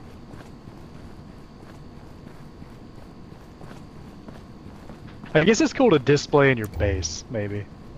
This is an automated message. Evacuation is in progress. Please I guess I proceed could to see the nearest that. exit in an orderly manner. It does have like poison coming off of it. Skyrim shit and shit. It does look like some Skyrim shit. Please proceed to the nearest exit in an orderly manner. Alright, let me get my...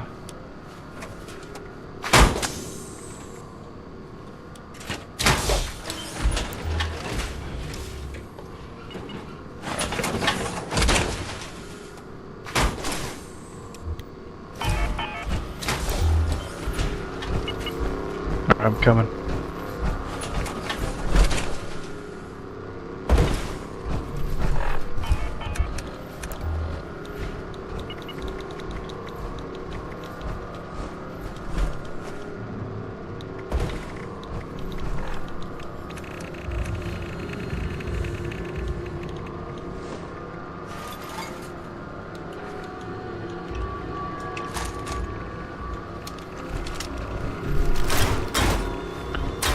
I'm gonna drop off one thing.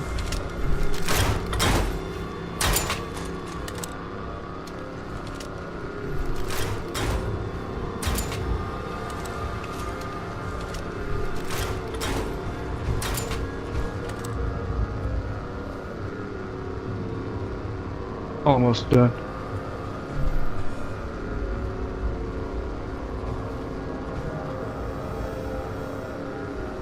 Alright, you can hit the button and pull me there if you want to. Oh shit, hold on. Friend just contacted me. Can I join you guys or no? My friend Jacoby is gonna join. Oh yeah, I remember him. You remember? Okay, yeah. One sec. Yeah, no problem.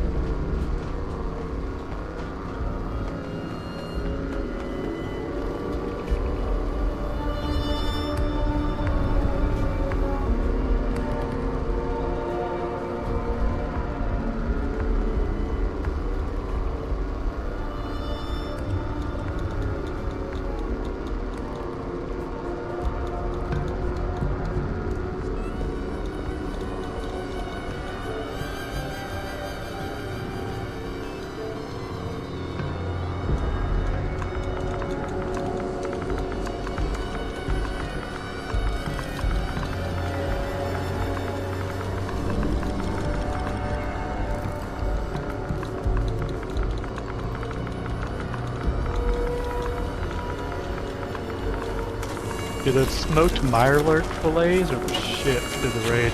Because it increases your carry weight by almost 200. It's ridiculous. Yeah, 188.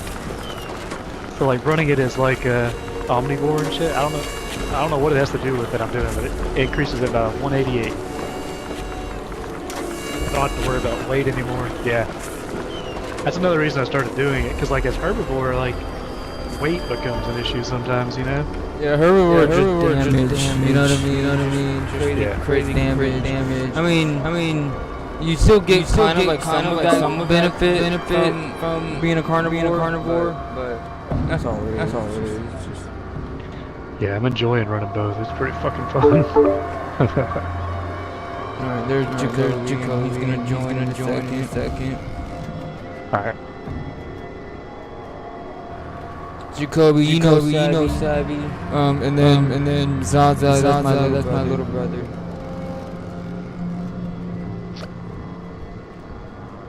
Yeah, I think we played last time together, but I didn't have a mic. Yeah.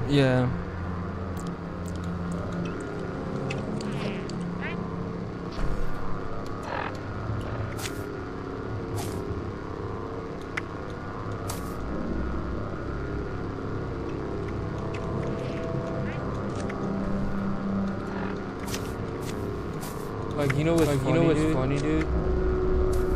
That whole raid we just fucking did, right? Mm-hmm. I swear on my mom's life. Okay. You're not gonna believe this. That whole fucking raid we just did. After we just spoke about it. I did that whole raid with my handy build. That's funny. What the?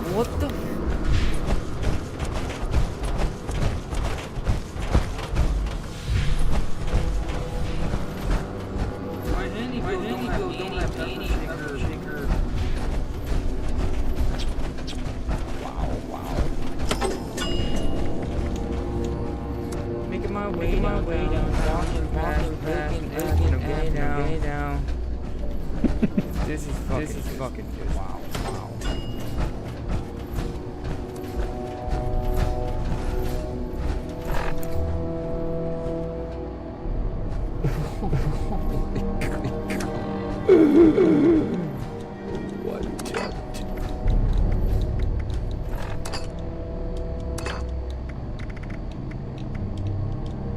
Pumpkin pie gives a pretty good buff too. 100 max HP. Yeah, I eat that every now and then too. Forgot about that one.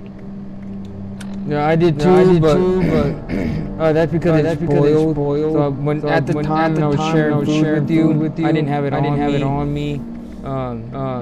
But yeah, that's another really good one. Yes, that's a good one.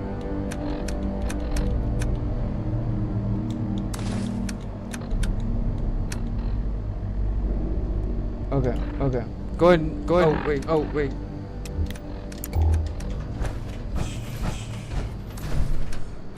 Oh, wait for Jacoby. That's right. Wait for Jacoby. Yeah, I might start stocking up on sunshine oil instead of birthday cake. It's actually a little bit better, yeah. It's way better, yeah.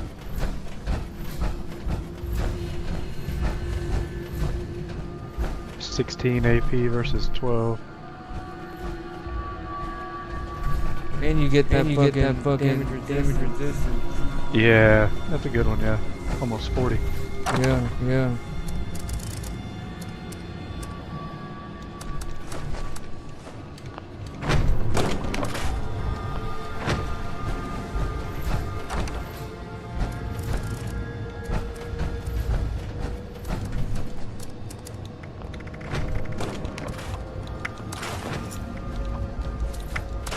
Once Jacoby put his thumbs up, go ahead and push that button. Alright.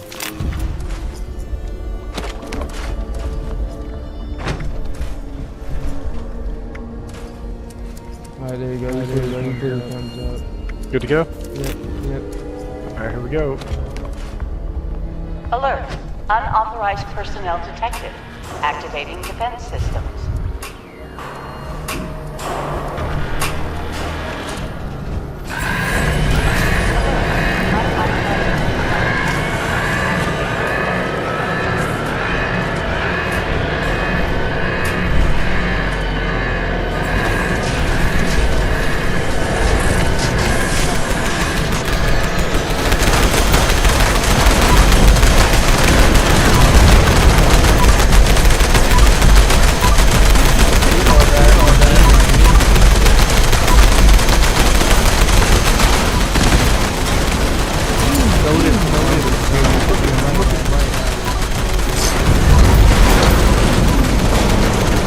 Doing like 70 damage a shot. And then now with with the wrong build. Now with the build, I'm doing like 248. I'm such an idiot. I didn't even in my face. I didn't even know.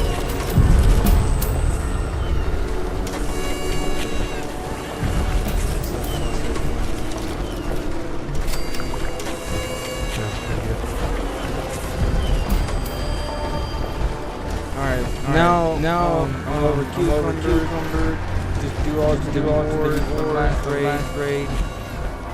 Yeah, I can wait. Yeah, let me just clip out. Boom.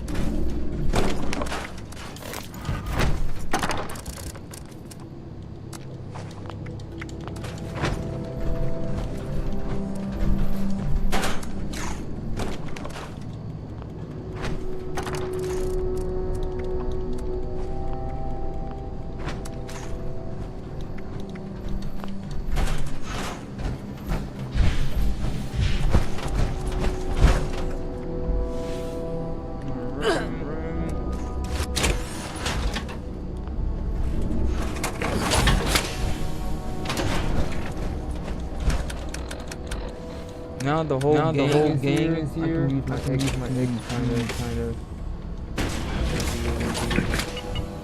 Yeah.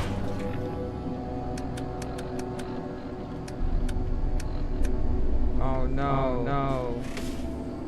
I'm bugged. Frozen your armor? I'm frozen.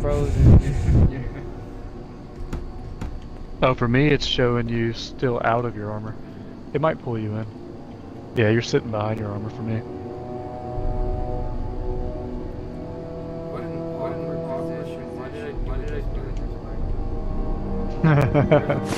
Oh, I think it looks like it's changing. I think you're there. You go. Okay. That was so awkward. I had the bar right between me. Yeah, I think that's what got you. Yeah, I'm ready.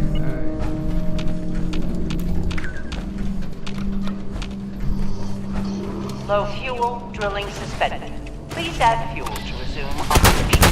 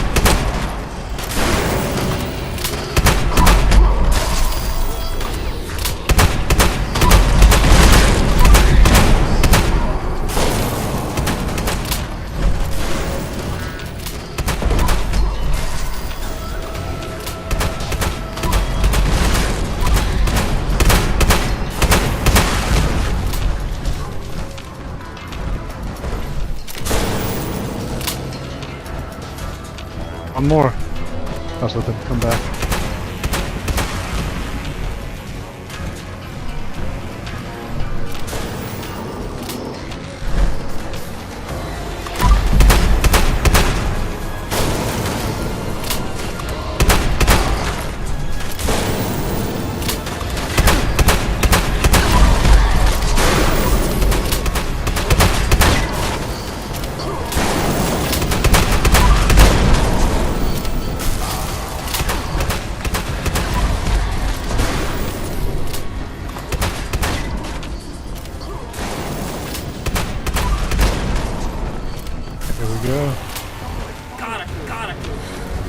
What happened?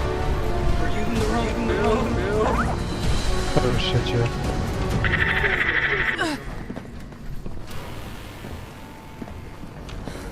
Still got it done. That's like how strong the buff's done. Yeah.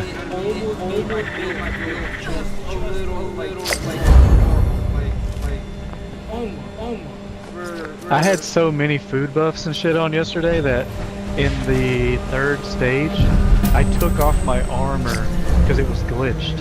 The stage was, and I couldn't die. Warning. Like it was Hostile stupid. approaching critical levels.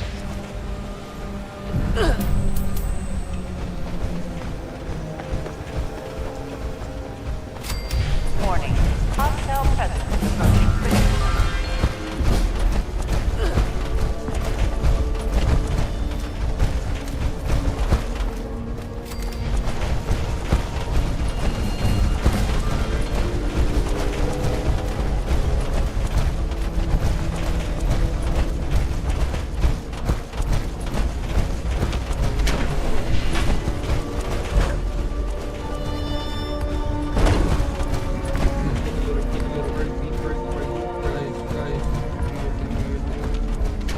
Alright.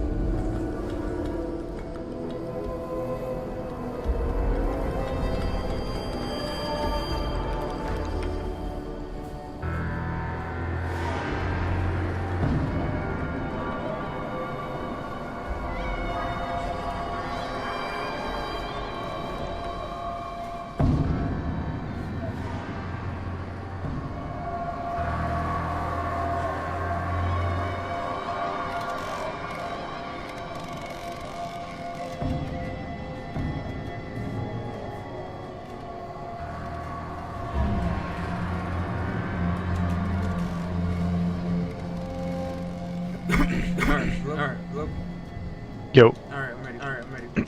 Alright. Y'all good?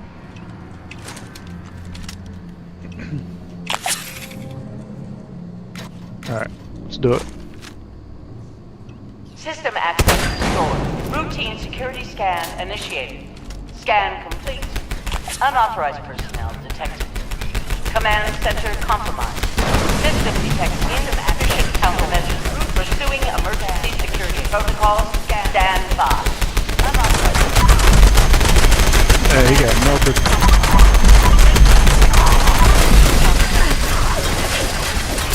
Protocol. Stand by.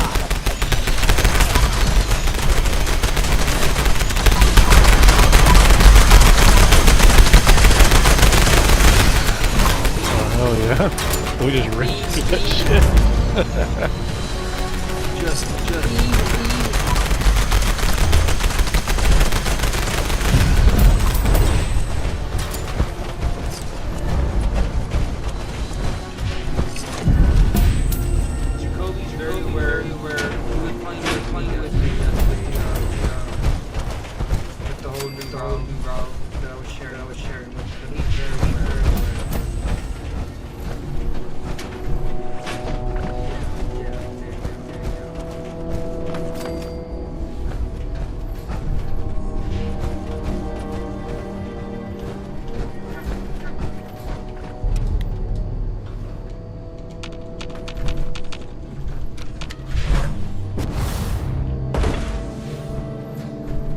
Alert.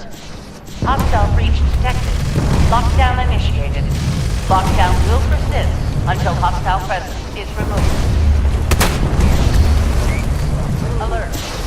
Hostile breach detected. Lockdown will persist until hostile presence is removed.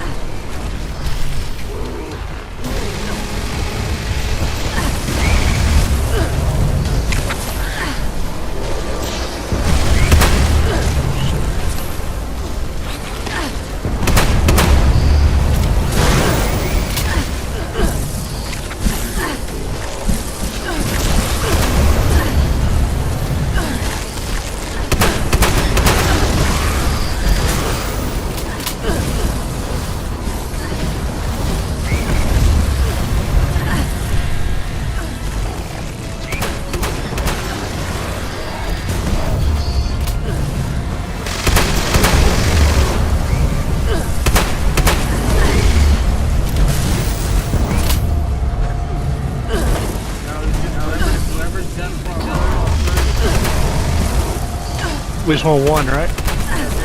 Not both?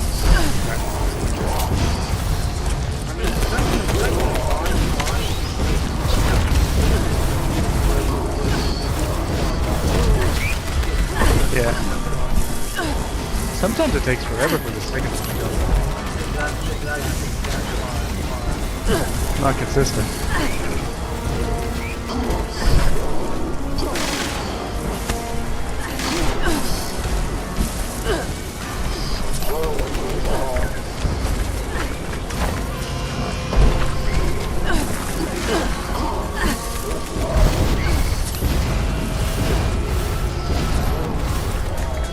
There's a death call coming up.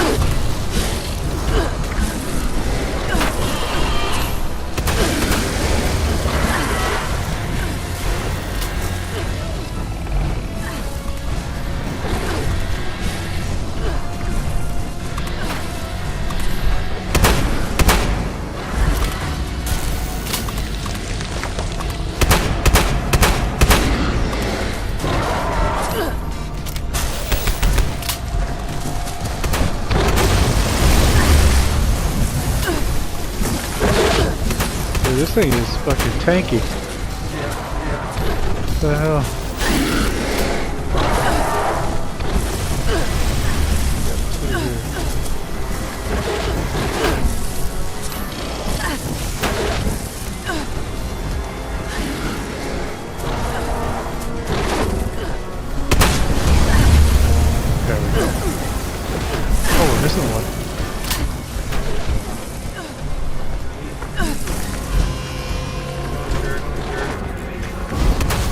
I'll take the tunnels over here.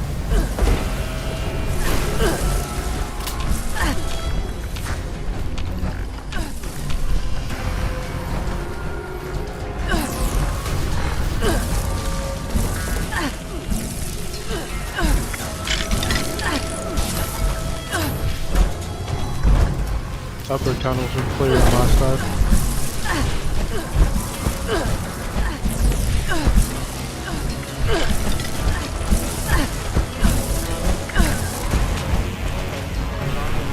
You got him?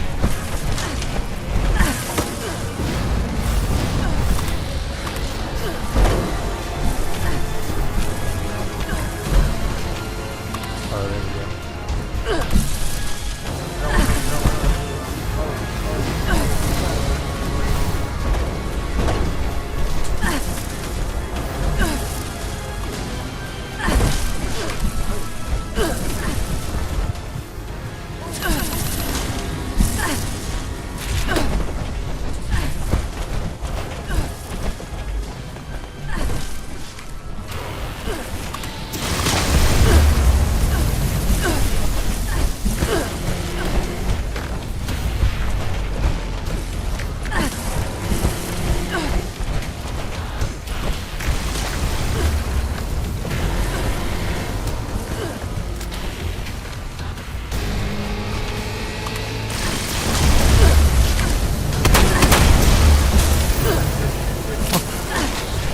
Hostile presence nullified.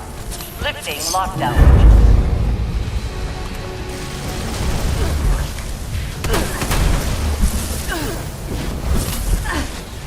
Hostile presence nullified. Lifting lockdown.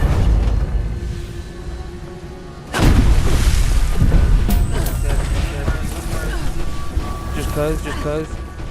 I mean, always. Jacoby, one more, just cuz. Do thumbs up, if anything. Heart. Alright. I'm gonna switch to team.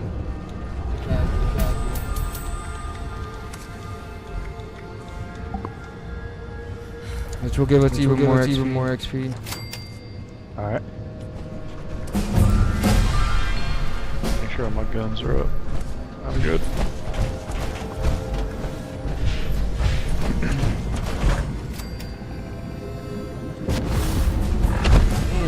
I can do this too. We're strong, dog. I'm gonna share inspirational. You guys even more XP.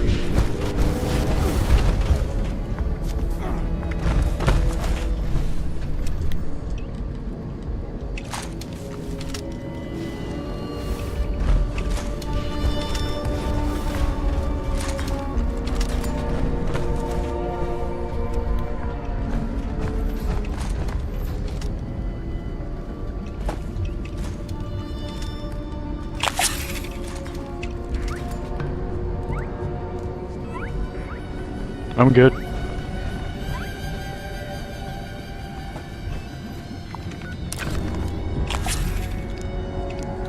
Let's get it.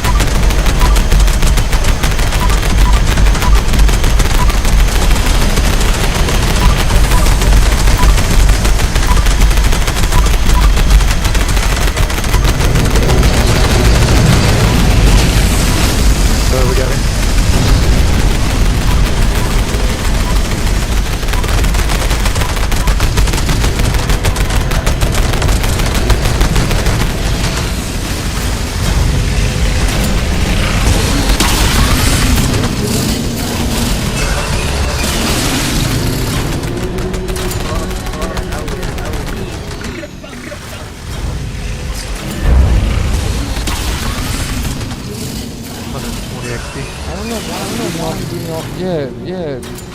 We're getting a lot of XP. We're getting double technically, but I don't know how. I'm not complaining, but shit.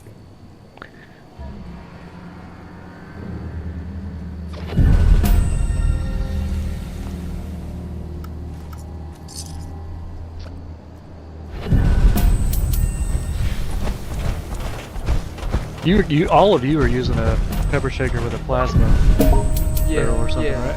Yeah.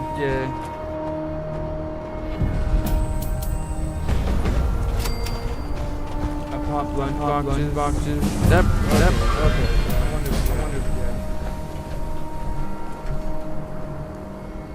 I know you did do that, but how the fuck did you pop lunch box in a double deck? Yeah, I had 120. But you know.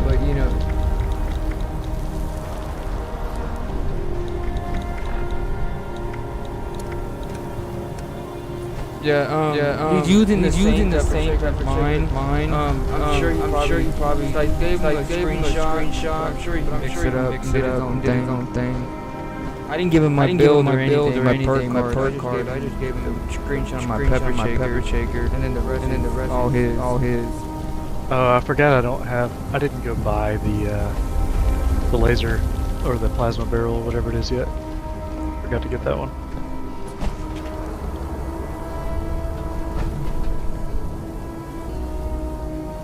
And I'm sure Jacoby got the proper setup sexy pepper shaker.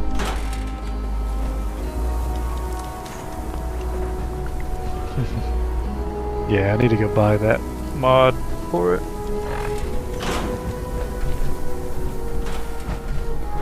Yeah, it's like 150 gold, something like that. 250 gold. Yeah, it's not bad. I think I got like 10,000 gold right now.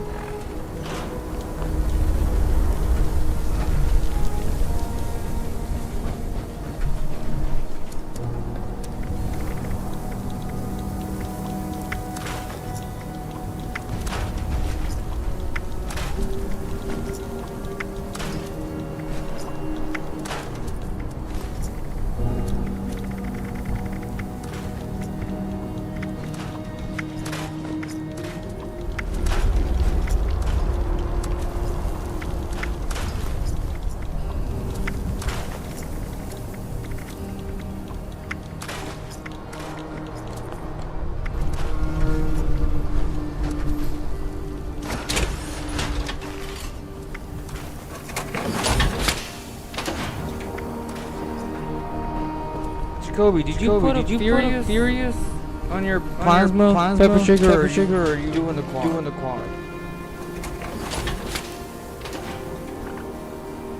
You did put a Furious, because I did too. Like that's where I mixed it up as well. I had it quad for a while. I know that's the screenshot that I sent you, and I kind of liked Furious better. I know everybody else like Angry Turtle. Everybody's saying like use a quad. But I don't know. I think I don't think you need quad if your DPS is high enough.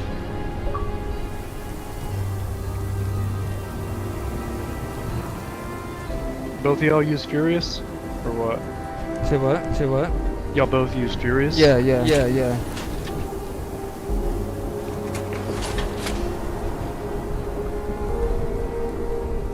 Yeah, I'm probably not doing as much damage since I still just have the shotgun barrel. Just running hex barrel with quad.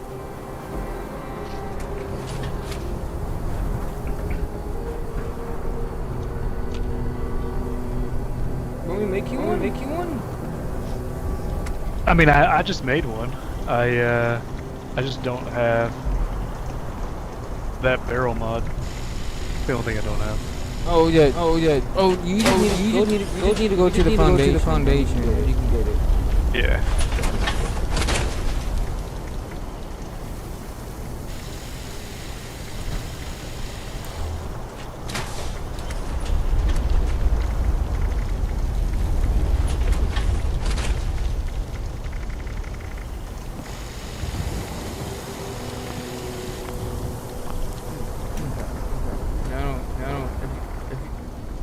If you need me to make you one, I can make you one. I mean, you can if you want to. That's the only thing I don't have, just like it says, that one barrel mod. Or the magazine, not really the barrel. But.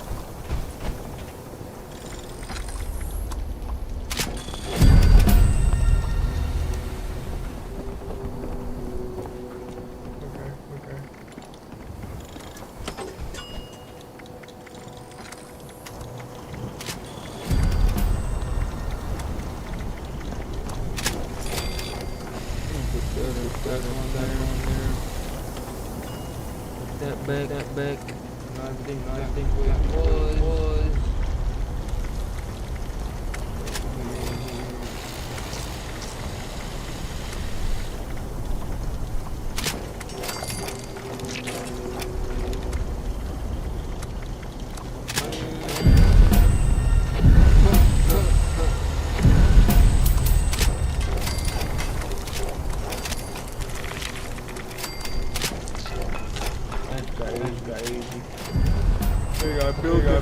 For you.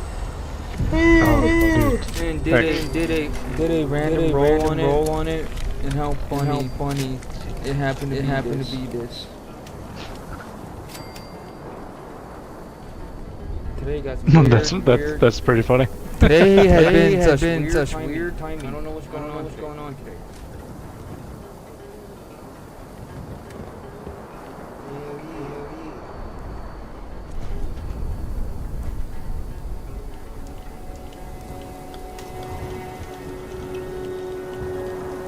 But you said Furious is better for this one, right? Yeah, I recommend it. They all say quad, like Angry Turtle. They have high DPS and shit. You know what I mean? They got high damage. They stick with quad. They'll have the pepper shakers, the chocolate shell, and the Furious, and the plasma quad. And I'm not gonna lie, mine. I think the Furious is way better. Rolling crippling on it. Vital, I mean. Vital on plasma. Yeah. Crippling on ballistic shell. Yeah, I gotta make a quick bats real quick. And if you need conductor, I got you. Or whatever. Only one I don't have. Yeah, if you. Yeah, that's gonna be the one I might end up rolling on it. But if you have a conductors, I don't mind. But I'm not hurting for.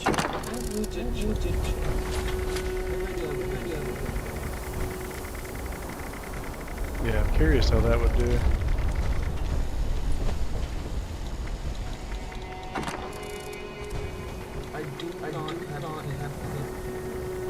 But go ahead. No. Oh, conductor. You want me to do the conductor? Yeah, if you have one to borrow, I can give them back to you after I get one. I have none on me, but hold on.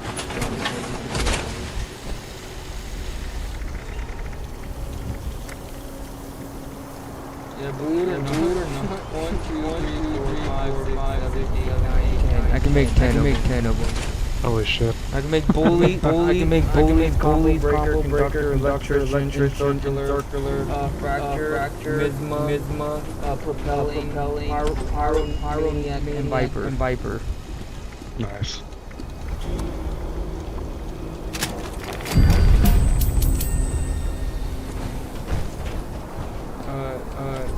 Variant, Behind you. so many Over here. people.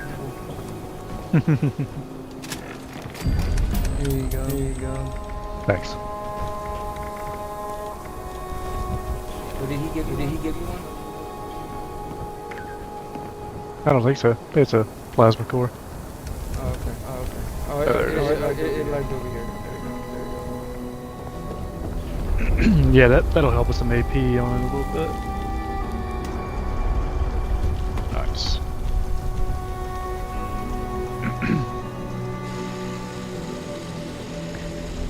You ever used fractures? That's one of the only ones I haven't used yet. Yes, I have one of my right here. This is one of my first fun guns. I use it quite often when I'm doing raid, stage 2, when I'm in a fun mood. This one right here. Yeah, it's definitely Oh, there's my I was gonna show you.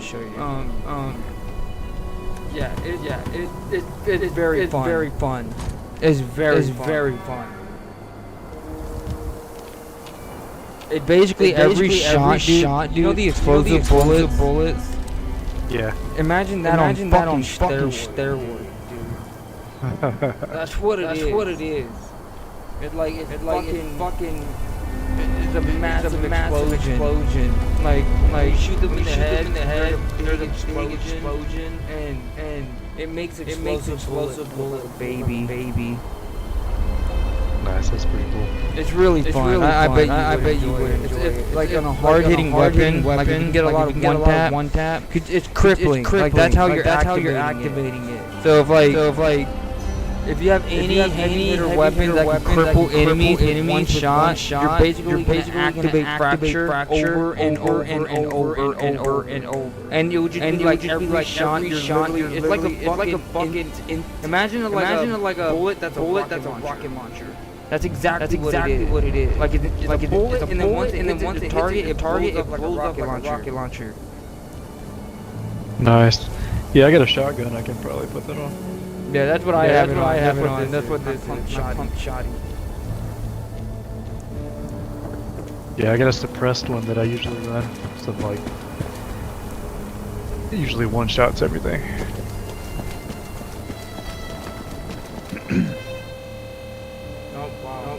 My game, don't go in. All right. Right when I Oh yeah, that's the worst.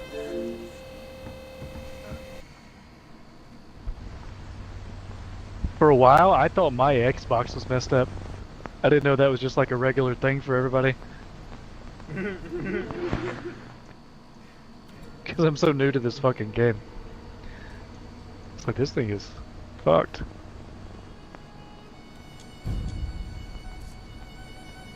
That's funny. That's funny. That's like when I first time experienced the red ring.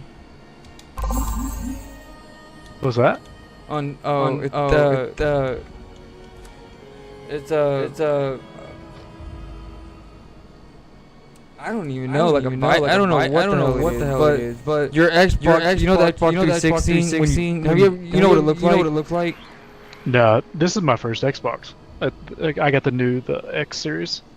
Yeah. I've never had an Xbox. Like as a friend, you know, everybody plays video games. So I was just assuming like you had a friend that maybe had a 360. You never really seen one.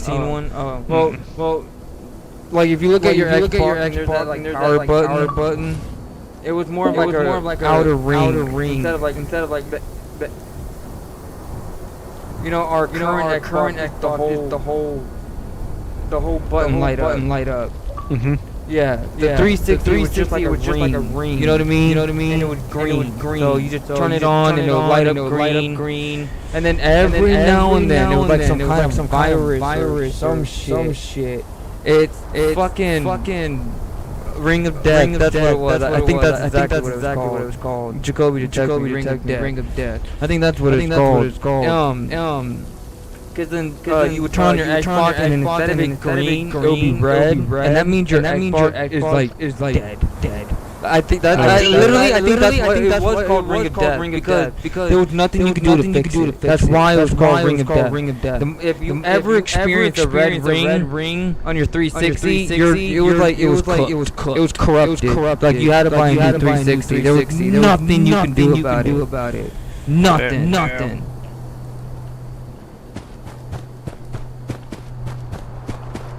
Man, the old days.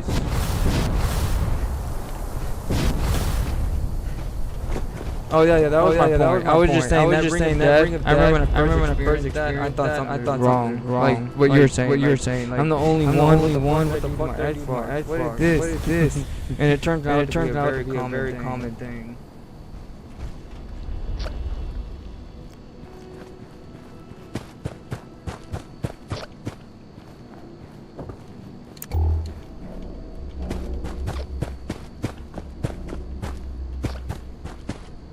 This is an automated message. Evacuation is in progress. Please proceed to the nearest exit in an orderly manner.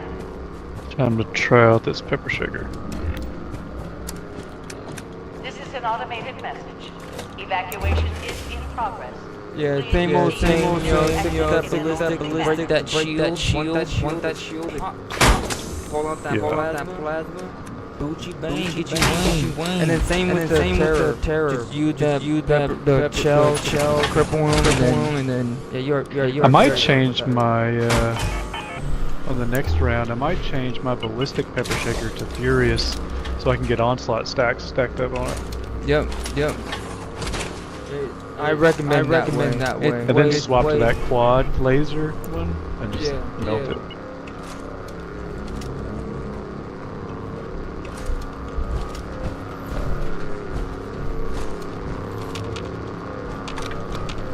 Alert.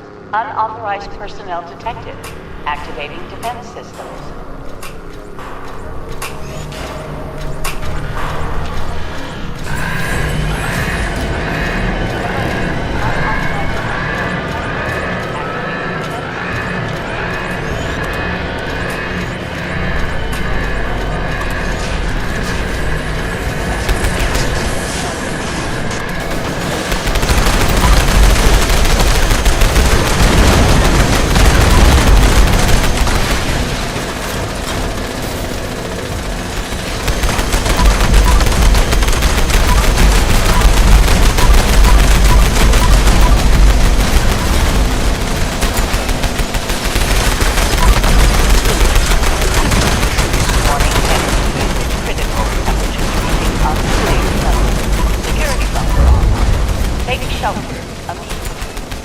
Hell yeah.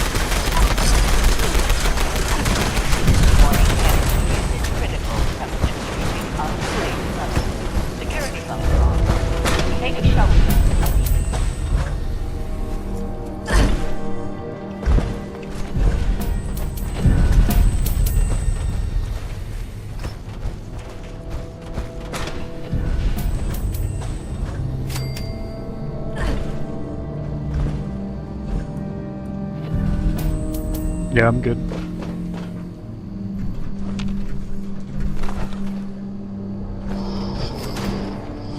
Low fuel, drilling suspended. Please add fuel to resume operation.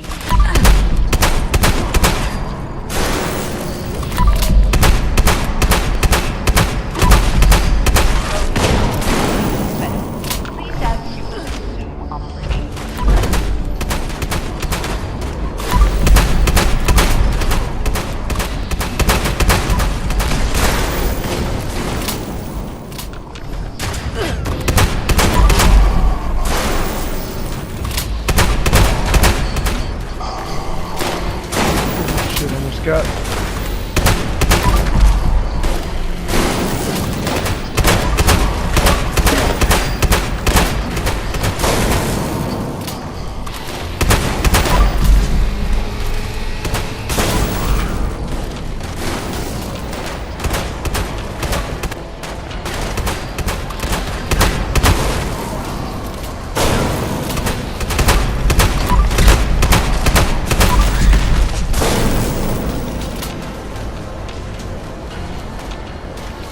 How many mole miners are there out here? Three. One hitter. Yeah.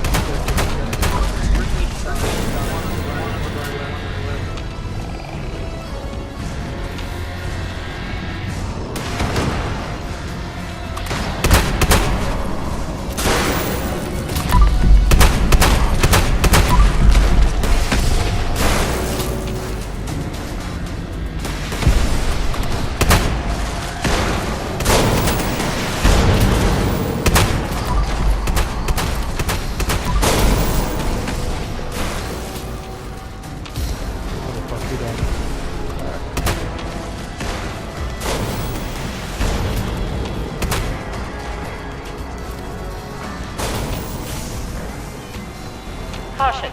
Increased hostile presence detected.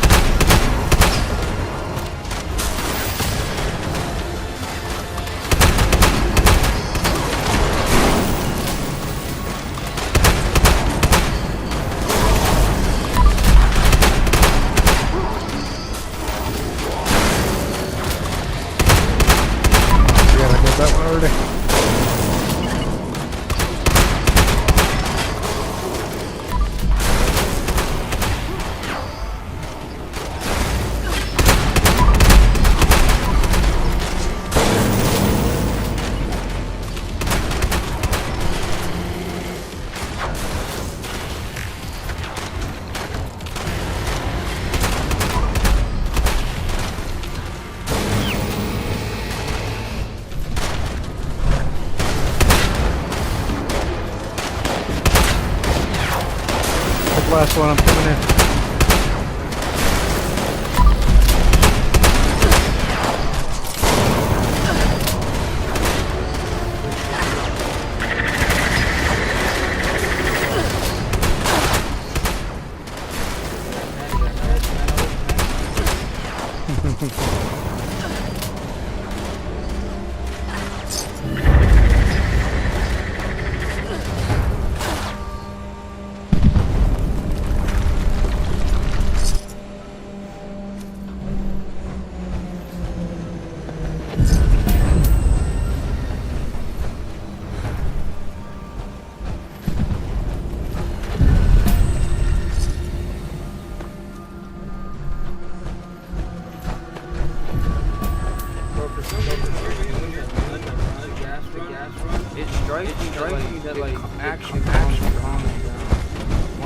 It does, yeah. I don't know.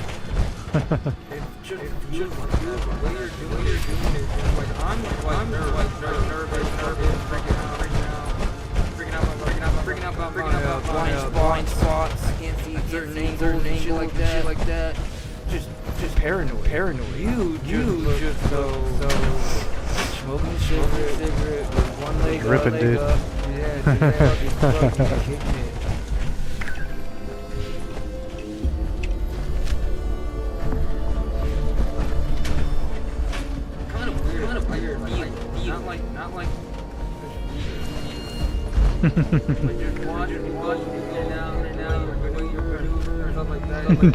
Zigging and zagging, dude. Just zigging and zagging. There was, I don't know if he was watching me, but I had so many close calls. Like I was jumping over him quite a few times.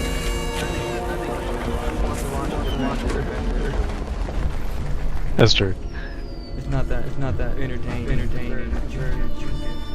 I'm ready. Alright, let's do it.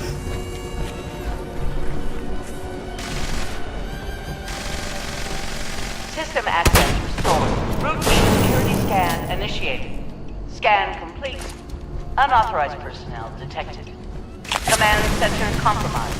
System detects insufficient countermeasures. Pursuing emergency security protocol. Stand by. Scan.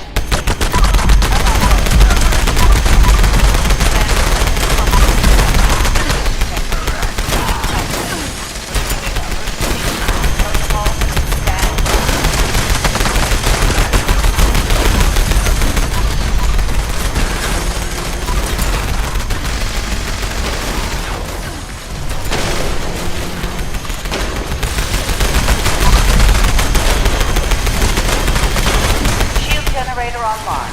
Defensive measures restored.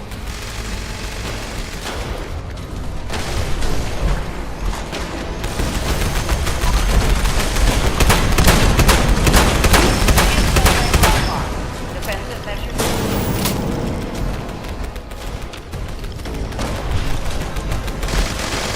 Something's still. Warning. Shield generators offline. Security is now vulnerable. Alright, got it.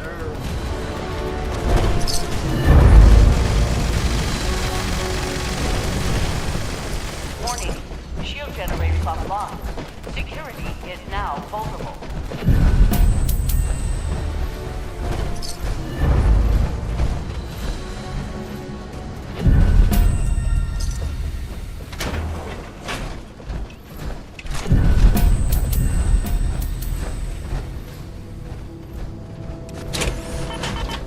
I gotta run through my chems real quick.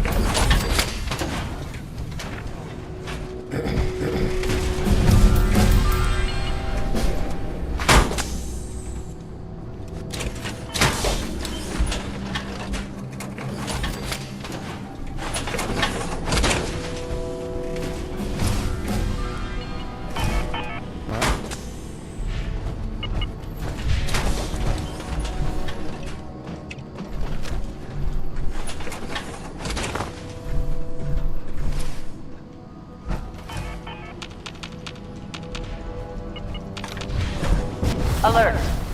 Hostile breach detected. Lockdown initiated. Lockdown will persist until hostile presence is removed. Oh, I glitched out. I couldn't move.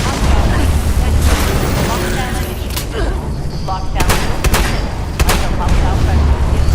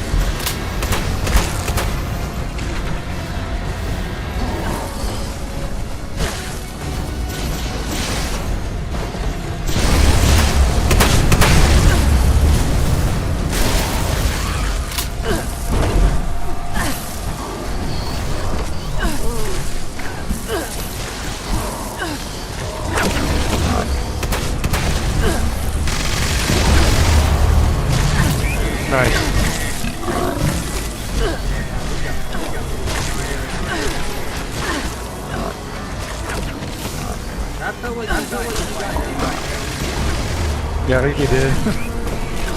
Get him on a couple of corner ones.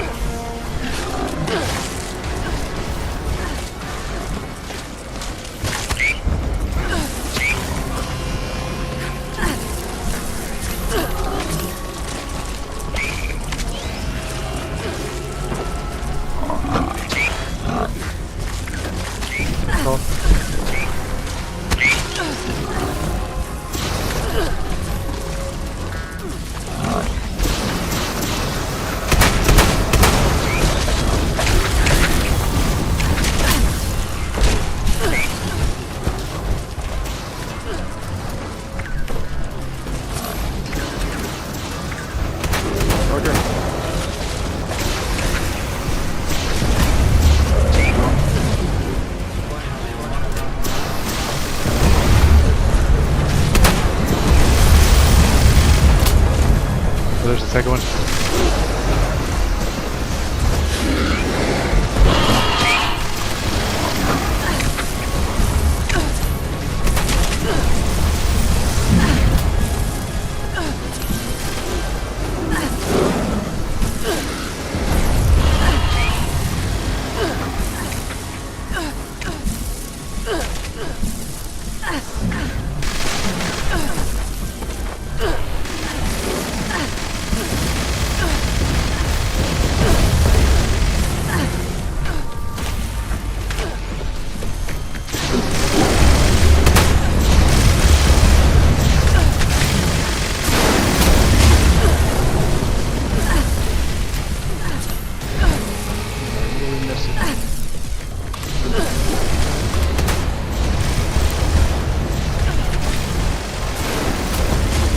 I got him over here.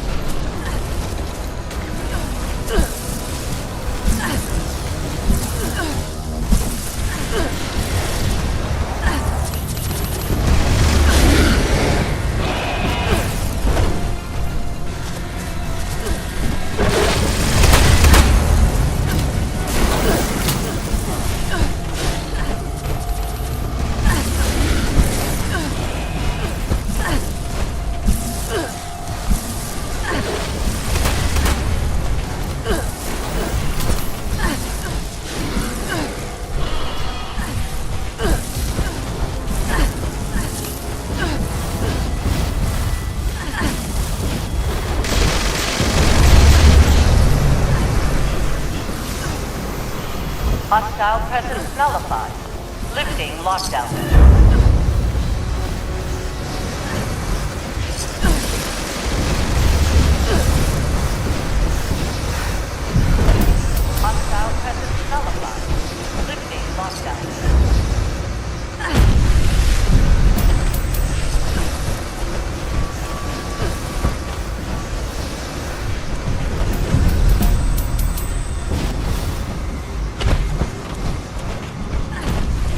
ever used the Warglaive? Yeah. The melee weapon. Yeah, I got it not too long ago. I like it. It's pretty good. It used to be one of the longest at one point. Way before chainsaw and automatic. Those were added later on added in the game. But for the chainsaw and automatic, it was It's pretty fucking OP, and like doing daily ops with a power armor and do a power attack, it just one-shots everything. Yeah, it's really fun. Yeah, I put the plasma on it. It's dope.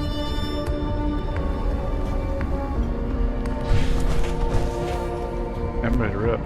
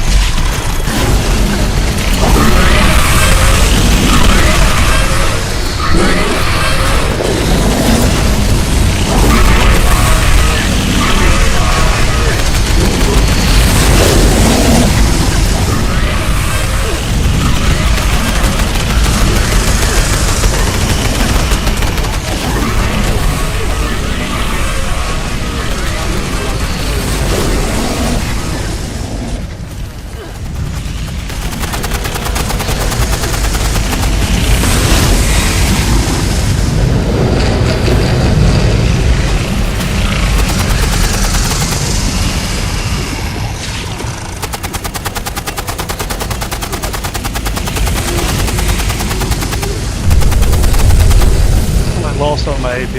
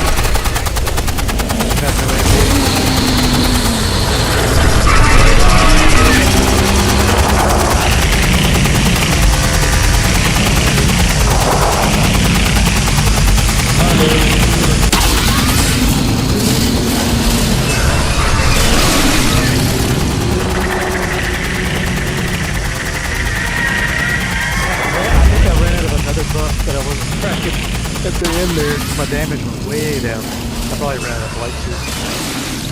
Yeah, I ran out I was fine. Yeah, I didn't pop everything. Because I was like, we got 3 people. And I didn't pop everything. And then it was like, oh shit, I don't have time to pop it now. That's what I get for trying to not use all my buffs.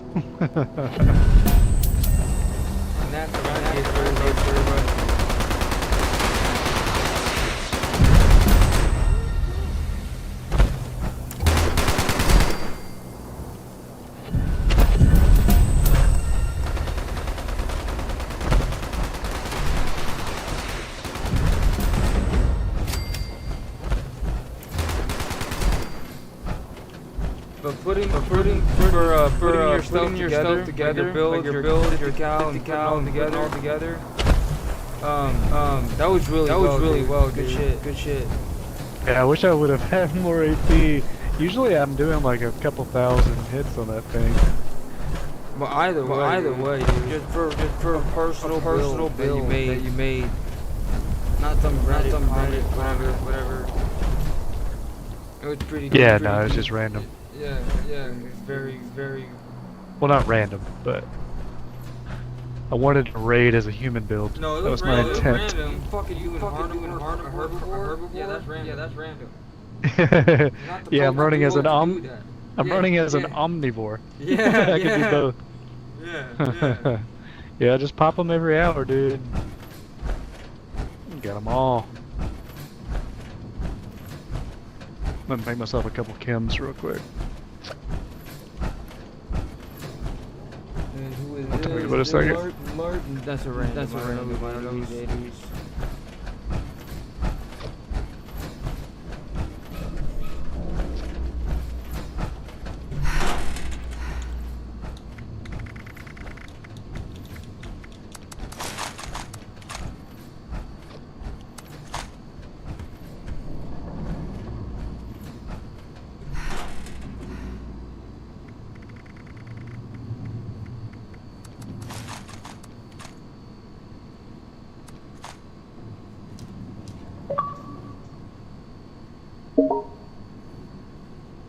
I'm coming.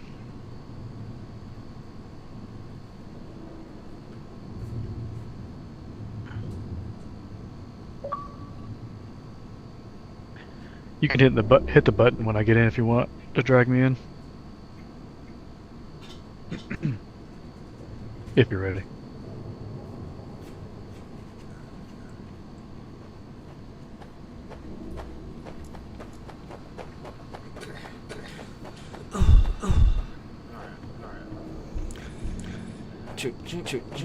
Okay.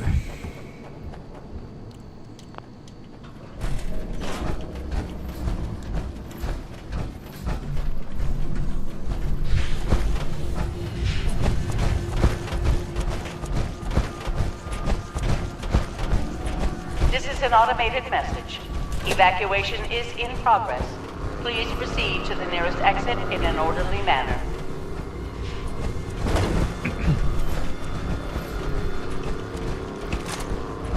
This is an automated message. Evacuation is in progress. Please proceed to the nearest exit in an orderly manner.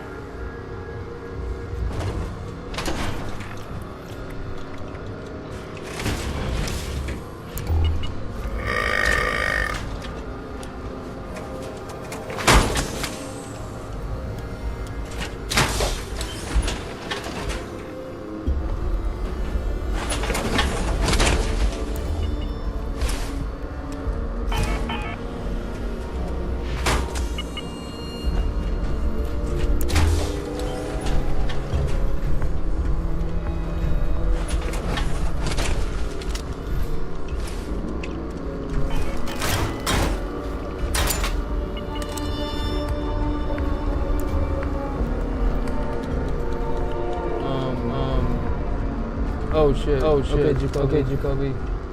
I missed that. I was getting a drink. I missed the text. Jacoby taking a little smoke break real quick. Alright. And his is quick. It's weed, not cigarettes. No, yeah. Yeah, so take a couple hits from a bong, and then he's ready. So it's quick. Alright.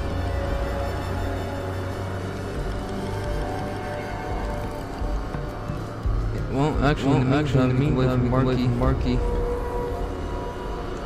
I want to say he was out there at the workstation.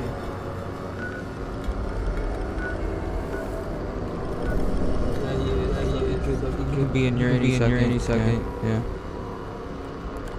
I see him. Alright, ready. Let's give Marky like. I'll give Marky like a minute.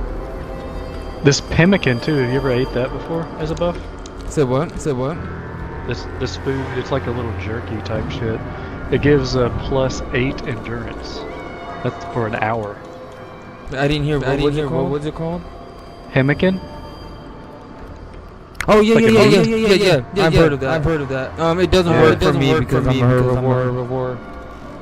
Yeah, that's what I'm saying. This is like, yeah, +7.5 endurance for 1 hour. Fuck yeah. Yeah, that's one was like a. Get even tankier. That's like a brain bomb endurance. Yeah.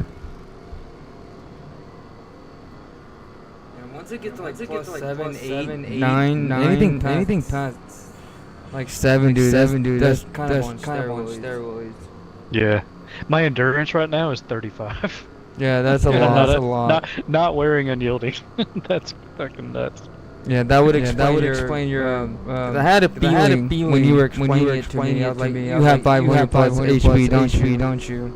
My HP is over 600. Yeah, see, that would explain it. I got 602 HP and 420 AP. Yeah. And isn't it incredible? The more HP you have, finally all the damage resistance will back it up. Yeah, and I'm using the what's that thing called that gives you all that elemental adamantium skeleton. So I got a lot of elemental stuff too. That's what helps me out in stage 4. How I don't just get fucked by that one. Because it's elemental stuff, but it's based off of my endurance.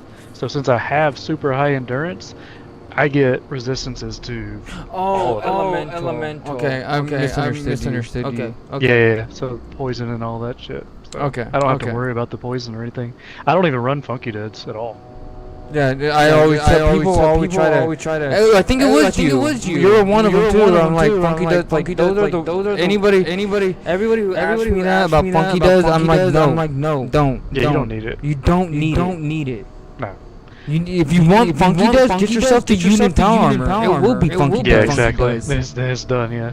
If anything, I would trade one of my perk cards for adding follow through on maxed out follow through, because at the snake all I have to do is crouch and that follow through will kick in.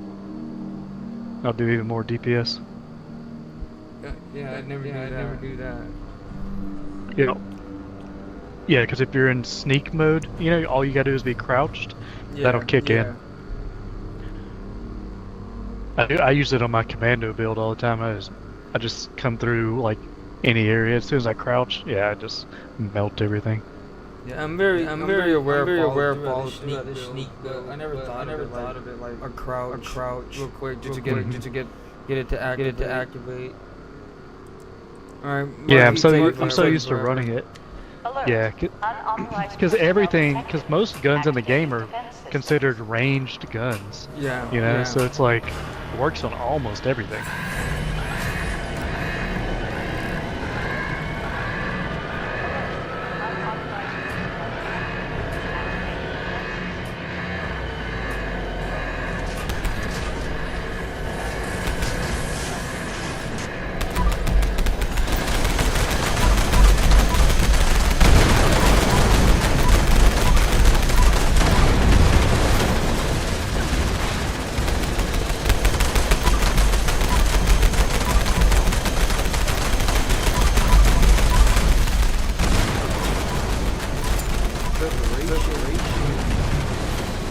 Warning, enemy usage critical. Unsafe level. Security bunker on. Take shelter.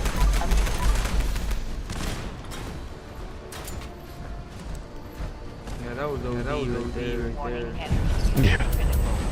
Reaching unsafe level. Security bunker on.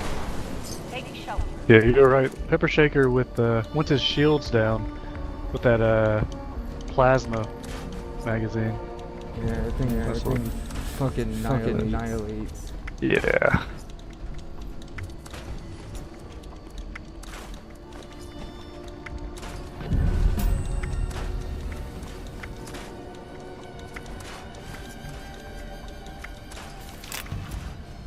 Oh, you got my heart rate crafting, item unlock, quick magazine. Ooh, that scared me. I thought I could like scrap the gun with quad. I thought I unlocked quad. Yeah, that's one of the only ones I don't know too, is quad. Yeah, same here.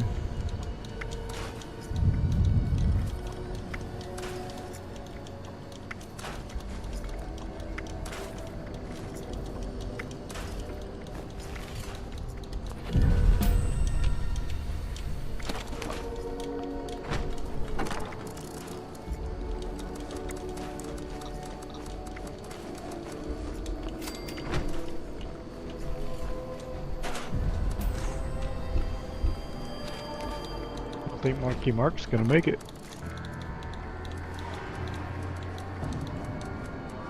I don't see him anywhere. I don't think he's playing.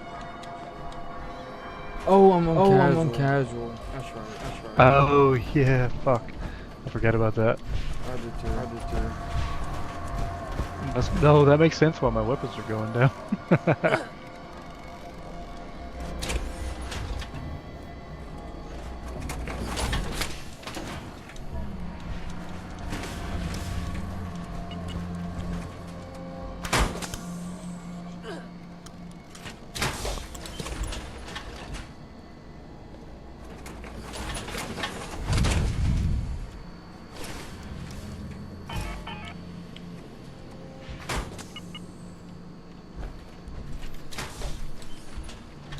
Are you guys ready?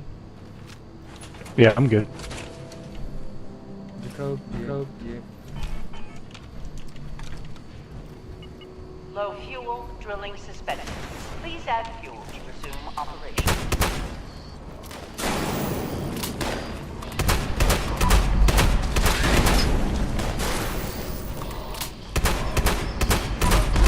Drilling suspended. Please add fuel to resume operation. Holy, I got stuck on a fucking track. Motherfucker got me.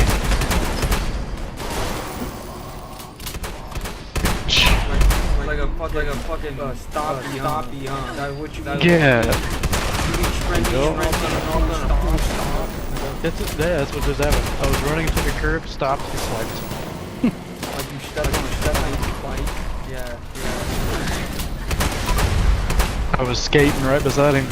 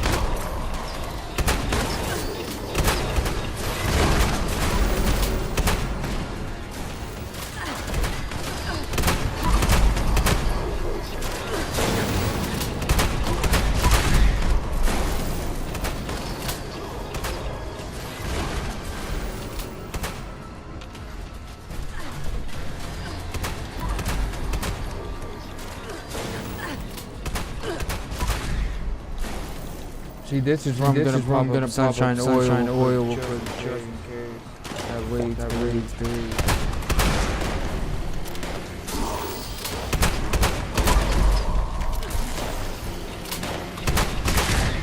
Zone in.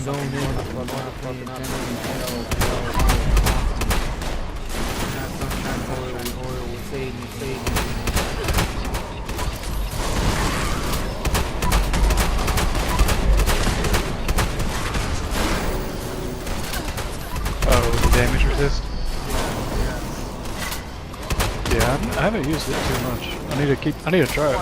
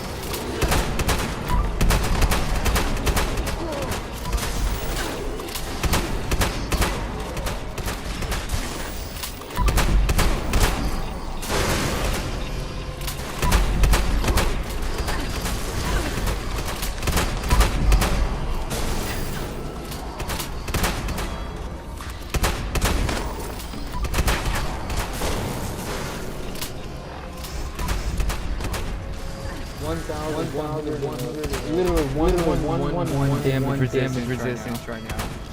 Damn. With 447 HP.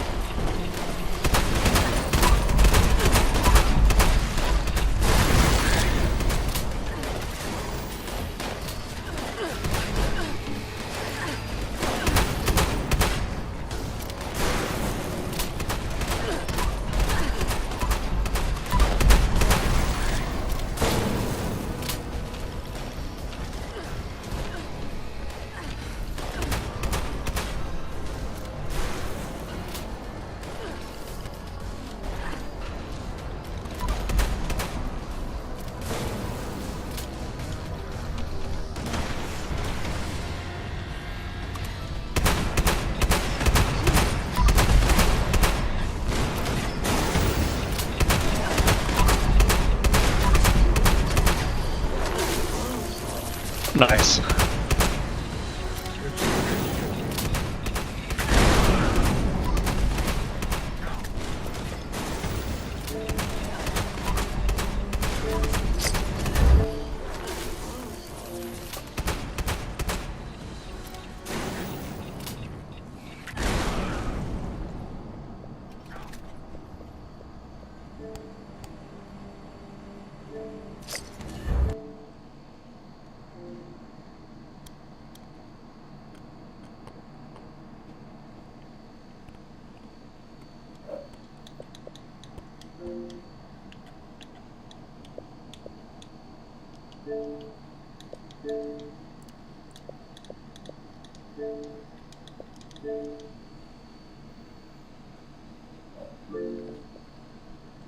See, and that's where it like. I don't know if you saw it on your phone or something. But there was a moment where that sunshine oil saved me. Like I almost fucking died. Because of that damage resistance, it saved. Like I was able to not get obliterated. They stopped shooting for a second. I was able to catch it in time and heal myself. If I didn't have that sunshine oil, I wouldn't have had that split second to heal myself. I would have got obliterated. It would have just beamed me out and I would have been dead. Yeah. Yeah, I gotta try that out.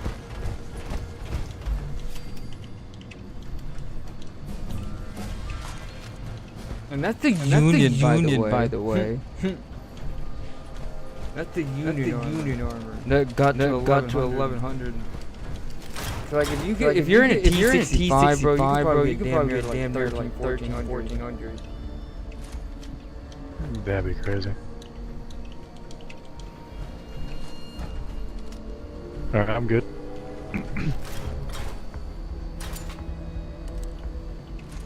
Let's do it. System access restored. Routine security scan initiated. Scan complete. Unauthorized personnel detected. Command center compromised. System detects insufficient countermeasures. Pursuing emergency security protocol. Stand by. Security scan initiated. Scan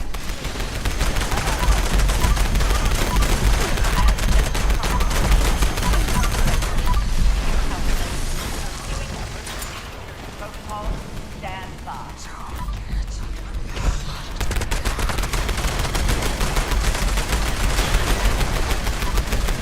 Shield generator online. Defensive measures restored.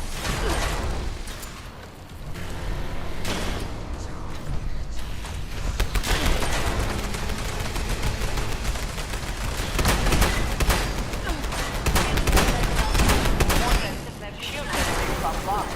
Security is now vulnerable. Shield generator online. Defensive measures restored.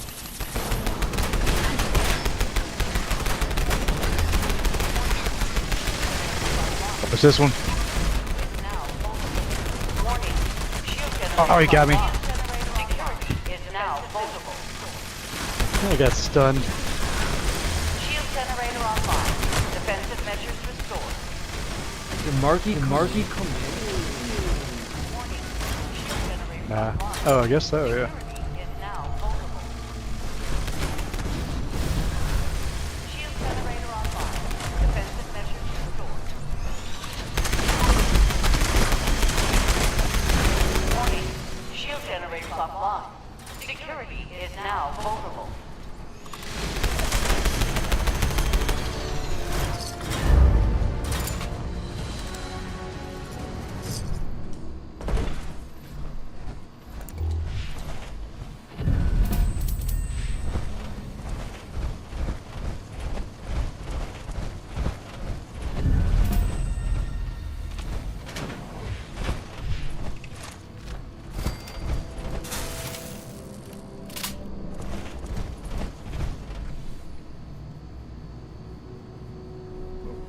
I gotta heal my armor real quick.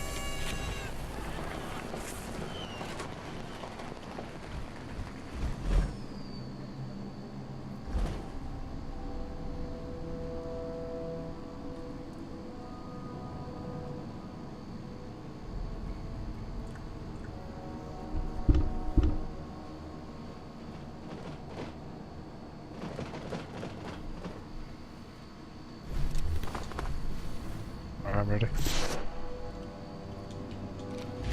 Alert. Hostile breach detected. Lockdown initiated. Lockdown will persist until hostile presence is removed.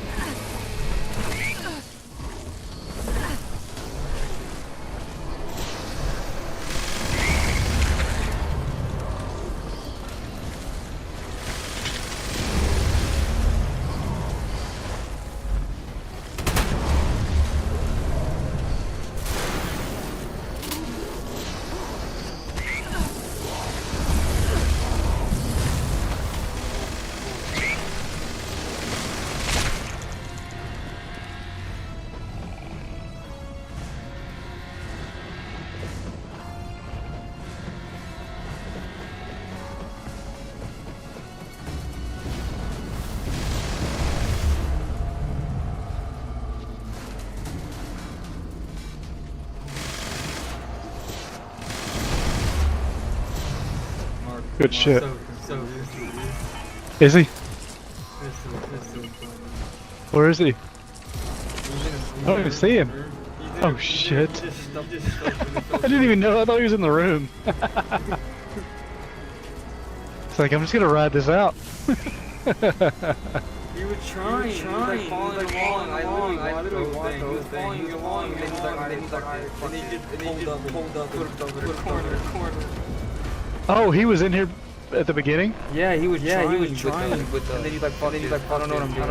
And then he just stuck himself in a corner. I mean, good on him though. At least. Yeah. Own it. There's a death claw. For sure. Own it.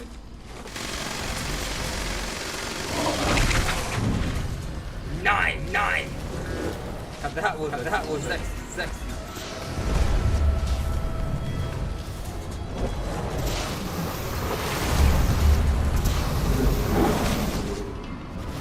Good shit.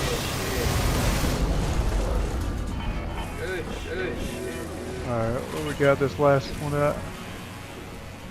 Oh, there he is.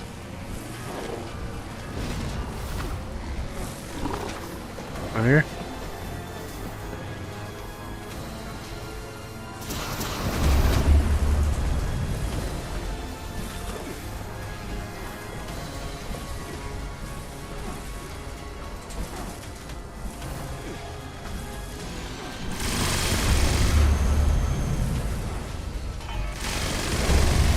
Hostile pressure nullified. Lifting lockdown measures.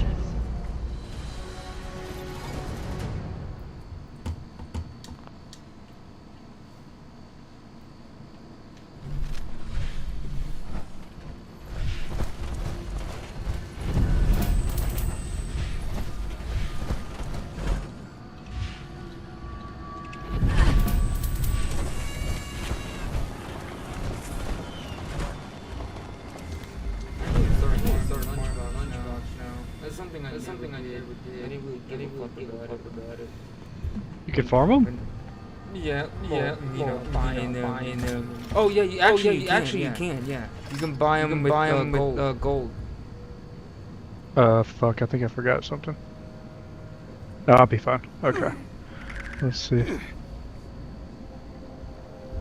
Yeah, you can buy lunchbox at the foundation with gold. Gotcha.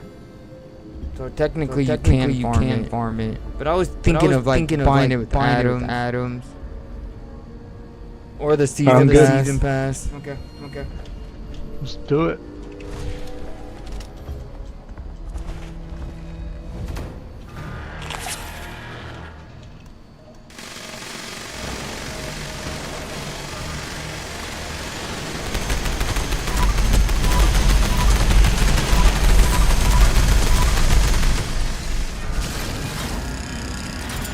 Nice.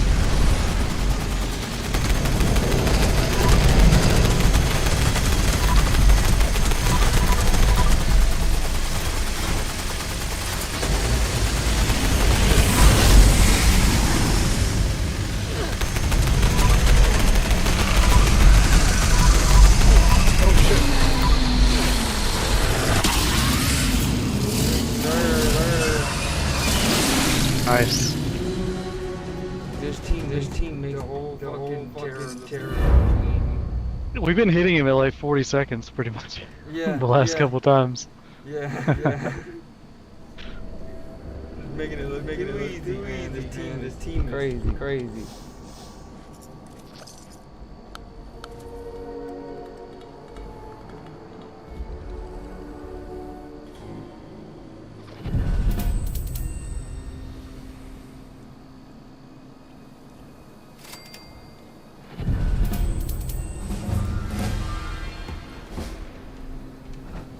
I never really thought I'd do it.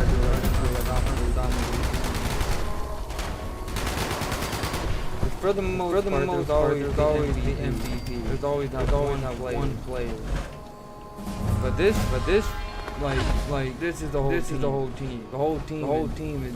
See, man, that's why we're the leaderboard. People get so in their head thinking they're doing all the damage. You know. Yeah. But they don't really know like whatever. They get ahead of themselves. So I sometimes wish that you could at the end of the stage when you get the reward, you can see who did the total DPS, damage count. And I'm telling you, I can tell this whole entire team, me, you, and Jacoby, we're all putting in heavy damage. Yeah, how much damage do you see coming off the snake when you're firing at him? With your I'm averaging around 500 plus, and every time I hit critical, it's like 600-700. It depends. Gotcha. Yeah, I'm not getting that. I think I'm just set up good for ballistic as far as that 50 cal. This is an automated message. Evacuation is in progress. Yeah, remember it's intelligent. Do you have the higher your intelligence, it's gonna increase your damage. Just put science on. Yeah. That's your best friend. Jacoby text me. See what he says. I gotta scrap a few of these damn things. I got too many fucking pieces of armor. There we go. No, Jacoby says he gets around 2.53 K. Yeah, I'm getting around 2 something with my 50 cal, but like if I use my, it may just be because my intelligence is not as high as yours right now. That would make sense. A lot of my points are in endurance because I'm running this human build. Yeah, I don't know about the pepper shaker getting that high. But I'm playing on a shitty monitor. I think my monitor tiny.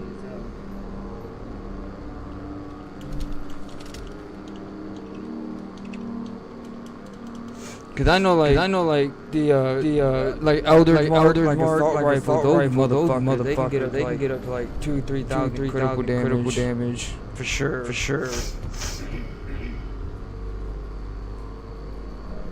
But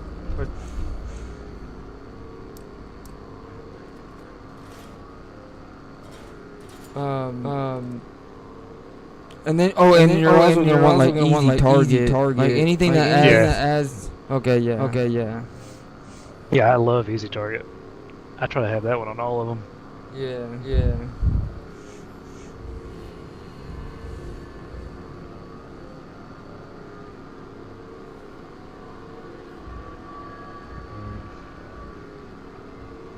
Actually, no, I do have science on.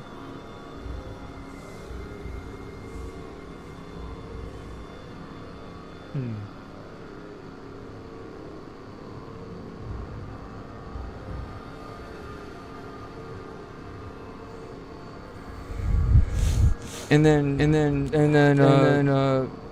it is a shotgun pepper shaker. So you also want the you know like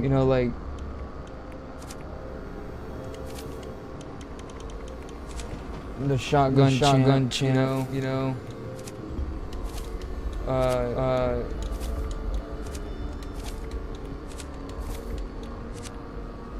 Shotgun champ and scatter shot. Those are like you definitely want those, and it will help your plasma.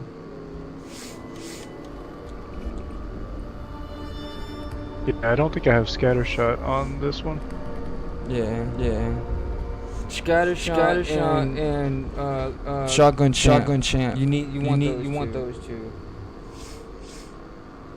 I might do that. I might take off lock and load and put on shotgun champ. Yeah, you don't need that reload speed. Yeah, there's plenty of time. Yeah. Yeah, you don't need that.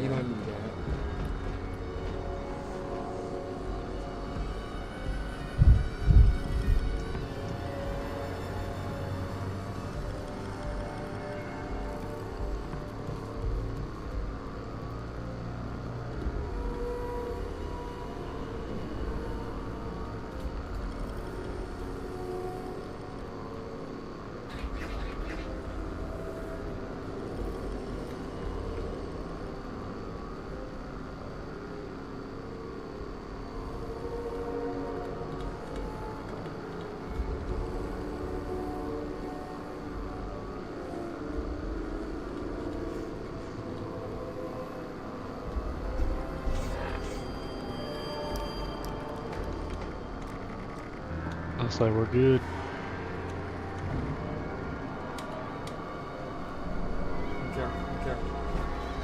Jacoby, you ready? Oh. Go Mark, he can. Okay. Yeah, he thumbs up a second ago. I think he's good. Alert. Unauthorized personnel detected. Activating defense systems.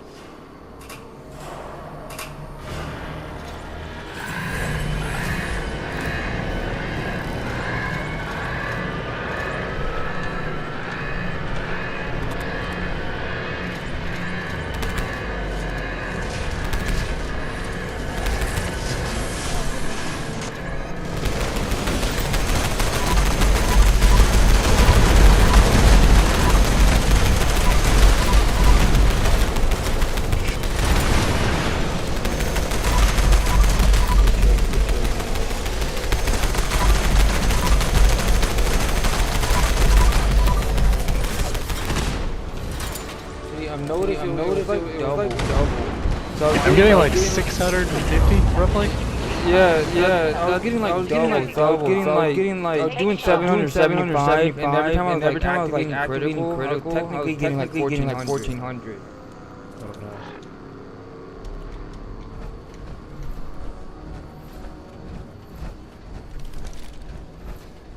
I think that shotgun champ helped that time. Yeah, it's a big one. I've never ran that one. I usually just put all the heavy gunner ones on. Well, I mean, you were using the 50 cal, so you would want that. The pepper shaker is a unique gun. It's a shotgun and a heavy gun at the same damn gun. Yeah, I need to make room for... gun. I like Scattershot a lot. That's one I'm not running right now. I might figure out a way to run that. Because I am running Down Ranger. That's why I try to stay far back from enemies. Yeah. But I might switch, take 3 points off Perception, put some on Strength, and then run Scattershot. I might do better. If you're gonna make that gun your primary, you know what I mean? That pepper shaker. If you're not, don't do it. But if you're gonna make that your primary boss killer, it's a must. Yeah, I like the 50 cal a lot. 50 cal's dope. Yeah, if you're not gonna kill the boss with the pepper shaker, you kind of don't have to use it. Yeah. I'm not even gonna lie. The pepper shaker by itself against mob is too OP. Literally. It's way too fucking strong. Yeah, couple shots, it's done. Yeah, it's ridiculous. Where's Marky Mark doing?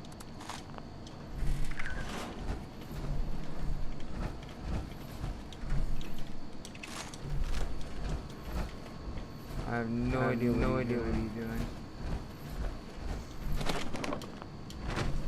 Low fuel drilling. He just hit the thing? Yeah, I'm not even in. Oh fuck, I'll get it.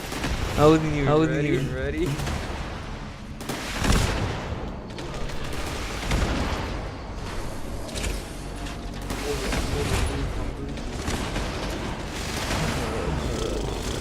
How are you confused when it's only been a minute, dude? Like, relax.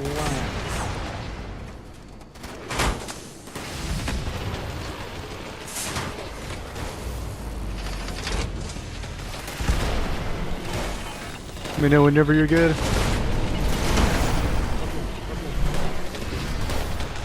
I'm in.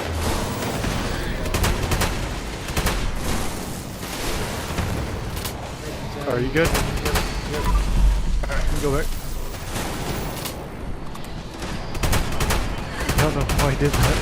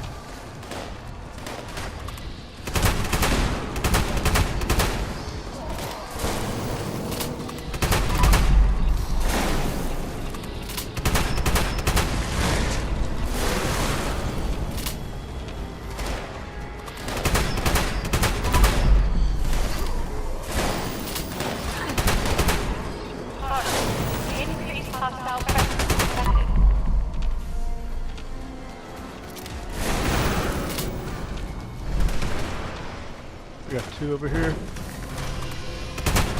Totally forgot I could just pop various intats and kind of tell where they're at.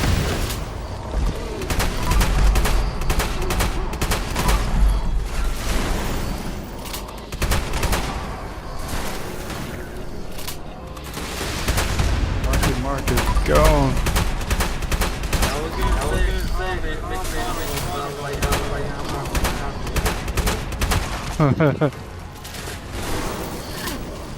It's a little deserved with him starting the drill early. Yeah, fair. I don't think he did. I was gonna say like done first. Yeah, I don't think he knew what he was doing. I think. That's fine. Are we good? Yes, sir. I'm gonna grab me quick.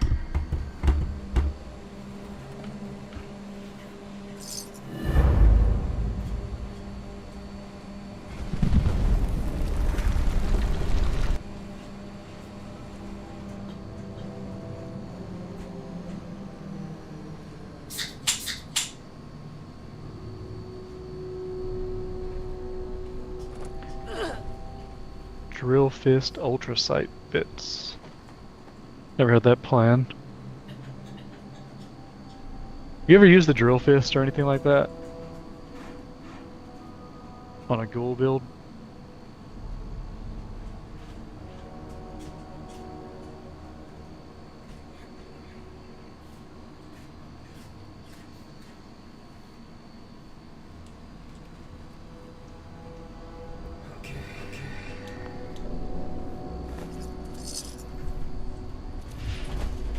Oh, fuck yeah, I just unlocked Rejuvenators. Let's go. Yeah. Hell yeah. Finally unlocked another 4-star. That's actually dope. I'm actually wanting that. I got it now, so So if you can want, definitely craft them. Like three of them. Yeah, that's easy. I want 5 I know that's a lot of modules, but you know, two. I'll take. I'm maxed. I can make a bunch of modules. I'm maxed on script. Oh, that's right. That's right. It is script, not modules. No, it's modules, right? It's modules, but I can go make modules with that script, that Rusty Pick. Yeah. I can also. I got so many mods I can scrap for modules. All right, where's Marky Mark at? He's okay. He's good. All right, going. System access restored. Routine security scan initiated. Scan complete. Unauthorized personnel detected. Command center compromised. System detects insufficient countermeasures. Pursuing emergency security protocols. Stand by.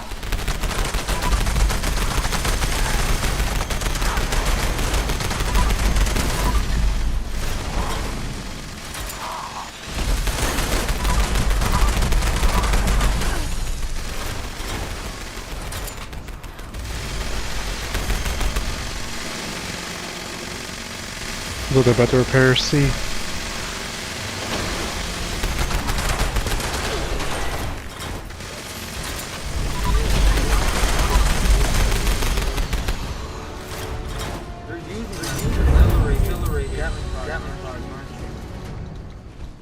Who's that? Are you using? No, that wasn't me. Nah. It sounds so sexy. I do have one on me though. Yeah. Oh, Jacob.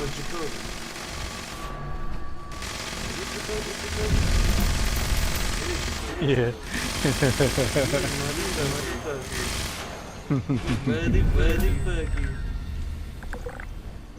Yeah, that accelerated nozzle's the shit.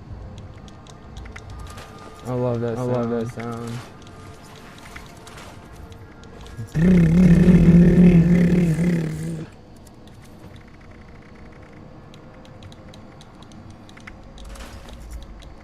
Yeah, I'm working on that gun, Jacoby. I've been working on it for like a month now. You need an accelerated nozzle, right? Yeah, don't do anything. Please don't help me. Don't help me. I'm actually on a hunt, just looking for the old school way. Gotta grind for it. Yeah. I can easily do a pose. It's a bitch to grind for, dude. Yeah. So fun. Yeah. Yeah, I grinded those keycard drops for like a week, and finally fucking got one.